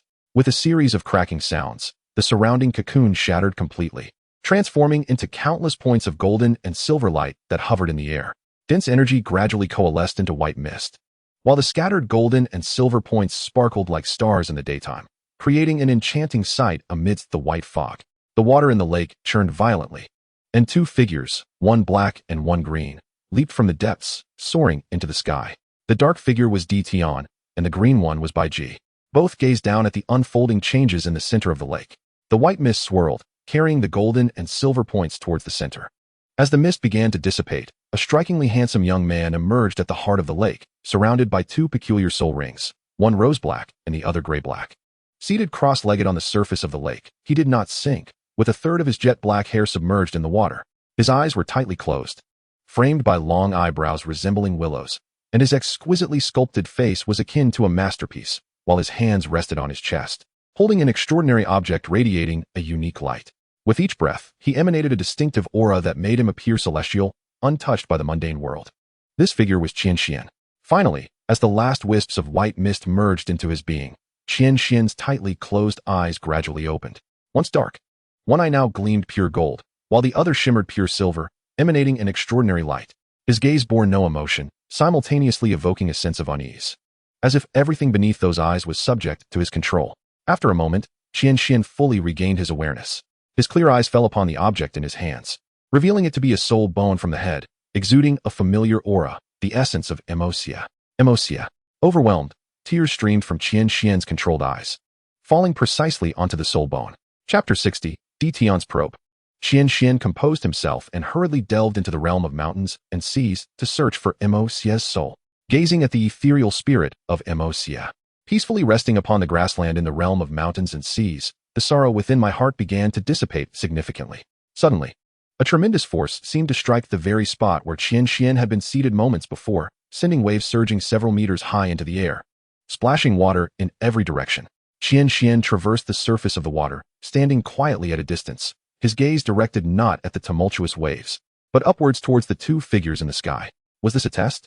As Qian Xuan sensed the oncoming gust of wind from a punch, he acknowledged its power. For an ordinary 30-level soul master, this wind would pose a significant threat, yet for Qian Xuan, it merely tickled. It appeared that if I refrained from taking action, Tion would not relent. A faint smile graced Qian Xuan's lips as he deftly dodged to the side. The soul bone of Emosia had vanished from his left hand, while a radiant yellow light emanated from his right, revealing the eye Ching in his grasp. With a deep, dark hue and a shadowy essence, two soul rings spiraled around Qian Xuan. He sensed the familiar aura and soul technique information emanating from these rings, his eyes widening in astonishment, yet accepting the reality as if it were only natural. A thunderous roar erupted once more as waves crashed upon the lake's surface.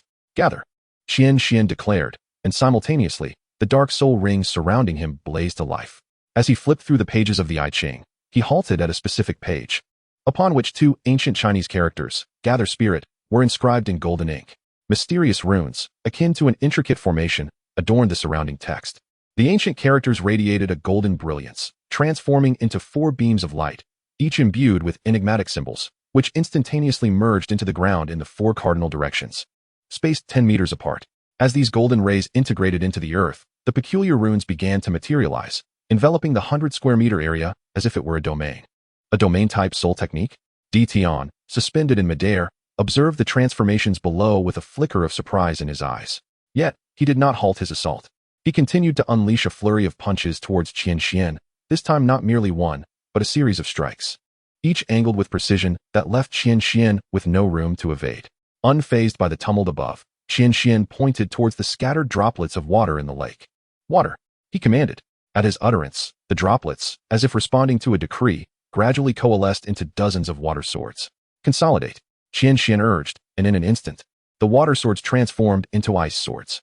With a forceful push of his hand, the ice swords surged forth from the lake's surface like a rain of arrows, aiming directly at Tion in the sky.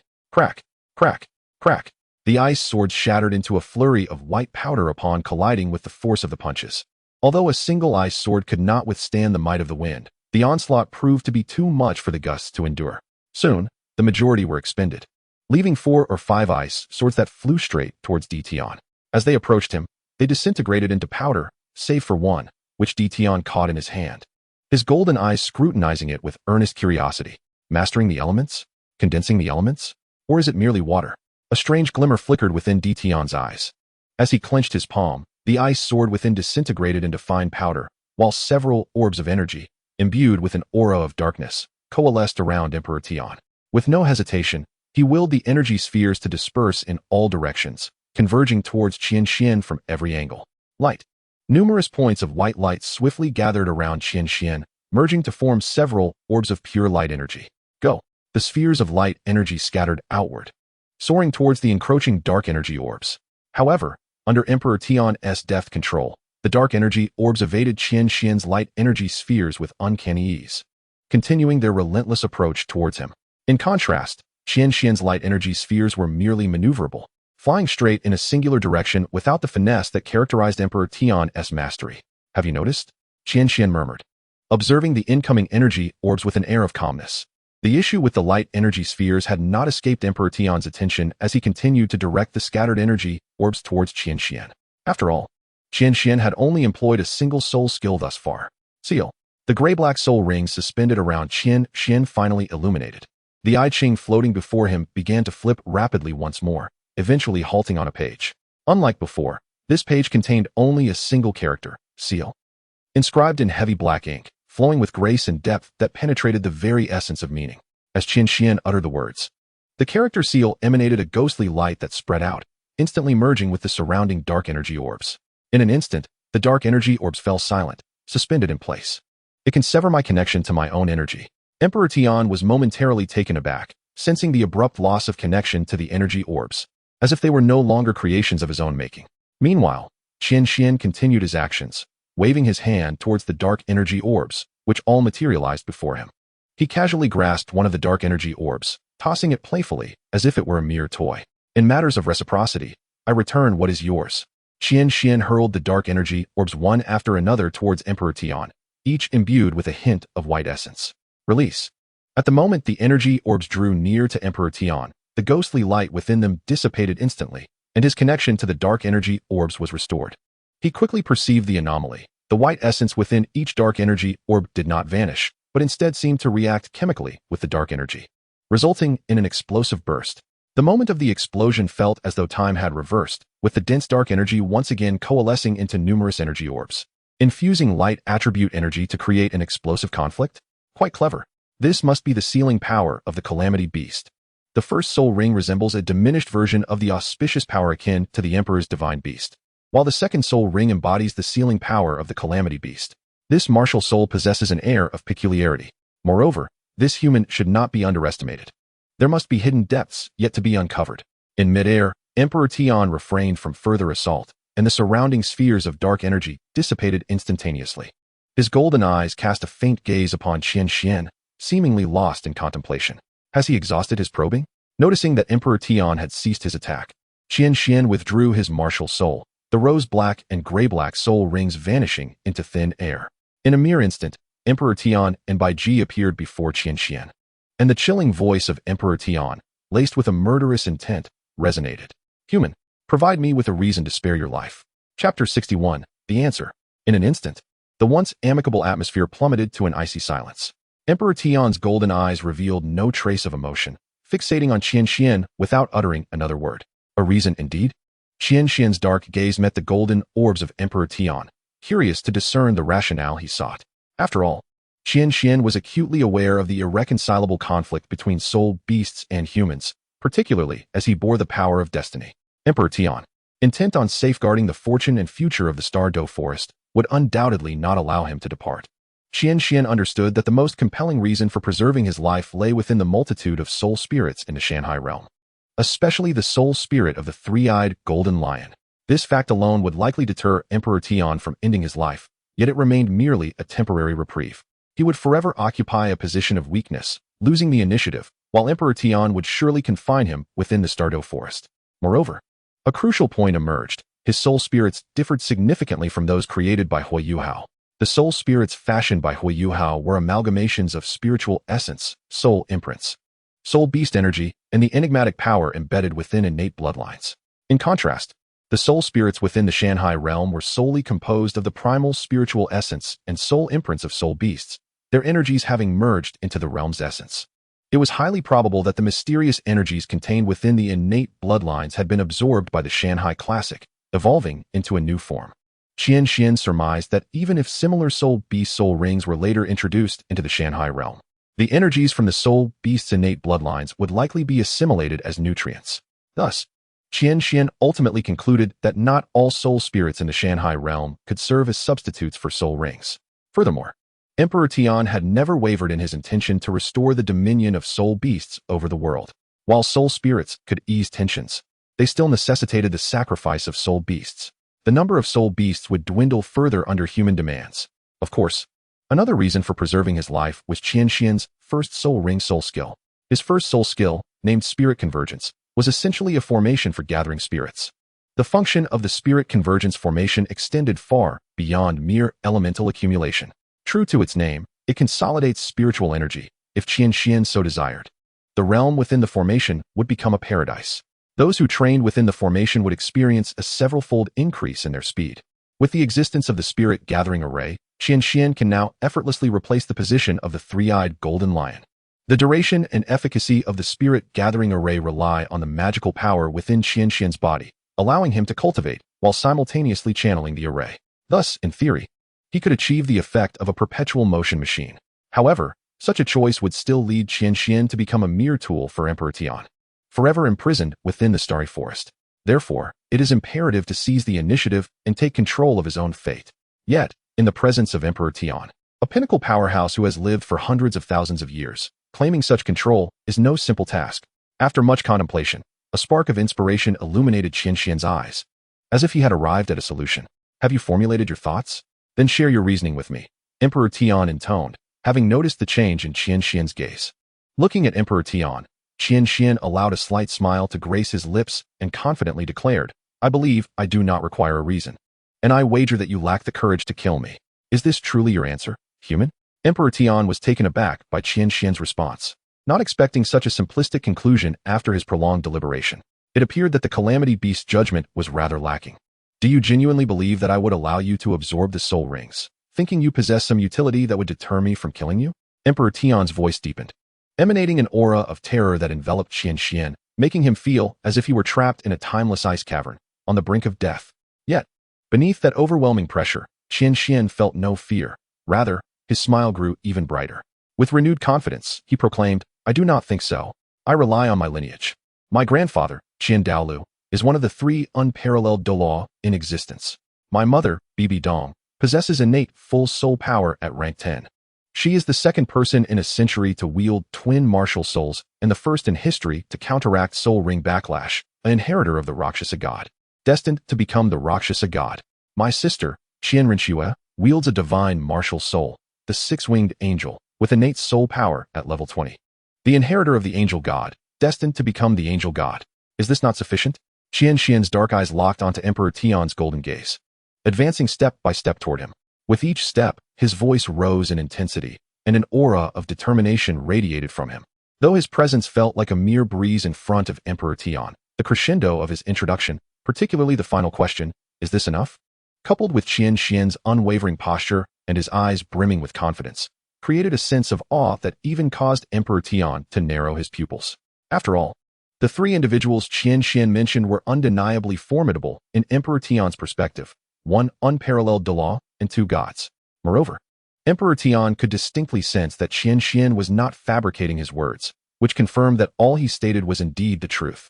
Qian Xuan was certainly not lying. What he spoke of were events destined to unfold in the future, even though Bibi Dong and Qian Renxue had yet to become inheritors of divine positions at present. Qian Xuan keenly observed the subtle contraction of Di Tian's pupils, realizing that his intended effect had been achieved. He continued, as for me, I possess innate level 30 soul power and dual innate martial souls. The backlash from soul rings holds no sway over me. In the future, I shall undoubtedly surpass both my mother and sister. Should you choose to kill me, are you prepared to face the wrath of 2 deities and an unparalleled Douluo? Qian Xuan pressed on, setting aside these matters. Your act of killing me would also represent a significant loss for your soul beasts. Di Tian, still contemplating Qian Xuan's words, could not suppress his curiosity and inquired, loss? What could you, a mere human, possibly bring us in terms of loss? In his quest for self-preservation, Qian Xuan aimed to leverage his significance to the soul beasts to secure the greatest advantage, establishing that it was he who willingly chose to assist the soul beasts, rather than being coerced by Di Tian to remain in the Stardo forest. This assertion compelled Di Tian to consider not only Qian Xuan's value, but also the influence of the power that lay behind him. Such rhetoric undoubtedly served as Qian Xuan's most effective means of safeguarding his life. Chapter 62, Cooperation. Having seized the initiative, Qian Xuan's primary focus now was to demonstrate his worth while negotiating for maximum benefit. To begin, Qian Xuan raised his right hand, A flash of yellow light illuminating the manifestation of his martial soul, the I Ching. Gather, he commanded, as golden radiance surged towards the four cardinal directions, merging with the earth, revealing a pure golden formation once more. Converge. The energies that had previously scattered in the air seemed irresistibly drawn, coalescing into a gathering spirit array within a radius of several hundred meters. Qian Xuan monitored the rate of mana consumption within his body. The energy accumulation within 100 meters did not drain his mana rapidly. Furthermore, his mana was continuously regenerating, with the current rate of consumption and recovery. Sustaining this for 12 hours posed no challenge, provided Qian Xuan refrained from actively cultivating. However, both the quality and range of the gathered energy remained insufficient. Dissatisfied with the energy concentration within the gathering spirit array, Qian Xuan exhaled sharply, and in an instant, energy within a nearly kilometer radius surged toward the array. Converge. With the influx of energy, the array illuminated brilliantly, gradually transforming into a white mist. The atmosphere within the gathering spirit array resembled a paradise. Even the air invigorated the spirit, making one feel as though they were in the midst of cultivation, promoting longevity even for those who lingered there. The rate at which Qian Xuan's mana was consumed surged dramatically. Yet, even with this heightened consumption and recovery rate, he could still sustain himself for approximately half an hour. That should suffice, he mused, sensing the changes within the gathering spirit array and gaining a clearer understanding of the mana consumption tied to his first soul skill. In truth, Qian Xuan could extend the range beyond a kilometer, but he sensed that doing so would likely escalate the mana consumption to a higher tier. It is highly probable that, by that time, I may struggle to endure even for 10 minutes, if not less. Although the effect of gathering spiritual energy has improved, the duration is far too brief. And Qian Xuan is concerned it may yield counterproductive results. Is this the auspicious power of the three-eyed golden lion? No, it seems to only enhance the speed of cultivation, having little impact on breaking through cultivation bottlenecks. However, the acceleration in cultivation speed is already approaching that of the Emperor's auspicious beast, nearly doubling. Based on the consumption rate of soul power within this individual, it appears he can only persist for about half an hour. He should also be able to control the range and concentration of energy. This martial soul is no simple matter. Furthermore, this young man possesses a second martial soul, since he has chosen this peculiar book as the supplementary soul ring for his first martial soul. It suggests that his second martial soul may be even more formidable than the first. I must say, at this moment, Emperor Tian is truly astonished, firstly by Qian Xuan's soul skills and powerful martial soul, and secondly by Qian Xuan's innate talent. Emperor Tian did not anticipate that Qian Xuan would elicit such a multitude of surprises. Had it not been for Qian Xuan's earlier grandiloquent declarations, Emperor Tian would have immediately considered confining him indefinitely within the Star Dough Forest. However, regarding the three individuals mentioned by Qian Xuan, Emperor Tian must remain vigilant. He is not concerned about the unparalleled Douluo, but he cannot dismiss the inheritor of the dual deity's legacy. The terrifying talent of Qian Xuan is not lost on Emperor Tian, who cannot help but marvel at how this family seems excessively favored by the heavens with their extraordinary gifts.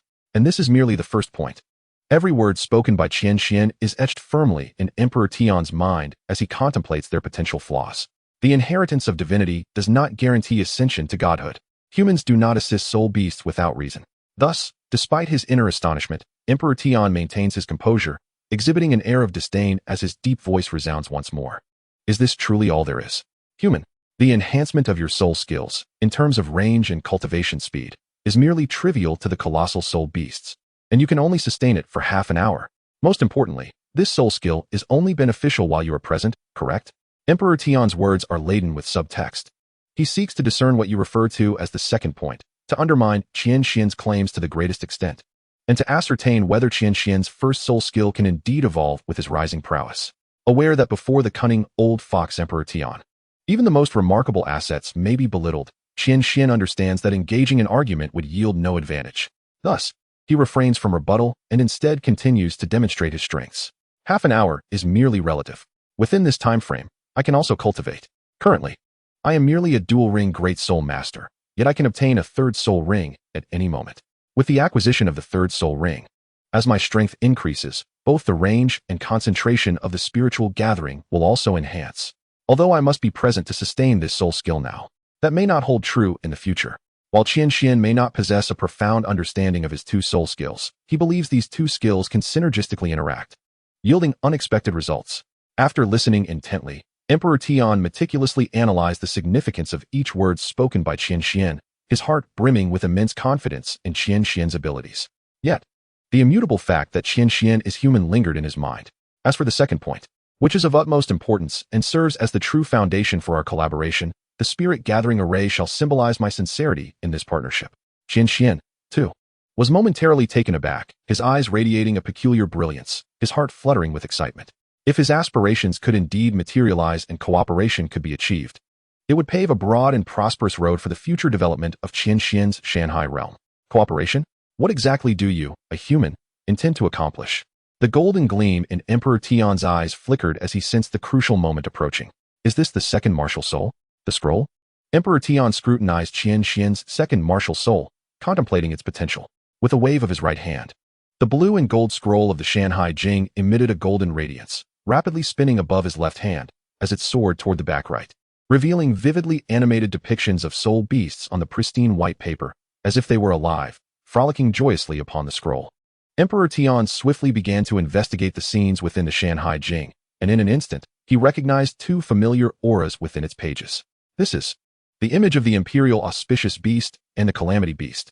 The essence of both the Imperial Auspicious Beast and the Calamity Beast was encapsulated within. Could it be?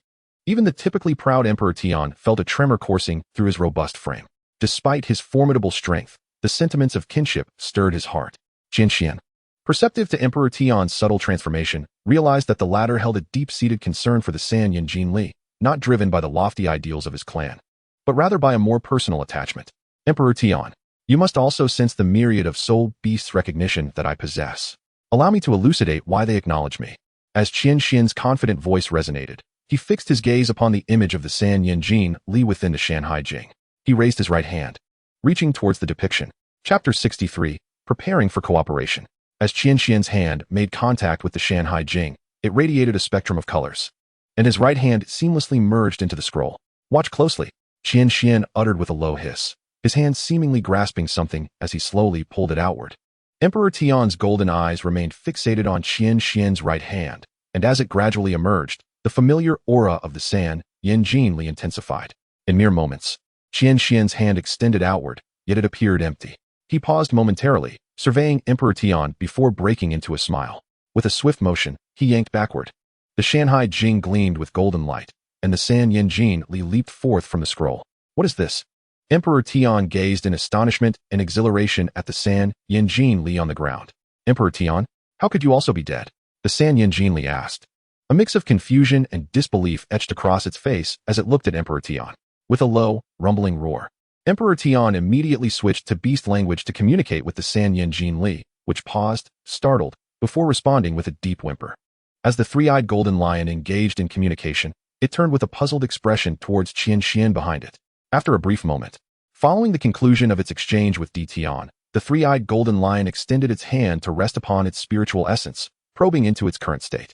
Upon investigation, Tian discovered that the three-eyed golden lion retained only the pure essence of its spirit and the imprint of its soul. The attributes of ultimate light and ultimate fire still existed. However, the soul power and fate power within had likely transformed into soul rings, now merged with Qian Xuan. Due to the uniqueness of the fate power, after Qian Xuan acquired the auspicious power of the three-eyed golden lion, the intrinsic auspicious power within the three-eyed golden lion dissipated automatically. Observing the spirit of the three-eyed golden lion before him, Tian transitioned from initial disdain towards Qian Xuan to a newfound respect. After a moment's contemplation, his serious demeanor softened slightly. With a slight nod, he said, "Human, speak of your proposal for cooperation." These simple words elicited a sigh of relief from Qian Xuan, as if a weight had been lifted. Taking a deep breath, he extended his right hand and continued, "In that case, let us reintroduce ourselves, lest our cooperation be established and you still refer to me merely as human." Tian, puzzled by Qian Xuan's outstretched hand, was uncertain of his intentions. "You should extend your right hand." Qian Xuan's voice rang out once more. Although still bewildered, Tian complied and extended his own right hand. Observing this, Qian Xuan firmly grasped Tian's hand, which felt surprisingly warm and dry, unlike the cold and imposing grip he had anticipated. With a smile, Qian Xuan introduced himself. "I am Qian Xuan, a human and a cultivator." A handshake is a customary gesture in human society, symbolizing goodwill and serving as a means of communication. It represents my respect for you, but do take care. My hand may not withstand your strength. At the sound of Qian Xuan's introduction, A rare smile appeared at the corner of Di Tian's mouth. Di Tian, a spirit beast. Such an unusual custom. Please, continue with your proposal for cooperation. Nodding, Qian Xuan proceeded. The first matter of our collaboration is to resurrect MOCA and the three-eyed golden lion. Di Tian was taken aback. He had not anticipated that Qian Xuan's initial proposal would be so audacious. A flicker of expectation arose within him as he gazed at the spirit of the three-eyed golden lion. Oh, resurrection? Are you certain of your capability? If so, what is your degree of confidence?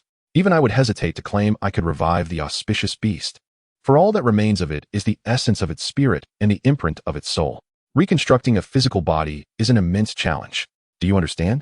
Let alone the calamity beast that has already been sacrificed. Have you preserved the essence and imprint of the calamity beast spirit as well? Qian Xuan nodded affirmatively. I possess a 70 to 80% assurance in this matter. However, it ultimately depends on whether you are willing to take the risk and what you are prepared to offer.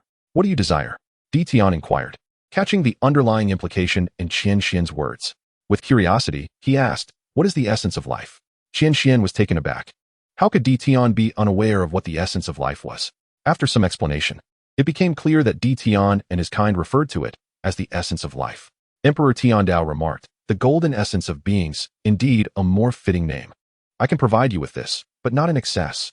Qian Xuan, eager to negotiate for a greater share, pondered how much could be offered.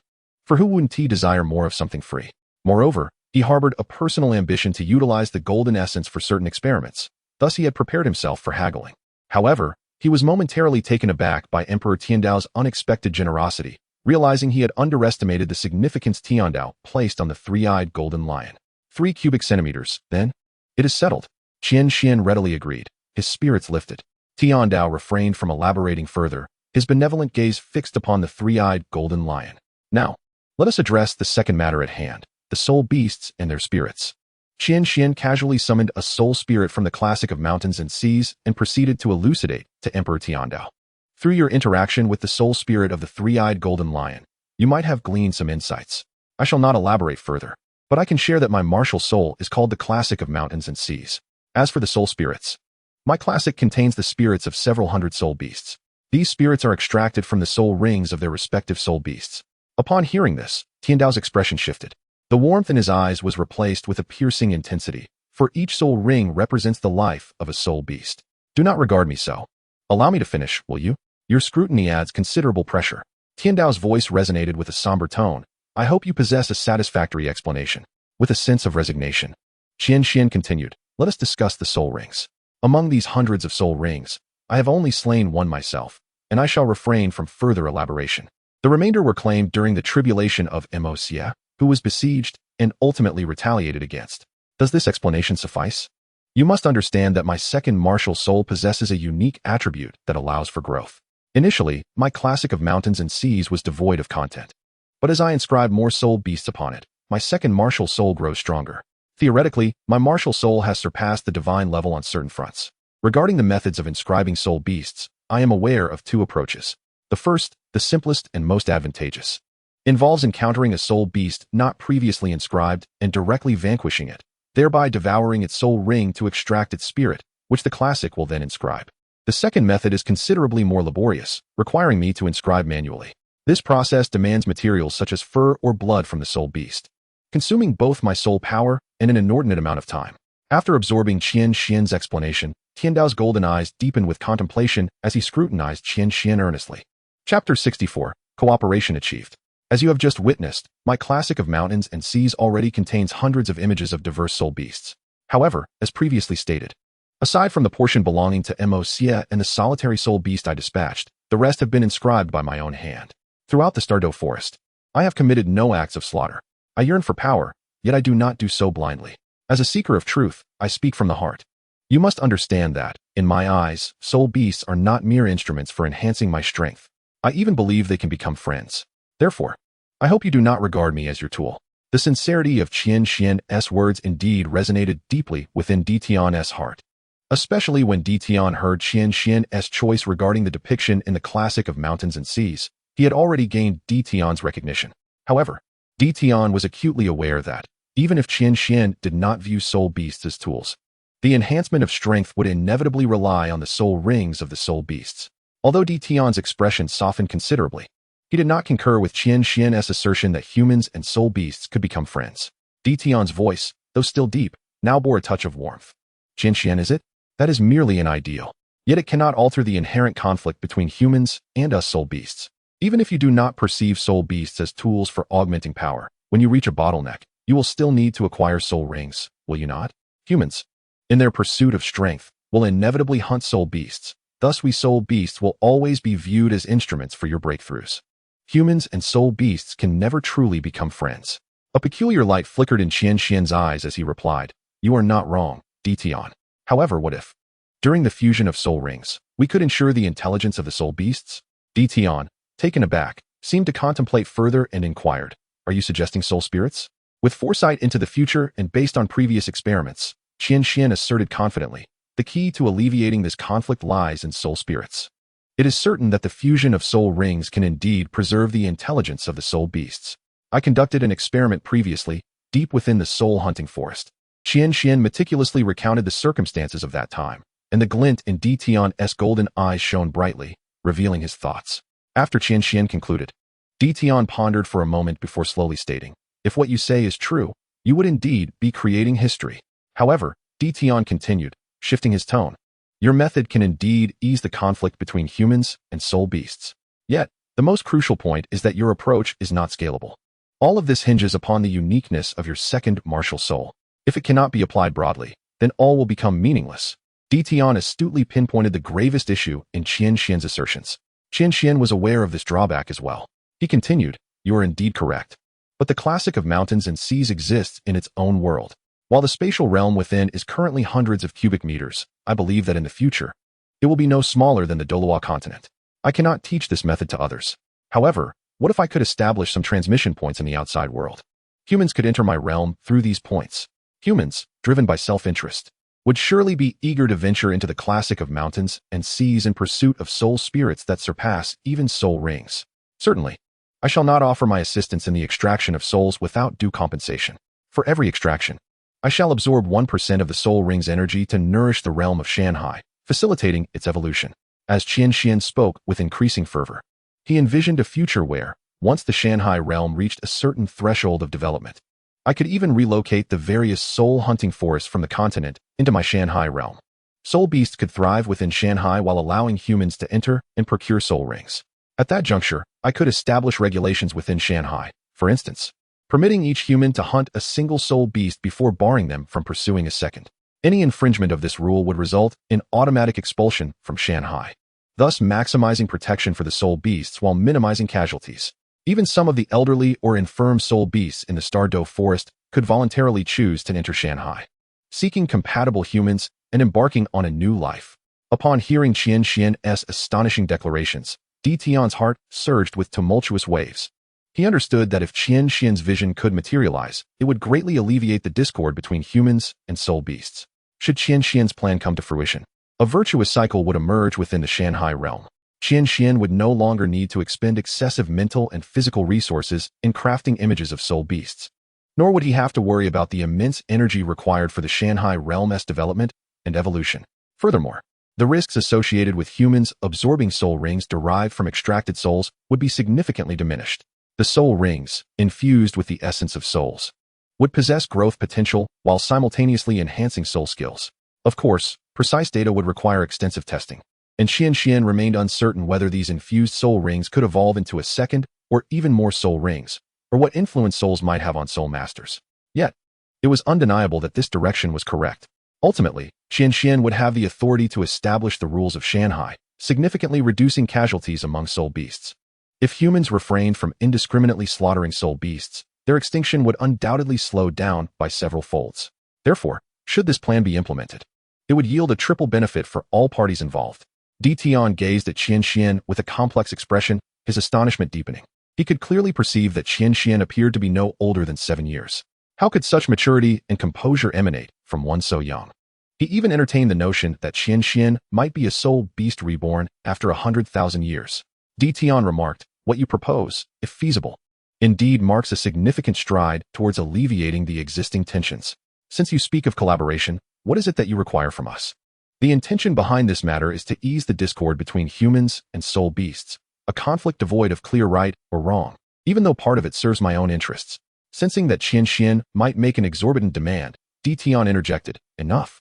State your desires plainly, without further circumlocution." With a sly smile, Qian Xuan continued, "First, I wish to acquire the blood of all soul beasts over 10,000 years old within the Star Dough Forest. Not much. Just a small vial for each soul beast will suffice. This is for the evolution of the Mountain Sea realm. Secondly, I require some soul beasts for certain experiments. Thus, I need you to provide them. Rest assured, the experiments will not endanger the lives of the soul beasts. Thirdly, if you could provide some soul rings, that would be splendid. Within the Star Dough Forest, there are certainly many old, weak, sick, and disabled beasts, and due to human interference, there are bound to be casualties every day. I need to consume the power of the soul rings to evolve the Mountain Sea realm. Simultaneously, I can strip them of their souls, granting them a new lease on life. Fourthly, I seek some special metals and the scales of the soul beasts. Of course, if possible, I would also like a piece of your reverse scale. These are my personal requests and are not mandatory. Chapter 65, Conclusion of Discussions. Qian Xuan, let us cooperate on this matter. I too have similar requests. Firstly, I wholeheartedly support your ideas. However, the most pressing matter at hand is the establishment of a transmission point in the outside world. If this endeavor fails, then all that you have articulated is mere empty talk. Therefore, I hope you will pay special attention to this aspect. Until the successful establishment of the transmission point, I cannot allow you to leave the Star Dough Forest, and I trust you will understand. Furthermore, once successful, I can assist you in addressing all issues concerning the soul beasts, but matters regarding humanity must be managed solely by you. Should we succeed but fail to propagate the results, then all efforts would be in vain. The most crucial point, indeed, the key to the success of this endeavor, lies in trust and credibility. Tian gazed quietly at Qian Xuan. Qian Xuan understood Tian's concerns. Humans are fickle, and often, soul beasts possess greater integrity than we do. Yet, Qian Xuan is not of such a petty nature. Nonetheless, Tian still sought verbal affirmation from him. We are friends, are we not? Qian Xuan extended his right hand once more, beaming with a radiant smile as he regarded Tian. Friends, indeed. Tian, observing the brightness of Qian Xuan's smile, felt an unusual warmth. A joyful expression finally graced his handsome features as he extended his right hand, firmly grasping Qian Xuan's modest, yet sturdy palm. When his deep voice resonated again, it was notably gentle. Friends, may our collaboration be fruitful. Tian and Qian Xuan continued their discussions until nightfall, at which point Tian departed with the spirit of the three-eyed golden lion. Before leaving, Tian responded affirmatively to Qian Xuan's 4 requests, including the reverse scale, and assured him that he would soon prepare these items for delivery. Qian Xuan was taken aback by how readily Tian had acquiesced. After all, the first 3 requests formed the foundation of their collaboration, and Tian was bound to agree. The 4th request was entirely personal to Qian Xuan, and Tian could have easily declined, especially given that Qian Xuan had asked for his reverse scale. Yet, Tian still consented. This reflects Tian's serious consideration of the matter, unwilling to jeopardize his relationship with Qian Xuan over a single reverse scale. Qian Xuan couldn't help but exclaim, "You have truly astonished me, Tian." After Tian's departure, due to his influence, the distant Feng Lao remained unaware of the conversation that transpired between Qian Xuan and Tian. After a brief exchange of their conversation with Emperor Tian, Qian Xuan and Elder Feng expressed that they would be unable to leave the Star Dough Forest in the near future. Elder Feng sternly warned that collaborating with Emperor Tian was akin to making a pact with a tiger. One misstep could lead to utter annihilation. Qian Xuan was well aware of this. Although he trusted Emperor Tian, he was not naive enough to let down his guard entirely. Emperor Tian, too, was not oblivious. Had Qian Xuan not explicitly outlined the circumstances, albeit to ease tensions, it was unlikely that trust would have been established. After all, Emperor Tian understood well that humanity does not act without benefit. Without incentives, why would humans assist spirit beasts? Thus, Qian Xuan's candidness ultimately garnered a modicum of trust from Emperor Tian. Following their brief discussion, Qian Xuan entered the realm of the mountain and sea. Underneath the familiar great tree, a well-known figure lay serenely upon the grass, seemingly awaiting something. "Emocia." Qian Xuan's familiar voice resonated behind the figure. The figure trembled slightly before springing up and lunging toward Qian Xuan, only to pass through him as if it were an illusion. This figure was indeed Emocia. Emocia lamented. Qian Xuan turned to the ethereal spirit of Emocia and firmly assured, "Do not worry. I will revive you soon. Trust me." "Did Emperor Tian give you any trouble?" Emocia's ethereal voice inquired. "No." Emocia replied again, "I'm sorry." Qian Xuan, seemingly unfazed, approached the tree that Xie cherished, gently sitting on the grass and leaning against the trunk in a relaxed manner. He patted the soft grass beside him, signaling Xie to come closer. In a flash, Xie's form appeared at Qian Xuan's side, comfortably lying there, her dark eyes gazing into the distance, lost in thought. No wonder you love this tree so much. It is indeed quite comfortable lying here, Qian Xuan remarked, feeling the softness of the grass. Admiring the verdant tree and the azure sky. You are truly foolish. And you are no different, Xie retorted. Qian Xuan chuckled, and Xie joined in. Their laughter harmonious and warm. A moment of blissful tranquility shared between a human and a fox. They lay peacefully in the mountain and sea realm, exchanging idle chatter and light-hearted banter, everything appearing perfectly serene. After a long while, Qian Xuan finally departed from the mountain and sea realm. The night had fully enveloped the Stardow forest. Qian Xuan was not in haste to rest. After a series of events, he finally had the opportunity to calm his mind and examine the changes following his absorption of the spirit rings. He sat cross-legged, activating the Tao Te Ching, which remained at the 3rd level. The dual absorption of the rings did not propel Qian Xuan to a breakthrough, yet the surging magical energy flowed through him, now more suffused with a deep azure hue than before, nearly dominating half of his magical essence. Upon closer inspection, beneath the azure lay an unusual blend of golden and silver colors intermingling within the magical energy. The golden and silver hues within the arcane energies likely symbolize the forces of destiny. It appears that the current manifestation of this power is not formidable, necessitating further cultivation to amplify its strength. Given that the colors within the arcane energies represent various attributes of energy, what might the violet and azure shades signify? Within Qian Xuan, the violet and azure arcane energies have yet to reveal any particular distinction. Initially, it was assumed this was merely a consequence of the arcane forces themselves. But it seems the matter is more intricate than that. Due to the evolution of these energies, their quality has experienced a twofold enhancement. If previously, a unit of arcane energy equated to 2 units of ordinary soul power, the current energy is at least equivalent to 4.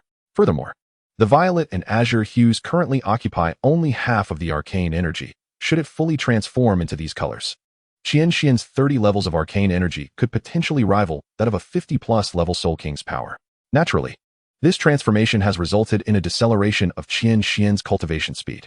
Nevertheless, despite this slowdown, he remains content, further solidifying his already robust foundation. Chapter 66, Harvest and Artificial Soul Rings. The refinement of arcane energy, however, is not the most significant gain. Through the tempering of the forces of destiny, Qian Xuan's physical strength has also significantly improved, nearing the capabilities of a 50-level Soul King. Coupled with the enhancements from soul skills and arcane power, Qian Xuan is confident that should he encounter the Soul King Luosang, who wields the Flame Sun sword martial spirit, he would easily prevail. Qian Xuan's soul realm has also successfully ascended to the complete 2nd phase of the spirit arrow, achieving a preliminary fusion of spirit and divinity, thus giving birth to divine consciousness. With his eyes tightly closed, Qian Xuan gradually extends his divine awareness outward, reaching a distance of 1 meter, which is the current limit of his capabilities. He can acutely sense even the slightest movements within this radius. While it may only extend to 1 meter presently, as Qian Xuan's soul strengthens, the range of his divine awareness will inevitably expand. The most substantial achievement remains the forces of destiny. The methods of utilizing this power are still unclear to him, requiring considerable time for practice and application. The pressing priority now lies in the revival of Xie and the 3-eyed golden lion. The forces of destiny have fully integrated into his being, making it unlikely that they can be restored to their original state post-revival. Fortunately, both Xie and the 3-eyed golden lion retain their souls and intelligences. The only remaining concerns are the reconstruction of their physical forms and the restoration of their soul power. The reconstruction can be accomplished using soul bones combined with the essence of the Shanghai realm and the gold of living beings, which should pose no significant challenge. However, if they require the restoration of soul power, it will necessitate his own self-deprivation of soul rings. With this thought, Qian Xuan furrows his brow. However, before their revival, the immediate priority is still his 3rd soul ring. He awaits the essence of living beings from Emperor Tian with anticipation, as his primary objective in securing it is undoubtedly to revive Xie and the 3-eyed golden lion. The inhabitants of Douluo continent remain largely unaware of the specific applications of the life gold, including Qian Xuan, who possesses no detailed understanding of its utilization. In his previous life, Qian Xuan had merely seen glimpses of Douluo continent, Peerless Tang sect, and Legend of the Dragon King, only familiar with the broad strokes of their narratives while remaining ignorant of the characters involved. By the time he reached Douluo's fourth iteration, his knowledge had further diminished. Drawing upon his vague recollections from the peerless Tang sect, he understood that it contained a profound essence of life force capable of nurturing souls and the like. Empowered by his prior experiences, Qian Xuan felt a surge of confidence. Thanks to the existence of the mountain and sea realm, he believed he could effortlessly extract the pure life force from the life gold. A vitality that not only could aid MOCA and the three-eyed golden lion in reconstructing their corporeal forms, but would also nurture their souls, enhancing their affinity with their new bodies. As for his second objective, it revolved around the concept of artificial soul rings. This notion initially stemmed from the idea of creating artificial soul spirits. If souls could be fabricated, why not soul rings? Faced with the absence of a compatible soul ring, why not endeavor to create one that perfectly suits him? This thought had crossed his mind even before entering the Stardow forest. Through repeated consumption and deprivation of soul spirits, Qian Xuan had gleaned that soul rings are essentially composed of the essence of soul beast soul power and the mysterious energy inherent in their innate bloodlines. Upon absorbing a soul ring, the soul power contained within would facilitate human breakthroughs beyond their limitations, while the enigmatic energy of the innate bloodline would amalgamate with the martial soul, yielding what are known as soul skills.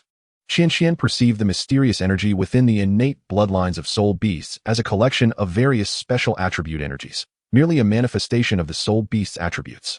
Should he acquire a substantial amount of energy and subsequently extract the corresponding mysterious energy from the soul beast's bloodlines for analysis and integration, he could, within the mountain and sea realm, emulate the energy structure of soul rings. By compressing and transforming these special attribute energies and merging them with his own magical power and bloodline, he could create a soul ring uniquely tailored to himself. When Qian Xuan sought the life gold from Emperor Tian, he had already devised a plan to utilize the pure and abundant life force contained within it to attempt the creation of a soul ring that belonged solely to him within the mountain and sea realm. With the realm's existence, he felt no apprehension about potential failure. All he required was ample time for experimentation. However, he refrained from presenting the concept of artificial soul rings to Emperor Tian. Firstly, the idea of artificial soul rings existed only in Qian Xuan's mind, unlike the ready-made soul spirits for which he had already conducted relevant experiments. Secondly, if the artificial soul rings were to be akin to ordinary 10 or 100-year soul rings, the initial energy expenditure may not be substantial. Yet, once the endeavor approached the millennia, or even 10 millennia, the energy requirements would undoubtedly multiply exponentially. The question then arose, from where would this energy be sourced? Thirdly, the creation of soul rings diverges significantly from the mere deprivation of spirits.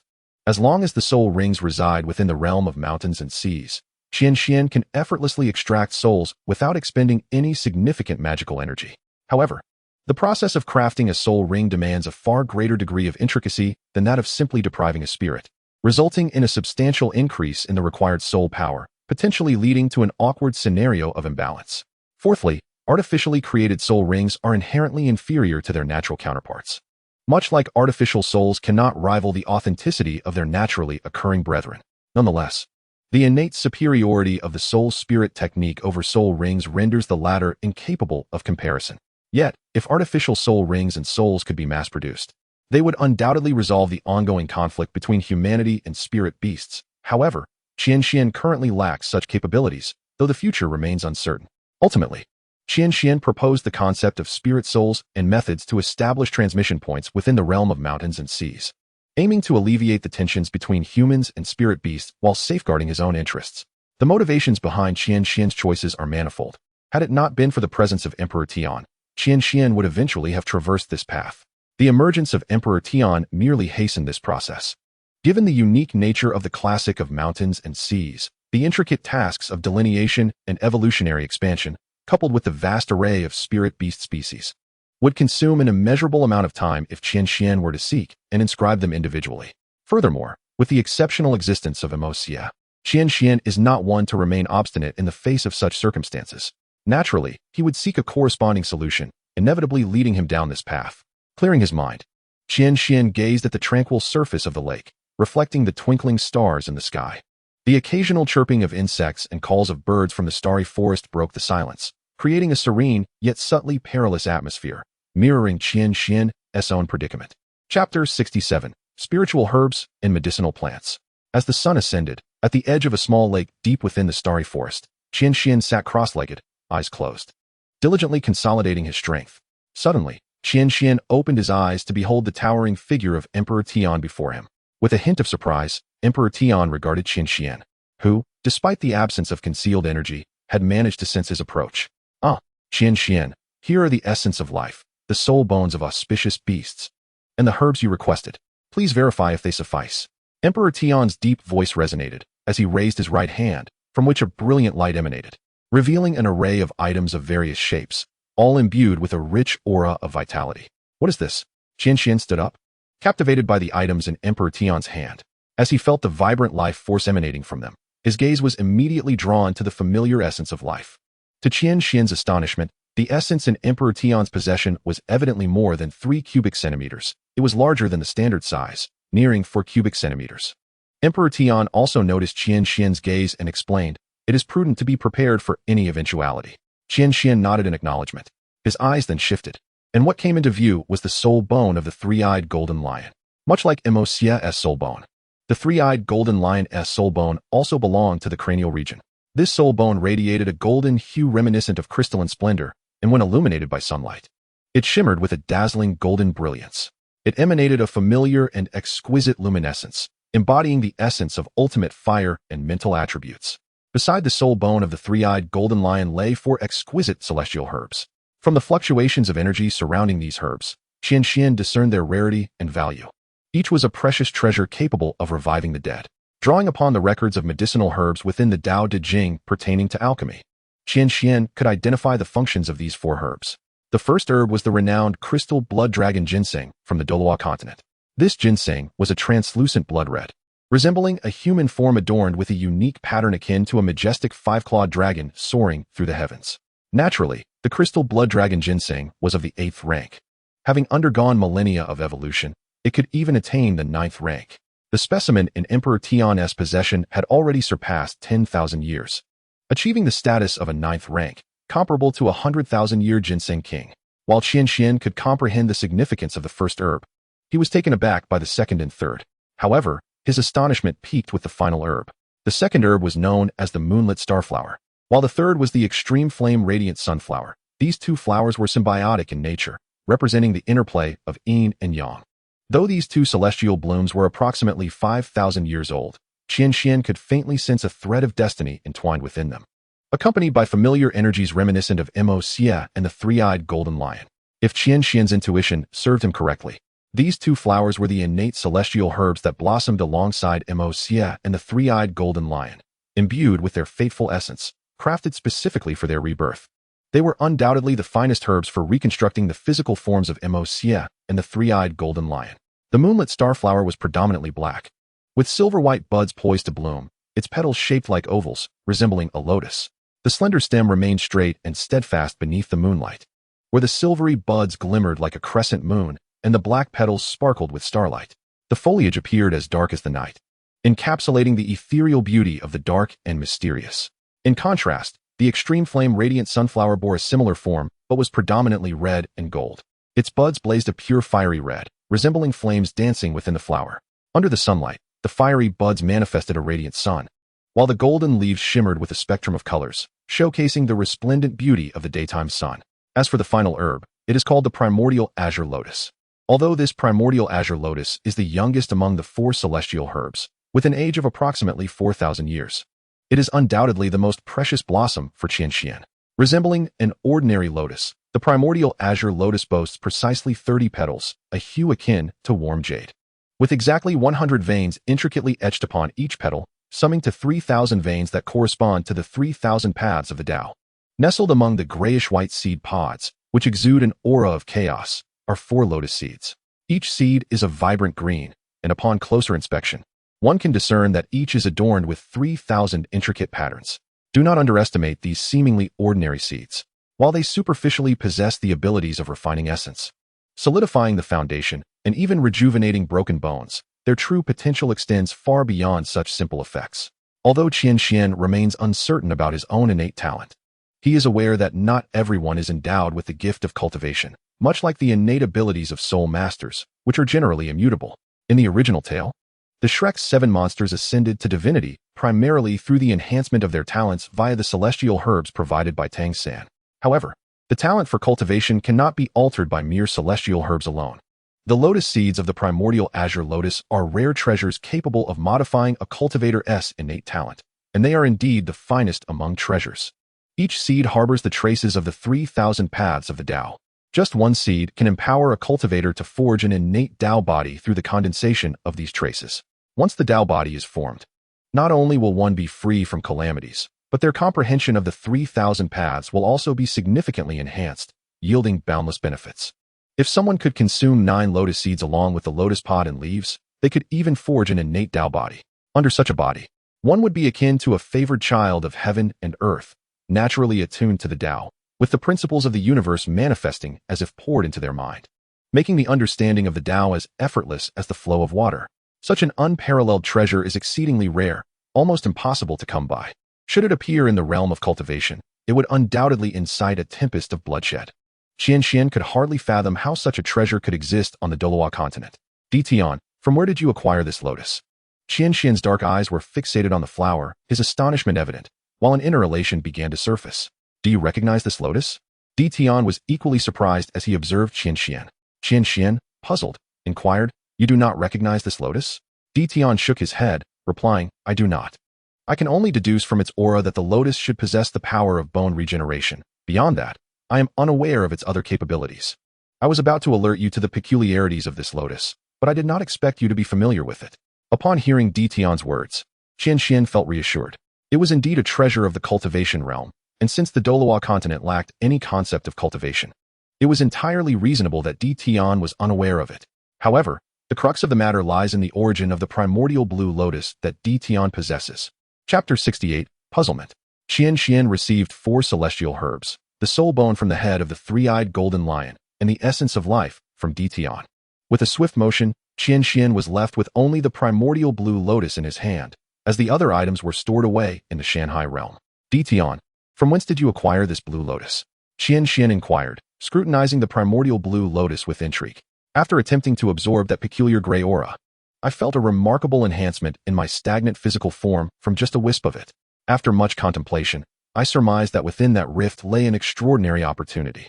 Thus, I ventured into the spatial rift, only to discover that the space was severely damaged and on the brink of collapse, suffused with a stifling gray aura. I fervently absorbed the gray essence within the space, which grew increasingly unstable as I did so. Eventually, I ceased my absorption and, after thoroughly examining the area, my only find was this lotus. Through numerous attempts, I discerned its capabilities of bone regeneration and foundational enhancement. Due to its uniqueness, I chose to keep it hidden away. Ultimately, after I absorbed nearly all of the gray essence, the space collapsed entirely, and the rift vanished without a trace. Such opportunities are exceedingly rare in Tian's extensive existence, and as he grows stronger, the treasures that can benefit him become even scarcer. Thus, the memory of this event remains vividly etched in Tian's mind. Could that peculiar gray aura be the essence of chaos? If so, it is indeed conceivable that under such chaotic essence, a treasure like the primordial blue lotus could be born. Qian Xuan queried, after the collapse of that space, is there any trace left to investigate its original state? Tian, do you know where that space originated? Can you lead me to the site of the rift? Tian shook his head. It cannot be investigated, and I am unaware of its origin. The rift is not far from here. Allow me to take you there. Grasping Qian Xuan, Tian's form flickered, and they appeared deep within the starry forest. Here it is, Tian declared, hovering in midair and gesturing ahead. Qian Xuan scrutinized the surroundings carefully, but found no anomalies, shaking his head in response. Tian remarked, once the rift vanished, this place returned to normal. I detected nothing unusual, as if it had never existed. Qian Xuan nodded, indeed finding no irregularities, but he made a mental note of the location, for the coincidence was too striking to dismiss. Beside a small lake deep within the starry forest, a gentle breeze stirred the previously empty grassland, where suddenly 2 figures materialized, Qian Xuan and Tian. Tian's voice resonated once more. I have prepared everything you requested. Is there anything else you need? Qian Xuan shook his head, indicating that these items were more than sufficient. The emergence of the primordial blue lotus was already the greatest surprise for him. Emperor Tian inquired, with these items in your possession, what likelihood do you reckon you have of resurrecting the 3-eyed golden lion and the calamity beast? To his astonishment, he found Qian Xuan to be exceedingly confident. Indeed, initially, Qian Xuan had estimated a probability of around 70 to 80%. However, Emperor Tian had not anticipated that he would produce such 4 precious elixirs of celestial herbs, particularly the extreme flame radiant sunflower and the ethereal moonlight starflower. These 2 symbiotic blossoms harbored the essence of Mo Xie and the three-eyed golden lion. Qian Xuan was fully capable of utilizing the soul bone as the skeletal framework, the flowers as flesh, and the branches as the sinews, thereby providing immense convenience for the reconstitution of the three-eyed golden lion and Mo Xie's corporeal form. Emperor Tian further inquired, "When do you plan to resurrect the three-eyed golden lion and the calamity beast?" Qian Xuan replied, "I still require some days to prepare and attempt to forge my 3rd soul ring." Forge. A glimmer of intrigue flashed in Emperor Tian's golden eyes. The implications of Qian Xuan's words were profoundly significant to him. Nevertheless, Emperor Tian refrained from probing further into the matter of soul ring fabrication, as he understood that the term attempt indicated it was merely an idea, not yet translated into action or practice.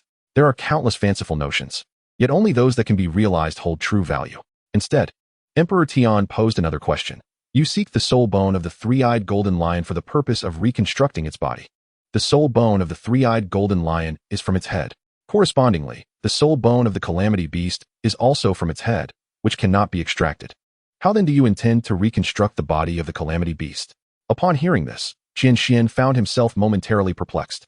For the head soul bone of Mo Xie resided within the mountain and sea realm, rendering the claim of it being unextractable dubious. Qian Xuan directly retrieved Mo Xie's head soul bone from the mountain and sea realm and remarked, "Why would it be unextractable?" Emperor Tian gazed at the soul bone in Qian Xuan's hand, clearly sensing the aura of the calamity beast emanating from it, and expressed his astonishment. "You can still see soul bones."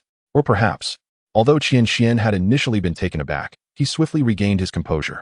After all, Mo Xie had been offered as a sacrifice to him. Following such a sacrifice, the soul bone would seamlessly integrate into the body of the recipient, a process that is typically uncontrollable. Thus, upon witnessing Mo Xie's soul bone, Emperor Tian instinctively assumed that Qian Xuan had the ability to extract soul bones. When Mo Xie was sacrificed, Qian Xuan had expended his last ounce of strength to safeguard Mo Xie's soul, leaving him no energy to concern himself with the soul bone. Logically, after the sacrifice, Mo Xie's head soul bone should have directly merged with Qian Xuan's own head. Should he feel fortunate? Or perhaps, Qian Xuan gazed at the Mo Xie soul bone in his hand with a wry smile. Why the bitter smile? Firstly, he felt fortunate that Mo Xie's soul bone had not merged into his own body, as this would greatly facilitate Mo Xie's resurrection. Had the soul bone integrated into his being, Qian Xuan might have found himself truly incapable of addressing that dilemma. The absence of the soul bone could indeed pose a significant challenge for the reconstitution of Mo Xie's corporeal form. The bitter realization was that, given the current circumstances, Qian Xuan felt he might be unable to absorb the soul bone, which explained why Mo Xie's soul bone had manifested in his possession. At the time of the sacrificial offering, it was evident that Emperor Tian was unaware of the soul bone matter, thus eliminating him as a factor. Then there was Mo Xie, who, having expended all her strength to slay the three-eyed golden lion at the cost of her own life, could not possibly control the sacrificial process. Hence, she could also be disregarded. With all external possibilities ruled out, the only remaining explanation lay within oneself. This is why Qian Xuan believed he was incapable of absorbing the soul bone. Chapter 69. The Convergence of Life Soul Rings. Although Qian Xuan thought he could not absorb the soul bone, it remained merely a notion. The truth of the matter could only be ascertained through experimentation. However, suitable soul bones for him to attempt such an endeavor were nowhere to be found, leaving the matter unresolved. After Qian Xuan elucidated his reasoning, Emperor Tian expressed his astonishment. It was the first time he had heard of a human body rejecting a soul bone. Nonetheless, this issue did not alter the broader situation, so they did not delve deeper into it. After imparting some precautions regarding the Star Dough Forest, Emperor Tian took his leave without further pleasantries. Before departing, he gifted Qian Xuan a piece of black jade, stating that should any issues arise within the next 7 days, he should crush the jade, and he would sense his location and come immediately.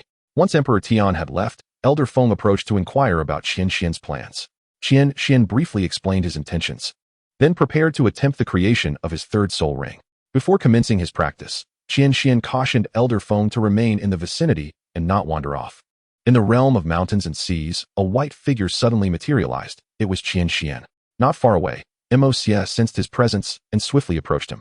After exchanging casual conversation, Qian Xuan formally prepared to begin the process of crafting the soul ring. Naturally, he inquired about the soul bone situation, and Mo Xie was equally perplexed by the occurrence. As Qian Xuan had surmised, Emotia's sacrificial offering had drained her of all power, leaving her incapable of addressing the soul bone issue. This further affirmed Qian Xuan's thoughts. Nonetheless, the priority remained the crafting of the soul ring. The matter of the soul bone would be relegated to the back of his mind for the time being, to be revisited once he was adequately prepared. Qian Xuan seated himself within the realm of mountains and seas, clearing his mind. Extending his right hand, the life gold soared from a distance into his grasp, while Mocs silently observed him from the side. A conventional soul ring is composed of the essence of soul power, the mysterious energies contained within the innate bloodline of the soul beast, and the soul imprint of the beast itself.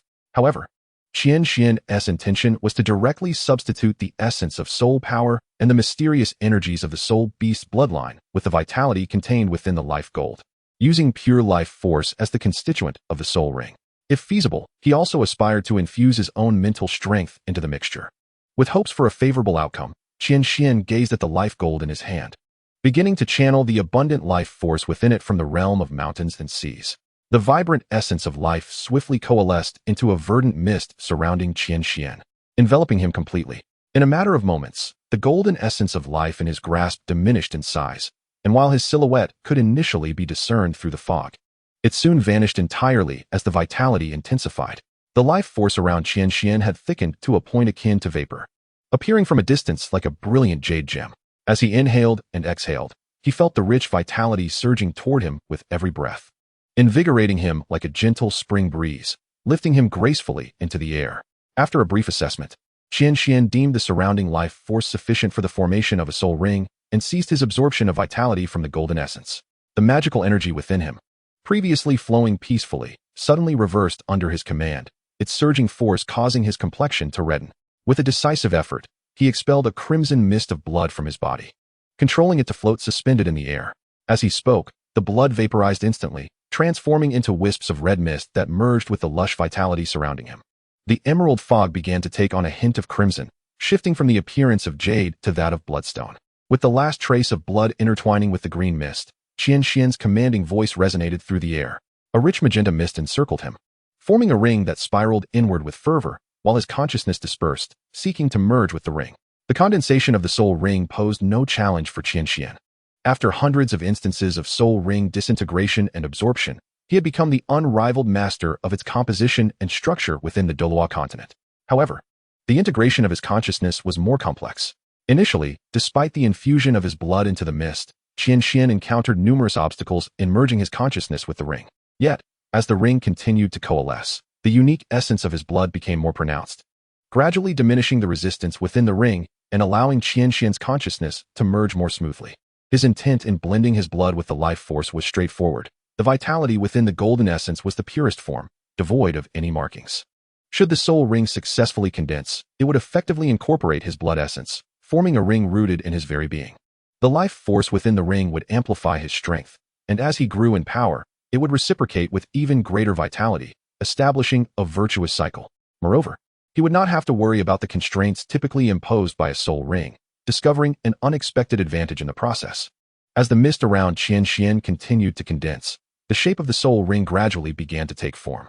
Unexpectedly, the color of the soul ring was not a vibrant magenta, but rather a resplendent emerald green, intricately entwined with a blood-red line that spiraled around it. As the surrounding magenta mist coalesced upon the soul ring, the life force emanating from it grew increasingly potent, simultaneously imparting a sense of affinity to Qian Xuan. This soul ring, infused with Qian Xuan's very blood, seemed almost as if it had sprung forth from his being, especially with the infusion of his spiritual essence. At last, the final wisp of mist merged into the soul ring, causing it to radiate a brilliant emerald glow, transforming it as if it had been reborn. As the luminescence gradually faded, the rich life force enveloping the ring was absorbed into it, akin to a blade sheathing its edge. The emerald soul ring encircled Qian Xuan, and though he could not perceive any discernible aura within, its verdant hue hinted at its extraordinary nature. This life soul ring, a creation born of pure vitality, Qian Xuan's blood, and his spiritual essence, had reached completion. However, whether this life soul ring could indeed substitute for a true soul ring remained to be seen after Qian Xuan's integration. In Chapter 70, the third soul ring, Qian Xuan gazed at the life soul ring encircling him, his heart swelling with exhilaration, a profound sense of achievement blossoming within. Although the life soul ring had been crafted, its specific efficacy would only be revealed after Qian Xuan's integration. Nevertheless, he did not rush to merge with the soul ring, for his current state was far from optimal, as evidenced by his pallid complexion. Manipulating the life force from the essence of beings within the mountain and sea realm had already drained a significant portion of his internal mana, and the subsequent condensation of the soul ring had further diminished it by more than half. The depletion of mana was manageable. Yet the greatest toll came from the integration of his spiritual essence, an endeavor in which Qian Xuan was still inexperienced. Given his current frailty, this infusion had nearly exhausted his entire soul power, leaving him on the brink of depletion. As anticipated, the condensation of the soul ring was indeed a tremendous drain on Qian Xuan's internal mana, proving impossible to produce in bulk. However, should he later discover an alternative to mitigate the mana consumption during production, it would undeniably resolve the long-standing conflict between soul beasts and humanity. The grayish-white gas within the mountain and sea realm had been entirely expended during the rescue of Emosia. If Qian Xuan chose to recuperate within that realm, the time required could be exponentially longer than that in the outside world. Previously, without the grayish-white gas, recovery of mana within the mountain and sea realm would have been impossible, as it had merely existed as a world devoid of any energy prior to Qian Xuan's acquisition of the soul ring. Since Qian Xuan successfully integrated the soul ring of the three-eyed golden lion, the mountain and sea realm had begun to undergo corresponding changes, slowly generating energy. Although at a painfully slow pace, an issue that at the time had gone unnoticed by Qian Xuan. It was not until today that Qian Xuan discovered this transformation. It seems that with each additional soul ring from the Ching, a subtle change occurs in the realm of mountains and seas. If the energy within this realm is altered by the soul ring of the three-eyed golden lion, then what modifications does Emosia's soul ring bring? Although he noticed the change, Qian Xuan did not delve further into the investigation, as it was imperative to first attempt to merge with the life soul ring within the realm. After exchanging a few words with Emosia, Qian Xuan's figure flickered and vanished from the mountain and sea realm, appearing deep within the Stardow forest. "Young master, are you all right?" Upon Qian Xuan's sudden appearance, Elder Feng immediately perceived that his condition was far from optimal. Qian Xuan waved his hand to indicate that he was unharmed, offering no elaborate explanations. He simply recounted a brief account before sitting cross-legged to begin his recovery.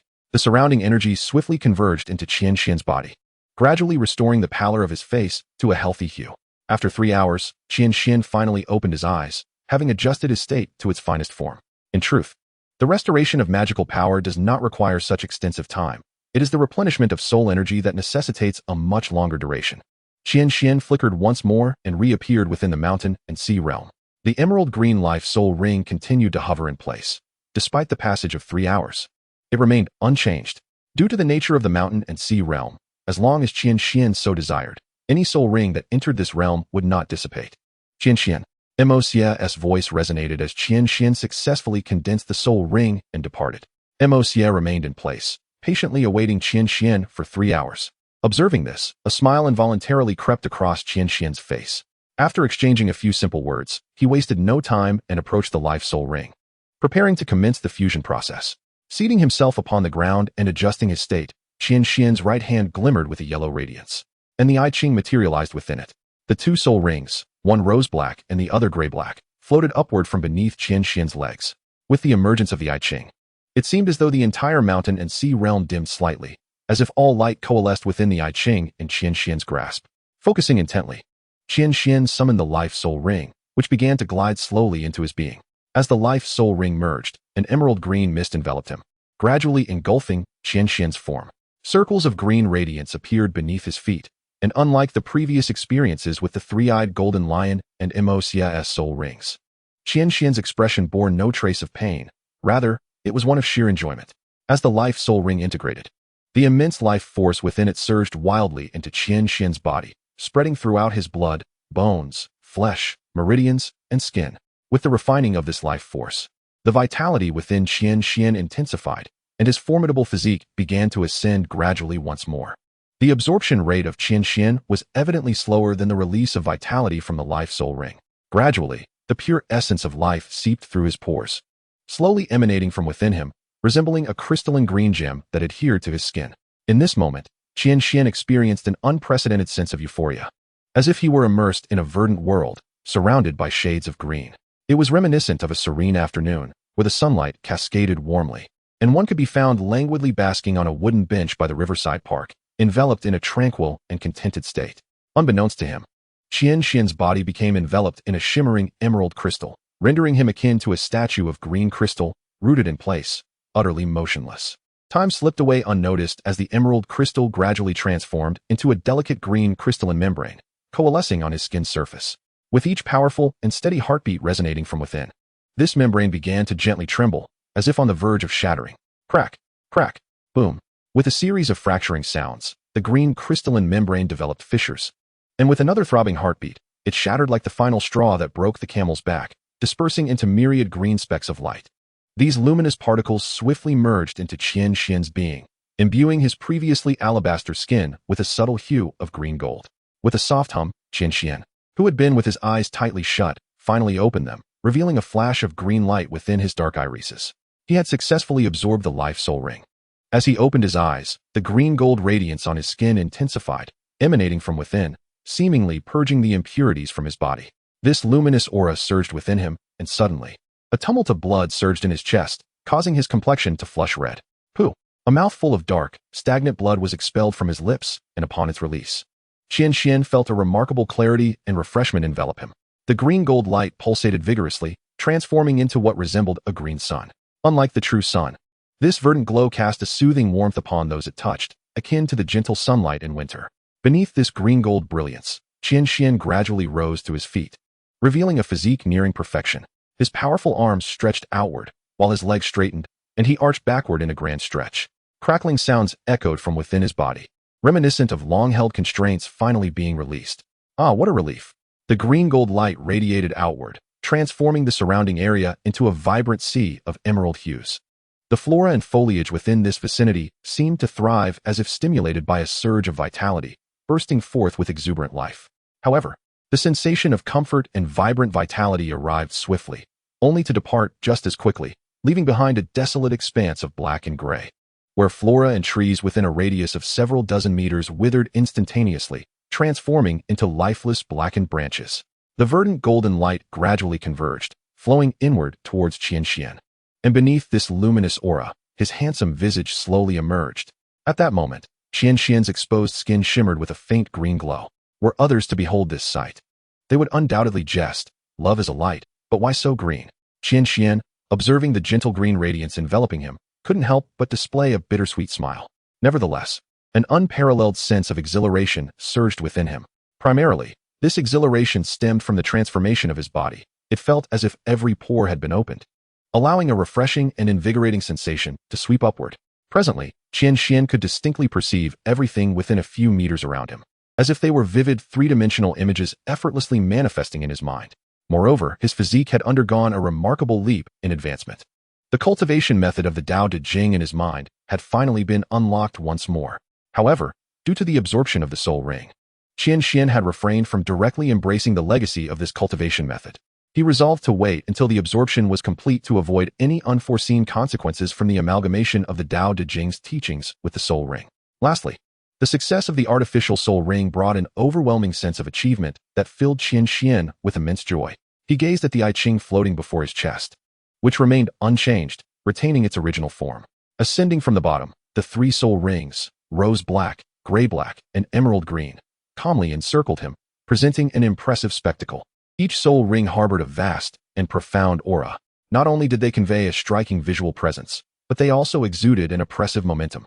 Merely from the suppression of the soul rings, a typical soul master of level 30 or above might only wield about 80% of their potential in Qian Xuan's presence. At long last, Qian Xuan's magical prowess had surged past level 30, achieving the status of soul master, nurtured by the life force within the life soul ring. Although his spiritual realm remained at the second soul's perfection, his soul had become notably denser, with his divine consciousness expanding to nearly a 3-meter radius, tripling in capacity. The most significant enhancement from absorbing the soul ring was undoubtedly Qian Xuan's physique. After the baptism of the life force within the life soul ring, though his strength had not dramatically increased, his body now exhibited terrifying improvements in flexibility and recovery speed. Qian Xuan felt capable of effortlessly controlling every muscle within him. Actions that once posed a challenge now became remarkably easy, fueled by the surging vitality and robust life force within. Qian Xuan even sensed that he could regenerate from severed limbs. Ordinary wounds could heal within a mere second. In conjunction with his third soul skill, Qian Xuan could achieve an effect akin to immortality, embodying the essence of eternal life and indestructibility. Observing the desolate wasteland within a radius of several dozen meters. A faint smile graced Qian Xuan's lips as he raised his right hand, pointing a finger. The I Ching, floating before his chest, began to turn rapidly, while the verdant third soul ring encircling him also illuminated brilliantly, with a series of rustling sounds echoing from the turning pages. The I Ching ultimately settled upon a specific page. As the pages ceased their fluttering, a rich aura of life emanated forth. Upon the pristine white paper, verdant ink flowed gracefully, inscribing the two characters' life. These simple characters conveyed a vibrant vitality, reminiscent of a gentle spring breeze. Yet, within this spring breeze lay a latent peril, much like the barren land surrounding him. Life. As Qian Xuan's voice resonated, an overwhelming surge of vitality erupted from the I Ching, permeating the desolate terrain within the radius. In an instant, the withered grass and lifeless trees sprang forth with green shoots, rapidly flourishing anew. Within moments, the once gray and lifeless expanse was rejuvenated to its original verdant splendor, as if nothing had transpired. Qian Xuan's third soul skill, though seemingly straightforward, bore profound complexity. The name of this soul skill, inscribed upon the I Ching, is simply life. One embodies existence, the other, destiny. By grasping life, one can wield the power of vitality in the world, resurrecting the deceased and saving lives in an instant. To grant life is to ensure that death does not prevail. Mastering the essence of life in this world is akin to becoming a lord of the underworld. The lives of others lie within his dominion. Naturally, Qian Xuan lacked the strength to strip everyone of their vitality, yet the immense potential of the life-soul ring was instantaneously manifested through this soul skill. He could distinctly sense that, as long as the opponent's soul power was inferior to his own, he could effortlessly manipulate their life force. Provided the disparity in strength was not too vast, Qian Xuan harbored confidence in his ability to control their essence. The fearsome nature of this third soul skill was evident, for the peculiar and enigmatic vitality was beyond the comprehension of ordinary individuals when it came to defense. Moreover, the life-soul ring would evolve alongside Qian Xuan, with its potency only destined to grow stronger with time. Chapter 72. The Supreme Refinement of True Scriptures.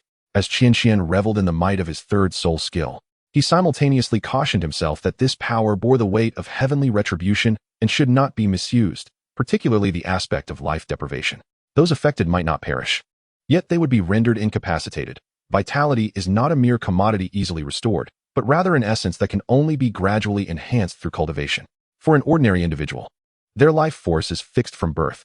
Thus, with each fragment deprived, their lifespan diminishes accordingly. The terror of this reality was abundantly clear. After gaining a fundamental understanding of his third soul skill, Qian Xuan delved into the magical energy within him.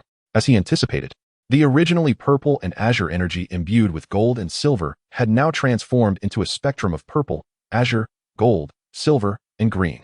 The 5 hues of magical energy flow harmoniously within Qian Xuan, with 2/3 of his power now occupied by these 5 colors, leaving only 1/3 as ordinary magic. As he perceives the changes within, Qian Xuan increasingly affirms that the colors of his inner magic indeed reflect different attributes. The golden force of auspiciousness, the silver force of calamity, intertwining to form the power of destiny, the green force of life. Yet the properties represented by the purple and blue energies remain unknown to him. The sole clue lies in the fact that the purple and blue energies manifested during the awakening of his martial soul, of which Qian Xuan is otherwise entirely ignorant.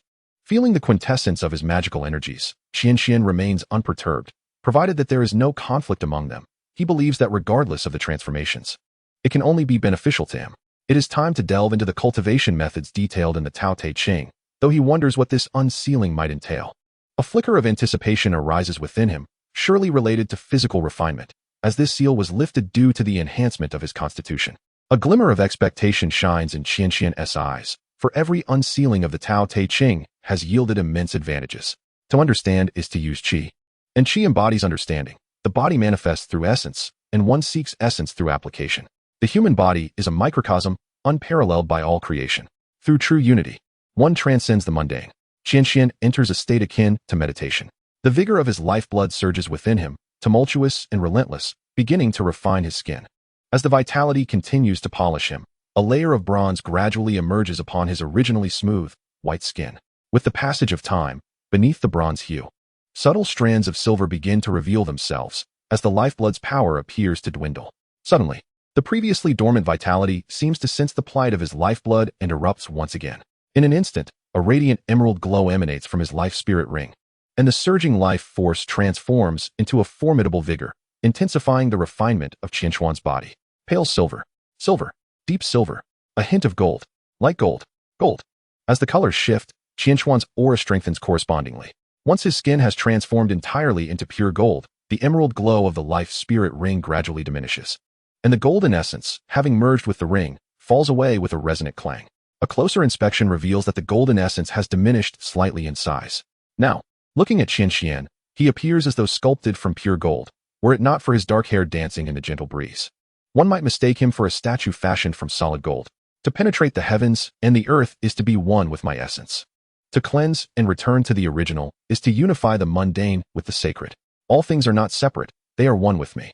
Why should humans be unlike objects, when both are fundamentally the same? Qian Xuan immerses himself in the vast inheritance within his mind, losing track of time. At last, he slowly opened his eyes, filled with an expression of astonishment.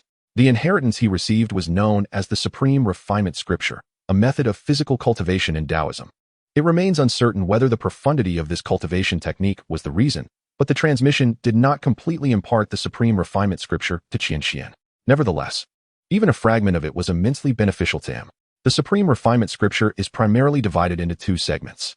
The first is washing, cleansing the tendons and marrow, absorbing the essence of all creation, seizing the transformative forces of nature, and altering the fundamental constitution of the body, thus unlocking unparalleled potential.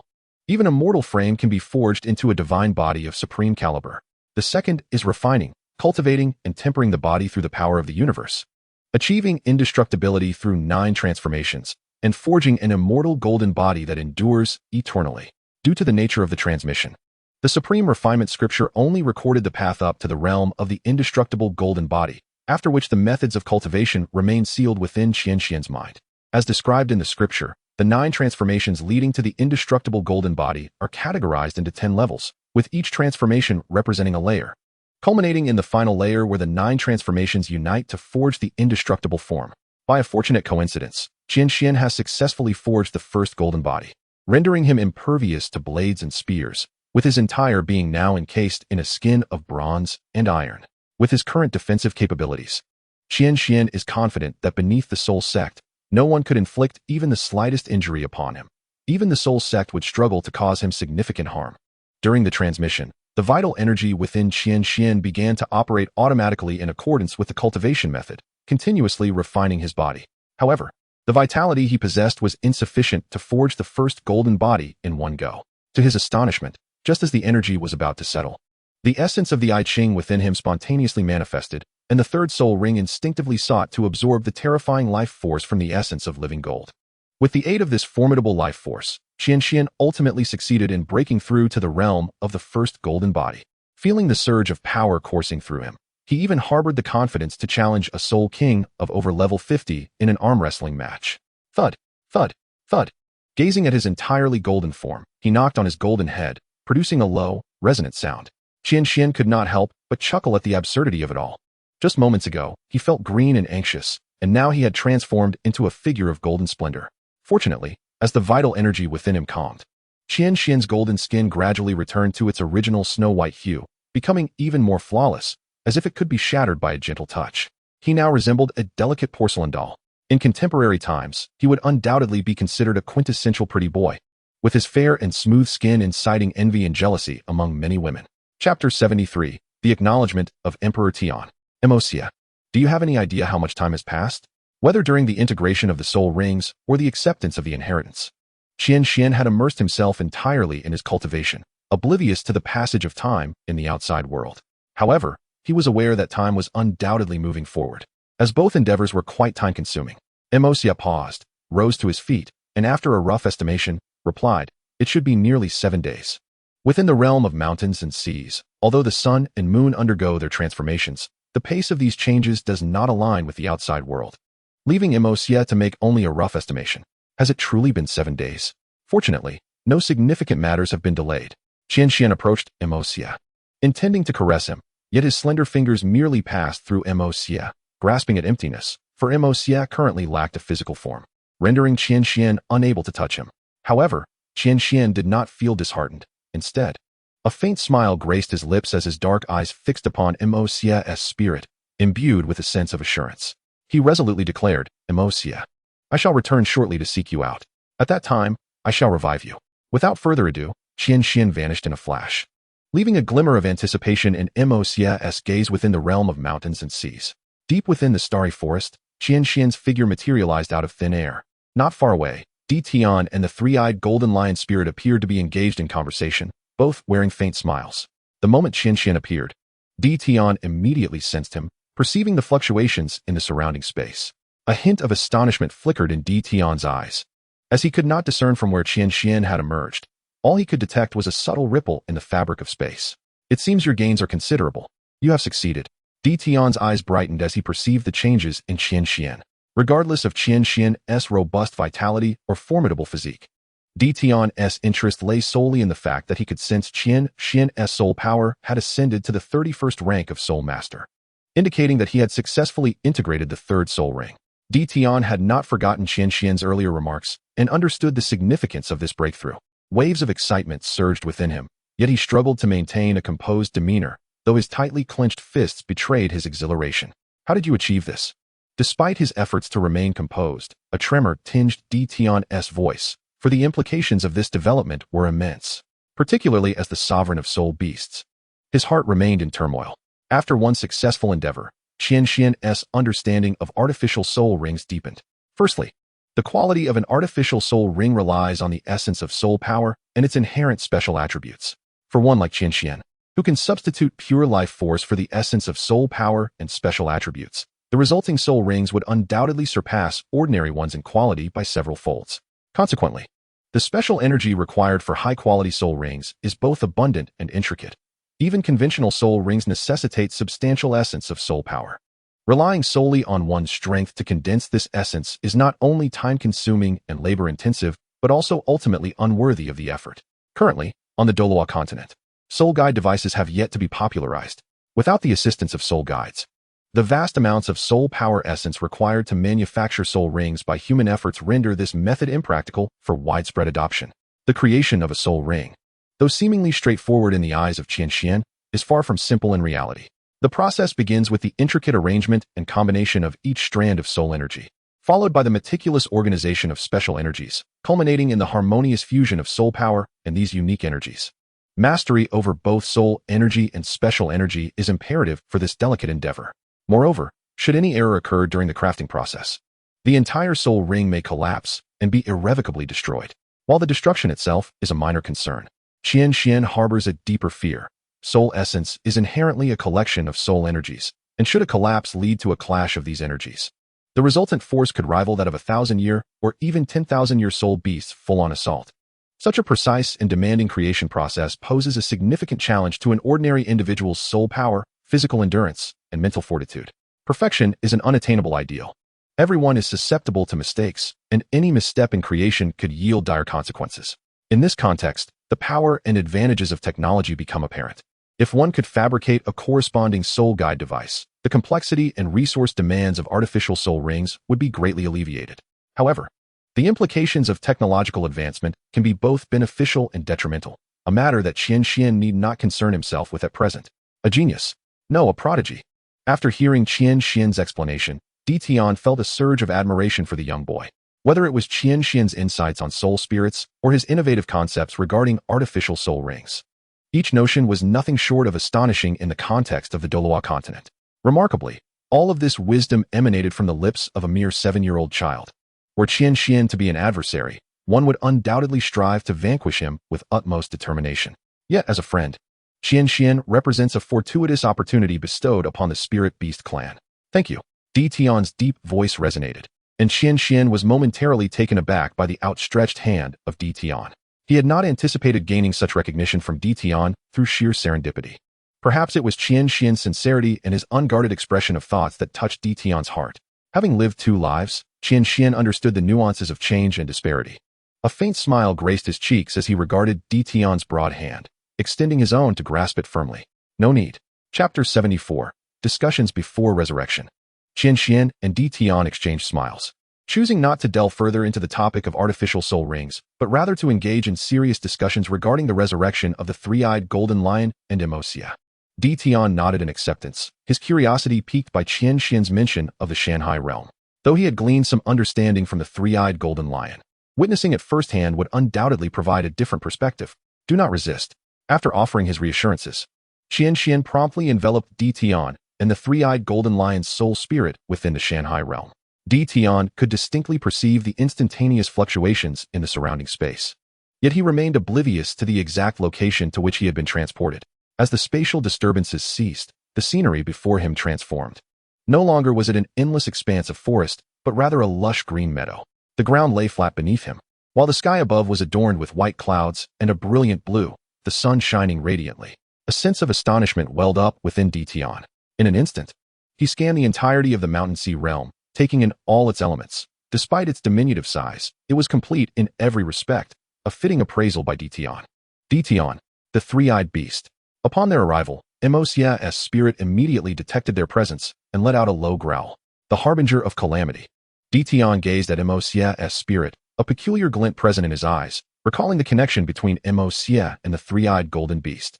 Upon seeing Di Tian, Mosia exhibited a hint of wariness, rising abruptly from his previously seated position, his dark eyes fixated intently on Di Tian. At that moment, a white figure materialized, Qian Xian. Approaching Mosia, Qian Xian spoke softly, "Fear not, Mosia." He then composed himself, addressing them earnestly, "Mosia, Di Tian, and the three-eyed golden beast. The purpose of our gathering is quite straightforward, to resurrect Mosia and the three-eyed golden beast. However, there are several matters of utmost importance that must be conveyed before the resurrection takes place. First and foremost, the power of fate. The eternal struggle between Mosia and the three-eyed golden beast stems from this very force. Due to the singular nature of the power of fate, it has now merged within me. Thus, the fate-bound conflict between you shall effectively cease to exist. Consequently, upon your resurrection, neither Mosia's calamity power nor the auspicious power of the three-eyed golden beast will return. I hope you are prepared for this." With that, Qian Xian paused, his gaze shifting towards the spirits of Mosia and the three-eyed golden beast. Mosia's expression remained largely unchanged upon hearing this revelation. Yet the demeanor of the three-eyed golden beast shifted dramatically, its countenance darkening. Di Tian, standing nearby, exhibited no visible reaction, as if he had anticipated this outcome.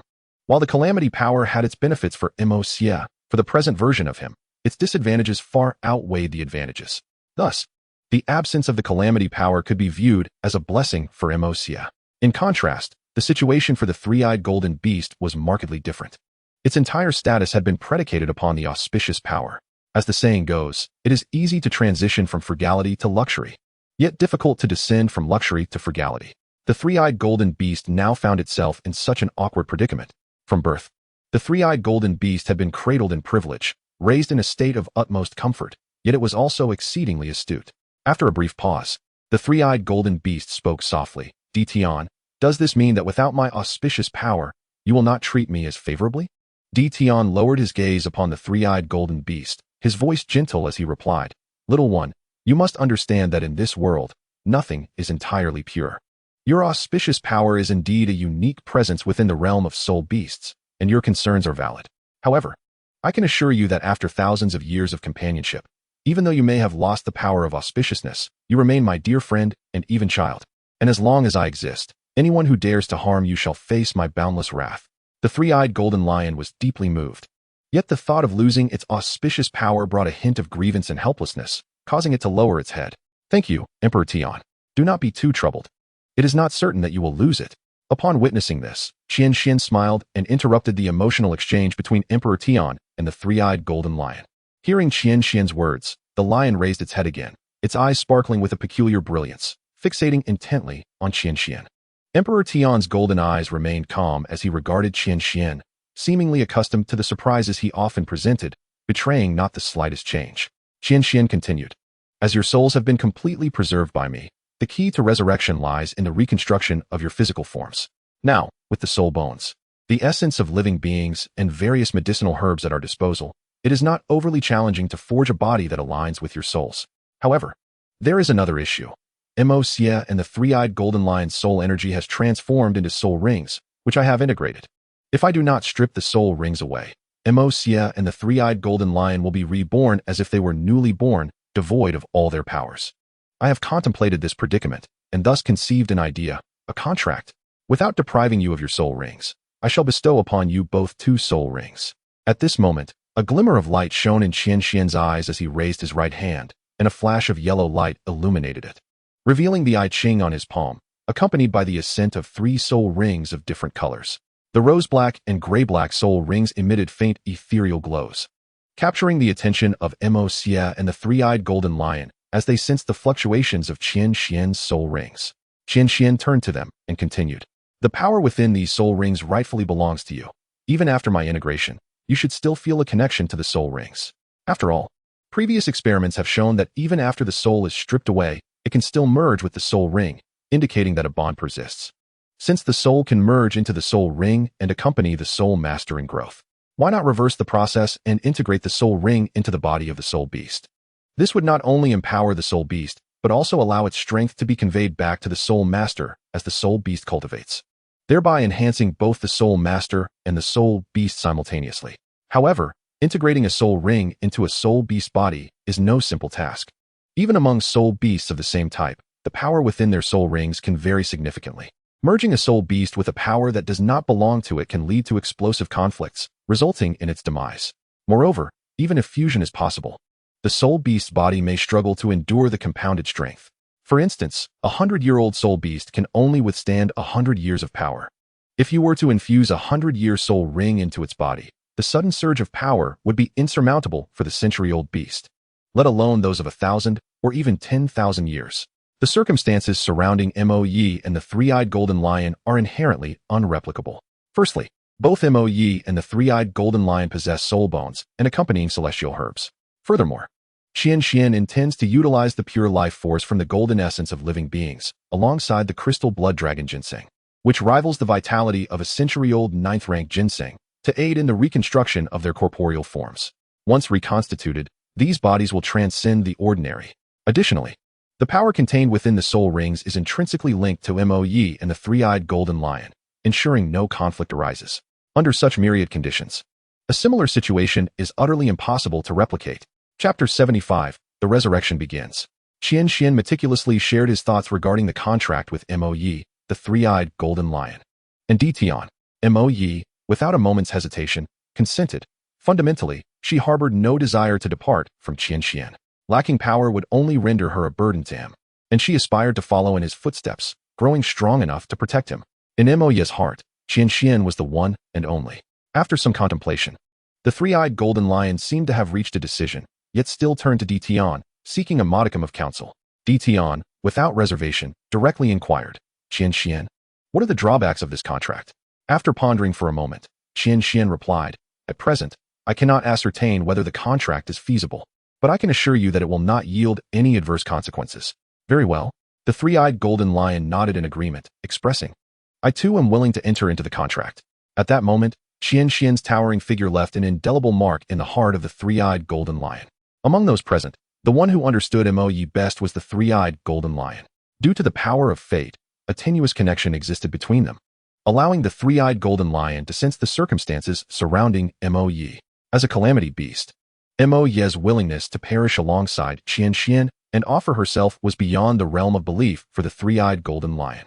Moreover, the fact that Qian Xuan had gained Tian's recognition was astonishing. After millennia of interaction, the 3-eyed golden lion knew well that Tian harbored a profound disdain for humanity, leaving him bewildered as to how Qian Xuan accomplished such a feat. This only deepened the 3-eyed golden lion's curiosity about Qian Xuan. There was one final matter to confirm. Qian Xuan's voice resonated once more, regarding the choice of corporeal form. Since it involves reconstruction, you may also seize this opportunity to choose to transform into a human. If transformation is an option, I choose to become human. Mo Yi's voice interrupted Qian Xuan before he could finish, filled with certainty and unwavering conviction. Mo Yi. Qian Xuan gazed into Mo Yi's resolute black eyes, a faint smile gracing his lips as he gently called her name. The 3-eyed golden lion, witnessing the determination in Mo Yi's gaze, felt his curiosity about Qian Xuan intensify. Qian Xuan continued, "If one chooses to become human, due to the nature of the reconstruction, you will be indistinguishable from an ordinary person. Even a titled Douluo would not perceive you as a soul beast. In fact, you may exceed the innate talents of many prodigies. The path to divinity could even be within reach. Moreover, with the existence of the contract, barring any unforeseen circumstances, I assure you that I can elevate you to divinity, perhaps even beyond the realm of the gods. With the legacy of the Tao Te Ching, Qian Xuan possesses a modicum of confidence in this regard. As Di Tian gazed upon Qian Xuan, he couldn't help but marvel. It seemed only Qian Xuan could so effortlessly utter such declarations. For thousands of years, the Douluo continent has not witnessed the emergence of a single deity. Given Qian Xuan's extraordinary talent, temperament, and background, Di Tian even speculated that achieving divinity might not be the ultimate destination for this young man. Little one, Di Tian pondered. Perhaps this encounter with death is not your calamity, but rather a fortuitous opportunity for you. Since the dragon god's defeat, it has been established that soul beasts cannot attain divinity, a fact that Di Tian understands better than anyone. The path of a transformed soul beast striving for godhood is fraught with insurmountable challenges, relying perhaps on the one who slumbers beneath the lake. Sighing, Di Tian lamented not out of envy for others' aspirations, but because those exalted deities have perpetually wielded their power as a blade pressing down upon the soul beast kin. Although the gods do not intervene in the mortal realm, they are, after all, human and would never allow soul beasts to unify Douluo. Only when a soul beast possesses its own deity can there be a chance to restore order and seize the initiative. Di Tian considered Qian Xuan a potential opportunity. Throughout his extensive life, he had encountered countless wonders, yet none had left an impression as profound as Qian Xuan. Thus, Di Tian contemplated taking a bold gamble centered around Qian Xuan. Transform. The three-eyed golden lion, still deep in thought, was roused by Di Tian's low voice, which solidified its resolve. The spirit of the three-eyed golden lion was momentarily taken aback. Qian Xuan's words were indeed compelling, and curiosity about Qian Xuan and a yearning for the human world lingered in its heart. Yet, it hesitated until Di Tian stepped forward to facilitate this decision. Indeed, transformation.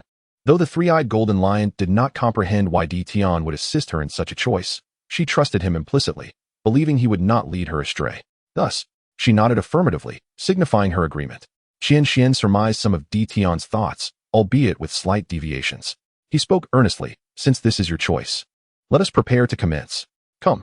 The soul bones of Mo Xie and the three-eyed golden lion, along with the accompanying celestial herbs, the essence of life, and the crystal blood dragon ginseng appeared before Qian Xuan. After a moment's contemplation, Qian Xuan addressed Mo Xie, you shall go first. Very well. Mo Xie nodded and stepped forward, awaiting Qian Xuan's initiation.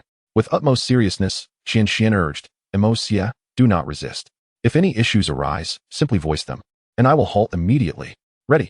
Qian Xuan cleared his mind and felt the surge of his inner power, drawing energy from the mountains and seas toward his hands. With a gentle wave of his right hand, the crystal blood dragon ginseng split in two, leaving Qian Xuan with only Mo Xie's soul bone, the radiant moonflower, the essence of life, and a portion of the crystal blood dragon ginseng, while the rest was temporarily set aside. Commence. Qian Xuan pointed at Mo Xie's soul bone, which instantly transformed into shimmering silver lights, merging into Mo Xie's spirit. As the last glimmer of silver integrated, Mo Xie's ethereal soul seemed to solidify. The ethereal moonlit starflower was immediately disassembled, drifting toward Mo Xie. The straight flower stem appeared to morph into Mo Xie's steadfast spine, while the delicate branches seemed to become Mo Xie's agile limbs.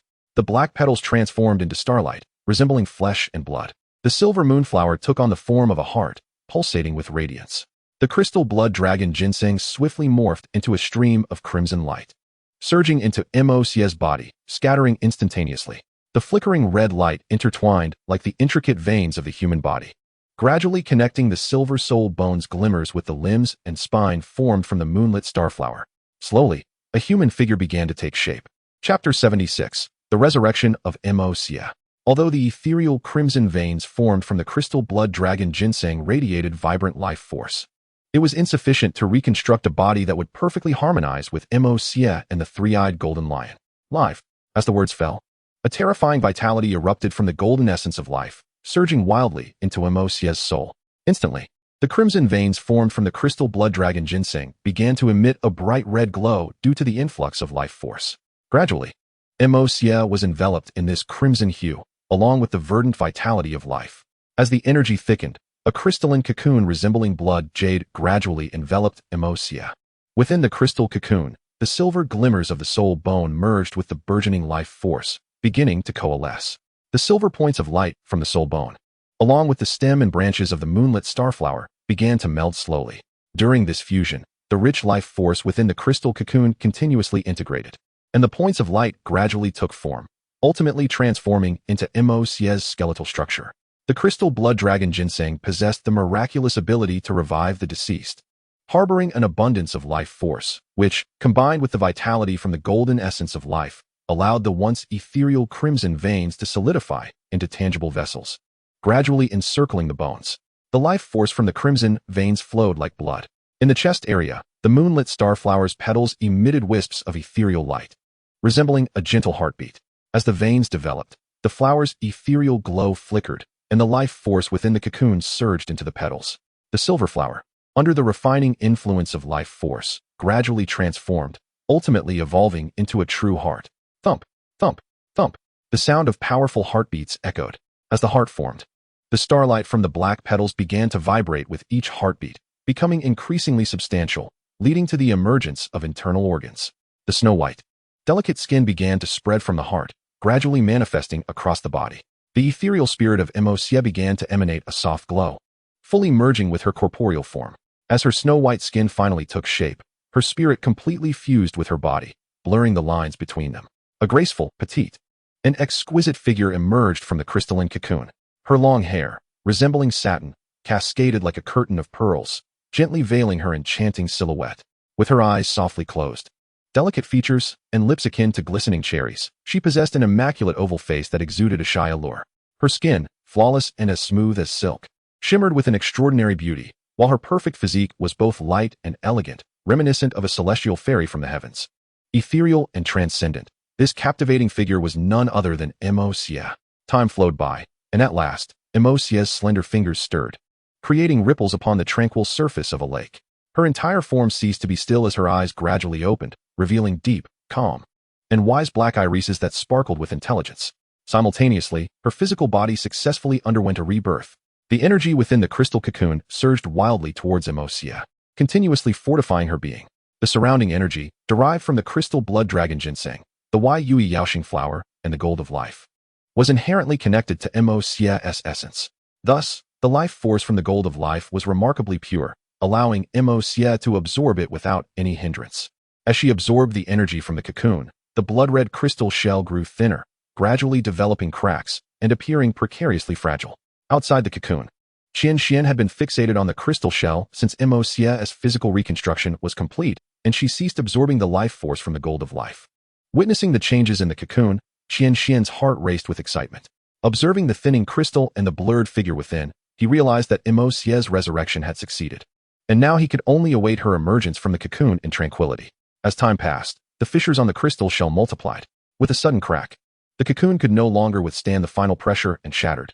At that moment, a beautiful figure lunged directly into Qian Xuan's embrace. Mo-Xie's crystalline hands clasped around his neck, her entire form pressing tightly against him, leaving Qian Xuan momentarily stunned. Mo-Xie, you are not wearing any clothes. As he beheld her delicate form, Qian Xuan's face flushed crimson, instantly becoming extraordinarily anxious and flustered. Despite having lived 2 lifetimes, Qian Xuan was an orphan in his previous life, dedicating himself to his studies without time for romance, never having even held a girl's hand, let alone been close to a woman. Now, at the tender age of 7, such thoughts were even more distant. Caught off guard by Mo-Xie's sudden embrace, Qian Xuan, already on edge, felt the warmth radiating from her body, causing his mind to spin into blankness, and blood trickled from his nostrils. Hearing Qian Xuan's words, Mo-Xie was momentarily taken aback, finally realizing that she had transformed into a human and was no longer in her beastly form. With a swift motion, she pushed aside Qian Xuan and quickly crouched down, using her hands to shield her chest. Her cascading, snow-white hair flowed outward, concealing her from view. Mo-Xie gazed at the stunned Qian Xuan and, with a hint of shyness, exclaimed, "Qian Xuan, hurry and fetch me a piece of clothing." It was only then that Qian Xuan, momentarily blank-minded, reacted. He hastily retrieved a set of his own garments from the realm of mountains and seas and handed them to the crouching Mo-Xie. "Aren't you going to turn your head away? Do you wish to watch me dress?" Mo-Xie extended her delicate, ivory hand, accepting the attire from Qian Xuan's grasp, while observing his bewildered expression with feigned irritation. Prompted by her words, Qian Xuan quickly turned his head, presenting his back to Mo-Xie, his body tense and rigid. As Mo-Xie regarded Qian Xuan's demeanor, a faint smile graced her beautiful cheeks, and her movements became exceptionally swift. In no time, she had donned her garments. All done. Upon hearing Mo-Xie's voice from behind, Qian Xuan stiffly turned his body around. The sight of Mo Xie before him was breathtaking, ethereal, and utterly beyond description. Little did Qian Xuan know that due to his assistance in guiding and reconstructing her physical form, Mo Xie's body had been reshaped according to Qian Xuan's most genuine perception of beauty. Thus, the Mo Xie before him was, in essence, the finest embodiment of Qian Xuan's interpretation of beauty. Mo Xie, noticing Qian Xuan's unwavering gaze, bestowed upon him an enchanting smile and inquired, "Do you like it?" "Yes. Mo Xie has successfully revived." Meanwhile, Tian, realizing that Mo Xie's resurrection had been successful, had already turned his head away the moment she emerged, refraining from scrutinizing her condition too closely. As Tian turned, the three-eyed golden lion followed suit, but could not resist glancing back, catching the moment when Mo Xie embraced Qian Xuan. Witnessing Mo Xie's graceful figure and her expression of joy, a spark of inexplicable delight flickered in the heart of the three-eyed golden lion. After a brief inquiry into Mo Xie's feelings, Qian Xuan felt reassured about her revival. With a succinct summary of the prior events, he turned to Tian and declared, "Tian, I need to recuperate before I can continue reviving the three-eyed golden lion.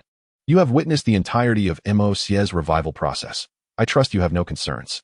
Although the process of reviving Mo Xie had proceeded without incident, Qian Xuan had expended considerable magical energy, and the strain of heightened concentration had left him quite fatigued. "Very well. Let us continue tomorrow. There is no need to rush." Tian nodded in agreement, recognizing Qian Xuan's exhaustion. He, too, wished to avoid any unforeseen complications during the revival of the three-eyed golden lion, thus suggesting they resume the next day.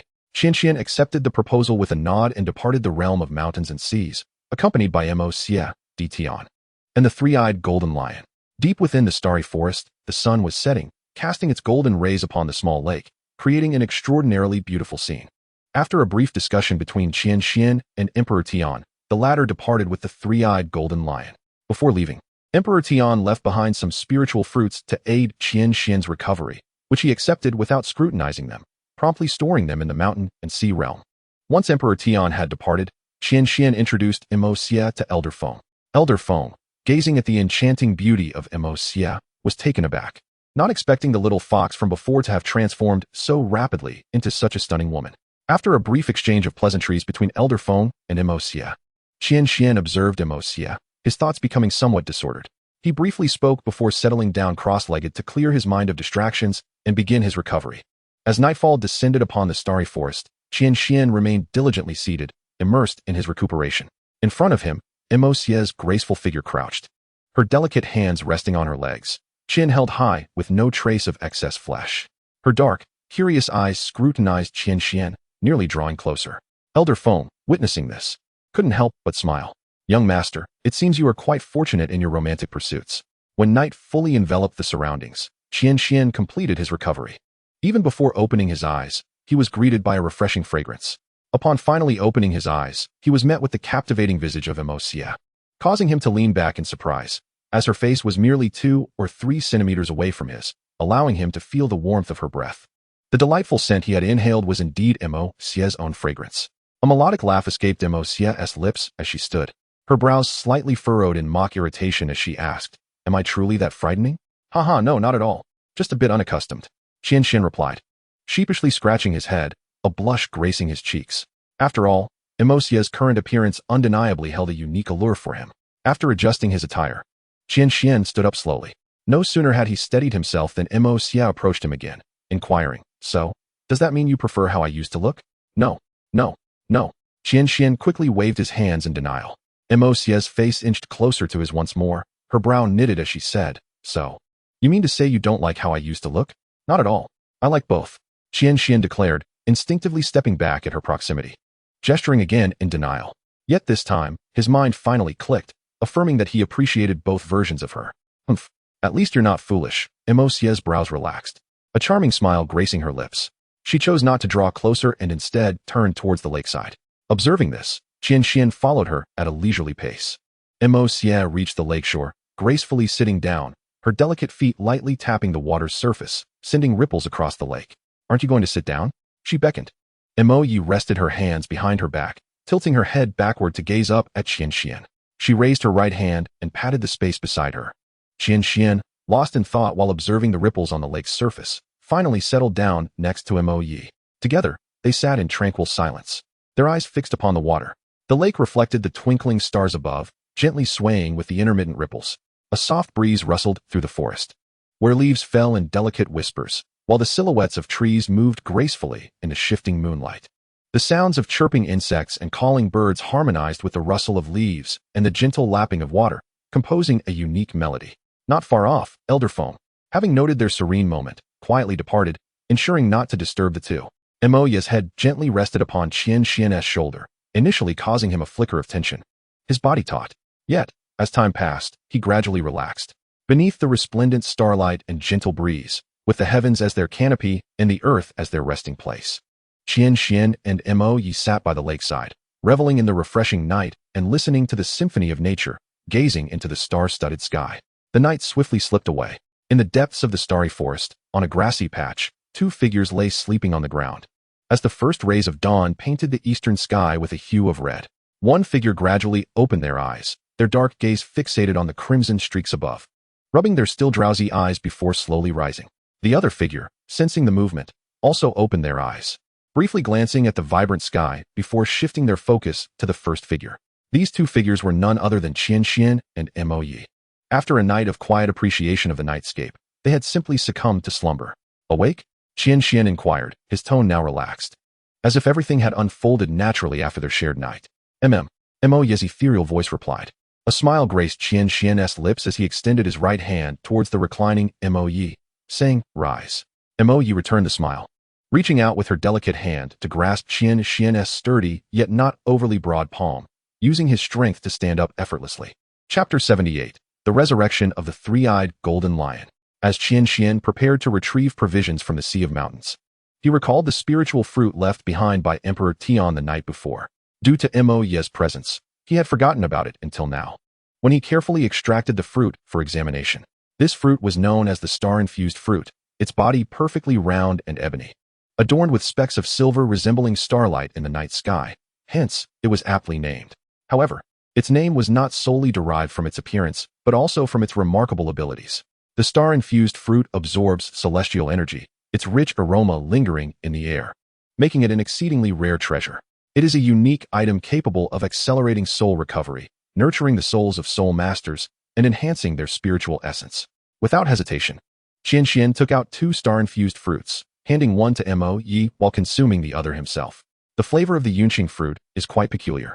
It enters the mouth with an exhilarating chill, its flesh possesses remarkable elasticity, and it is abundant in juice, reminiscent of jelly, yet devoid of any sweetness, instead offering a delightful tang.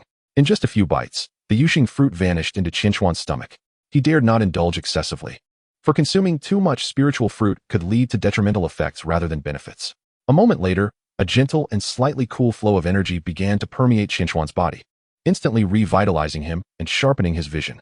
His overall state of mind blossomed, and his spiritual awareness expanded by more than half a meter, nearing 4 meters in range. It appears you have made a gain. The calm voice of Emperor Tian echoed, prompting Qian Xuan to swiftly turn around, discovering that Emperor Tian was now merely 2 meters away. Just moments ago, the lakeside was occupied solely by him and Mo, but now a third figure had joined them, the beast god, Emperor Tian, clad in black. Qian Xuan's spiritual senses had been probing within a 3-meter radius, and apart from Mo, he had sensed nothing of Emperor Tian's sudden appearance, highlighting the disparity between them.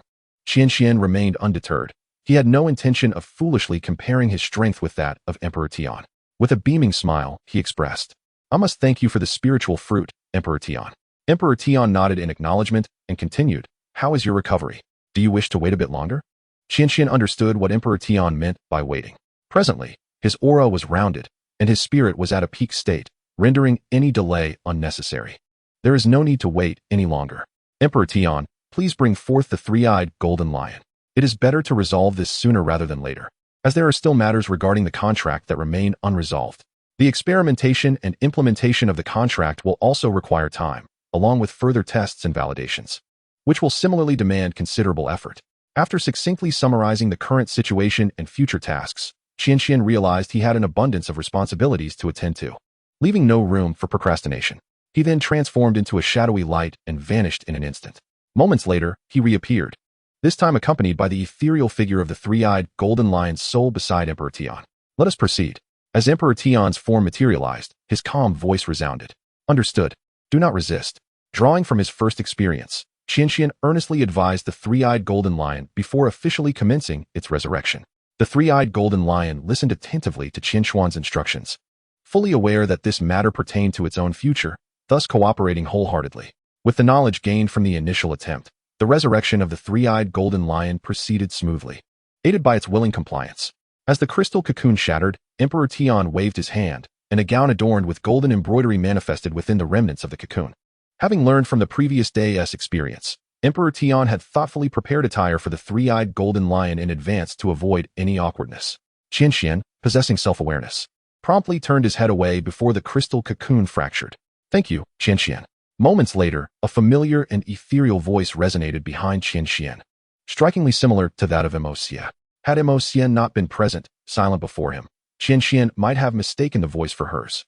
After a brief moment of astonishment, Qian Xuan turned to behold the three-eyed golden lion behind him.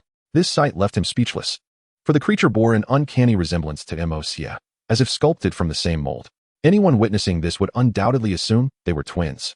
However, subtle differences remained. The three-eyed lion's flowing hair shimmered with a pure golden hue, exuding a sense of opulence and brilliance. Its lively and enchanting golden eyes were particularly captivating. Despite the similarities in appearance between Qian and the three-eyed lion, the impressions they imparted were worlds apart. The three-eyed lion donned an elegant golden gown, its golden locks cascading gracefully, pristine and lustrous, reminiscent of an exalted emperor, noble and resplendent. Its golden gaze, a vision of unparalleled beauty, radiated grace and vitality, compelling one to avert their eyes while simultaneously invoking an irresistible urge to submit. Regal and aloof, it epitomized the majestic imperial beast. In contrast, Qian sported long, snow-white hair, pure as jade, embodying a celestial beauty untouched by the mundane world, akin to the ethereal Chang'e, exuding an aura of high elegance and icy aloofness. Her deep black eyes were profound and pure, yet they also conveyed an oppressive sense of suffocation, leaving one disoriented. Isolated and desolate, she represented the calamity beast. Thus, Qian and the three-eyed lion, in essence, were polar opposites, one light, one dark, one fiery, one icy, one auspicious, one ominous, existing in a delicate balance. Akin to yin and yang, sun and moon. When viewed separately, they appeared to be vastly different, yet together, they harmonized beautifully. Just as Qian Xuan was lost in thought, a sharp itch and pain radiated from his right arm, prompting his curiosity to investigate. What are you doing? Qian's indignant voice pierced his ears, accompanied by her delicate hands gripping his arm tightly. No, I won't look anymore. It hurts, just let go. My mistake. Despite being inexperienced in love, Qian Xuan possessed emotional intelligence and quickly discerned the hint of jealousy in Qian's tone. He feigned pain to elicit her forgiveness. Qian Xuan's ploy proved somewhat successful, as Qian released her grip after a huff, choosing not to pursue the matter further. She turned her attention to the recently revived three-eyed lion with newfound seriousness. Observing this amusing exchange from a distance, the three-eyed lion couldn't help but smile, a melodious laughter escaping its lips. Even Tian, witnessing the scene, found himself involuntarily smiling. As Qian's cheeks flushed with a subtle blush, Qian Xuan quickly diverted the conversation. Tian and the three-eyed lion nodded in agreement, showing no reluctance. Then let us proceed. In a fleeting moment, the tranquility of the depths of the Star-Dough forest was disrupted by the sudden appearance of four figures, the members of the Qian Xuan group. As they emerged, the three-eyed golden lion inhaled deeply and exclaimed, "What a familiar scent! How delightful this feeling is!" Turning once more, he revealed a captivating smile and expressed his gratitude to Qian Xuan, saying, "Thank you, Qian Xuan. There's no need for thanks. It's only natural." Qian Xuan replied with a chuckle. After a night spent in companionship and light-hearted conversation, Qian Xuan had finally begun to adjust to the impact that Qian's appearance had on him. To his surprise, today brought yet another three-eyed golden lion. Although Qian and the three-eyed golden lion bore a resemblance, their aura and demeanor were markedly different, which caused Qian Xuan to feel a flicker of unease. Fortunately, his resolve remained steadfast, otherwise, he would have been utterly entranced. Every time Tian witnessed Qian Xuan in such a state, he found it amusing. The previously confident and self-assured Qian Xuan had vanished completely. This slightly shy demeanor was more befitting of a 7-year-old boy. "Qian Xuan, why not give me a name as well?" The ethereal voice of the three-eyed golden lion echoed again, its enchanting golden eyes fixed on Qian Xuan, a smile gracing its face. Qian Xuan looked at the three-eyed golden lion in confusion. You don't have a name?" If his memory served him right, during the second battle, although he hadn't observed closely, He recalled that the three-eyed golden lion was referred to as Wang Qiu'er. What Qian did not know was that this name was chosen by the three-eyed golden lion at that time due to the influence of Hui Yuhao and Wang Dong'er. The current three-eyed golden lion had not yet experienced such events, and thus, it bore no name. Among the myriad soul beasts of the Stardew Forest, the three-eyed golden lion was mostly referred to as the auspicious beast, even if the three-eyed golden lion had a name. How many soul beasts would dare to call it directly? Tian usually referred to it as Little One, so to this day, the three-eyed golden lion had yet to acquire a proper name. After a moment of contemplation, Qian surmised that the absence of a name might be due to the passage of time.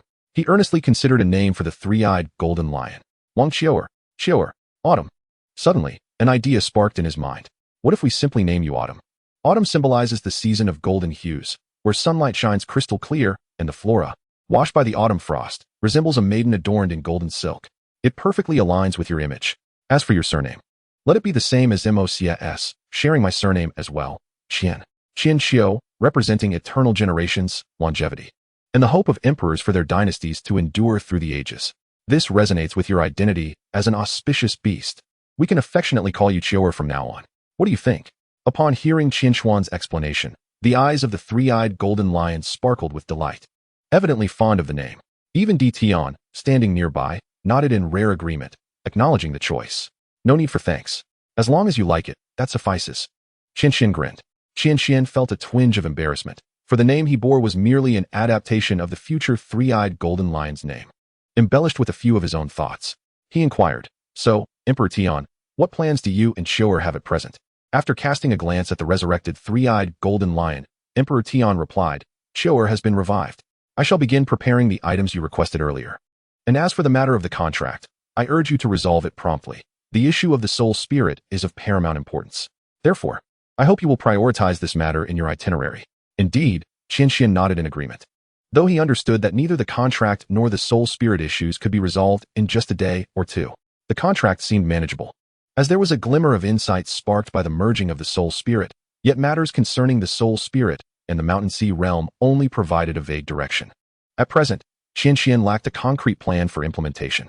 After a thorough discussion, Emperor Tian transformed into a shadowy light and departed. However, a complication arose. For Qiu'er, the three-eyed golden lion did not accompany Emperor Tian but chose to remain behind. Yet, even Qian was oblivious to Emperor Tian's true intentions. Once Emperor Tian had left, Xie, frowning, turned to Qiu'er and inquired, "What is your purpose in staying?" With a hint of disdain and animosity, Xie continued, "Humph. Three-eyed freak. Do not delude yourself into thinking that a mere change of appearance makes you a different being. You are still you. I am well aware of your nature. Do not attempt to use this excuse to deceive me. Is it that you harbor resentment for being slain by me and seek revenge? Enough, Xie. Let us not dwell on the past." Qian interjected, sensing that Xie's mention of their mutual demise was somewhat excessive. He interrupted Xie's words without further contemplation. Not far away, Qiu'er, upon hearing the reference to their mutual demise, slightly furrowed her brows. However, when she heard Qian interruption, her expression relaxed a little. On the other hand, Xie trembled visibly upon hearing Qian words, as if triggered by an emotional upheaval. Turning to face Qian, his enchanting black eyes glistened with tears, filled with a sense of grievance and distress. Qian, Xie's voice quivered, and before he could finish, tears cascaded uncontrollably from his reddened eyes, as if overwhelmed by profound injustice. Qian stood frozen, his gaze reflecting confusion, as he was utterly perplexed by what he had done to incite such a reaction. Yet, recalling Xie's tear-streaked face, an inexplicable ache welled up within Qian's heart. Chapter 8, Reconciliation. Sighing softly, Qiu'er observed Qian's bewildered expression, unable to restrain her exasperation. Qian, drawn by her sigh, regarded her with a look of curiosity. Qiu'er remarked candidly, "It appears you do not yet fully comprehend Xie." Upon Autumn's words, Qian found himself momentarily stunned. Did he truly comprehend Xie? The notion had never crossed his mind. Having meticulously crafted Xie's portrait, he felt he possessed a thorough understanding of her origins. Yet, when it came to her experiences, Qian only harbored vague conjectures, merely speculation. Thus, when Autumn posed her question, it left him somewhat dazed, for his perception of Xie's journey and character remained anchored in the time when she was still a soul beast. To be candid, Qian had only spent a brief 7 or 8 months in Xie's company, the majority of which occurred while she was still in her beastly form. The time they shared after her transformation into human form amounted to merely one evening. Following that night together, Xie had conveyed to him an essence of tenderness, charm, playfulness, and an endearing reliance on him. Consequently, Qian Xuan unconsciously overlooked her feelings today. As a calamity beast, Xie had endured 5,000 solitary years, devoid of kin or companions, accompanied solely by her myriad scars. This solitude fostered a pervasive hostility towards all that lay beyond herself. For wherever Xie ventured, be it among humans or soul beasts, she was met with animosity. Thus, she never lowered her guard, especially not in the presence of the three-eyed golden lion. Only in Qian Xuan's company did she dare to relinquish her defenses, revealing her vulnerable, enchanting side, pouring her heart and soul into their connection. In the presence of others, however, Xie remained perpetually cold and unapproachable, ready to unleash her wrath upon any who dared to draw near. Regarding Autumn, their previous enmity stemming from the fate struggle had created an unyielding standoff. Although the power of fate had since been absorbed by Qian Xuan, rendering their conflict obsolete, the revival of Autumn caused Xie to realize her uncanny resemblance to her. Witnessing Qian Xuan's dazed expression stirred jealousy within her, especially as he named the three-eyed golden lion, amplifying her suppressed emotions. Unexpectedly, as she worried about Autumn's intentions, Qian Xuan interrupted her thoughts. His words ignited a powder keg of emotions within Xie, causing her feelings to explode in a wave of immense grievance. Xie was a resilient individual. She understood Qian Xuan's animosity towards her was rooted in her past experiences. Now, having entrusted him with the most significant place in her heart, her sole hope rested upon him standing unwaveringly by her side. Though she did not require him to shield her from the storms of life, she desperately sought his support. Did he not understand? Autumn's voice gently resonated, steady and unhurried, each word piercing deeply into Qian Xuan's heart. Upon hearing Qiuer's words, Qian Xuan began to piece together the situation. As Qiuer elaborated, his conviction deepened, accompanied by a twinge of guilt for having inadvertently hurt Xie. The thought clenched his fists instinctively, wishing he could slap himself. Qian Xuan gazed at Qiuer, his eyes brimming with gratitude. "Thank you, Qiuer. Go quickly." Qiuer's calm voice resonated. Without further ado, Qian Xuan transformed into a fleeting shadow, racing in the direction Xie had taken. Qiuer, with her golden eyes, watched Qian Xuan's retreating figure, lost in her thoughts. At that moment, Xie sat alone beneath a grand tree, tears streaming down her cheeks like pearls scattered from a broken string. One cannot deny how fragile humans can be, rendered powerless and despondent in the face of minor setbacks, shattering like glass. Qian Xuan moved swiftly through the forest, his senses extending to locate Xie's presence. Given her current state, Xie had not ventured far, and soon, Qian Xuan spotted her. In an instant, he appeared before her. Seeing Xie weeping inconsolably, her clothes drenched with tears, Qian Xuan felt a sharp pain in his heart. "I'm sorry, Xie," he uttered, his voice heavy with remorse. He knelt beside her, lifting his hands to gently wipe the tears from her cheeks. Observing her red-rimmed eyes and continued sobs, he enveloped her in a warm embrace. "Forgive me, Xie. I neglected your feelings. The past is behind us. Everyone needs someone to comfort, rely on, and protect them. From this moment forward, I aspire to be that person for you, someone who brings solace in your sorrow, who you can lean on in solitude, and who will guard you in times of distress. No one shall harm you while I am here. I promise to protect you forever, ensuring that you come to no harm, regardless of what the future holds. I will always stand by your side. Xie, I was wrong. Will you forgive me?" Each of Qian Xuan's words resonated with sincerity, devoid of any pretense. Initially, as Qian Xuan approached to apologize, Xie had already begun to forgive him, though a hint of lingering frustration remained, destined to fade soon, and her tears had begun to subside. Yet, upon hearing his heartfelt declarations, the tears that had just ceased flowed once more. Xie opened her arms, tightly embracing Qian Xuan, her body trembling with emotion. The remnants of her frustration had vanished entirely. Seeing Xie weep anew, Qian Xuan released her slightly to wipe the tears from her eyes. Yet she clung to him, unwilling to let go. "All is well. I am here," Xie said, as she offered comfort. Qian Xuan gently caressed Xie's silky hair with his right hand. Feeling the familiar touch atop her head, the weeping Xie gradually loosened her grip. Qian Xuan gazed at Xie's enchanting cheeks, tenderly wiping away the tears that gathered at the corners of her eyes. "Come now, if you continue to cry, you'll turn into a little calico cat instead of a little flower fox." Upon hearing Qian Xuan's words, Xie, still sniffling, revealed a captivating smile. Qian Xuan continued to diligently wipe the tears from her face, while Xie's large, reddened eyes quietly observed him as he tended to her. Only when the last trace of tear was gently wiped away did Qian Xuan finally lower his hands. With a pout, Emosia remarked, "Humph. I have yet to forgive you." To which Qian Xuan replied, "Then, my dear Lady Emosia, might you find it in your heart to forgive this foolish boy who struggles to find the right words?" A black ice rose materialized in Qian Xuan's hand. "This is for you, Emosia. Please forgive me." Chapter 81, The Awakening of the Martial Soul, Part 1. Emosia's eyes sparkled as she beheld the black ice rose, curiosity lighting her expression. "What is this?"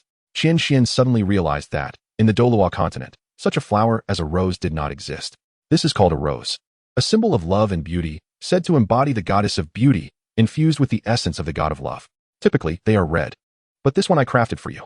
The black ice rose was directly formed by Qian Xuan using remnants of Emosia's power from the Shanghai realm. Upon hearing Qian Xuan's explanation, Emosia's eyes gleamed even brighter, her smile blossoming like a flower. "Humph. In light of this rose, I shall reluctantly forgive you." Emosia seized the black ice rose from Qian Xuan's hand. Despite its icy and dark attributes, the rose felt pleasantly cool in her grasp, evoking a sense of familiarity. The energy within the black ice belonged to Emosia, causing no harm to her. Additionally, Qian Xuan had enveloped the flower in a protective energy layer. Concerned for her safety, Emosia gazed at the black ice rose with increasing delight, her smile growing sweeter. Witnessing the joy on her face, Qian Xuan felt a warmth within his own heart. He rose and extended his right hand toward Emosia, clutching the black ice rose tightly in her left hand. Emosia grasped Qian Xuan's hand with her right and stood up. As she stood, Emosia pivoted gracefully, leaping onto Qian Xuan's back with a light spring. "Let us go. Let us go." Qian Xuan felt the warmth of Emosia's presence on his back, a smile curling at the corners of his mouth. "All right, hold on tight." He wrapped his arms around Emosia's slender, smooth thighs, her weight barely noticeable to him now. Emosia clung to Qian Xuan's neck with both hands, her eyes flitting between his back and the black ice rose, her face radiant with happiness. By the lakeside, Qiu'er was engaged in a leisurely conversation with Elder Feng. Although the content of their discussion remained a mystery, it was evident that the two were enjoying a harmonious rapport. The starry forest was a realm not easily accessed by ordinary individuals, and as soon as Qian Xuan appeared, both Qiu'er and Elder Feng immediately took notice of him. "Young master, Qian Xuan," they exclaimed in unison, their faces lighting up with smiles upon noticing the presence of Emosia on Qian Xuan's back. Upon hearing their calls, Qian Xuan waved in acknowledgement and gently set Emosia down from his back. Had it not been for the sight of Elder Feng and Qiu'er, Emosia would have been reluctant to leave Qian Xuan's side. Once Emosia was on the ground, both she and Qian Xuan proceeded towards Elder Feng and Qiu'er. Although Emosia had contemplated many things, altering one's character and habits is not a simple endeavor. Despite her improved demeanor, a lingering sense of unease towards Qiu'er remained in her heart. Elder Feng, Qiu'er. Qian Xuan greeted them with simplicity before turning to Qiu'er to continue. "Qiu'er, shortly, you and Emosia shall accompany me into the Mountain Sea realm. It is best to resolve the matter of the contract expeditiously. Before that, however, I need to confirm something with you both." Emosia and Qiu'er exchanged puzzled glances, unsure of what Qian Xuan was referring to. He continued, "Have your martial souls awakened? After a soul beast transforms into a human, does it require the awakening of the martial soul to manifest it? I have been attentive to this since Emosia's resurrection. Typically, a soul beast must reach at least 100,000 years to attain human form. However, Emosia and Qiu'er had transformed due to their resurrection, and because of the soul rings, both had lost their powers. Given these circumstances, Qian Xuan was uncertain about their situation. "No." Emosia and Qiu'er exchanged another glance before shaking their heads, indicating that they had not awakened. "Then let us prioritize the awakening of your martial souls." Despite Emosia and Qiu'er having only recently returned to life, they were still less than a year old in terms of their bone age. Normally, individuals awaken their martial souls at the age of 6, when their bodies and souls have developed sufficiently to avoid complications. Yet, their current physical state far surpassed that of an ordinary 6-year-old child, and their souls were incomparable to that of normal beings. Thus, Qian Xuan believed that their awakening of the martial soul would not pose any adverse effects. "Elder Feng, you must possess the tools for martial soul awakening, correct?" Elder Feng nodded in affirmation. Having served in the spirit hall, he had overseen the awakening process and continued to carry the necessary tools as a memento of his years there. "Then I shall trouble you with this, Elder Feng," Qian Xuan stated. "You are too kind, young master." As he spoke, Elder Feng retrieved 6 peculiar stones from his spirit guide device, swiftly arranging them on the ground in a hexagonal formation. He then looked up at Qian Xuan, Emosia, and Qiu'er. "Young master, it is ready," Qian Xuan remarked. "Emosia, you may proceed." Simply step into the center of the formation and relax, attuning yourself to the changes within your body. Emosia nodded and strode confidently into the shape. Beside them, Elder Feng gently commanded, Demon Tiger, possess. In an instant, his form transformed rapidly, revealing a royal character on his forehead, emanating a dark aura, as 8 distinct colored spirit rings ascended around him. Elder Feng swiftly and adeptly struck the hexagonal ground with his hands. As several beams of black light melded into the earth, a familiar, resplendent golden light radiated from 6 stones, instantly forming a protective barrier enveloping Emosia. Suddenly, 2 extreme beams of light erupted from Emosia, one a pure white, exuding a chilling essence, and the other an intense black, radiating a terrifying darkness. Elder Feng sensed the dark aura emanating from Emosia, and even his spirit, the demon tiger, quivered under a force of suppression stemming from their attributes. Previously, in the soul-hunting forest, the distance had mitigated the impact. But witnessing Emosia up close allowed Elder Feng to truly appreciate the disparity between their attributes. The white light represented the pinnacle of ice, while the black light embodied the essence of darkness. The two began to intertwine and gradually coalesce before Emosia. In mere moments, Emosia's spirit had successfully manifested behind her. This spirit was none other than her true form, the Dark Ice Catastrophe Imprint Fox. Chapter 82, Awakening of the Martial Soul, Part 2. However, unlike before, the fox spirit's tail now boasted only a single appendage. After hearing Qian Xian's words, Emosia nodded, her dark eyes gazing at the Dark Ice Catastrophe Imprint Fox, feeling an uncanny familiarity, as though she were gazing at her former self. Elder Feng, would you like to test your soul power? Simply place your hand upon this crystal ball, he suggested. Having retrieved a soul power testing crystal from his soul guide device after infusing it with black energy. Acknowledging the special bond between Emosia and Qian Xian, Elder Feng addressed her as Mississippi. Curiosity flickered in Emosia's eyes as she approached Elder Feng, placing her delicate hand upon the crystal ball. A dazzling brilliance erupted forth, slowly revealing 2 familiar numbers upon the surface. 20. A glimmer of astonishment crossed Elder Feng's gaze. Emosia's martial soul was comparable to Qian Renxue's divine martial soul. The 6-winged angel, Emosia's Dark Ice Catastrophe Imprint Fox, possessed dual extreme attributes, combined with the innate bloodline talent of the 9-tailed celestial fox, and further enhanced by the baptism of calamity. Under these various influences, the Dark Ice Catastrophe Imprint Fox was already on par with a divine martial soul. However, due to the unique circumstances surrounding Emosia and Qior, while their soul power equated to that of a 50,000-year soul beast, the lack of soul energy prevented the automatic evolution of soul rings. Thus, although Emosia had reached level 20, she still possessed no soul rings. Qian Xian's mind began to grasp the situation at hand. Unavoidably, I pondered, Autumn's condition should be akin to Emosia's. It seems that only after forging a contract with the soul ring can Emosia and Autumn independently evolve their rings. Qian Xian, am I not impressive? Haha. An innate level of 20. It is said that most individuals peak at merely level 10. Emosia's face beamed with joy as she spoke, striding towards Qian Xian with an air of pride, as if urging, come, praise me, praise me. Observing Emosia's demeanor, a hint of dazedness flickered in Qian Xian's eyes. For Emosia's current expression bore a striking resemblance to that of Qian Renxue during her awakening. Such prideful countenance, coupled with the familiar innate level of 20, stirred within Qian Xian a longing for his sister, Qian Renxue, who was far away in the spirit hall. At this thought, a slight redness welled in Qian Xian's eyes. He murmured to himself, I wonder how little Xue and mother are faring. What is the matter, Qian Xian? Emosia asked. Noticing the glistening in Qian Xian's eyes and his momentary stupor, her expression shifting to one of concern, unsure if she had misspoken or acted inappropriately. Qian Xian wiped away the tears from the corners of his eyes and replied gently, It's nothing. I was just thinking of my sister, little Xue. She, like you, possesses innate soul power of level 20. Do you miss her? Emosia inquired softly. It's fine, Emosia. It's been nearly 2 years now, and I do not wish to speak empty words. I will elaborate later. For now, the paramount task is to awaken our martial souls. Not far away, Autumn and Elder Feng noticed the change in Qian Xian, thus pausing the awakening process, their expressions filled with concern for him. Qian Xian lifted his gaze towards Autumn and Elder Feng and called out, Autumn, Elder Feng, please continue with the awakening of your martial souls. There is nothing to worry about. Understood, young master, Elder Feng replied, and Autumn resumed her approach towards the formation. After a series of practiced movements, a familiar resplendent golden light enveloped Autumn once more. 2 beams of light radiated from Autumn's body, yet differing from Emosia's black and white. Autumn emanated one fiery red and one noble gold. The red symbolized the purest flame, while the gold represented the ultimate light. The two hues intertwined beautifully, gradually coalescing into Autumn's martial soul, the three-eyed golden lion. As Autumn beheld her familiar martial soul, a captivating smile graced her cheeks. She adeptly approached Elder Foam, raising her right hand to rest upon the crystal ball. The orb shimmered with brilliance, ultimately revealing a result identical to MOC's, an innate soul power of level 20. Beside her, MOCA had surmised that Autumn's situation would mirror her own, yet upon the official announcement, a tinge of reluctance lingered in her heart. All right, MOCA.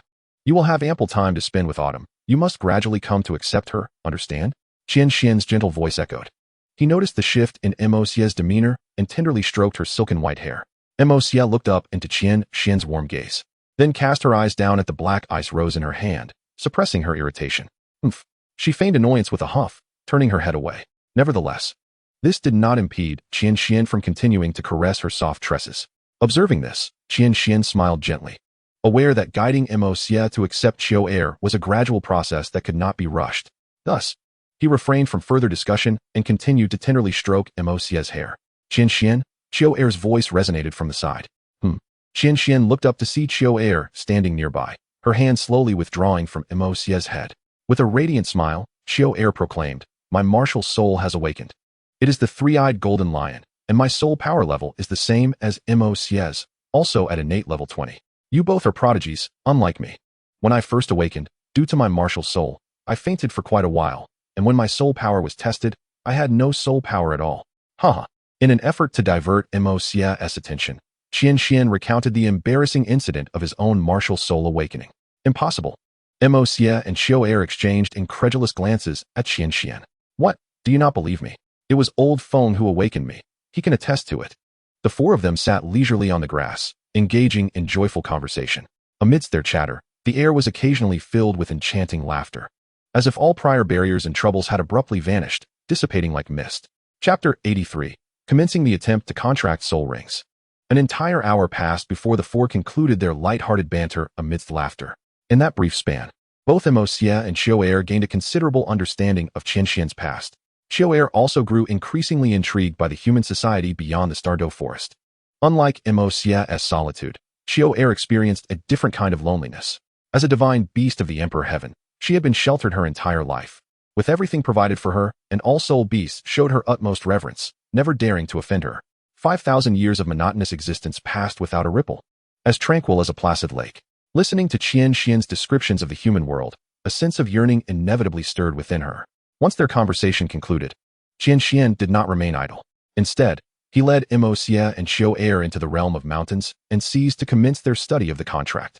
Within this realm, the silhouettes of Qian Xian, MOCA, and Qiu Air materialized. Let us begin our attempt. Qian Xian's voice echoed through the mountains and seas, to which MOCA and Qiu Air nodded in agreement. Raising his right hand, a flash of yellow light illuminated the area, and the Book of Changes floated above Qian Xian's palm. 3 soul rings, gray-black, rose-black, and emerald green, materialized in ascending order. MOCA, Qiu Air. Can you sense the soul rings on me? Qian Xian glanced at the gray-black and rose-black rings beside him before turning to MOCA and Qiu Air. After a careful assessment, both shook their heads, indicating that they felt no connection. Qian Xian's brow furrowed in concern. He had feared that, upon resurrection, MOCA and Qiu Air might lose their sensitivity to the soul rings, and now that fear had materialized, the absence of perception is likely attributed to the reconstruction of the physical body. However, since your corporeal forms are forged from your accompanying spirit grasses, they should not reject your powers. The priority now is to restore your sensitivity to the soul rings. Qian Xian contemplated solutions while observing MOCA and Qiu Air. The connection between the soul spirits and the soul rings exists because the soul spirits were originally contained within the soul rings. The latter is, in essence, the power of the former. After the physical body was reforged, could this have compromised their connection due to corporeal constraints? Thus, the focus should be on the soul spirits of MOCA and Qiu Air. Yet, the soul spirits have already merged with their bodies, making it impossible for MOCA and Qiu Air to separate their souls. The bond between the soul spirits and the soul rings is akin to that between the soul rings and the martial souls. Suddenly, Qian Xian's eyes brightened. Indeed, the soul rings are inherently intertwined with the martial souls. Thus, sensing the soul rings should also be achievable through the martial souls. It appears that during the soul beast's refinement, the formidable powers of the soul beast must also be concealed within the martial soul. And each time one breaks through a bottleneck after transforming into a human, the power hidden within the martial soul automatically revives. This explains the unique ability of soul rings to be generated automatically after a soul beast transforms into a human.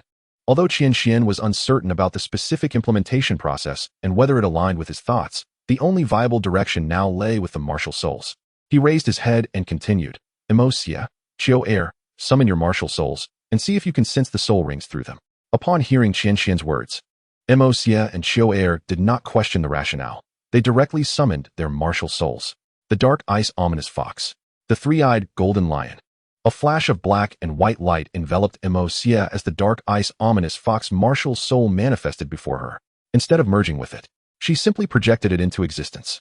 Meanwhile, a blend of red and gold light surrounded Chio Air as the three-eyed golden lion martial soul appeared before her. Similarly not merging with it. Both Emosia and Chio Air's martial souls were their true forms, familiar and perfectly attuned to them, allowing for effortless control.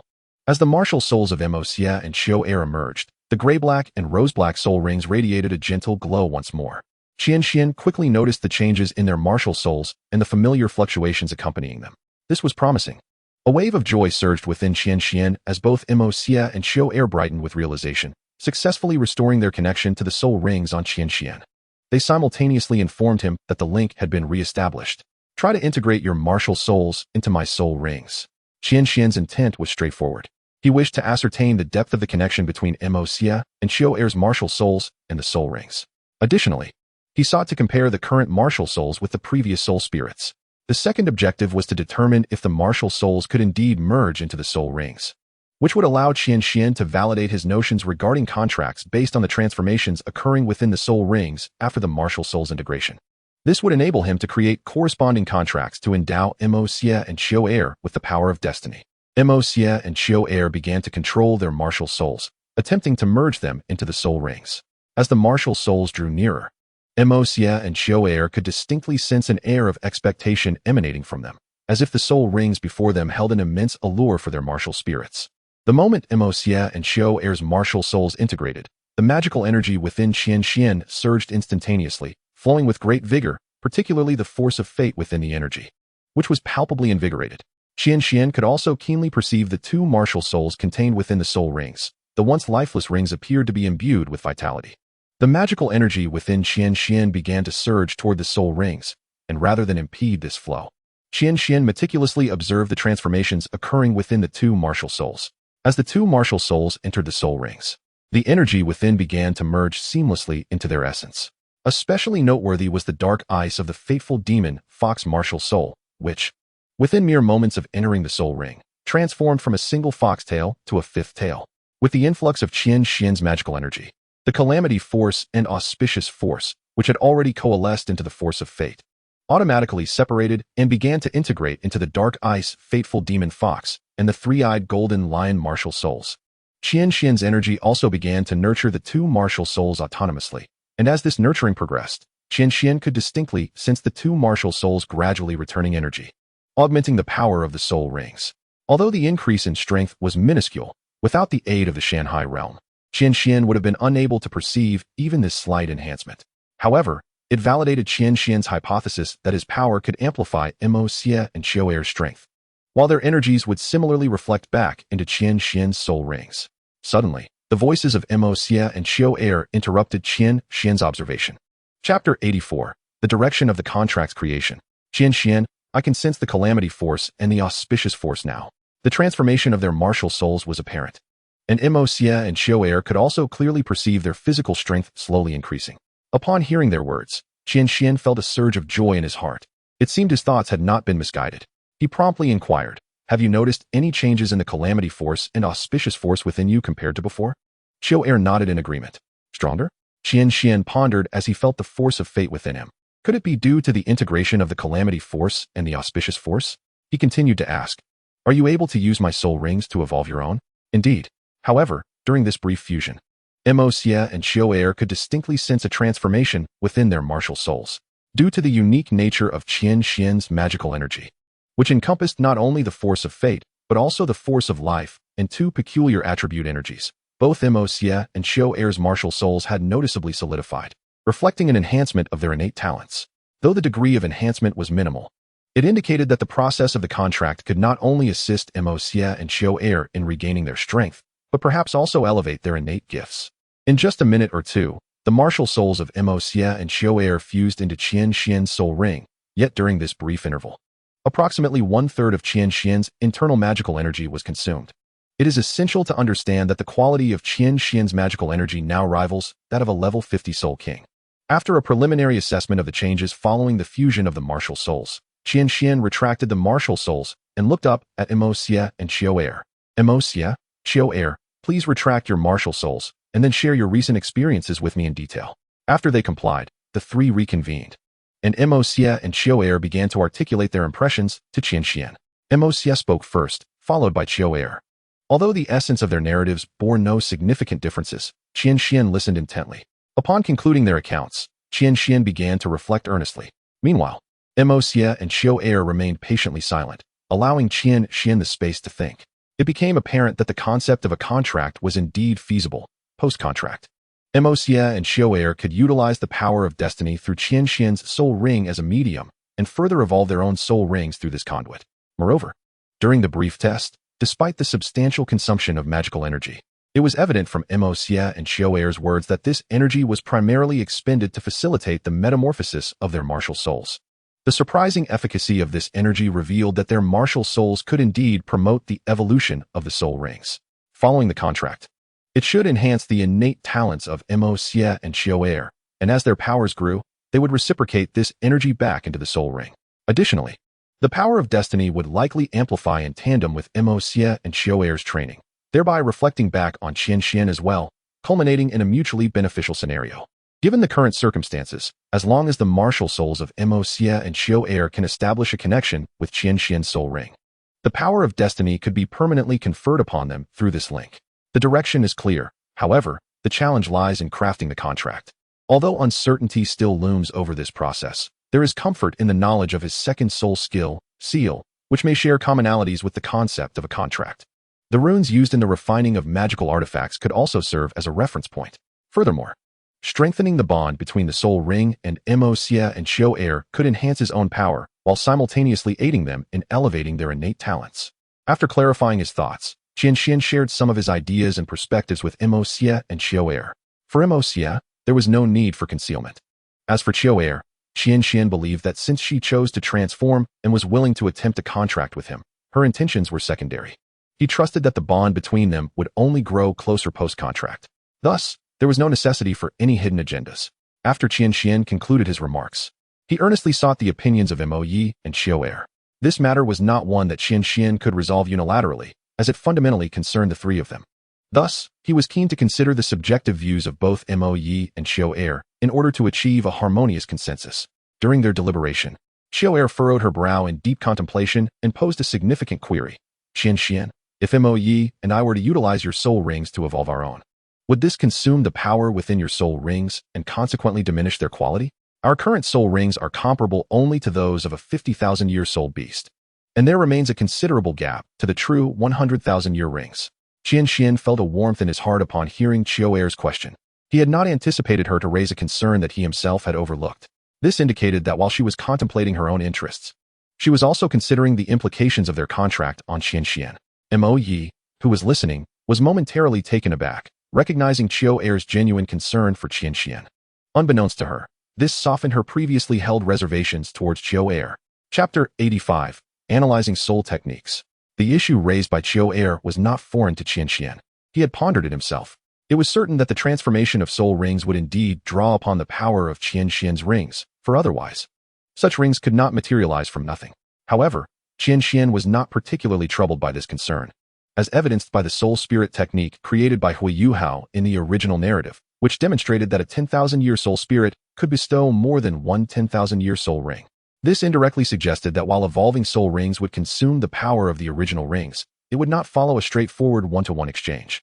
Even without Hui Yuhao's soul spirit technique, one could glean insights from the evolution of soul rings post the transformation of a 100,000-year soul beast into a human. After all, once a soul beast achieves human form and ascends to the title of Douluo, the ninth soul ring is invariably a red 100,000-year ring. Among the previous 8 rings, 4 were already of over 10,000 years in age. Particularly, The soul rings manifested by certain powerful transformed soul beasts were exceedingly close to the essence of a 100,000-year ring.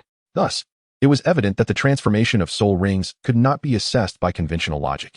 Moreover, Qian Xuan's gray-black and rose-black soul rings possessed the ability to grow autonomously, a trait unmatched by ordinary soul rings. Furthermore, should the contract be successful, the enhancement of Mo Yi and Xiao Er's powers would feed back positively into the soul rings, thereby promoting their growth.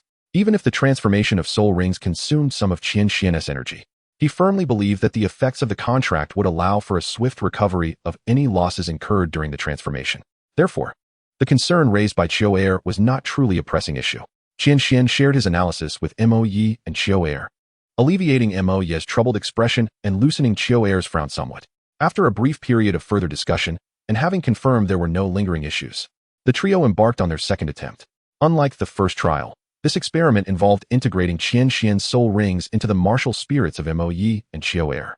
In a flash of light, Qian Xuan, Mo Yi, and Xiao Er once again summoned forth their martial spirits. Qian Xuan slowly guided the soul ring into the martial spirit. As the soul ring assimilated, it became evident that both Mo Xie and Xiao Er's auras had significantly intensified. Similarly, once the soul ring merged with the martial spirit, the calamity power of Mo Xie and the auspicious power of Xiao Er could still flow through the soul ring into their bodies. Furthermore, Qian Xuan had the ability to transmit magical energy to both Mo Xie and Xiao Er through the soul ring, aiding them in recovering their soul energy and healing their injuries. Additionally, he could refine their physical bodies using this magical energy. In truth, when Mo Xie and Xiao Er's martial spirits merged with Qian Xuan's martial spirit, they could also transmit soul energy back to him, enhancing the capabilities of his first and second soul abilities. However, this aspect had not been explored at the time, and thus Qian Xuan overlooked it. The first instance was led by Qian Xuan, with Mo Xie and Xiao Er passively merging. The second instance, however, was led by Mo Xie and Xiao Er, with Qian Xuan passively merging. There was a subtle difference in the dynamics. For instance, once Mo Xie and Xiao Er's martial spirits integrated with the soul ring, Qian Xuan could prioritize controlling and utilizing their martial spirits to amplify soul abilities, as well as draw upon their soul energy. Conversely, once the soul ring integrated with the martial spirit, Mo Xie and Xiao Er could, through the connection of the soul ring, access Qian Xuan's magical energy and utilize the weapons he possessed, such as the Taoist sword. Fortunately, all of this was based on mutual consent. For example, if Mo Xie wished to borrow Qian Xuan's magical energy, she could not do so without his willingness. After conducting 2 experiments, Qian Xuan gained a comprehensive understanding of the connection between Mo Xie and Xiao Er's martial spirits and his soul ring. The current objective was the crafting of a contract. Based on the 2 experiments, Qian Xuan had developed a general direction in his mind. The remaining tasks were primarily ones that only he could resolve. Thus, after briefly explaining this to Mo Xie and Xiao Er, he inquired whether they intended to leave the mountain and sea realm or remain by his side. Both Mo Xie and Xiao Er opted to stay within the mountain and sea realm to accompany Qian Xuan. He did not decline, for having beautiful company was indeed a pleasure, and moreover, there was little for Mo Xie and Xiao Er to do outside. Without delay, Qian Xuan commenced his research into the crafting of the contract. His initial focus was on his second soul ability, Seal. Qian Xuan continuously unleashed this ability within the mountain and sea realm, utilizing the powers of the realm to analyze the fundamental principles of the second soul ability's composition. Typically, soul abilities are released through soul rings. Individuals merely need to infuse their soul energy into the soul ring, and the abilities will naturally manifest. In simpler terms, the soul ring functions like a processing machine. Once soul energy is injected, the machine begins to operate, outputting the infused energy in a predetermined pattern, thus creating what is known as a soul ability. Generally, individuals can only master the machine, striving to achieve the most perfect application of it. This tests the soul master's proficiency and application of their own soul abilities. However, Qian Xuan was not merely focused on how to effectively utilize this machine. Rather, he was engrossed in analyzing its composition and understanding its operational principles. What Qian Xuan endeavored to achieve was to comprehend the foundational principles of the entire soul technique, while simultaneously crafting a soul technique that met his own criteria, which is referred to as a contract. In the context of Douluo continent, this is akin to creating a unique soul technique. The challenge in this entire process lies not in the creation itself, but in the analysis of the soul technique. The act of creation pales in comparison to the complexity of deciphering the intricacies of a soul technique. Without the existence of the mountain and sea realm, it would have been impossible for Qian Xuan to independently analyze the components of a soul technique. This is primarily because analyzing a soul technique necessitates an absolute mastery over one's own spiritual power. From the moment the spiritual power enters the soul ring, one must be acutely aware of every subtle change and flow of that power. However, once the spiritual power is infused, the soul technique almost instantaneously manifests, requiring not only control over the changes, but also the ability to document them within that fleeting moment. Even if one could perfectly manipulate their own soul power, the soul ring operates like an independent machine. Once the soul power is infused, it functions as a separate entity, rendering it imperceptible to the average person. Thus, throughout the Douluo continent, no one has ever succeeded in analyzing their own soul technique. Even those who create unique soul techniques are exceedingly rare. Within the mountain and sea realm, Qian Xuan could masterfully command all the forces present, and even within the soul ring, he could distinctly perceive the changes occurring therein. This instilled Qian Xuan with the confidence to analyze the soul technique while simultaneously crafting a contract. However, analyzing a soul technique is far from simple. While ordinary soul techniques may be manageable, this particular technique was derived from MOC's sealing power, which is anything but trivial. The catastrophic moment when MOC sealed Qiao, leading to their mutual demise, illustrates that MOC's sealing power possesses an essence akin to the power of time itself. Thus, even with the support of the mountain and sea realm, Qian Xuan's pace of analysis was exceedingly slow. In Chapter 86, the contract was completed. Thus began Qian Xuan's monotonous and repetitive days. Yet, he found joy in this routine. In the beginning, MOC and Qiao would accompany Qian Xuan within the mountain and sea realm. However, after every session of depleting his spiritual power, Qian Xuan had to exit the mountain and sea realm to recover in the Stardo forest. Each time he departed, MOC and Qiao would also be drawn out, resulting in a continual cycle of entering and exiting. Seeing that MOC no longer followed, Qiao felt hesitant to accompany Qian Xuan and thus left the mountain and sea realm alongside MOC. With the departure of MOC and Qiao, Qian Xuan became increasingly focused on analyzing the soul technique. As he delved deeper into the analysis, his understanding of the formidable capabilities of his second soul technique grew exponentially, leading him to lament that he had not yet fully harnessed its power. However, despite its potency, Qian Xuan needed sufficient strength to wield it effectively. After nearly 2 weeks, Qian Xuan had barely managed to complete a rough analysis of his second soul technique. With the current strength of Qian Xuan, he is utterly incapable of fully deciphering his second soul skill. Nevertheless, his gains are substantial, and his comprehension of this skill has reached an extraordinary level. As his understanding deepens, his mind is flooded with numerous versatile applications and modifications regarding the second soul skill. He has even begun to grasp the rudiments of creating teleportation points within the realm of mountains and seas. Upon completing his analysis, Qian Xuan has developed a preliminary model of the contract. With his current understanding of the second soul skill, he is now able to seal his 2 soul rings directly into the martial souls of MOC and Qiao. However, practical application proved more enlightening than mere theory. Yet the results following the sealing were less than satisfactory. Once the soul rings were embedded within the martial souls, Qian Xuan severed the connection between them, making the release of the soul skill exceedingly arduous, let alone transferring the power of destiny to MOC and Qiao. Had it not been for his considerable understanding of his second soul skill, he might have struggled to unseal the soul rings, leaving him with a lingering sense of trepidation. Consequently, in subsequent validations, he would only proceed with MOC after confirming there were no issues with Qiao. In the following experiments, Qian Xuan began to experiment with diminishing the sealing power, yet he encountered various challenges that ultimately led to failure. However, he remained undeterred, recognizing that the completion of the contract could not rely solely on the power of sealing. After his preliminary analysis of the soul skill, Qian Xuan, MOC, and Qiao spent a day testing before he once again immersed himself in the creation of the contract. This time, however, his research focus shifted from deciphering soul skills to the crafting of runes from magical artifacts. During his first attempt at refining a magical artifact, the runes inscribed on the Tai Xian sword facilitated a connection between Qian Xuan and the sword, transforming it into his destined artifact. At that time, these runes were exceedingly esoteric, and Qian Xuan could only methodically inscribe them onto the Tai Xian sword, understanding their form but not their significance. Nonetheless, this was sufficient for him to successfully refine the artifact. Qian Xuan's current goal is to learn and investigate the specific functions of these runes, extracting their essence to integrate into the sealing process, thus forming the contract. Within the realm of mountains and seas, an array of peculiar runes floated around Qian Xuan.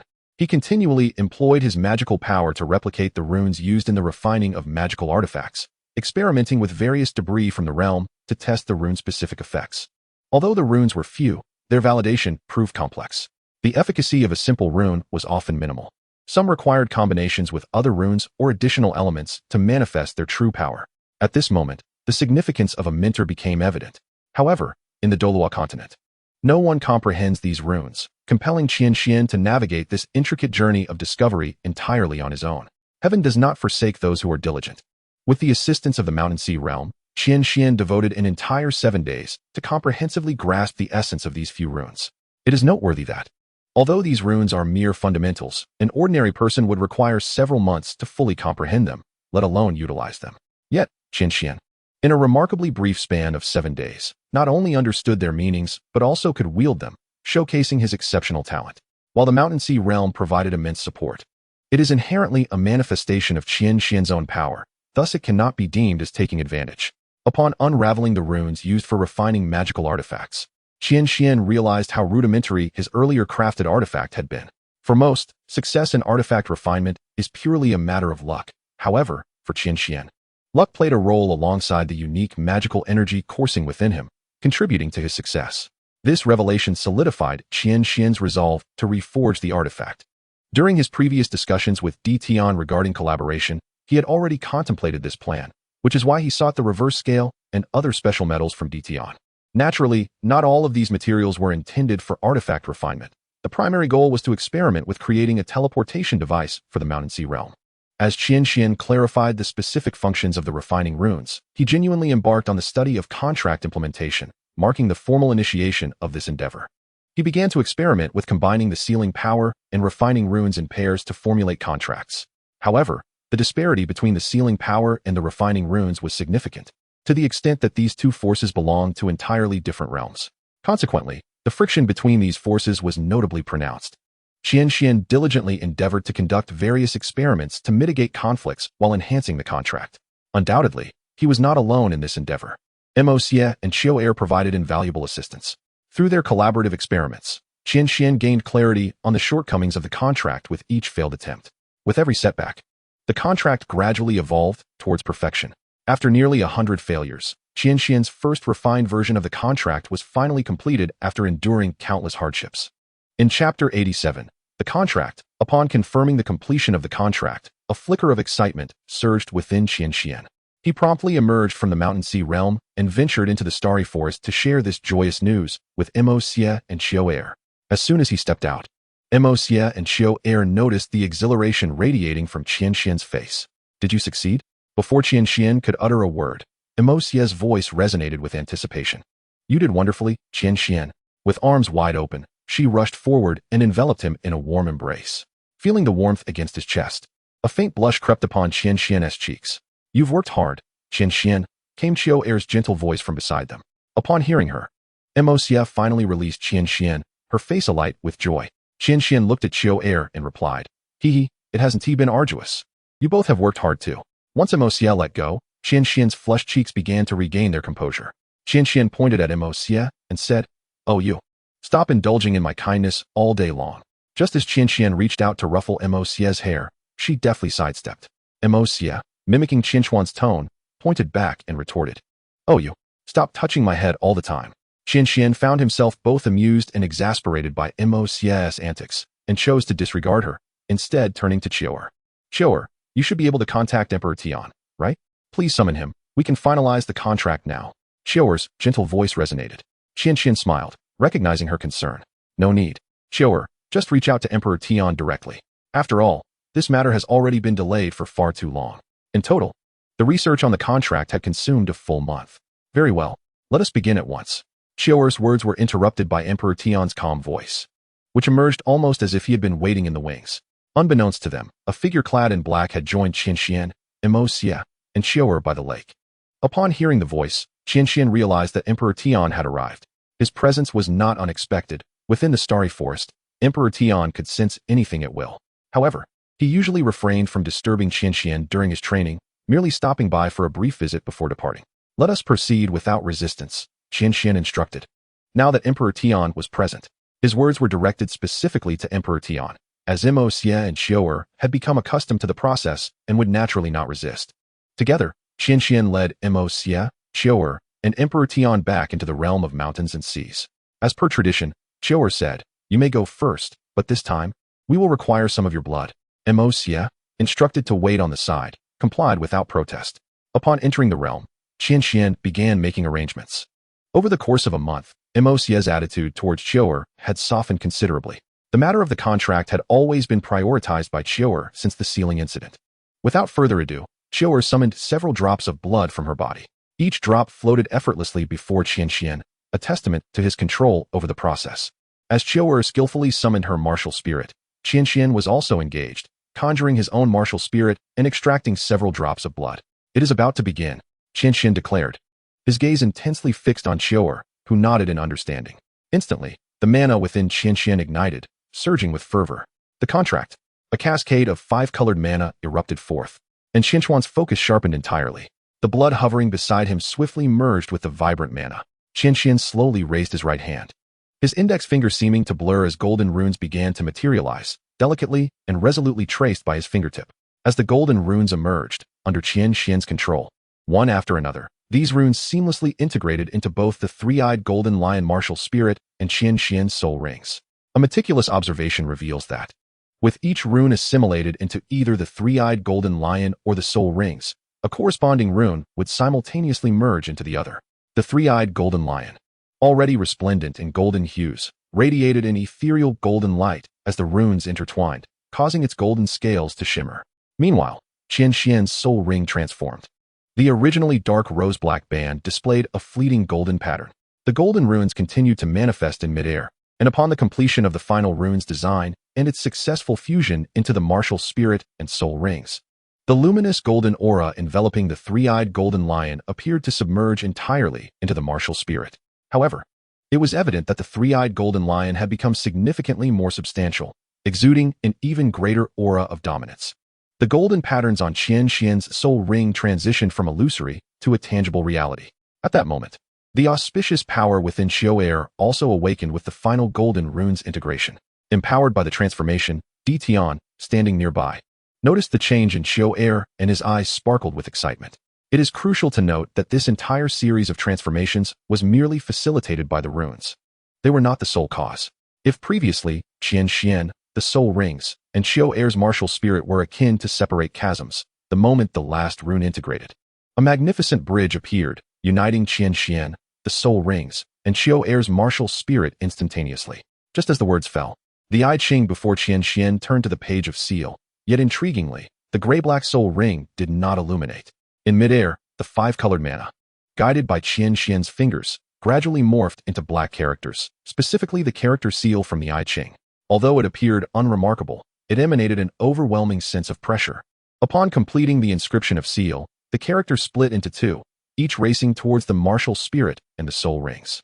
Upon contact, seal transformed into a beam of black light that merged into both the martial spirit and the soul rings. As the black light entered, it surged towards the golden runes within. Like chains, the black light secured the golden runes firmly within the soul rings and martial spirit. The recently bound golden runes emitted a brilliant light, seemingly striving to break free, while the black sealing power, not to be outdone, radiated a dark ethereal glow. Strangely, as the powers of the golden runes and the black seal intertwined, they began to merge gradually. As the fusion deepened, the black sealing power slowly dissipated, completely integrating into the runes.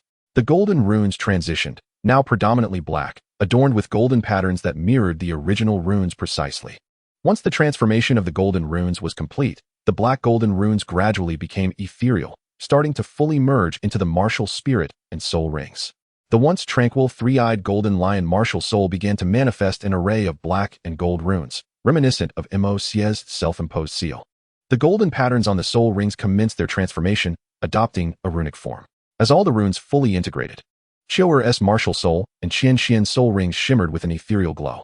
Both individuals simultaneously entered a state of cultivation, their minds intertwined as if they were one, and their powers began to merge harmoniously. For Qian, this fusion would yield a modest enhancement, given that Qian's soul power remained at a mere level 20. However, for Qian, it presented a rare opportunity for transformation. In the realm of mountains and seas, the 3 soul rings beneath Qian radiated distinct hues of ethereal light. Strangely, The soul rings that had been hovering beneath Qian Xuan began to drift gently beneath Qiu'er. The power within Qian Xuan's soul rings gradually flowed into Qiu'er's body, with the calamity power uniquely belonging to Mo Xia also beginning to merge within her. The originally auspicious energy began its metamorphosis into a force of destiny. Particularly, as Qian Xuan's 3 soul rings encircled Qiu'er, the energy surged into her, accelerating the transformation of her auspicious power.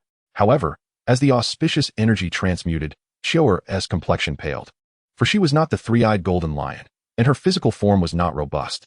With the emergence of the power of destiny, her body was being reshaped to adapt to and harness this newfound force. The agonizing sensation of her flesh tearing relentlessly assaulted her nerves, a pain she had never experienced before, causing her to cry out in torment, her face turning ashen, beads of sweat cascading down her brow. Observing this, Tian's gaze sharpened as he recognized the true transformation of Qiu'er's auspicious energy into the power of destiny. The entire process relied solely on Qiu'er's endurance. If she could withstand it, her auspicious energy would evolve into destiny power. If she faltered, the transition would not succeed. Tian refrained from dwelling further on this, placing his trust in Qiu'er and silently encouraging her. The overwhelming pain surged like a tidal wave against Qiu'er's frail nerves, rendering her akin to a small boat in a tempestuous storm on the brink of capsizing.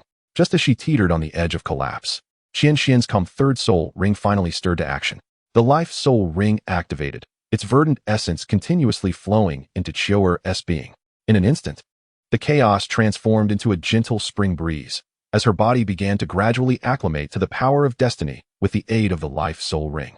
Once fully attuned to this power, Qiu'er's demeanor and aura became ethereal and elusive, as a circle of violet soul rings gradually coalesced around her. Unconsciously, she began to harness the strength of Qian Xuan's 3 soul rings and the magical essence within him to evolve her own soul rings. Moreover, the first soul ring is already a millennium in age. After the successful evolution of the initial soul ring, Qiu'er did not pause. The second soul ring began to evolve automatically as well.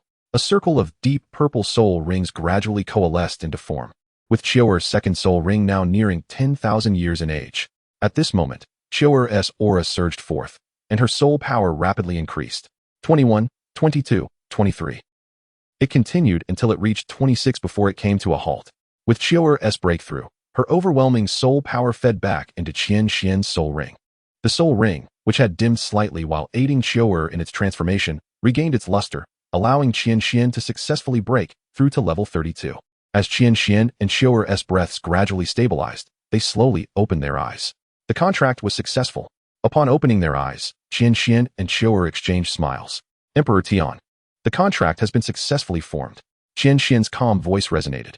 A glimmer of admiration appeared in Emperor Tian's gaze, for Qian Xuan consistently brought him surprises. Qian Xuan, your surprises are becoming ever more plentiful. Although Emperor Tian had witnessed the entire process, he remained unaware of how the contract was truly forged. Yet, he could sense that the contract did not bind Qiu'er. Despite the mysterious nature of Qian Xuan's contract, the beast god Emperor Tian was equally confident. Although he did not grasp the specific implementation method, he had comprehended the contract's effects quite thoroughly in a short time. Qiu'er, do you feel any issues after the contract? After seriously contemplating the changes in her body, Qiu'er noted that aside from becoming stronger, her body also underwent inexplicable changes, likely due to Qian Xuan's mystical power. She relayed these transformations to Qian Xuan. After listening, Qian Xuan carefully examined his own changes. Apart from his mana breaking through to level 32, there were no other alterations. He couldn't help but fall into deep thought. Inexplicable changes? Are they due to the disparity between mana and soul power? Or are they simply a result of the special forces within the mana? This question would require thorough research and verification later. Given the current circumstances, such changes should pose no detriment to Qiu'er's body, thus could be temporarily overlooked. Overall, the entire contract now approached perfection. For the time being, it was sufficient. Any necessary improvements could be revisited in the future. Qian Xuan shared his thoughts with Emperor Tian and Qiu'er. After hearing this, although he trusted Qian Xuan, Emperor Tian still meticulously examined Qiu'er's body before he felt assured. The next task was to form a contract with Mo Xia. Chapter 88, The Reverse Scale. The contracting process was exceptionally smooth. Just like Qiu'er, the calamity power within Mo Xia transformed into the power of destiny. At this moment, Mo Xia was no longer a beast of misfortune, but a veritable imperial auspicious beast. The Star Do forest witnessed an unprecedented occurrence, with two imperial auspicious beasts coexisting simultaneously. The power of destiny within both MOC and Qian stemmed from Qian. Thus, there will not arise a scenario dominated by either auspicious or disastrous forces. The auspicious and disastrous energies within the Qian body have not manifested a power capable of subduing the other. Hence, the forces of fate within Qian are in a state of remarkable equilibrium. After Qian's contract, when the auspicious energy transformed into the force of destiny, Emperor Tian contemplated whether the disastrous energy within Moxie would similarly transmute into the force of destiny post-contract. As the reality unfolded before him, the excitement within Emperor Tian was palpable. Only he understood the tremendous impact the imperial auspicious beast brought to the Soul Beast tribe. Now he faced not one but two. Gazing at Qian and Moxie, Emperor Tian's heart was tumultuous and restless. Following Moxie's contract, her soul power successfully ascended to the 26th level. Her soul rings mirroring Qian's, one purple and one deep purple. Moxie's physical form experienced a significant enhancement, undergoing inexplicable changes akin to Qian's. However, this time, Qian Xuan's magical level did not advance, remaining at 32. Indeed, for Qian, the soul power feedback from either Qian or Moxie's breakthroughs was insufficient for his own advancement. The initial breakthrough had merely resulted from Qian Xuan's prior month of cultivation, coinciding with Qian's breakthrough providing the catalyst for his own. Nonetheless, Moxie's feedback allowed Qian to forego several weeks of training. The contract matter concluded splendidly. Let us depart. I shall escort you. As Qian and the others emerged, numerous figures suddenly materialized above the lake, suspended in midair, their expressions awash with disbelief. Upon closer inspection, one could discern that their gazes were fixated upon Moxie and Qian. The moment Moxie and Qian appeared in the Star Doe forest, the myriad soul beasts submerged in the lake sensed the aura of auspicious energy, two distinct presences. Consequently, the multitude of soul beasts were instantly awakened, giving rise to this scene. The gathered figures, having noticed Emperor Tian beside Moxie and Qian, promptly descended to the ground. Before the beast god, none dared to look up in reverence. All bowed respectfully to Emperor Tian. Emperor Tian, a voice, soft yet vibrant, called out. It belonged to Bai Ji. Upon hearing her call, Emperor Tian nodded gently, surveying the assembly of beast kings, aware that their hearts brimmed with confusion. Yet, it was clear that Emperor Tian was not one to indulge in explanations. He solemnly declared, Qian and Moxie are the imperial auspicious beasts. His words served as an affirmation of Moxie and Qian's identities. Upon hearing Emperor Tian's proclamation, the beast kings surrounding them were visibly stirred, their faces alight with exhilaration, unleashing roars of enthusiasm. In an instant, the myriad beasts erupted in jubilation, enveloping the entire Star Doe forest in a festive atmosphere. The ordinary soul beasts, under the influence of the imperial auspicious beasts, would accelerate their growth, hastening their emergence as formidable beings. For those already among the elite beast kings, the significance was even greater. With the fate governed by the imperial auspicious beasts, their endeavors to surmount the once-in-a-100,000-year bottleneck would be considerably safer. 5 millennia have accustomed to the existence of imperial auspicious beasts and numerous beast kings. In the face of the death of the three-eyed golden lion, the lingering resentment has dissipated into nothingness. The aura of the three-eyed golden lion emanating from Qian can be clearly sensed and distinguished by the many beast kings. Upon detecting the ominous presence of the disaster beast on MOC, the astonishment among the soul beasts intensified as they scrutinized Qian with utmost seriousness. These beast kings, being astute beings, easily discerned that everything stemmed from Qian's presence. Some irritable beast kings extended their consciousness to probe Qian. Tian cast a calm glance around before turning to face Qian. Qian, this is what you desire.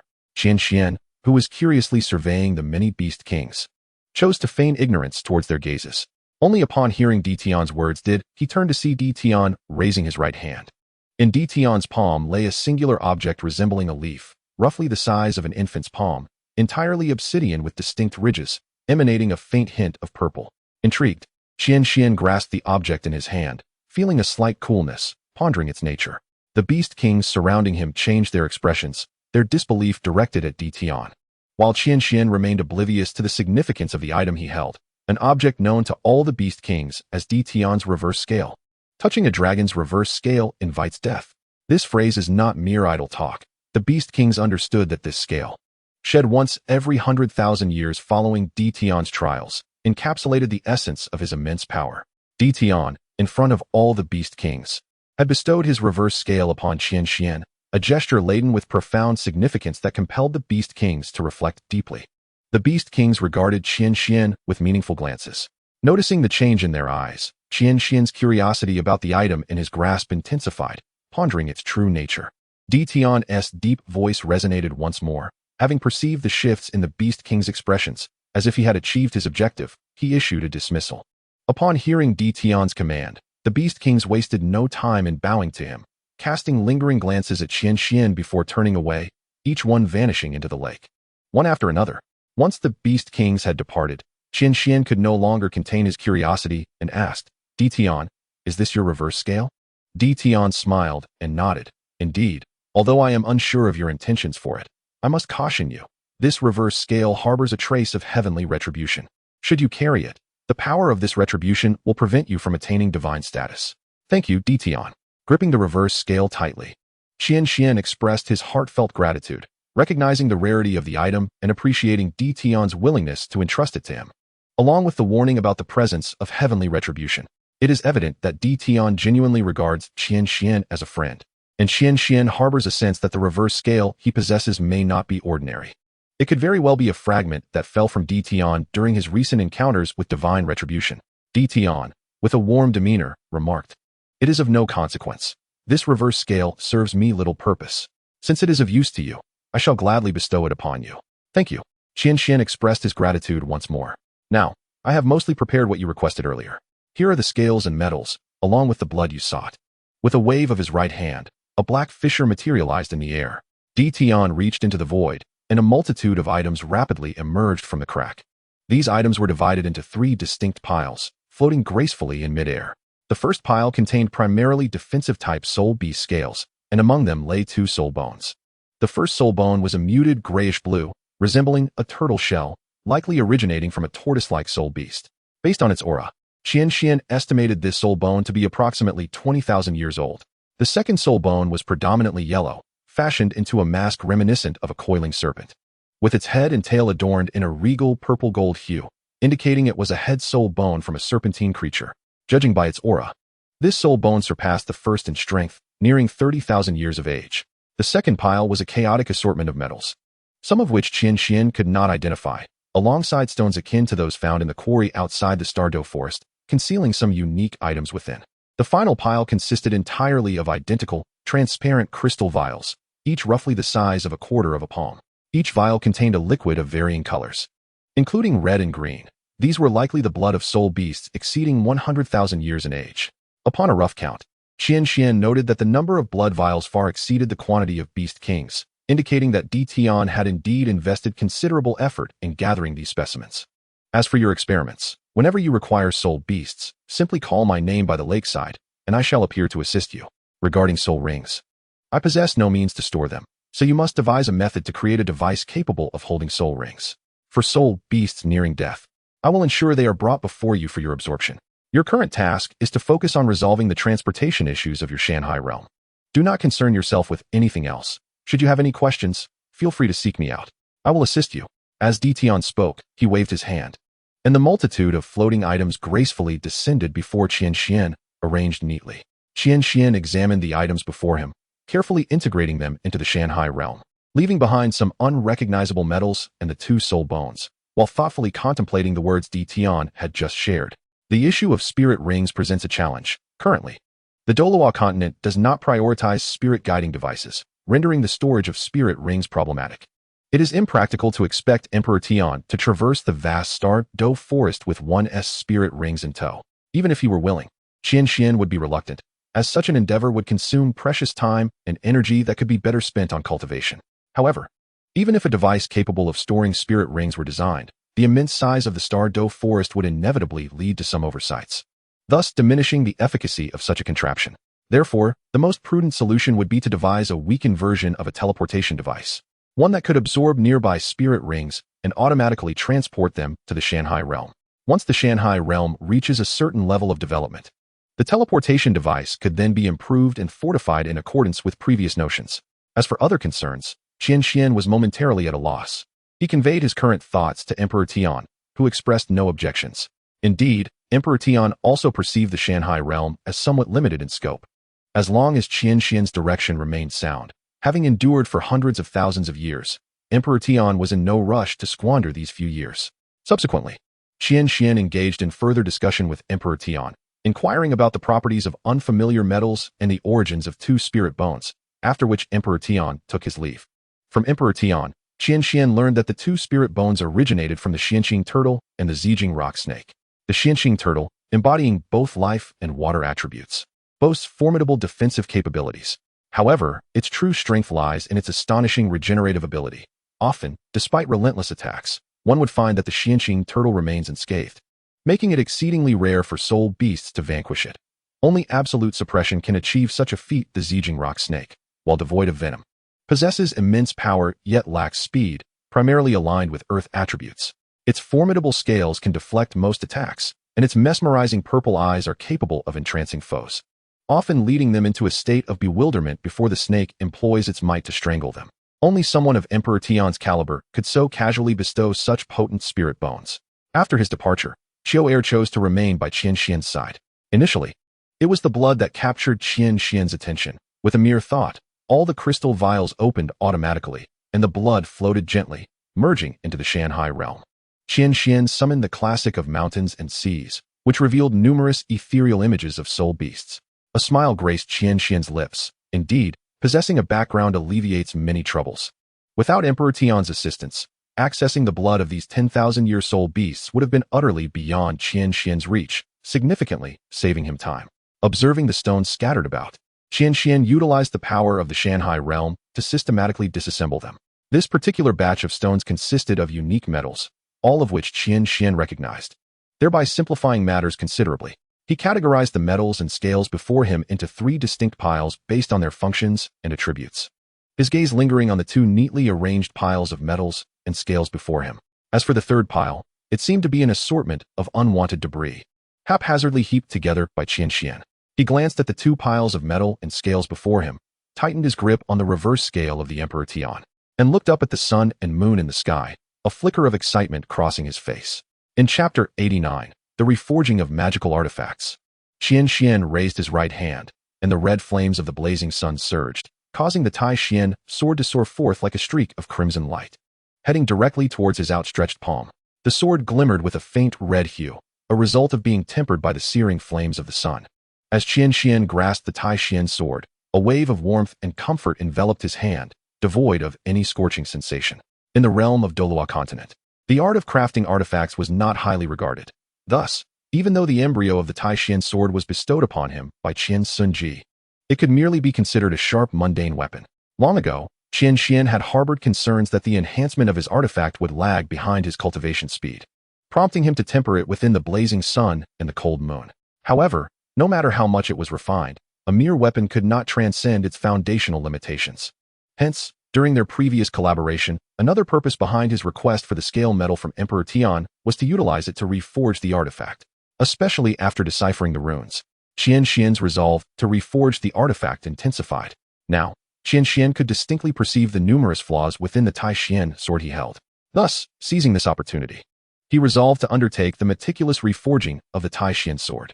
To his astonishment, Emperor Tian had actually granted him the reverse scale. Initially, Qian Xuan had merely mentioned it without harboring much hope, yet the outcome exceeded his expectations.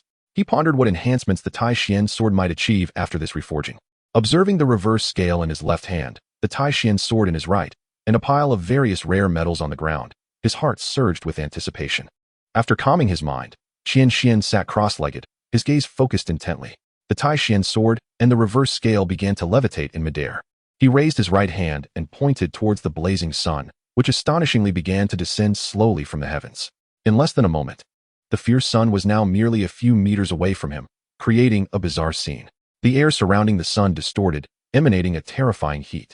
Strangely, this dreadful temperature seemed contained within a 1 or 2 meter radius around the sun, leaving everything around it unaffected. The flora and trees on the ground remained lush and vibrant, teeming with life, forming a stark contrast against the crimson sun suspended in midair.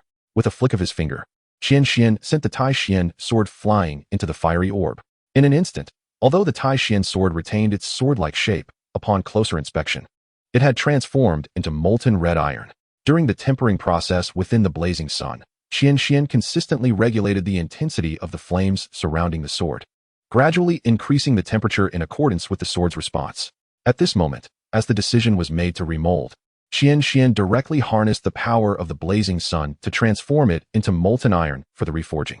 Upon witnessing the Tai Xian sword metamorphosed into liquid metal, Qian Xuan's fingers danced once more, causing a heap of scaled armor on the ground to rise gracefully into the air, drawn by the radiant sun. Utilizing its energy, he meticulously melted the metal scales, infusing them as vital nutrients into the Tai Xian sword. Qian Xuan harbored no concerns regarding potential conflicts among these metallic scales. Firstly, after a careful selection process, he had chosen only those with similar attributes and functions, thus minimizing the likelihood of discord. Moreover, with his unparalleled mastery over the energies within the Shanhai realm, even in the event of conflict, Qian Xuan could wield absolute power to ensure the harmonious fusion of the conflicting metals. As the last piece of metal soared into the sun's embrace, the Tai Xian sword, initially measuring 2 feet 3 inches, had expanded tenfold. The sheer volume of scaled metal was sufficient to forge dozens of weapons. Yet all had been assimilated into the singular sword.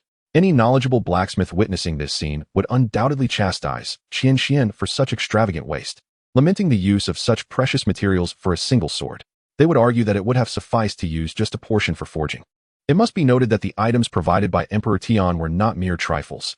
Each piece of scaled metal could be considered a rare treasure in its own right. While Qian Xuan understood their significance, he lacked a precise awareness of their true value, resulting in this awkward scenario.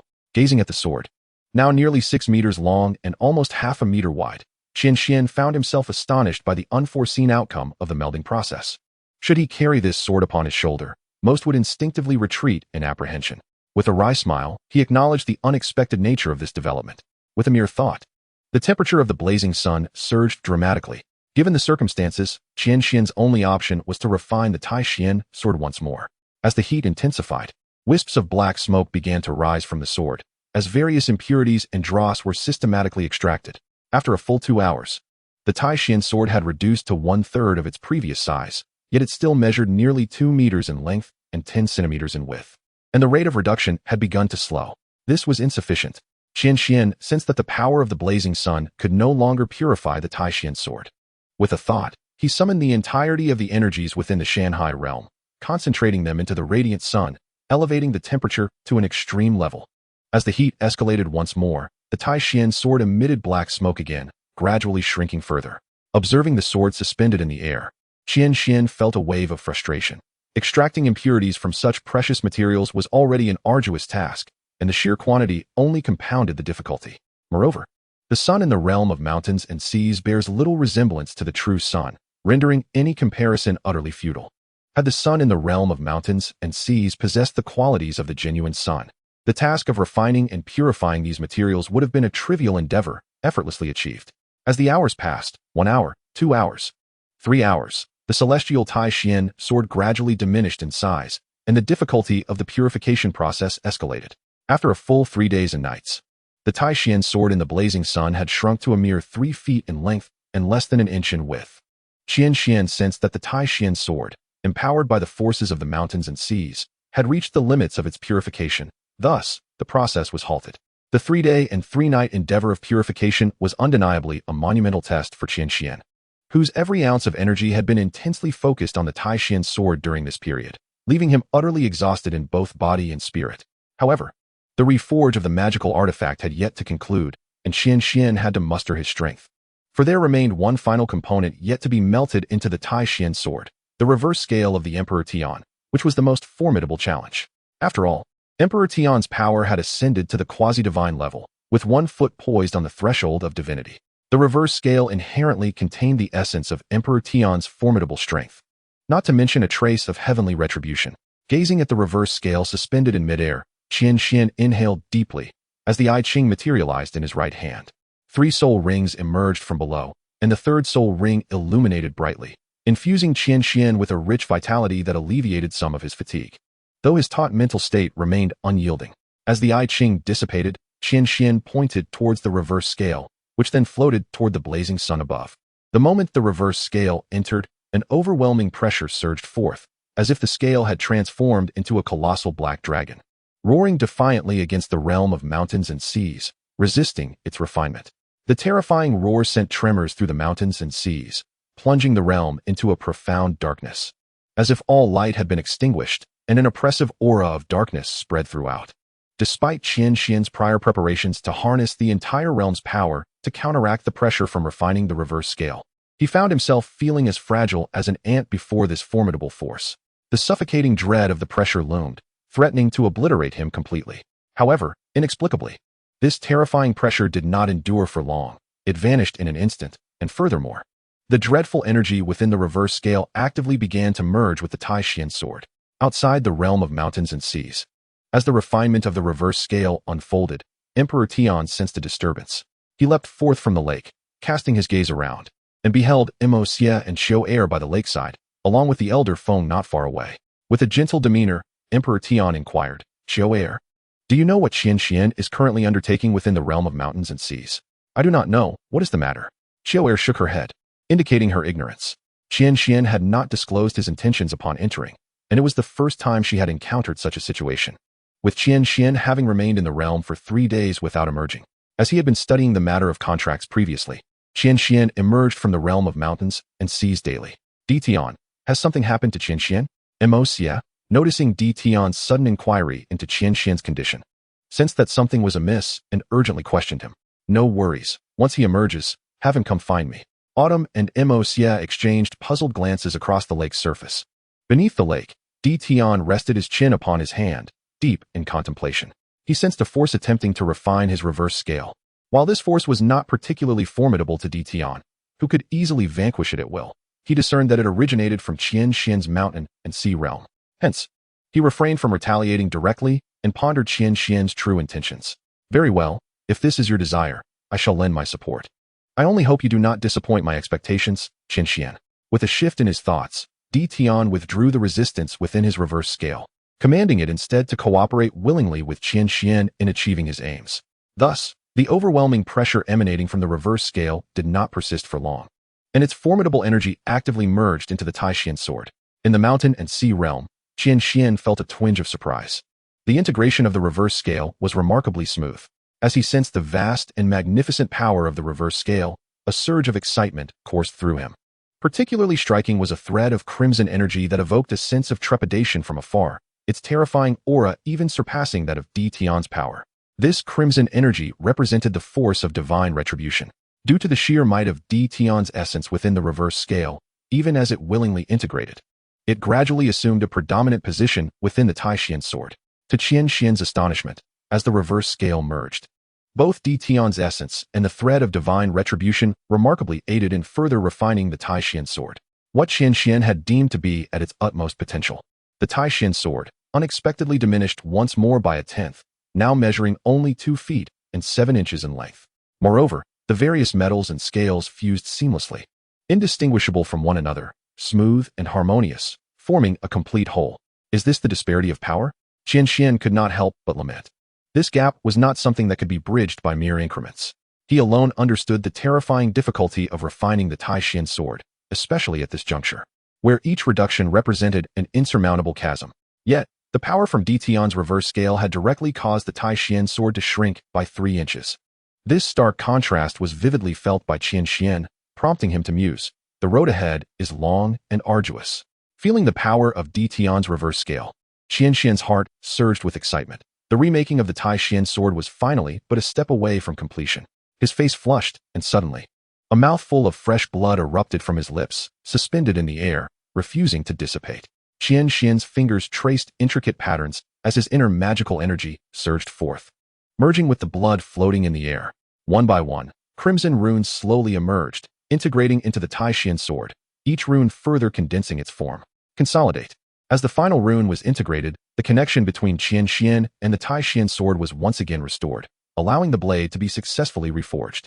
Qian Xuan slowly rose to his feet, extending his right hand as the reforged Taoist sword soared forth from the blazing sun, landing in his grasp. Holding the sword, Qian Xuan felt an overwhelming weight, for the appearance of the Taoist sword had transformed drastically. Now, it measured 2 feet and 7 inches in length. Its blade as delicate as a cicada's wing. At the top center of the blade were inscribed the 2 characters Taoist, beneath which coiled a magnificent black dragon, ascending with lifelike vigor. The dragon's scales shimmered with a hint of crimson, exuding an eerie, chilling light. This form was strikingly reminiscent of the vision he had in his dreams. If the previous encounter with the Qian bell was mere coincidence, then the Tai Qian sword could not possibly be so. Gazing at the sword in his hand, Qian found himself contemplating the significance of the scenes from his dreams. However, the strangeness of the situation left him perplexed, and he opted to set aside his thoughts, as all he desired at that moment was to rest. After 3 days of sleeplessness and heightened concentration, the relaxation of his body and mind brought forth a wave of fatigue. Even amidst the transformation of the Tai Qian sword, he did not take the time to examine it closely before departing from the Mountain Sea realm. In the starry forest, upon emerging, Qian soon spotted Mo and Qiuer not far away. Briefly informing them of his need for rest, he then made his way to Old Feng's tent, where he succumbed to a deep slumber.